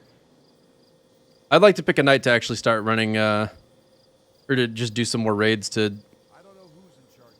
discuss at length, I guess. How we're gonna consider practicing. Retro Futurist. This is a old ass shotgun. I can't even remember if this is a slug or not. I don't think it is actually. Quick draw, swashbuckler, small bore, light mag. I mean, if they go through with nerfing shotguns, this actually could pretty quickly move into being meta. Ugh, that would be pain. It's not a horrible roll. It's not a special roll. I mean, the only reason I would say to keep this at the moment is because if they nerf quick draw and aggressive frames, this one becomes better by comparison. Kind of back to a Badlanders meta sort of situation. And this is not easy to farm at all. So, probably best to keep it just to future-proof that possibility. I also meant to be looking at scout rifles, so we're going to move on to the next scout rifle. If I can find one. Royal Chase, auto-loading Dragonfly. So the first one was Arg. This one's Void. He was crazy. Oh, this is just the curated roll too. Which tells me that you probably aren't that into this gun, because you could have farmed this gun pretty easily. Running Wrathborn hunts to get a Royal Chase that you actually really want, not the hardest thing to do. I mean, you can exclude perks on it as well. This is I wouldn't like that enough to keep it. We'll have to see if we have another Void Scout, though. Trusty Solar Scout with high impact, killing wind, tactical, extended. So range. Tactical's not bad, but it's not great either. That's pretty nice. I mean, that'd feel pretty consistent in Crucible. It's not anything special, but doesn't really need to be.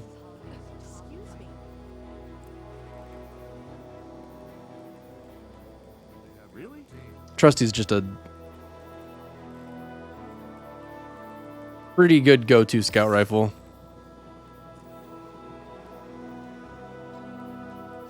So what I'm saying is that you don't keep a lot of scout rifles in general. So I'm only seeing night watches and the guiding sights. Okay, let's look at these guiding sights. So we got rapid hit osmosis here, which if you're going to use a gun for osmosis, I would say that the Dire Promise here is just better. Minus the possibility of champion mods. So for the sake of keeping that, and like if we're going to keep this one, then we should probably keep this one for the same reasons. Because like, let's say this season you wanted to run, like if you had a Nightfall that had Disruptor champions and Barrier champions with all 3 elemental shields. Yeah, I'll go back to the vouchsafes. Then the guiding sight would be a better pick than the Dire Promise for that particular activity. It's not. I mean, it's definitely not going to see use often, but when it does see use, it'll be very helpful. Particularly because you like fighting at a range in those kinds of activities, if possible. Rapid hit, Vorpal weapon. Vorpal weapon's fucking useless on a scout rifle. Like, that's a joke. And then for the night watches, we've got rapid hit rampage, overflow, explosive payload, and rapid hit explosive payload. I'd prefer the rapid hit explosive payload between those two. Extended mag is always good. Definitely better than extended. Arrowhead break for vertical recoil. Handling. Oh, this is the curated one. Unless you really like a lot of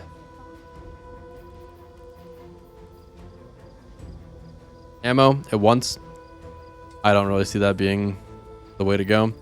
Because like 18 bullets is a lot. You're already good with 18. The reload speed's good. Like having to stop to reload is not going to hurt you. Rapid hit for more stability. Reload speed on top of that, like you're fine. You really don't need overflow explosive payload.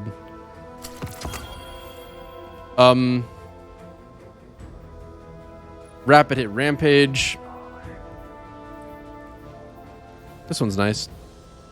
It's similar to the other one, but damage perks instead of explosive.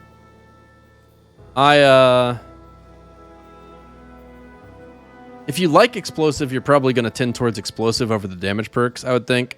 Rampage can be pretty hard to activate on scout rifles. If you're going to run one or the other, I would run multi-kill clip just because you can actually kind of like ramp it up and start getting 3 kills per magazine pretty easily with a 20 bullet magazine. I would overall prefer this one to the explosive payload roll, but quite honestly, explosive payload is almost like it's going to destroy this one as far as crucible usage is concerned.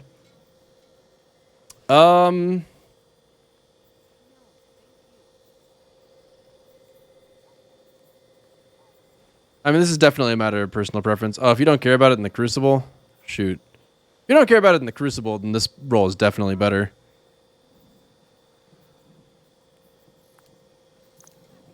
Fine with me to, or fine with you to delete this one? Patoso, thanks so much for the 20 months. Appreciate it, Patoso. Thank you very, very much. Explosive is good for champs.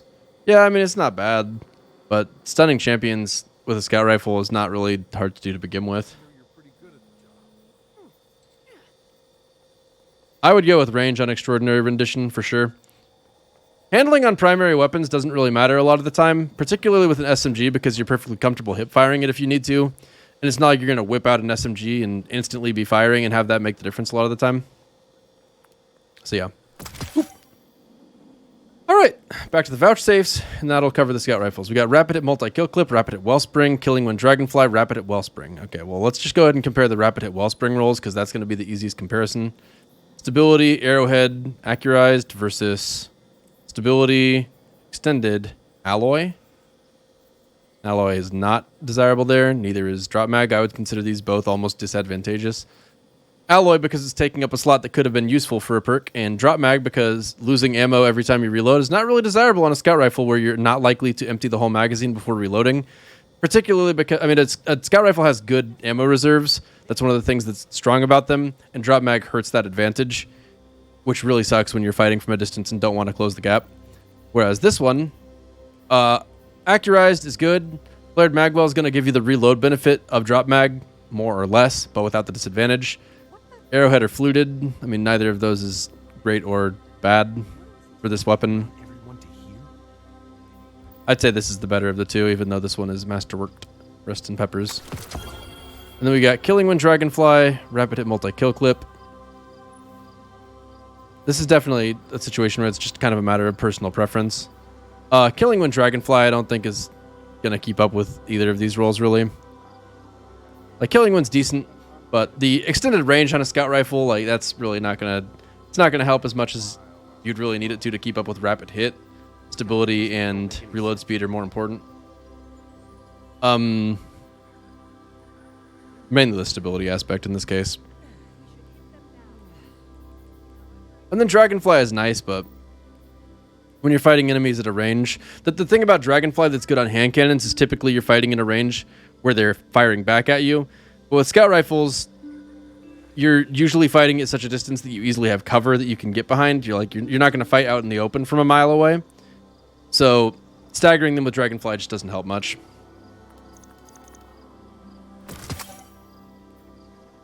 Okay. Multi-kill clip or Wellspring.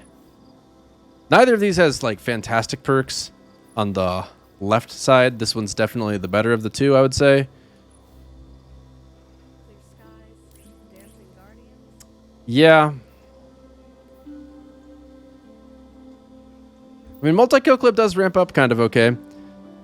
But I would honestly say that, like, if you're trying to fight from a distance in the first place, Wellspring is going to probably get more value. Because usually there's a lot of enemies to pick off if that's how you're planning to fight it. Otherwise, you would close the gap and use a different weapon. Because moving forward would... like, if moving forward would kill you, that's when you use a scout rifle. So getting some ability energy is kind of nice. Multi-kill clip would allow you to level out enemies a little bit easier, but having more abilities would probably do a better job than a little tiny bit of extra damage on a high rate of fire scout. So Vouchsafe is the better one on that part. So let's recover the scout rifles. We got Eternal Blazon with some really great anti-barrier mods. That's really good against barrier champions. Really good for that. Is that the only one on this page? Man, can I sort this a little? Newest, rarity, quantity. Oh, okay. Didn't think so.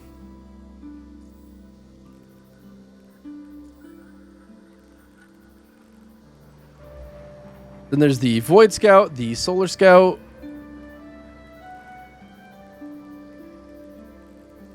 Another Void Scout. So this one we have to really compare the Royal Chase to the Vouchsafe as well.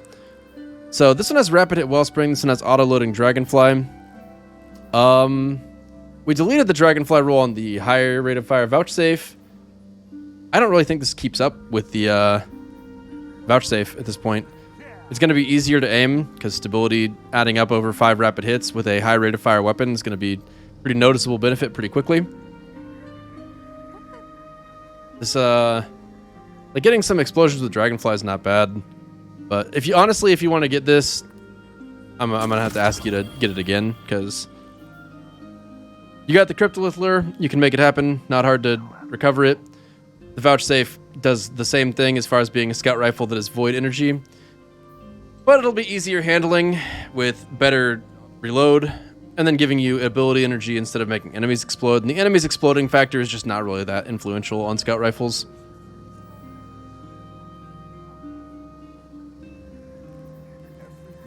So you got one element of each, or one of each element. You got the Night Watch with a pretty solid roll, and then wasn't there what? No, there was one more, but the Iron Banner ones are deleted. They're gone. Solid. Okay. What's next? I can't really judge fusion rifles very well, so I'm not sure that I should look at that yet. Let's look at SMGs. That seems like a good one to go to next. I just want to know who's in charge. So we got 2 Aikilos SMGs here. The Threat Detector Surrounded. I would run the Surrounded roll on that, because didn't this one have... No, I guess it doesn't have Disruption Break Pain. Seraphron's Threat Detector Surrounded. If they ever fix Surrounded spec, I'd be running that instead of Major spec. That's a really interesting choice you've got going on there. I wonder what the thought process was behind using that at the time. It probably was perfectly fine to do whenever it was being used, but I definitely think Surrounded spec is the better thing to use with Surrounded. Was for anti-barrier. Yep, makes sense.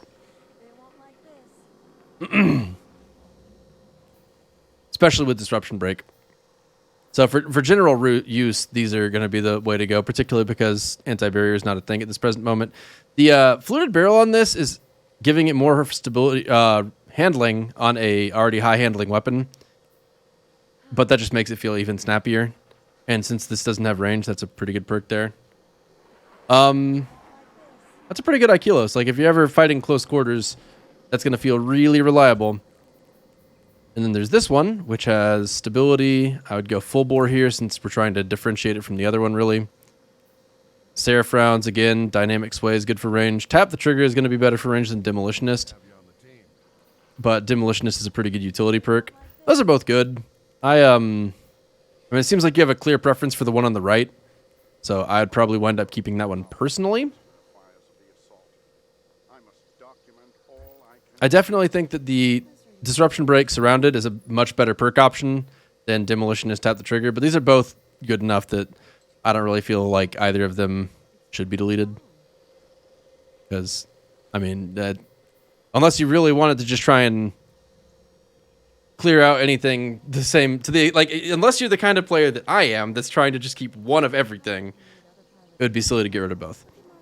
Feeding Frenzy Disruption Break, Mulligan Dragonfly.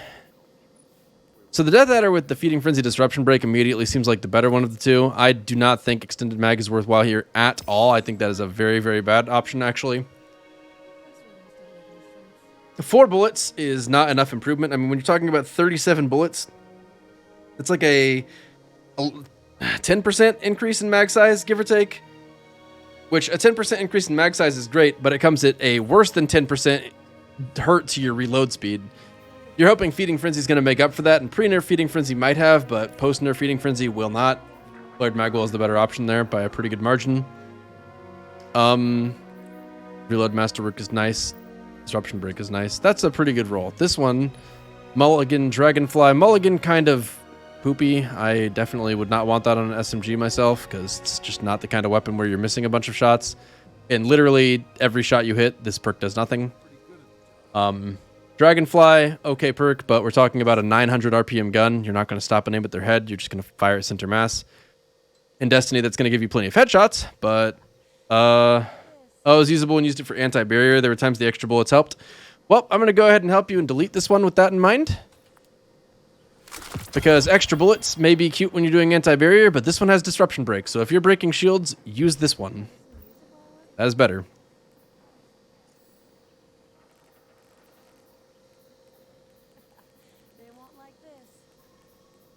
What is next? This SMG. Ambitious Assassin Dragonfly. That's kind of nice. I can't believe how good that hunter looked in the I mean, this is the same relative problem as the other one, but being 600 RPM, it's a little tiny bit easier to stop and aim at the head. Ambitious Assassin's a pretty nice perk on SMGs, actually. Because it has a relatively small magazine and just getting a chunk of...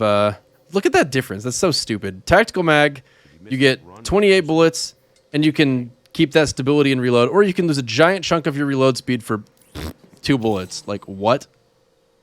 That's such a non-option. I would go Hammer Forged for sure here. That little bit of handling. Like, handling really just doesn't matter that much on primaries most of the time. Flooded's not a bad option either. I mean, they're both okay, to be honest. Probably both top tier even. But I would prefer Hammer Forged between the two. This is a pretty good SMG. I don't know that I would ever use it over the Aikilos SMG, and based on the kill tracker here being 240 versus 11,346, I'm going to guess you feel the same about that. That said, there's nothing wrong with this. This is just the kind of thing that I personally would delete because it comes across like, in my brain, I think like, okay, I'm hoarding because I've got 2 weapons, both create Warmind cells, both are SMGs, both are ARC. Why am I keeping this one that I use literally not even a 50th as much as the other? But there's nothing wrong with the roll on it. There's nothing, like, pretty much everything is actually useful. Like, Reload's useful, Tactical's useful, Hammerforged useful, Ambitious useful, Dragonfly's kind of nice. Particularly on this gun. This one feels more reliable for hitting headshots than other SMGs, but... It's not bad here. That's, yeah, I would delete it, but it's not actually worthy of being deleted, so... It gets to stay. What is our next SMG? Mida Mini Tool. Hipfire Grip Kill Clip. That is a very basic weapon that has not kept up light level wise. I feel like you probably don't use that often. Not really sure why this is here. Like, if you really wanted to use a solar SMG, you'd almost certainly default to the Death Adder, 'cause it's just generally better. I mean, actually, if you compare the two, they're basically the same, minus the other one having higher handling. I don't know. And you could grab this from collection, so this really just doesn't need to be in here. Same with Drang, right? Yeah. Wait. Next up, we got Multimach CCX. I think there's one on the character too. There's one on one of the characters that's 1308, but that's just your highest piece of gear, so there's really no reason to consider deleting it because you want to keep it for infusion. What do we got here? We got quick draw, one for all. One for all is not going to happen in PvE or PvP, and in PvE it's I don't know, not worth it. 900 RPMs aren't really the best right now. And the kinetic one is not really worth it. This is a map roll. There's really nothing special about it. That's got to go. Then there's Killing Wind Kill Clip. I know there are people out there that would really like this one, actually. Kill Clip's definitely nice for TTK reasons. Killing Wind, after getting one kill, is going to help you out quite a bit. Accurized rounds, that's a really nice option. I'm not sure which sights are best here, but just looking at the bar, I would go with this one. Don't actually know objectively, to be honest.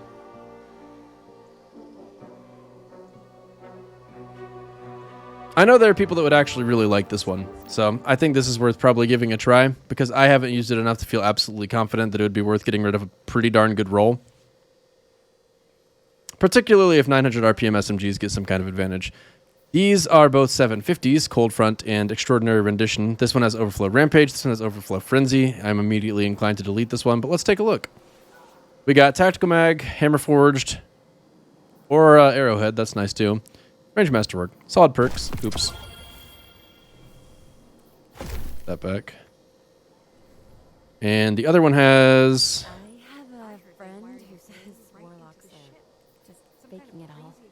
I have a friend who says Warlocks are faking it all in the world.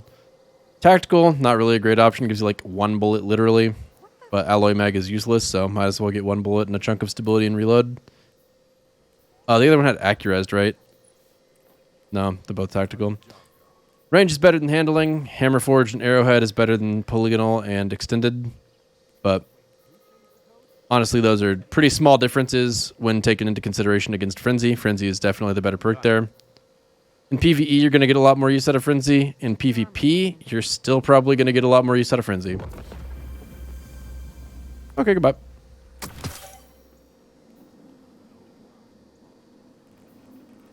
Next up, we have got... Oh, one of these did live, actually. That's right. I forgot I kept that scout rifle. Then we got the Friction Fire with Killing Wind Wellspring. It's got 8 kills on it, and it's masterworked. This looks very, very familiar. This is like... I'm having flashbacks to my own experience where I was like, oh, hey, a new SMG. I'm going to grind and get the new SMG and do a bunch of Cryptolith Lure charges, or the... whatever they're called, the Wrathborn hunts.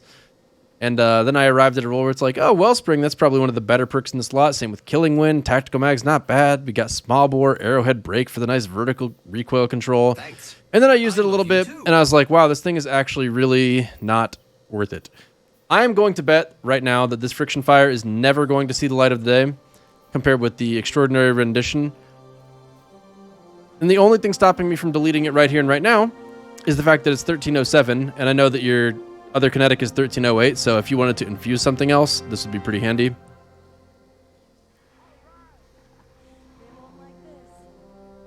CDC is cool. Thanks for the 40 months. Appreciate it. CDC is cool. Thank you. Delete it? Okay, good. Goodbye. That's just not good. It's not worth using. Quick draw, one for all. Quick draw is an oof. That's like surplus would probably be better. But hey, it's not useless. It's not completely useless anyway. There's another, like, this RPM of submachine gun does not benefit from tactical mag. It probably got 2 bullets. 1 bullet. Even worse than I thought. Stability masterwork. Like, none of this is really special. This is an inferior version of the other one. Because, like, one for all compared with Frenzy. Like, one for all, if you're just playing naturally, is going to get procced by killing a bunch of enemies. And it'll activate a little sooner than Frenzy, but then 10 seconds later it's going to deactivate, whereas Frenzy's just going to stay up the entire time and give you better buffs because you get like the damage, the reload, and the handling, which then makes this quick draw one for all look kind of silly because Frenzy is taking care of both perks all at once. And then Overflow is straight up better on the other one because the magazine of 30 is not that big, and being able to double that with Extraordinary Rendition, this just doesn't keep up. I mean, it's a holiday gun, that's kind of cute, but overall this is just not good. I mean, this has been out for longer, and this one already has more kills, so there's probably a reason for that. Sorry, Cold Front. Gotta go. Not allowed to stay anymore. Okay, so SMGs. Those have been covered. We got 2 really good Aikilos SMGs. Neither of them really makes a whole lot of sense to delete because they're both just actually strong rolls. Then the next one is the Death Adder. That is Solar instead. Also has a nice roll, particularly for breaking shields. It's nice. There is the 7th Seraph SMG, which is basically just an alternative to the Aikilos if you just wanted to run it.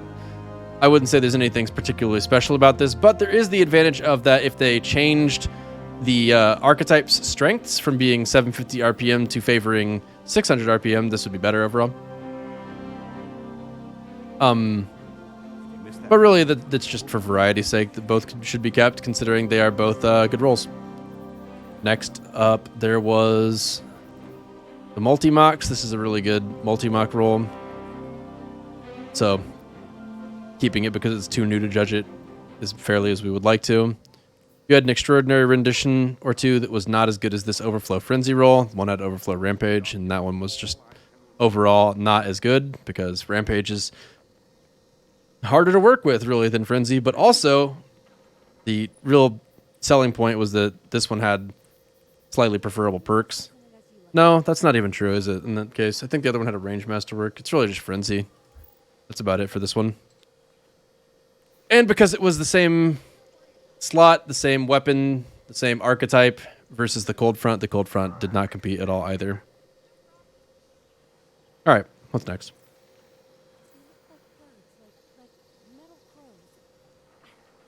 Let's look at rocket launchers. That sounds like a change. Go to heavy weapons.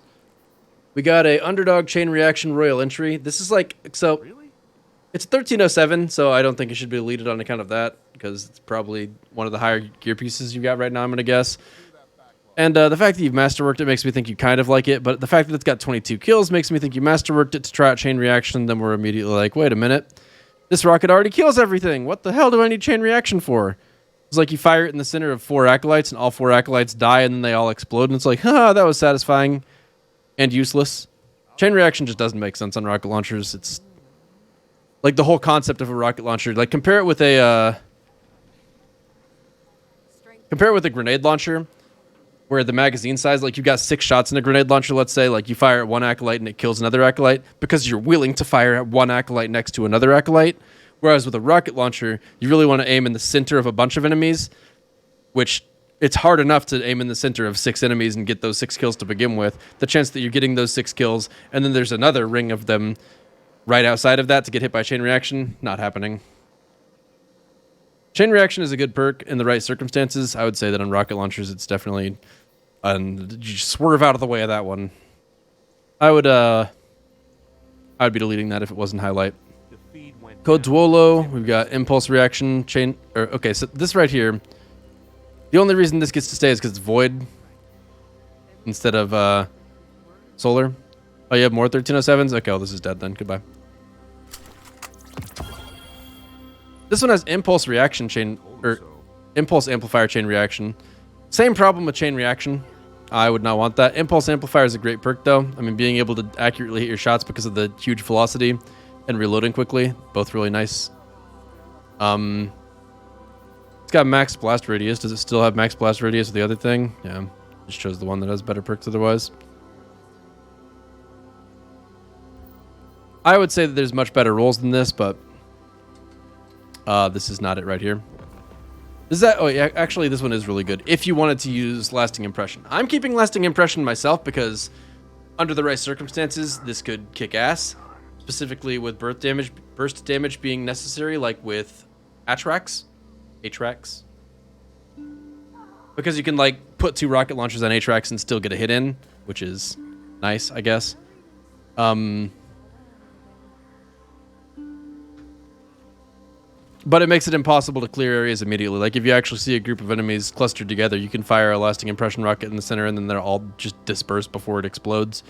Kind of defeats the point.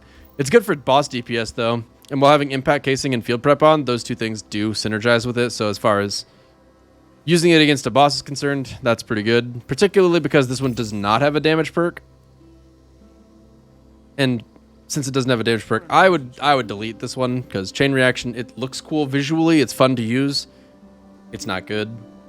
This one is actually good, but it would be less fun to use anywhere other than boss damage. You have almost the same roll on your Titan, you think? Let's check the Titan really quick.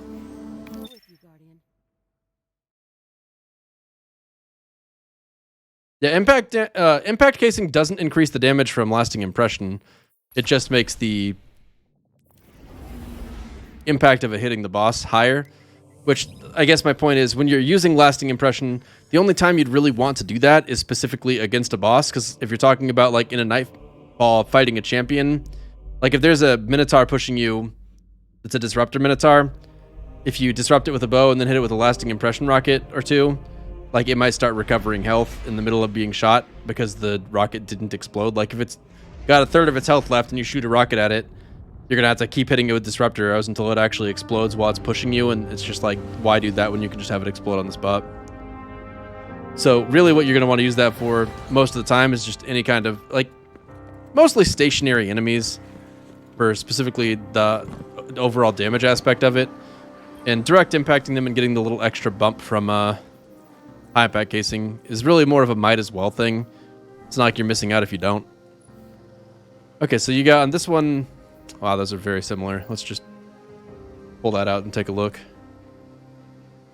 Field prep giving more rockets is probably overall the better perk than impulse amplifier for lasting impression. So these are both basically the same. Holy crap. It's very, very close.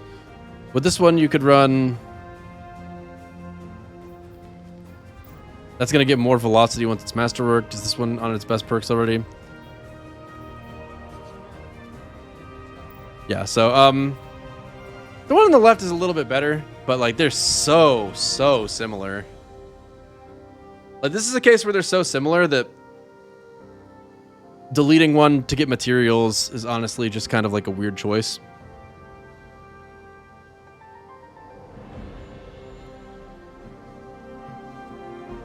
Because, see, like, you can see there's a tiny little green sliver on the left side velocity. Because it's got 1 more velocity on account of the masterwork. The right side has a blast radius masterwork, but they're already capping blast radius. So that's a wasted masterwork. On the left, you get just a tiny bit more. You get a tiny bit more velocity, but they're just like basically the exact same. I would, I don't know. I mean, like, they're just so close. I'm just going to leave that to your discretion later. Because... At that point, it's literally just a matter of if you're willing to waste the materials on it more than which one's actually special. Because, like, yeah, I could masterwork the one that you've got and delete the other one, but for a teeny tiny sliver of velocity, I don't really know about that.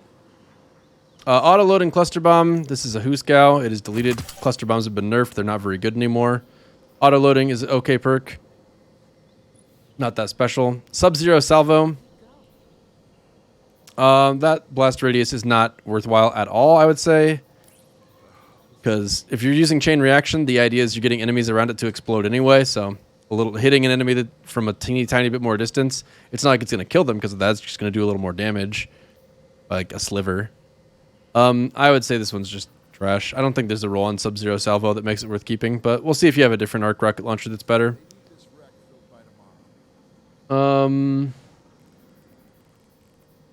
What is this?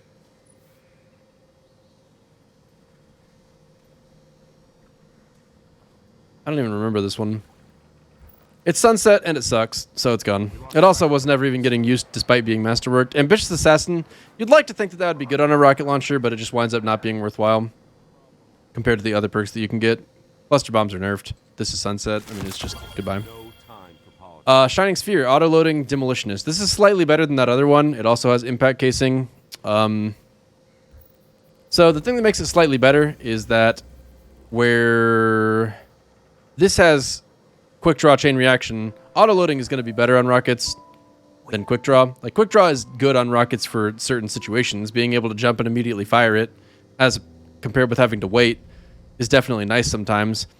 But being able to fire it and then immediately switch weapons instead, much more valuable.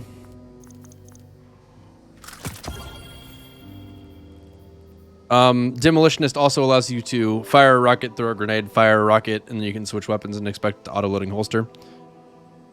The Shining Sphere is still not great, but it's significantly better than the other one. I mean, I don't know. The arc rocket launchers are kind of hard to get a good one right now.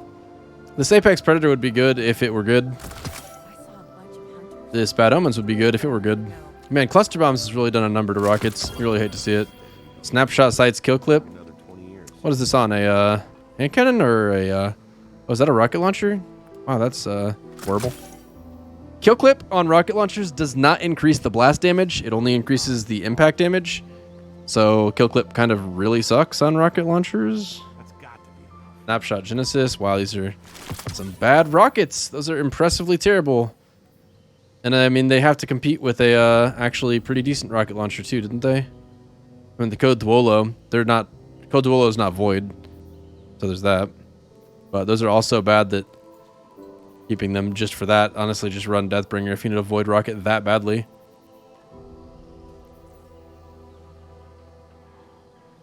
Because those rolls were all poopy.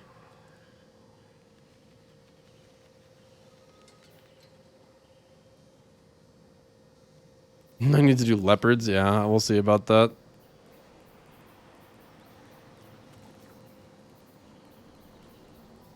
So you got a Shining Sphere that has some some use, and a Code Duolo. Not bad. Then a different Code Duolo on your character that's pretty good. So after that, you are missing a Void rocket launcher, but honestly, I don't think you're going to be hurting for one so bad that you're going to miss those Gambit rocket launchers. They're not that good. And I feel like, am I making up? There is a Void rocket launcher out there that is actually worth using.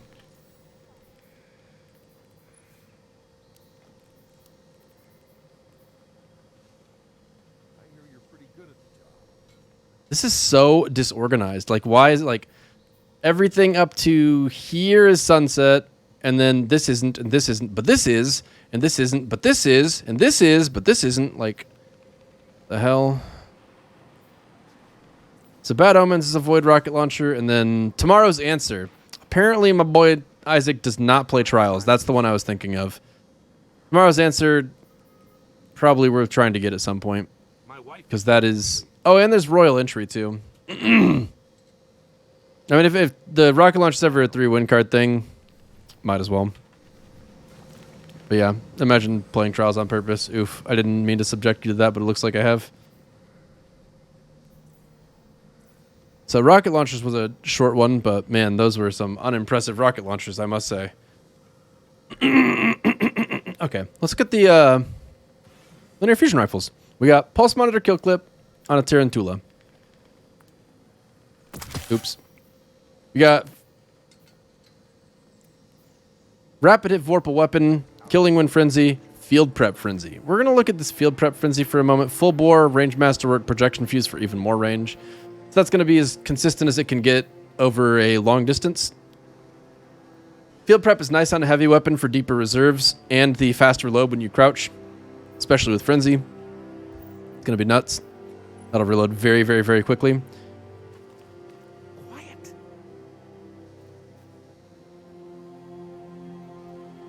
My bad, Isaac. Killing Wind Frenzy.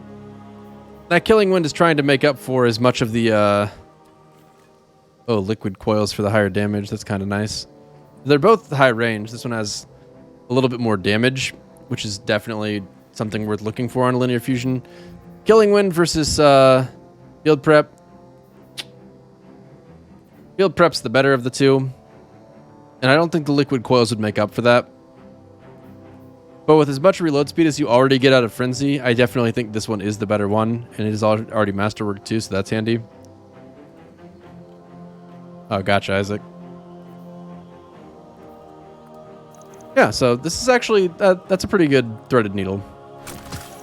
Rapid Vorpal weapon. So this is basically like, what if I wanted to get less damage in a more specified situation? So that one's big gone. Goodbye. And the weapon doesn't fire enough for rapid hit to really help a lot. That's definitely the best of the threaded needles.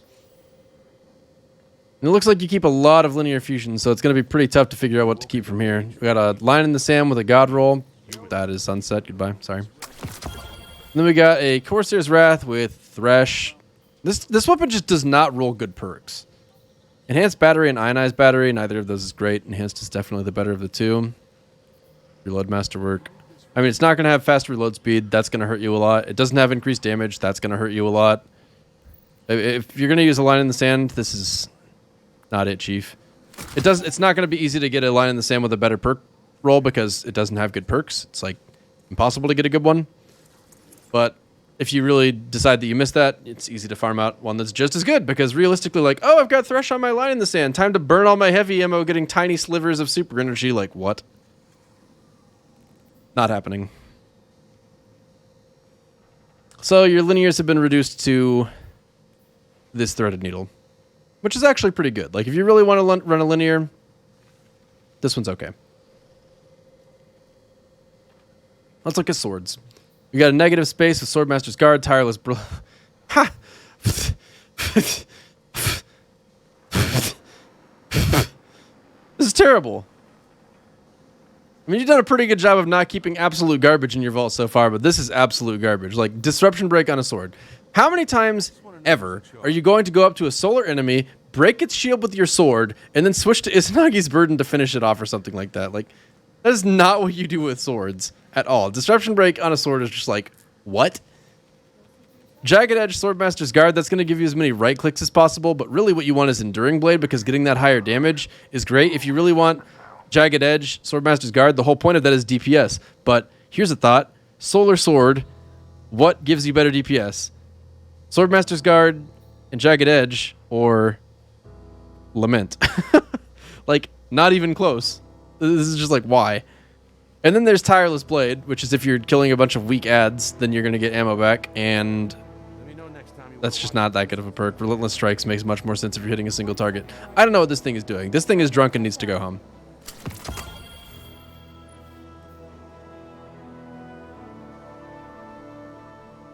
So then we got the Falling Guillotine, Whirlwind Blade, Relentless Strike, Swordmaster's Guard, Jagged Edge. That's the highest burst damage. I would be going with Tempered Edge just for the higher ammo capacity, so you don't run out as quickly. Enduring Blade would be best here, but Jagged Edge is nice to have as an option for if you really do need that extra damage for some reason. Tempered Edge isn't really that great. It's like third on the totem pole or something like that, but since everything else is perfect, as far as Whirlwind Blade, Relentless Strike, Swordmaster's Guard, this is obviously a very good Falling Guillotine. That's the go-to sword if you're not using Lament. Then we got Temptation's Hook, which is, bless its heart, it is trying its damnedest. It really, really does want to be a Falling Guillotine, but it just can't, because it sucks. It can't help itself from sucking. It has less ammo, just because fuck it, I guess.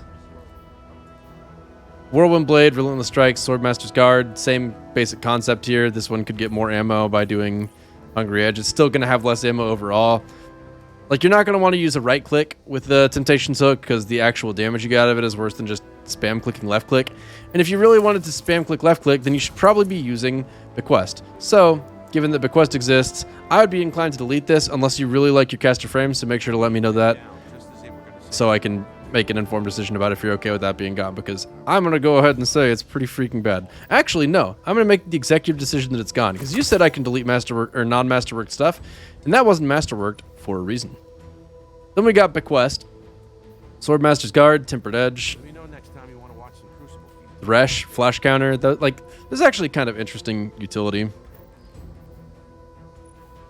Then we've got Enduring Blade, Swordmaster's Guard. Tireless Blade, counterattack. I mean, I guess Balance Guard if you really wanted to use counterattack. Tireless Blade is still bad. So if you wanted to use an Arc Sword, I would say the one on the left is better because counterattack is cute and all. The idea here being, you know, you block an attack, then you hit them 50% harder on the return attack, which is like, okay, I guess. But deliberately accepting that you're going to take damage versus this one with Flash Counter where you block an attack and then the enemy gets disoriented. So they stop attacking you entirely. That's kind of nice. Thresh, if you really wanted to get super with a heavy weapon, the sword would be the one to do it with. That's probably the best arc sword. Being that this one is 1307 and I've killed your 1307 reserves with the rockets, we're going to go ahead and not delete that. But it deserves to be deleted. It should be put somewhere valuable. You know what? We're going to help you decide what's valuable. And I almost put it into the bequest. Let's see. What would be the... Let's look at machine guns and decide who gets to live there. Okay, looks like we're actually only on this page for machine guns. So we got Commemoration, no reconstruction, no reconstruction.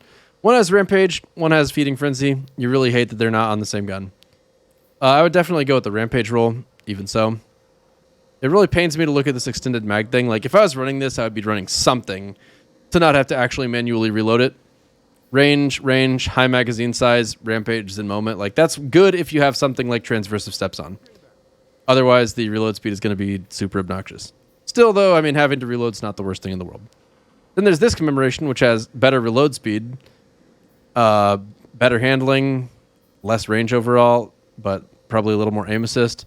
This one is clearly worse than the other one, but it's, I guess, a Crucible Commemoration. Quite honestly, I don't think it's worth keeping a Crucible Commemoration.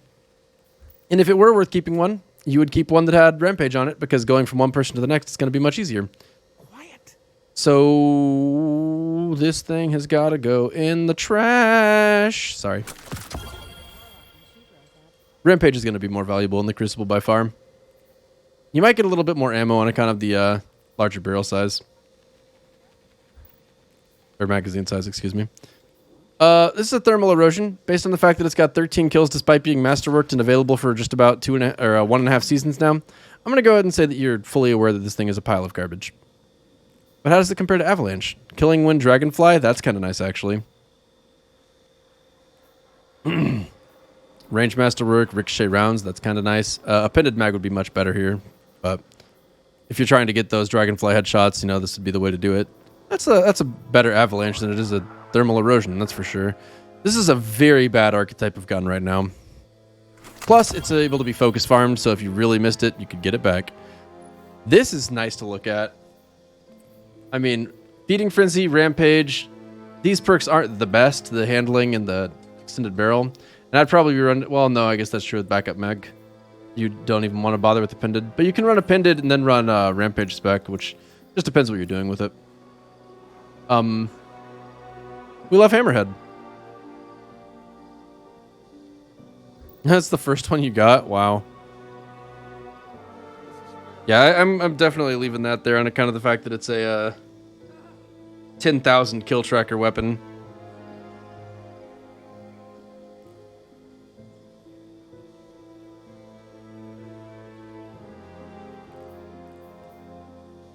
You know what I kind of wish I could set up in my chat? Whenever someone gets timed out, if we could have like Nightbot or Botteridge be like Zap with the Cast Ellen emote, that'd be funny. I don't know how easy that is to do though, or if it's even possible. So your machine gun situation has pretty much been reduced to you have a Commemoration and an Avalanche. Oh wait, we didn't look at these. So one of them is auto-loading holster Vorpal weapon, the other is field prep Vorpal weapon. And here's the tricky part here. It doesn't actually tell you this anywhere, but field prep you're gonna get like 300 bullets, and auto-loading you're gonna get like 210. So auto-loading is actually much worse, despite the fact that it's a pretty valuable perk in general. So it pains me to say that, because this one has a 56 bullet mag versus a 43 bullet mag, but this one is definitely the better of the two, particularly because they have the same utility with Vorpal.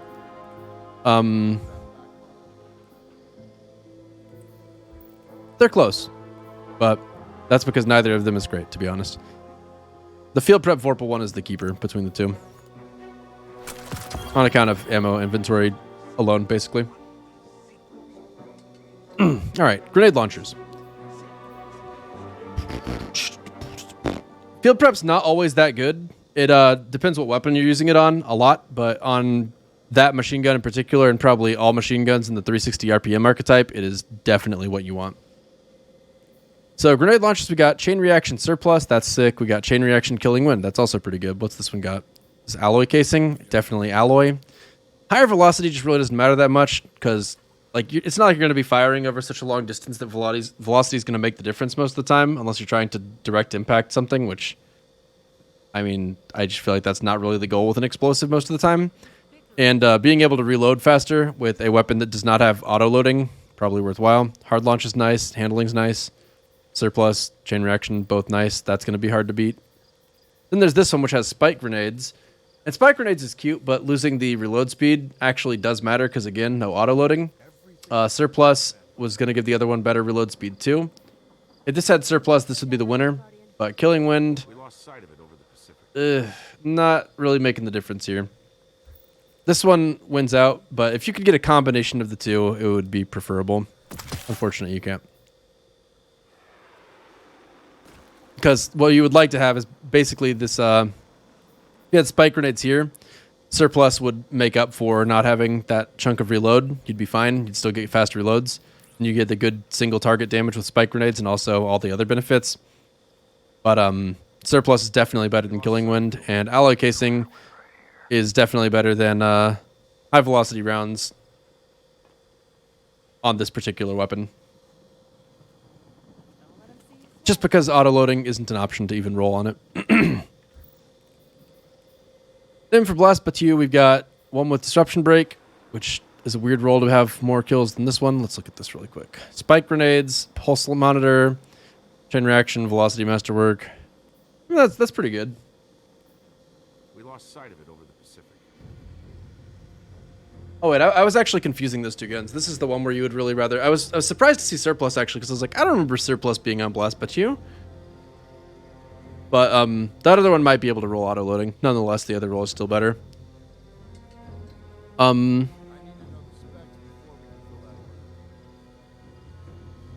This one cannot roll auto-loading. So this one... This is the one where alloy casing would be kind of nicer. But... It's still... This is actually still a pretty good roll. I mean, Chain Reaction is great on grenade launchers. Spike Grenades is good. If you're not going to get alloy mag, then, you know, Spike Grenade's next best option. Pulse Monitor, I don't personally like at all. But it's something. It's good enough that it's worth keeping. This one with Moving Target Disruption Break, I don't know what this is all about. Like, again, how often do you break a shield with an arc weapon that's your heavy and then switch to a different weapon to finish them off? Like, that is not really a thing. Disruption Break on heavies is a weird pick. Moving Target, weird pick. Not going to really get any value out of that. I mean, that's just not going to compare. I'm not really sure how that managed to survive, honestly.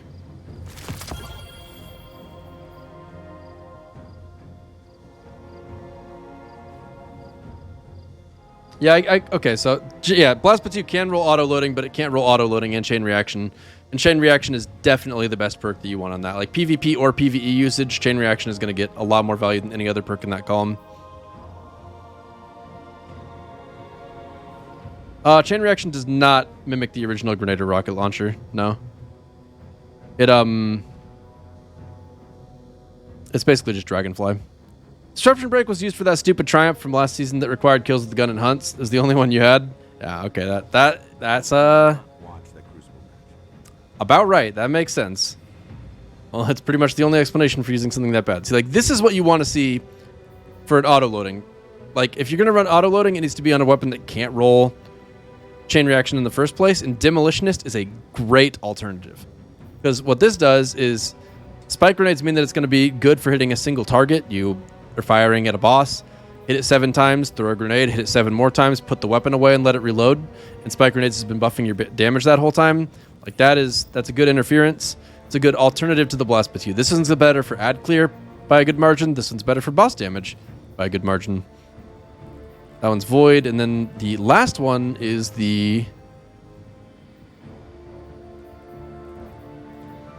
I'm going to go ahead and do you a favor and just delete this.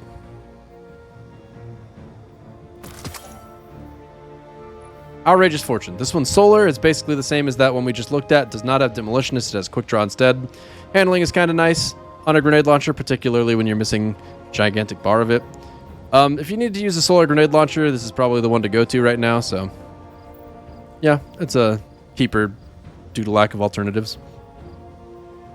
So, have we covered all the grenade launchers? Basically, what this has been reduced to is a Void, a solar, an arc for bosses, an arc for ads. Okay, so I think we've covered all the heavies because we got linear fusions, swords, grenade launchers, machine guns. I don't know if I already said rockets, but yeah, I guess that covers it. Looks like the heavies have been deleted. Let's look at. Do we want to look at sidearms, or do we just? Let's not look at them just quite yet. Let's look at snipers. So we got we got no distraction snapshot on frozen orbit. Fluted is actually really nice on a weapon with this low of handling. It'll actually probably boost the snapshot benefit a little bit. Stability isn't helpful at all. Accurized is a little helpful. No distractions I don't like, but some people might. Not a bad frozen orbit. It's also your only frozen orbit, so we're leaving that for the time being. Far future with quick draw opening shot. That's basically making the other one sort of irrelevant PvP wise, but this can't one-shot supers, so they do have different uses a little bit. I would probably always wind up using this one myself, but quick draw opening shot's great. That's obviously a keeper. Then we got the Aikilo snipers. I mean, human people, you know? So this one is making a funny joke that you're actually going to use a 140 in PvP. As you can see, you defeated 9 Crucible. All right, well, goodbye. Yeah, that one was... You tried. You gave it a chance.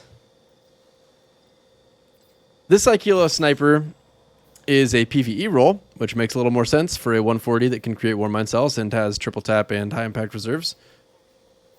Pretty solid. It's got tactical mag too. That's also the perfect thing to have here. I mean, that's as good as that one's going to get, so we're just going to leave it as is. I don't think that's going to see a whole lot of use, but it is still a keeper. I'm not even talking about Adored because it's curated. There's no good or bad roll on that. Distant Tumulus. I think this is actually considered like one of the highest DPS weapons in the game. You can tell that it gets a whole lot of use because there was not a kill tracker selected on it. If you're going to use it in PvP for DPS, I really just don't know why you would use a 140 sniper. I feel like there are probably better options, and I don't think there's a single boss where 140 snipers are meta right now. Trophy Hunter, you were supposed to be gone. You were supposed to be gone. Says it's random mod slotted? Oh. And I assume that wasn't a random roll mod. Yeah, pour one out for Trophy Hunter. It tried its best. It didn't do anything wrong. We're going to leave this beloved. Snapshot moving target, range masterwork, extended flared. I mean, that's still actually a pretty good sniper. I could see that getting use every now and then. You mentioned earlier that you wanted to leave this one alone. And, I mean, that is actually a god roll, too. Appended mag. I don't know if this runs tactical, but you need appended on this. Never mind. Appended is actually perfect. Reload masterwork. Yeah, this is actually like a literal perfect roll. Firing line's god roll, 4 times god roll, appended's god roll, reloads god roll. This doesn't really matter that much, but Hammerforge is probably, you know, top tier. So that's a really good Soul Survivor. It's a monument to your time spent in Reckoning. The feed went down. I am going to go ahead and help you with this Distant Tumulus by deleting it. Like, there's just not a time when 140s are going to shine that much. And the thing is, when Bungie reintroduces a perk or a weapon to being the best, they typically reintroduce a weapon that fills that role. Like, when they made 120s really good, suddenly we can get Steady Hand. And, like, yes, it's not as good as True Prophecy. So if you held onto a True Prophecy, that would have been better. But the vast majority of the time when they do that, the new thing is objectively better. I mean, think about... Like, they made rocket launchers better this season, and suddenly there's Lasting Impression, there's Impulse Amplifier, there's Frenzy. Like, they bring a new gun, or an old gun, back into being meta, but all the old rocket launchers you hoarded don't matter, because the new ones have better perk options. So, moving on. I think that is all the snipers on this page. How many snipers on this page? Succession with reconstruction osmosis. That's pretty nice. Extended mag. That's perfect. Reload masterwork isn't really helping it, and neither were the barrel mods, but I mean, it's 3 really good perks. Really the important ones.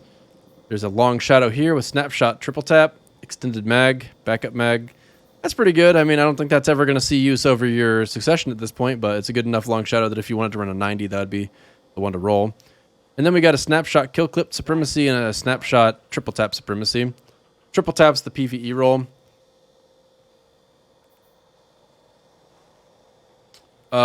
It actually looks like it saw some use too. 7 bullets is better for triple tap. This way you can actually get 3 procs of triple tap per magazine. Not really sure why it had flared magwell on. I mean, you could also run backup mag instead of targeting adjuster, and that'd probably be the preferred way to do this overall. It's got quite a bar of handling. This is a 140. That's your best 140 kinetic. There's not really going to be anything better than that for PvP. I mean, really, that is actually worth keeping for damage, unlike the other one. Because the thing is, using Distant Tumulus, you're keeping it for pure damage, whereas you could just use Aikilo Sniper and get most of the same damage while also having Warmind Cells as an option, whereas this has no real equal in the kinetic slot. Snapshot Kill Clip, this is a PvP roll if you were going to try and run it in PvP. As you can see, you did try to run it in PvP. A little bit. Kill Clip on a sniper rifle makes the numbers bigger when you hit another headshot if you do, but that's not happening. Alright, snipers are looking better. Alright, next up we're looking at auto rifles. That's really bad. Auto rifle. Where are you? So we got a shadow price is probably your first one. It's 450 RPM. That's not really meta right now. 4 times the charmed thresh. That's not too bad. I mean, I'll leave that because I don't know how easy that is to farm at the moment. And being that it's your only one, if you really wanted to relive the shadow price life, then that would be the only way to do it at the moment, wouldn't it? There's an Arctic Haze. This is another thresh weapon. Outlaw thresh. Tactical is actually pretty good on this archetype, I think. Nope, apparently not. Better than alloy though. 720s still aren't in a good position either. I would not be keeping this. I mean, I would be going for a Doctrine if I wanted a solar auto rifle, but being that there's not a whole lot of trials weapons in here, this is probably a better bet. Okay, well, if you're good, if you think delete it, then it's gone. It's out of here. I don't use Doctrine either. I mean, solar auto rifle is not really a go-to thing.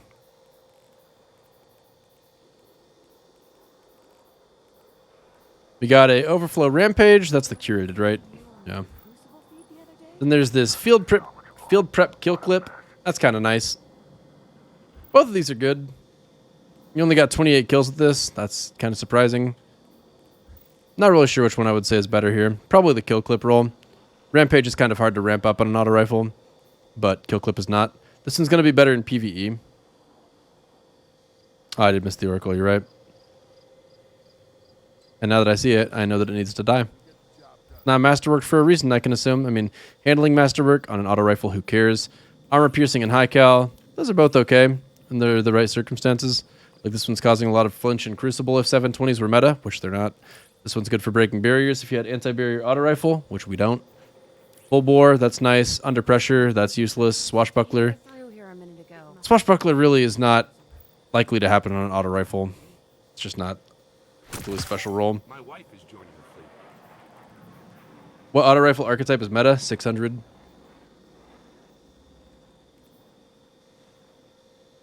But that can change on a moment's notice. You never know.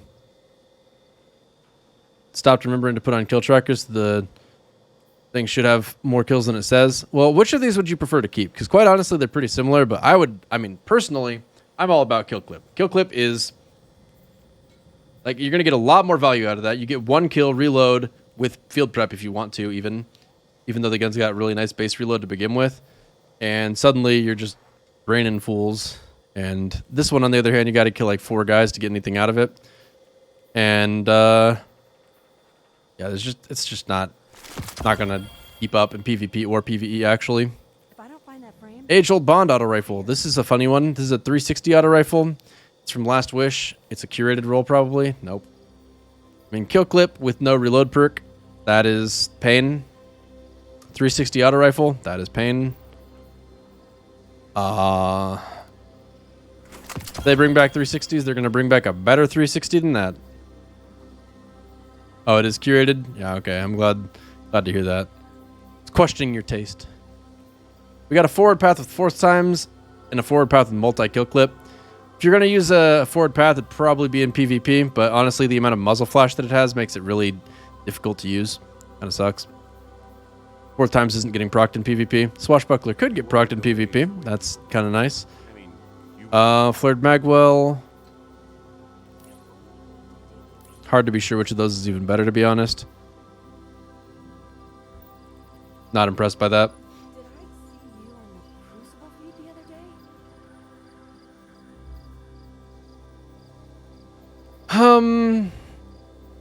Forward path with Feeding Frenzy multi-kill clip. That's better. I mean, it's got the same flared magwell. And this one has a range masterwork. This is just the better of the two. I mean, I don't really think that gun's worth using in general, but it's not unthinkable that it could be. False Promises. Overflow, Rampage, Overflow, Swashbuckler. Much more likely to proc Rampage than Swashbuckler. This is Ricochet and Armor Piercing. So both of those are good perks depending on the situation. I would be probably going just full range because it's not like it's stable anyway and it's a slow rate of fire. So you're going to be able to control the recoil. Might as well get the max range. That's nice. That one's good. This one, on the other hand, range masterwork, better recoil control, but significantly less range. This doesn't have the options here that the other one did, as far as having Ricochet for being able to, I mean, I think of that for self-cleansing, but the stability as well. And Armor Piercing for if they were anti-barrier auto. On the other hand, you've got a little bit more flinch caused by it, but it's 360. It's not causing a huge amount of flinch to begin with. The perk is going to be harder to proc. That one's not as good.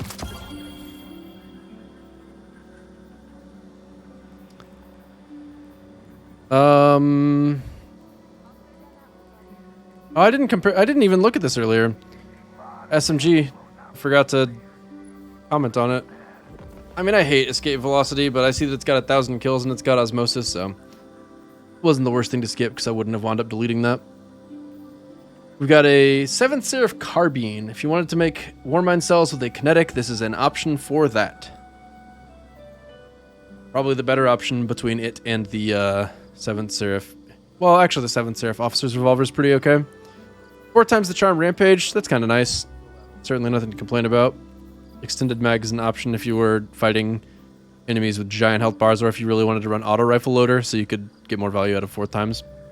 Reload Masterwork is good, regardless of which perk you choose here. Hammer Forged is nice. That's a good 7th Seraph.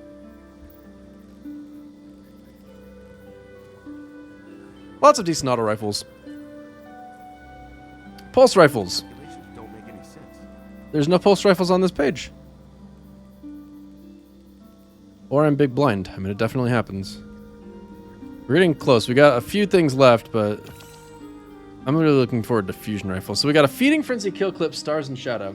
Now, the thing about Feeding Frenzy Kill Clip, Stars and Shadow is that Feeding Frenzy is never getting procced in Crucible. Like, you'll get 1 kill, and it's like Feeding Frenzy times 1.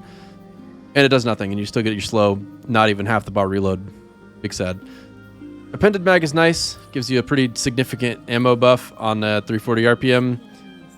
Fluted Barrel's not bad, but you're not going to make up for the handling no matter what anyway. Stability isn't going to make the difference. You always have to aim like kind of lower chin area to hope to get the triple headshot. Not the best Stars and Shadow. Not terrible, but not the best. I think if you're going to consider using that, you're probably comparing it against these messengers. Rapid Hit Kill Clip, Rapid Hit 1 for All. 1 for All is much harder to activate. Is there a reason that it would be worth keeping instead? We got High Cal, that's probably the best in slot. Hammer Forged, handling. Hammer Forged is nice, handling is not nice. This one also has a handling perk, also has Hammer Forged, so they're basically the same, but this one can roll a little bit more in the bullet department. If you wanted Armor Piercing for whatever reason, you could do that instead.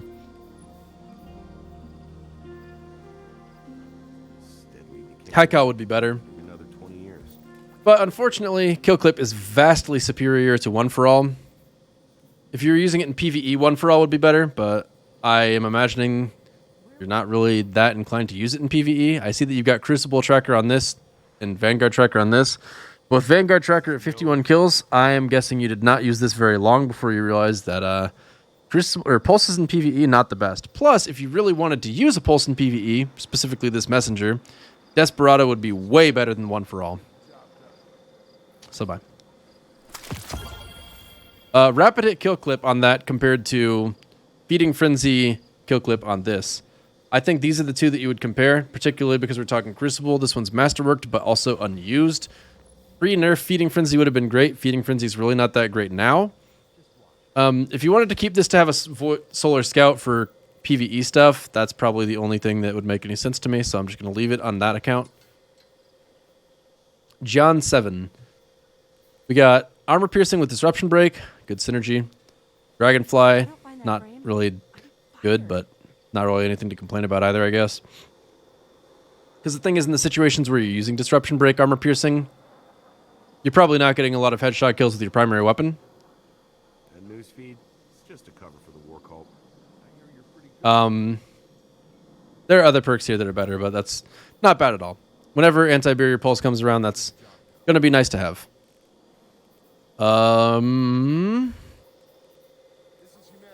Shoot, dude.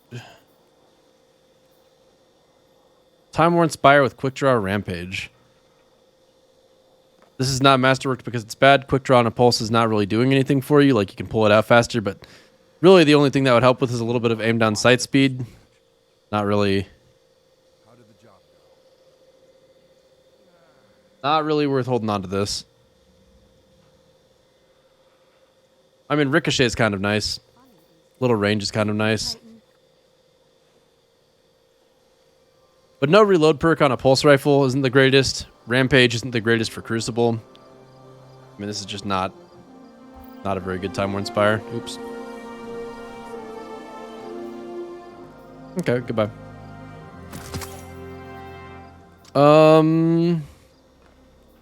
Cold Denial. Feeding Frenzy Swashbuckler, Feeding Frenzy Swashbuckler. Well, somehow one is the PvE roll and one is the PvP roll, despite them being the same.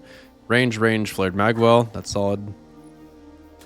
Handling, Polygonal, Ricochet. Ricochet is better than Flared Magwell probably here, considering you both have Feeding Frenzy.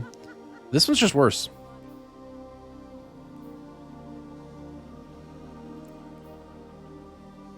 I am not sure why this is the way that it is.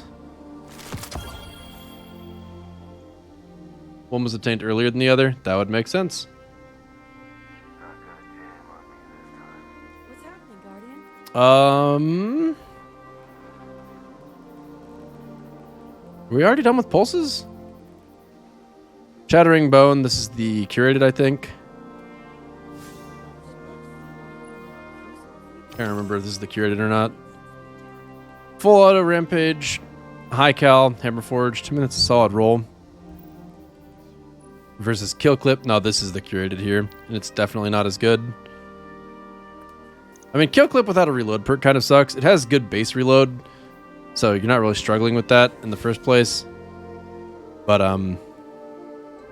you're probably not going to get low enough in your magazine while trying to activate Kill Clip to get high impact going for you as well.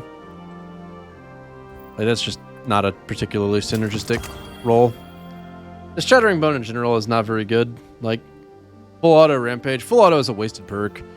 You really might as well be running the Cold Denial with Feeding Frenzy Swashbuckler or the Messenger with Rapid Hit Kill Clip. Like, this just doesn't keep up with the other two.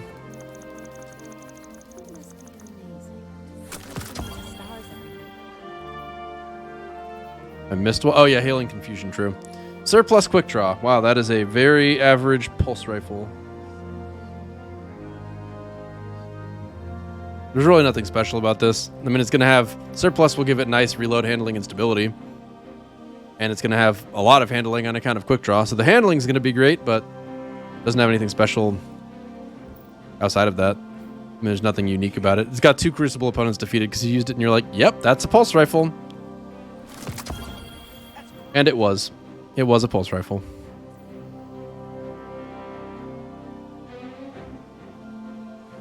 Let's look at fusions. We got this Cartesian coordinate with lead from gold high impact reserves. And what is this? Clean Shot IS. Charge time masterwork to help you reduce the damage on it. Enhanced battery for the... What is this? This is terrible. That's literally just a fusion rifle. Kill clip under pressure. This is kind of nice. If you actually get kill clip off in PvP, I'm going to zap the hell out of a fool. Could run liquid coils or accelerated, depending on what you wanted to do. That's okay. Just as they were going to say who won. Definitely not a PvE weapon. Well, actually, I guess that's not true. With kill clip, you could use it in PvE as well. That's okay. Hollow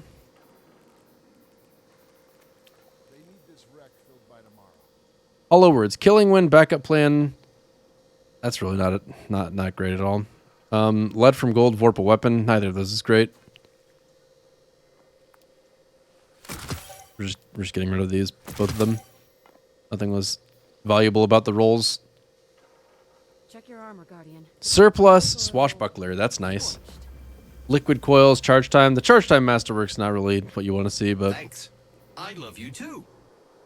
man, that surplus that's a very nice thing to have on a weapon that's going to be better in Crucible generally. Popip, thanks so much for the sub. Appreciate it, Popip. Hope you like the emotes. Killing Wind, high impact. I mean, it's not bad for, again, Crucible.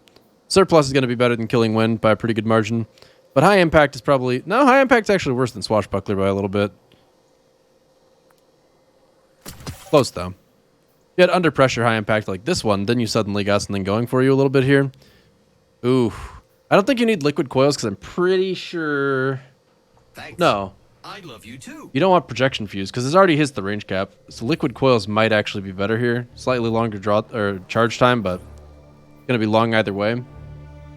Stability master works nice. Arrowhead break for vertical. That's nice.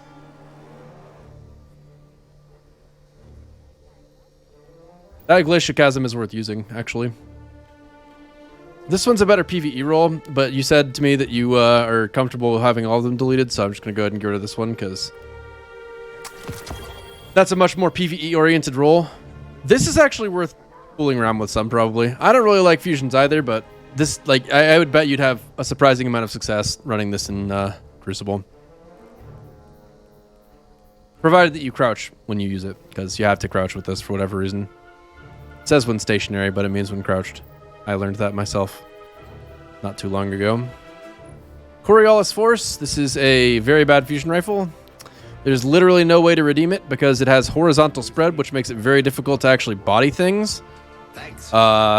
Thresh, not really the best perk ever. I mean, if you're going to use that, it would be in PvE because it doesn't work in PvP.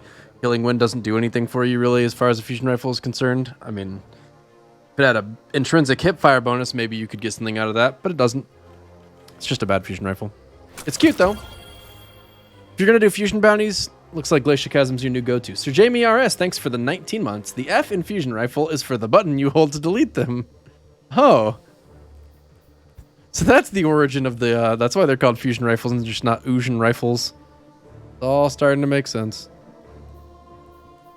Shield Disorient Disruption Break. I guarantee you what happened here is you kept this roll because you're like, oh shoot, if I was to break a solar shield, they'd be weakened and also they wouldn't attack me and it'd be neat. And then you never used it or masterworked it. If you really wanted to do that, you could just use Jotun too, because it has intrinsic disorienting or something like that. What's next? Am I out of fusions already? Huh. Okay, well. Oh, I missed the Garden Fusion. You're right. Zealot's Reward. Feeding Frenzy. Rampage. Feeding Frenzy's kind of nice. Liquid Coils. Handling. Handling I'm not a fan of, but... The low... This is not really... At the moment, the low charge time fusions are bad. And we don't have any reason to expect that that's ever going to change. Rampage is kind of nice. But not so nice that I would worry about it. Glacial Chasm is going to just feel better overall. Like, you could get Rampage ×3 on this, or you could just use Glacial Chasm. Obviously, Glacial Chasm will fire a little slower, but it's your special weapon. You want it to have stopping power. But this is a very good glacier chasm. Like, I'm a little jealous, in the words of my boy Drifter. We're gonna put counterbalance on here for the time being, but if you used it in PvE and major spec would probably make more sense. That's worth fooling around with though, for real. Let's look at sidearms. And by look at sidearms, I mean check if there are any sidearms and then just delete them if we see them. Kidding. Feeding Frenzy 1 for all. Ricochet. Full bore. Range. Max range, max range, max range. 1 for all. Feeding Frenzy. I mean, that's... If you're going to run brass attacks, that's probably the way to do it. 1 for all is not the hardest thing to do. This one is not really not looking forward to that at all. Big no. No thank yous. We haven't looked at shotgun still. Oh my goodness. This is a Feeding Frenzy kill clip sidearm. I see that you used it a little in PvE and then you remembered it was a sidearm and put it away. I'm seeing quite a few guns that kind of follow that kind of example. Oh, light. Look at that mess.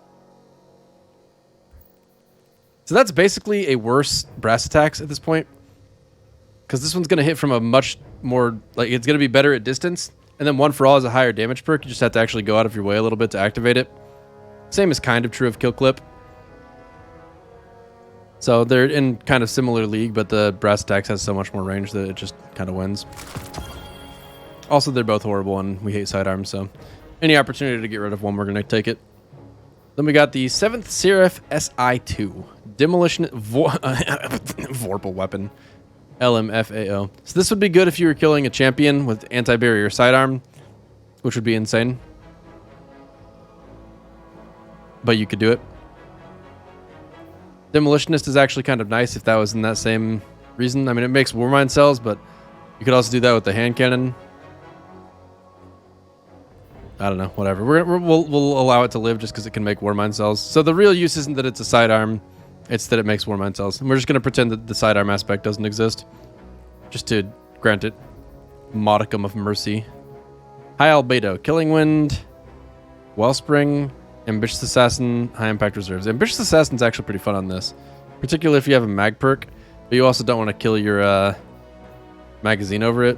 I see that what happened here, or at least I'm assuming what happened here is you're like, man, I really want to have a giant magazine with Ambitious Assassin, but I can't run Extended Mag because it kills my reload speed. So I have to use Flared Magwell, but then I don't get as much out of Ambitious Assassin.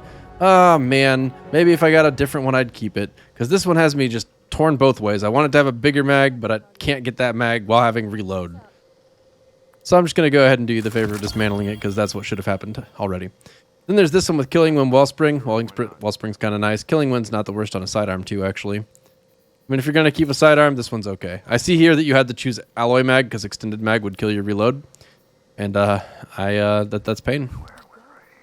That's physical pain. This would, I mean, it'd be better to get a different High Albedo that had similar perks, but better middle tier, because the magazine perks matter on sidearms.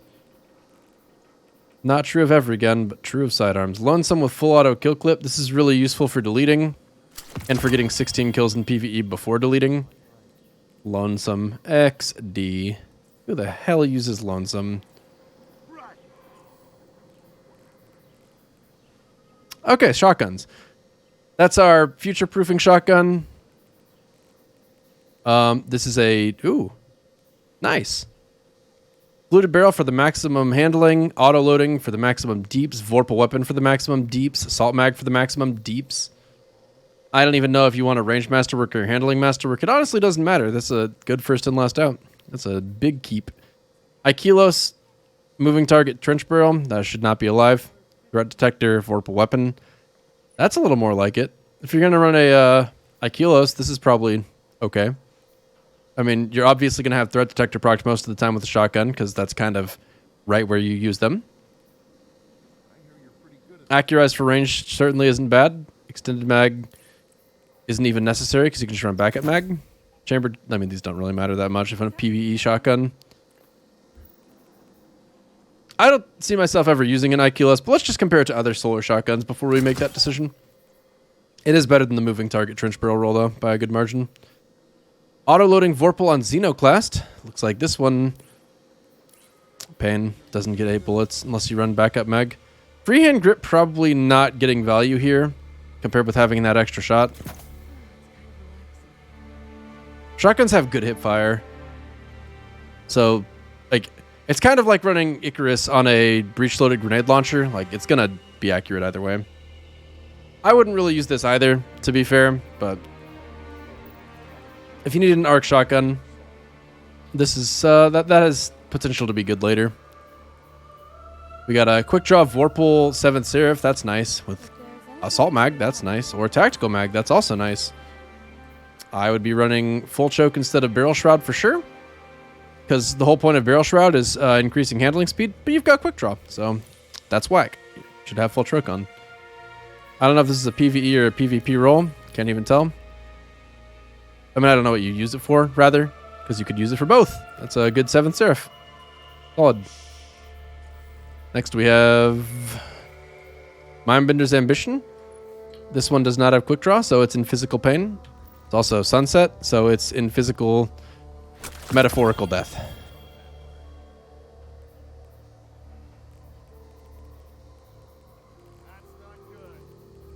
Heritage, Reconstruction, Recombination. Probably ought to delete that just so I don't get jealous.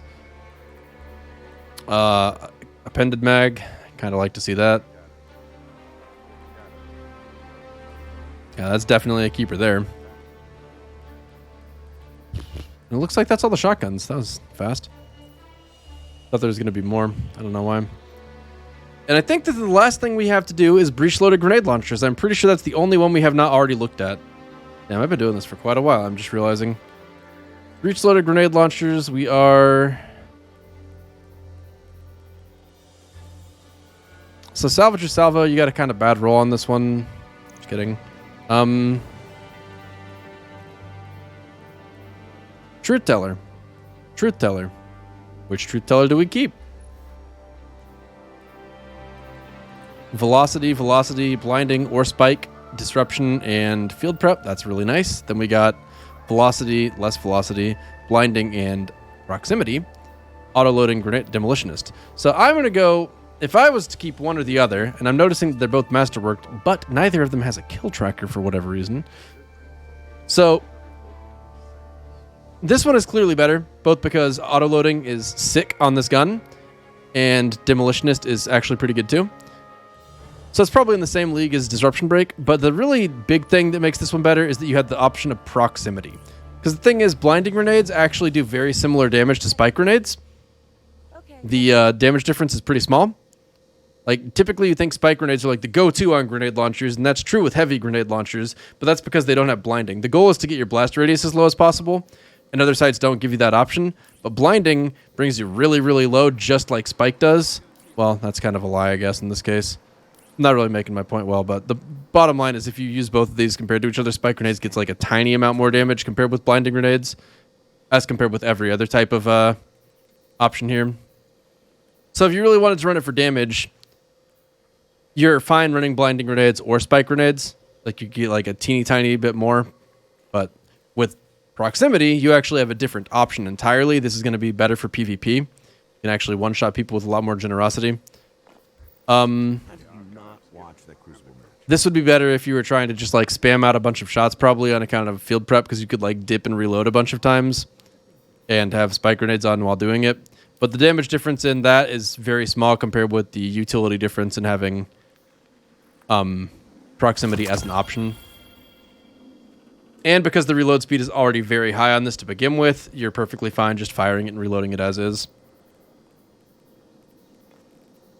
Then we got a Deafening Whisper, which Ambitious Assassin, you definitely want that. Unrelenting wouldn't be my go-to perk here. There are better options. Wellspring is one. Rampage could be one. Auto-loading could be one. But, you know, Ambitious Assassin is the thing that you really want to get. So that's a very good Deafening Whisper. Martyr's Retribution, this would be good if it weren't Sunset. So we got to play the tiniest violin as we send it off into the sun. And we've experienced a small amount of physical pain doing that. This one has Velocity, Hard Launch, blinding, no proximity, no spike, field prep, auto loading. So this one's actually pretty interesting because it now fills out that space that the other one left. Even for a Cryptarch, he was. And I mean, it's really, I would still just delete this one over the other one. Demolitionist is probably better than field prep as far as being comparable perks, and having proximity is a better option than high velocity. But if you still wanted to have something that does DPS, this one would be an option. I'm just gonna don't tell anyone, but I'm deleting this one. Because this one does the same thing still. Like this is just, it has the same velocity, it also blinds, it also auto loads. The other one had field prep, which the entire point of that is to be able to reload it quicker. And this is already almost max reload. You put on grenade launcher reloader gloves, and you are good. But the thing is, you don't even really want to be reloading this in the first place. You want to be using auto loading. That's the most efficient way to do it. And if you're just trying to use it for DPS, you're going to be perfectly fine putting a grenade launcher loader on. Any other?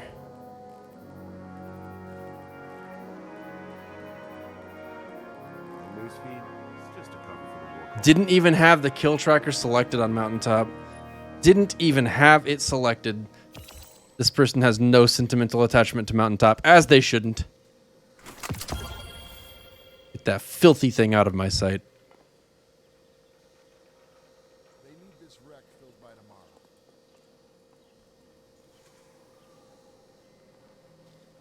Yeah, extra reserves from field prep is okay, but it's definitely not worth keeping it just for that. Because there are other better perks. Truth Teller specifically can run them. Like, I mean, auto-loading Demolitionist is actually, like, auto-loading Demolitionist or auto-loading Disruption Break are basically the best, and he has auto-loading Demolitionist. Like, which would you rather have? You get one more grenade, or your grenade launcher shots give you a significant chunk of grenade energy, and you can reload by throwing a grenade.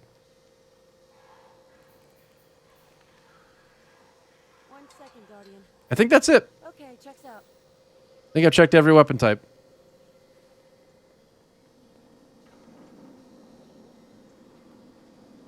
Not sure how many things we deleted, but it's a lot. The reason this Retro Futurist survived, because it's a lightweight frame, which we think might be the next go-to after... You know, with the 7th Seraph CQC existing, though, there's really not much of a reason for this. If it were a rapid fire frame, that'd be one thing, but it's not. I actually don't think this gets to survive on second look, because the 7th Seraph shotgun really just does the same thing this does. But better. Goodbye. Why did I keep the Prime Sniper? Because he wanted to keep it. It's also a god roll. You're not going to be killing things with the blinding grenade launcher in GMs? Oh yeah, you absolutely are. If you don't think you're using a blinding grenade launcher in GMs, you haven't tried using a blinding grenade launcher in GMs. It's freaking nuts in GMs. That's actually one of the first weapons I would consider using. Hello? Can you do that? You can't just kill me. I was doing stuff.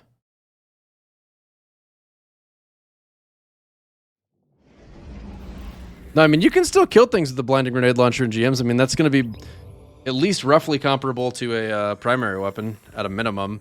I mean, the damage actually is pretty respectable in my opinion. It's not great, but it's respectable. I mean, and since you have to fight at a distance, usually your other options are not even really that great. I mean, you're not going to be using a fusion rifle in GMs, realistically, because standing and charging a fusion rifle around a corner sounds awful. And Bungie never makes perks for them. Snipers and GMs don't do enough damage to bosses to really be the best option, but their circumstances sometimes make them worthwhile at long range. Shotguns can be too dangerous to run in GMs. Grenade launchers are a pretty good, consistent source of damage.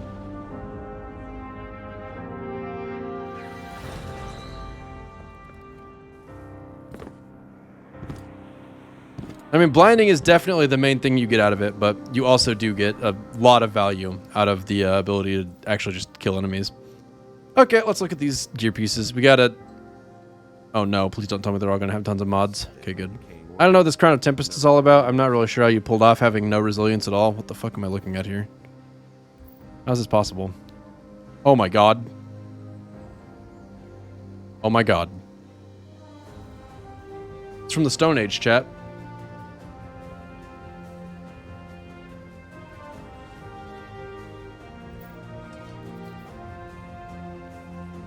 Assassin's Cal with 8 recovery or 7 recovery. I mean, with Assassin's Cal, it's not the worst thing in the world to not have either of those things. Between these two, they're both really similar. One with more intellect and mobility, one with more resilience. I'd say resilience is probably a little more valuable, but there's really no clear answer between these two. Neither of them is good enough to actually stand out. Being that you're a hunter, I'm going to go with mobility, just so you can actually maintain having a dodge. Your goal with Assassin's Cal is to be invisible all the time anyway, though. I'm not deleting any exotic that you don't have a duplicate of, so I'm just not even going to bother to look at them if I don't see another one next to it.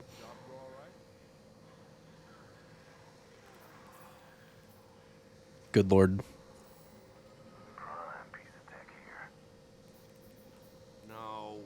So 60 roll that is equal across the board. Do I have free reign to just delete these things? Do you have good armor on all your characters already?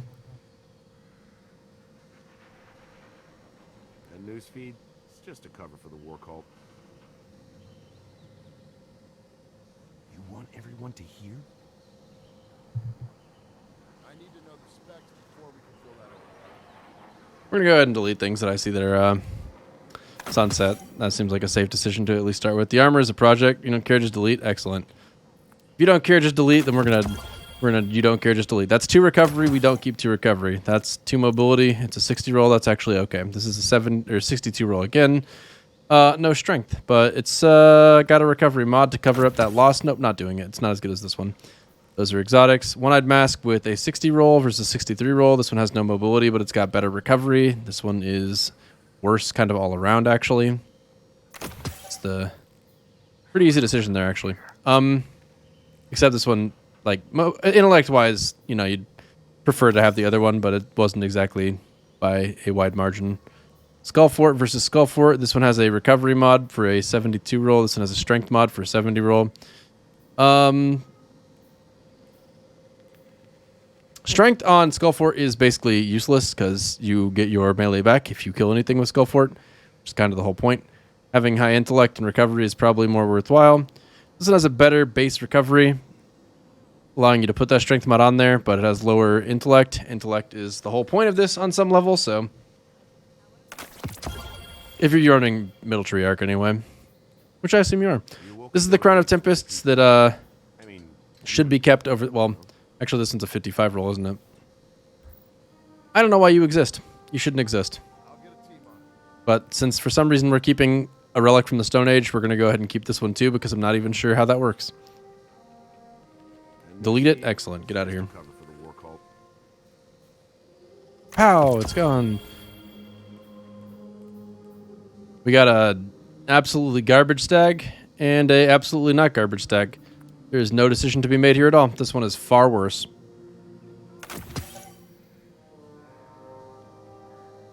Gotcha, Isaac. 60 roll with high recovery. 61 roll. Nothing special about it. Bellwinter's Lie. I mean... Ooh, the good Wild Hunt mask. That should be on a character with Transmog. Decent Wild Hunt hood. Really too much strength, but it's another... These are all Season Pass gear pieces. 62 roll with low recovery, low intellect, low strength for Titan. No. 60 roll. Pretty good 60 roll. 63 roll, 2 even across the board. 64 roll. It is pretty solid, but for a hunter, having no mobility hurts you, and we already have a wild hunt that's just vastly better than that. 62 roll, another hunter helmet. That one's pretty good too. I think it's not as good as this. It's not. Pretty hard to compare to that Wild Hunt mask, to be honest. Wild Hunt actually just... That Season Pass gear was really, really great. It's a pretty horrible roll for a hunter. Oh man, this is just so much armor. You don't want strength on a hunter. It's a cute helmet, though. We'll miss it. This is a better roll, so that's a keeper if you're going to keep that cute helmet. 63 roll, nothing special about it, though. It's not... Okay, that's kind of nice. No discipline on a warlock isn't the greatest feeling, but I mean, you can easily put just a discipline mod on instead of the intellect mod if you wanted to. Look at that mess. How much am I going to pay you? What in the world are you talking about, Clerk? And how much are you going to pay me? 500 items? Get out of here. That's pretty solid. That's not great. Certainly not as great as the other ones have been. That is also not great. 63 roll with a recovery mod to give it more than 7. You hate to see that. High intellect. This one could roll a recovery mod and actually be okay. Low strength would hurt some titans, but it's fine for others, and it's a high enough roll that with mobility and intellect, it's fine. Low discipline on a titan would make me sad, but this could actually work. I'd probably be putting a discipline mod on it and running it with Behemoth, but it's not the best. It's not the worst either. I haven't seen a Titan helmet that really sung to me yet, actually. It's a bad Warlock helmet. These are the Mechaneer's trick sleeves. I don't actually know how this got in your inventory, but I'm going to go ahead and take it out for you.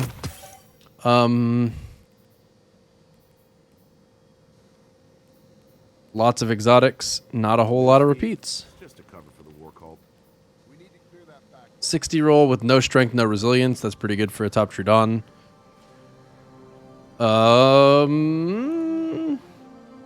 61 roll with no discipline and evenly distributed stats. Not really what you want to see. 60 roll. It's not bad. You don't really want strength on Warlocks. It's a 67 roll, but it's just not in the right places. Nothing about it is actually good. And this is a 67 roll with the same problem as the other one. You hate to see that. It's painful. No mobility, no discipline. No discipline on a hunter is okay, but no mobility on a hunter is not okay. That's a 57 roll. We do not keep 57 rolls. 66 base. That's a really... This is wild. This has got to be season pass gear. That one's really good. That wild hunt gear is like, honestly, probably across the board worth equipping. Not good hunter gear. Solid warlock gear, but a lot of wasted points in strength. This was good when stasis was a thing, but until they buff or change warlock melees, that's not going to be valuable, really. But it's not unlikely for them to, and it's not like it's bad in general, so that's worth keeping. It's a good amount of base recovery and strength. It's basically an inferior version of what we were just looking at. These are just average rolls compared to things that we've already seen. This is like, that's pretty good. I mean, not having discipline as a warlock, again, not the best, but not the worst thing to give up for having good overall stats, particularly because you can afford to run discipline mods at only 3 cost, not the worst. Good wild hunt gloves, even across the board roll, not really great. That's a very, very nicely distributed 62 roll. For some reason I thought it was Titan and the low mobility wouldn't be too bad. Still, low mobility is not the worst. You could put a mobility mod on it, and being that it's gloves, you really don't want an expensive mod anyway. 51 roll is not a keeper. 55 roll is not a keeper. 7 roll is not a keeper. 67 roll with a recovery mod. These are not as good as the wild hunt grips. That was definitely season pass gear. Even across the board, stat distributions are really not helpful for hunters. That's okay. This is also okay. Probably wouldn't run the recovery mod on it since it already has 22, but still a good distribution regardless of what the current mod is. Warlock class, mobility, discipline. Probably put a recovery mod on that and it's fine. That said, this is just worse. Those are bad. No mobility on a hunter makes you want to cry. Then you do. Oh wait, I'm on a Titan. Fuck! I deleted good hunter Titan gloves. No! I made a mistake. Oh! One item that might have been slightly good is gone. How did you not? Oh, the pain!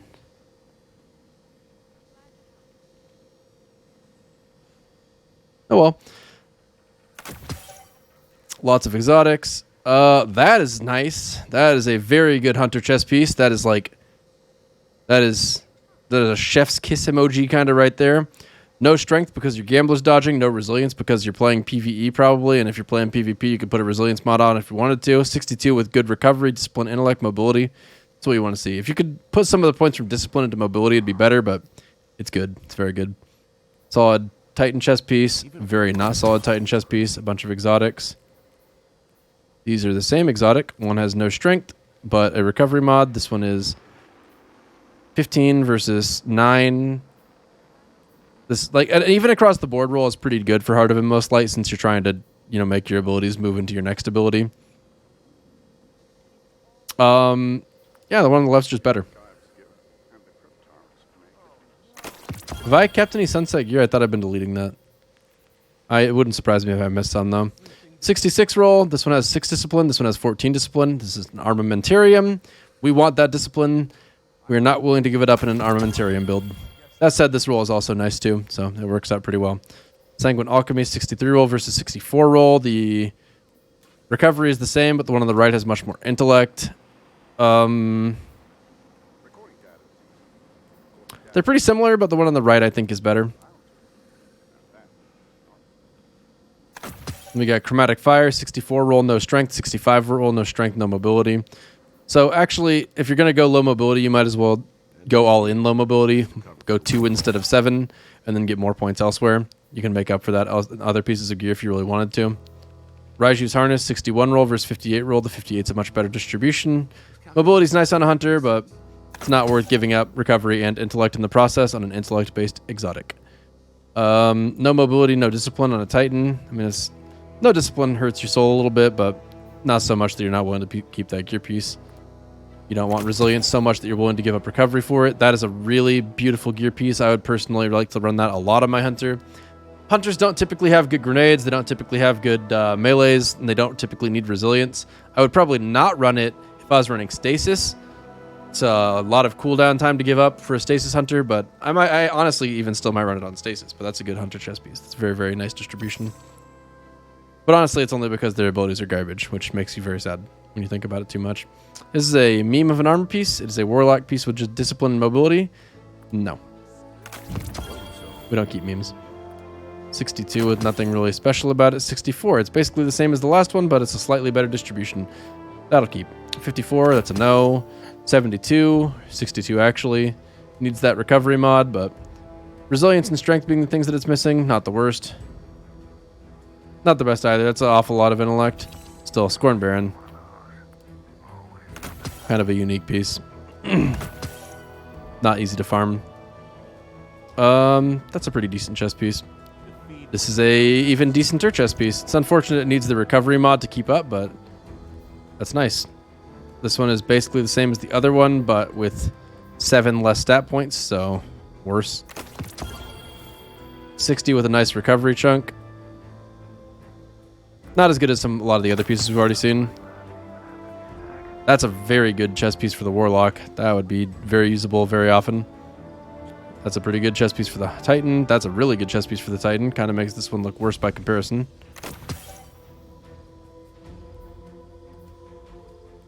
Same with this. The distribution's better on the left. We like that recovery chunk. Hunter with an intellect mod to cap out the intellect and no mobility. That's... well, I mean, it's a 67 roll. I think we can keep that and hope that it is able to be rounded out elsewhere. 66 base for Hunter boots. Those are really nice too. It's a lot of good gear here. Peregrine Greaves that either have... well, you want strength on them. Strength is about the same across both.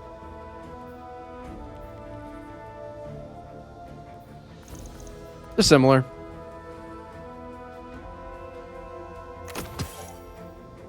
Woo!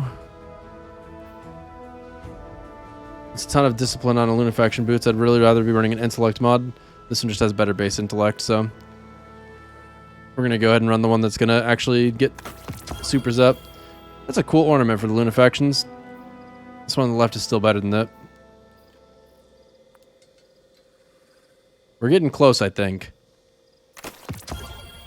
Yeah, we're on page 5 out of 6, so we're definitely getting close.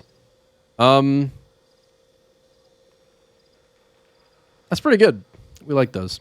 This is also pretty good. You could put a intellect mod on it if you wanted to run that, or you could just go really hard in discipline, recovery, or mobility.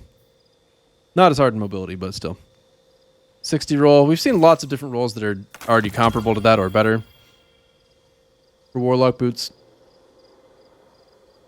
We don't want that much resilience on a Hunter, pretty much ever. Too many wasted points. It's a very good hunter boots by comparison. Those should be locked probably, so we're locking them. Those can't keep up with the ones we just looked at. These can't keep up with the ones we just looked at. That is a pretty decent roll for a warlock. It's nothing special, but pretty decent. Same with this. Not as good as the one to the left of it. 62, again, can't really keep up overall, I wouldn't think.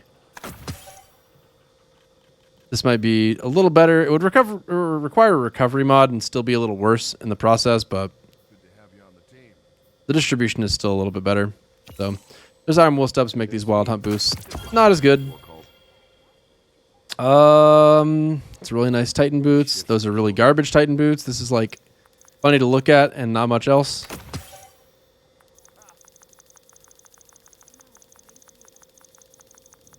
Or 64 roll. Those are good. 61 roll with a good distribution. Hunter class, no mobility, pain.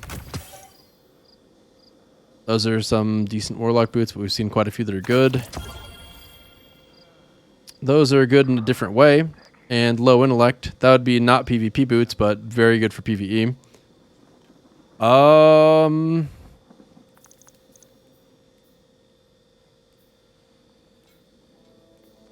Those are like basically the exact same, but this one's going to require less mod cost to keep up.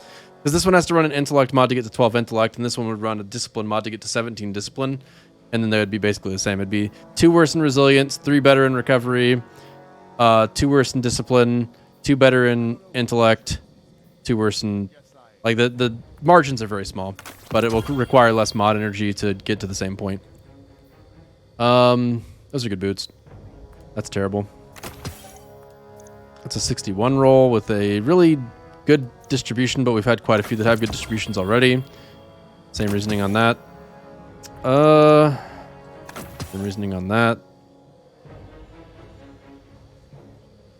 That's pretty good. We're not having a mod. I mean, it's a little even across the board, but for it to have like the higher point being recovery and discipline on a Titan is not at all worth complaining about. Since these aren't masterworked, we're assuming that we don't actually invest into them or care about them. It's happening. It's happening. All the marks, these things, how'd they get in here? Who knows? 1 energy. 9 energy. I mean, 9 energy is not nothing. We'll leave the 9 energy one. 6 energy. 3 energy. 3 energy. 2 energy. 1 energy. 2 energy. 6 energy. 7. We already kept a 9 of the exact same kind.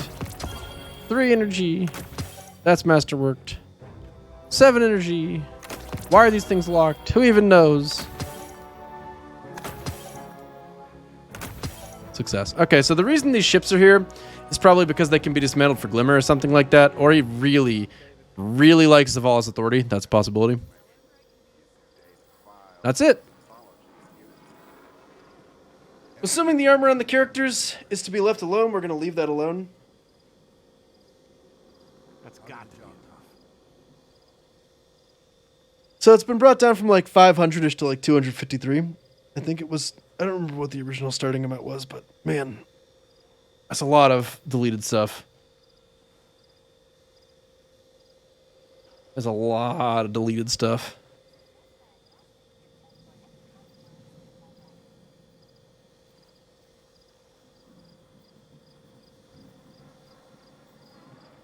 Wow, that is something. Boy, howdy. Time to hop off this account. Your vault has officially been cleansed of its sins. How many shards do you even have now? I don't know. We'll have to check that in just a second after we look at this. Checking right now. No. No Midnight Smith. 8,600? Thank you. Probably like a... something somewhere in the neighborhood of like a 1,000 shard bump.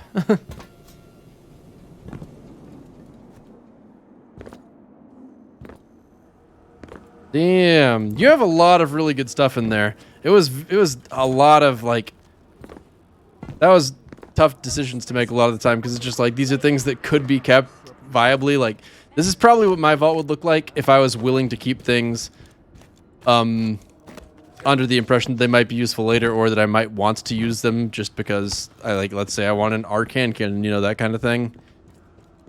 I don't really keep stuff with that attitude on my account, but this is what my vault would look like if I did, probably. How's your equipped gear look like?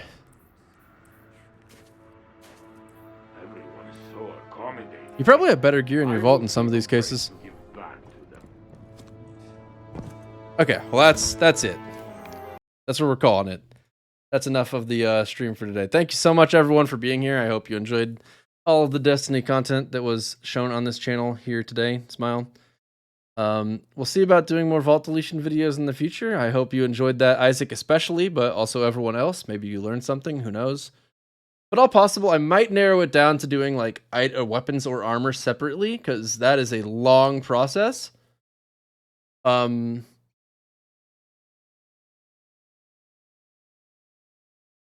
going to go ahead and hop off. Thanks again for being here, everyone. I really, really do appreciate it. Those of you who've been talking in chat and hanging out, that's awesome. Means a lot to have you here. Roasting a Quiggin. Make sure to drop his channel a follow if you like it. And I will see you when I see you, everyone. Thanks so much for being here once again. See you next time.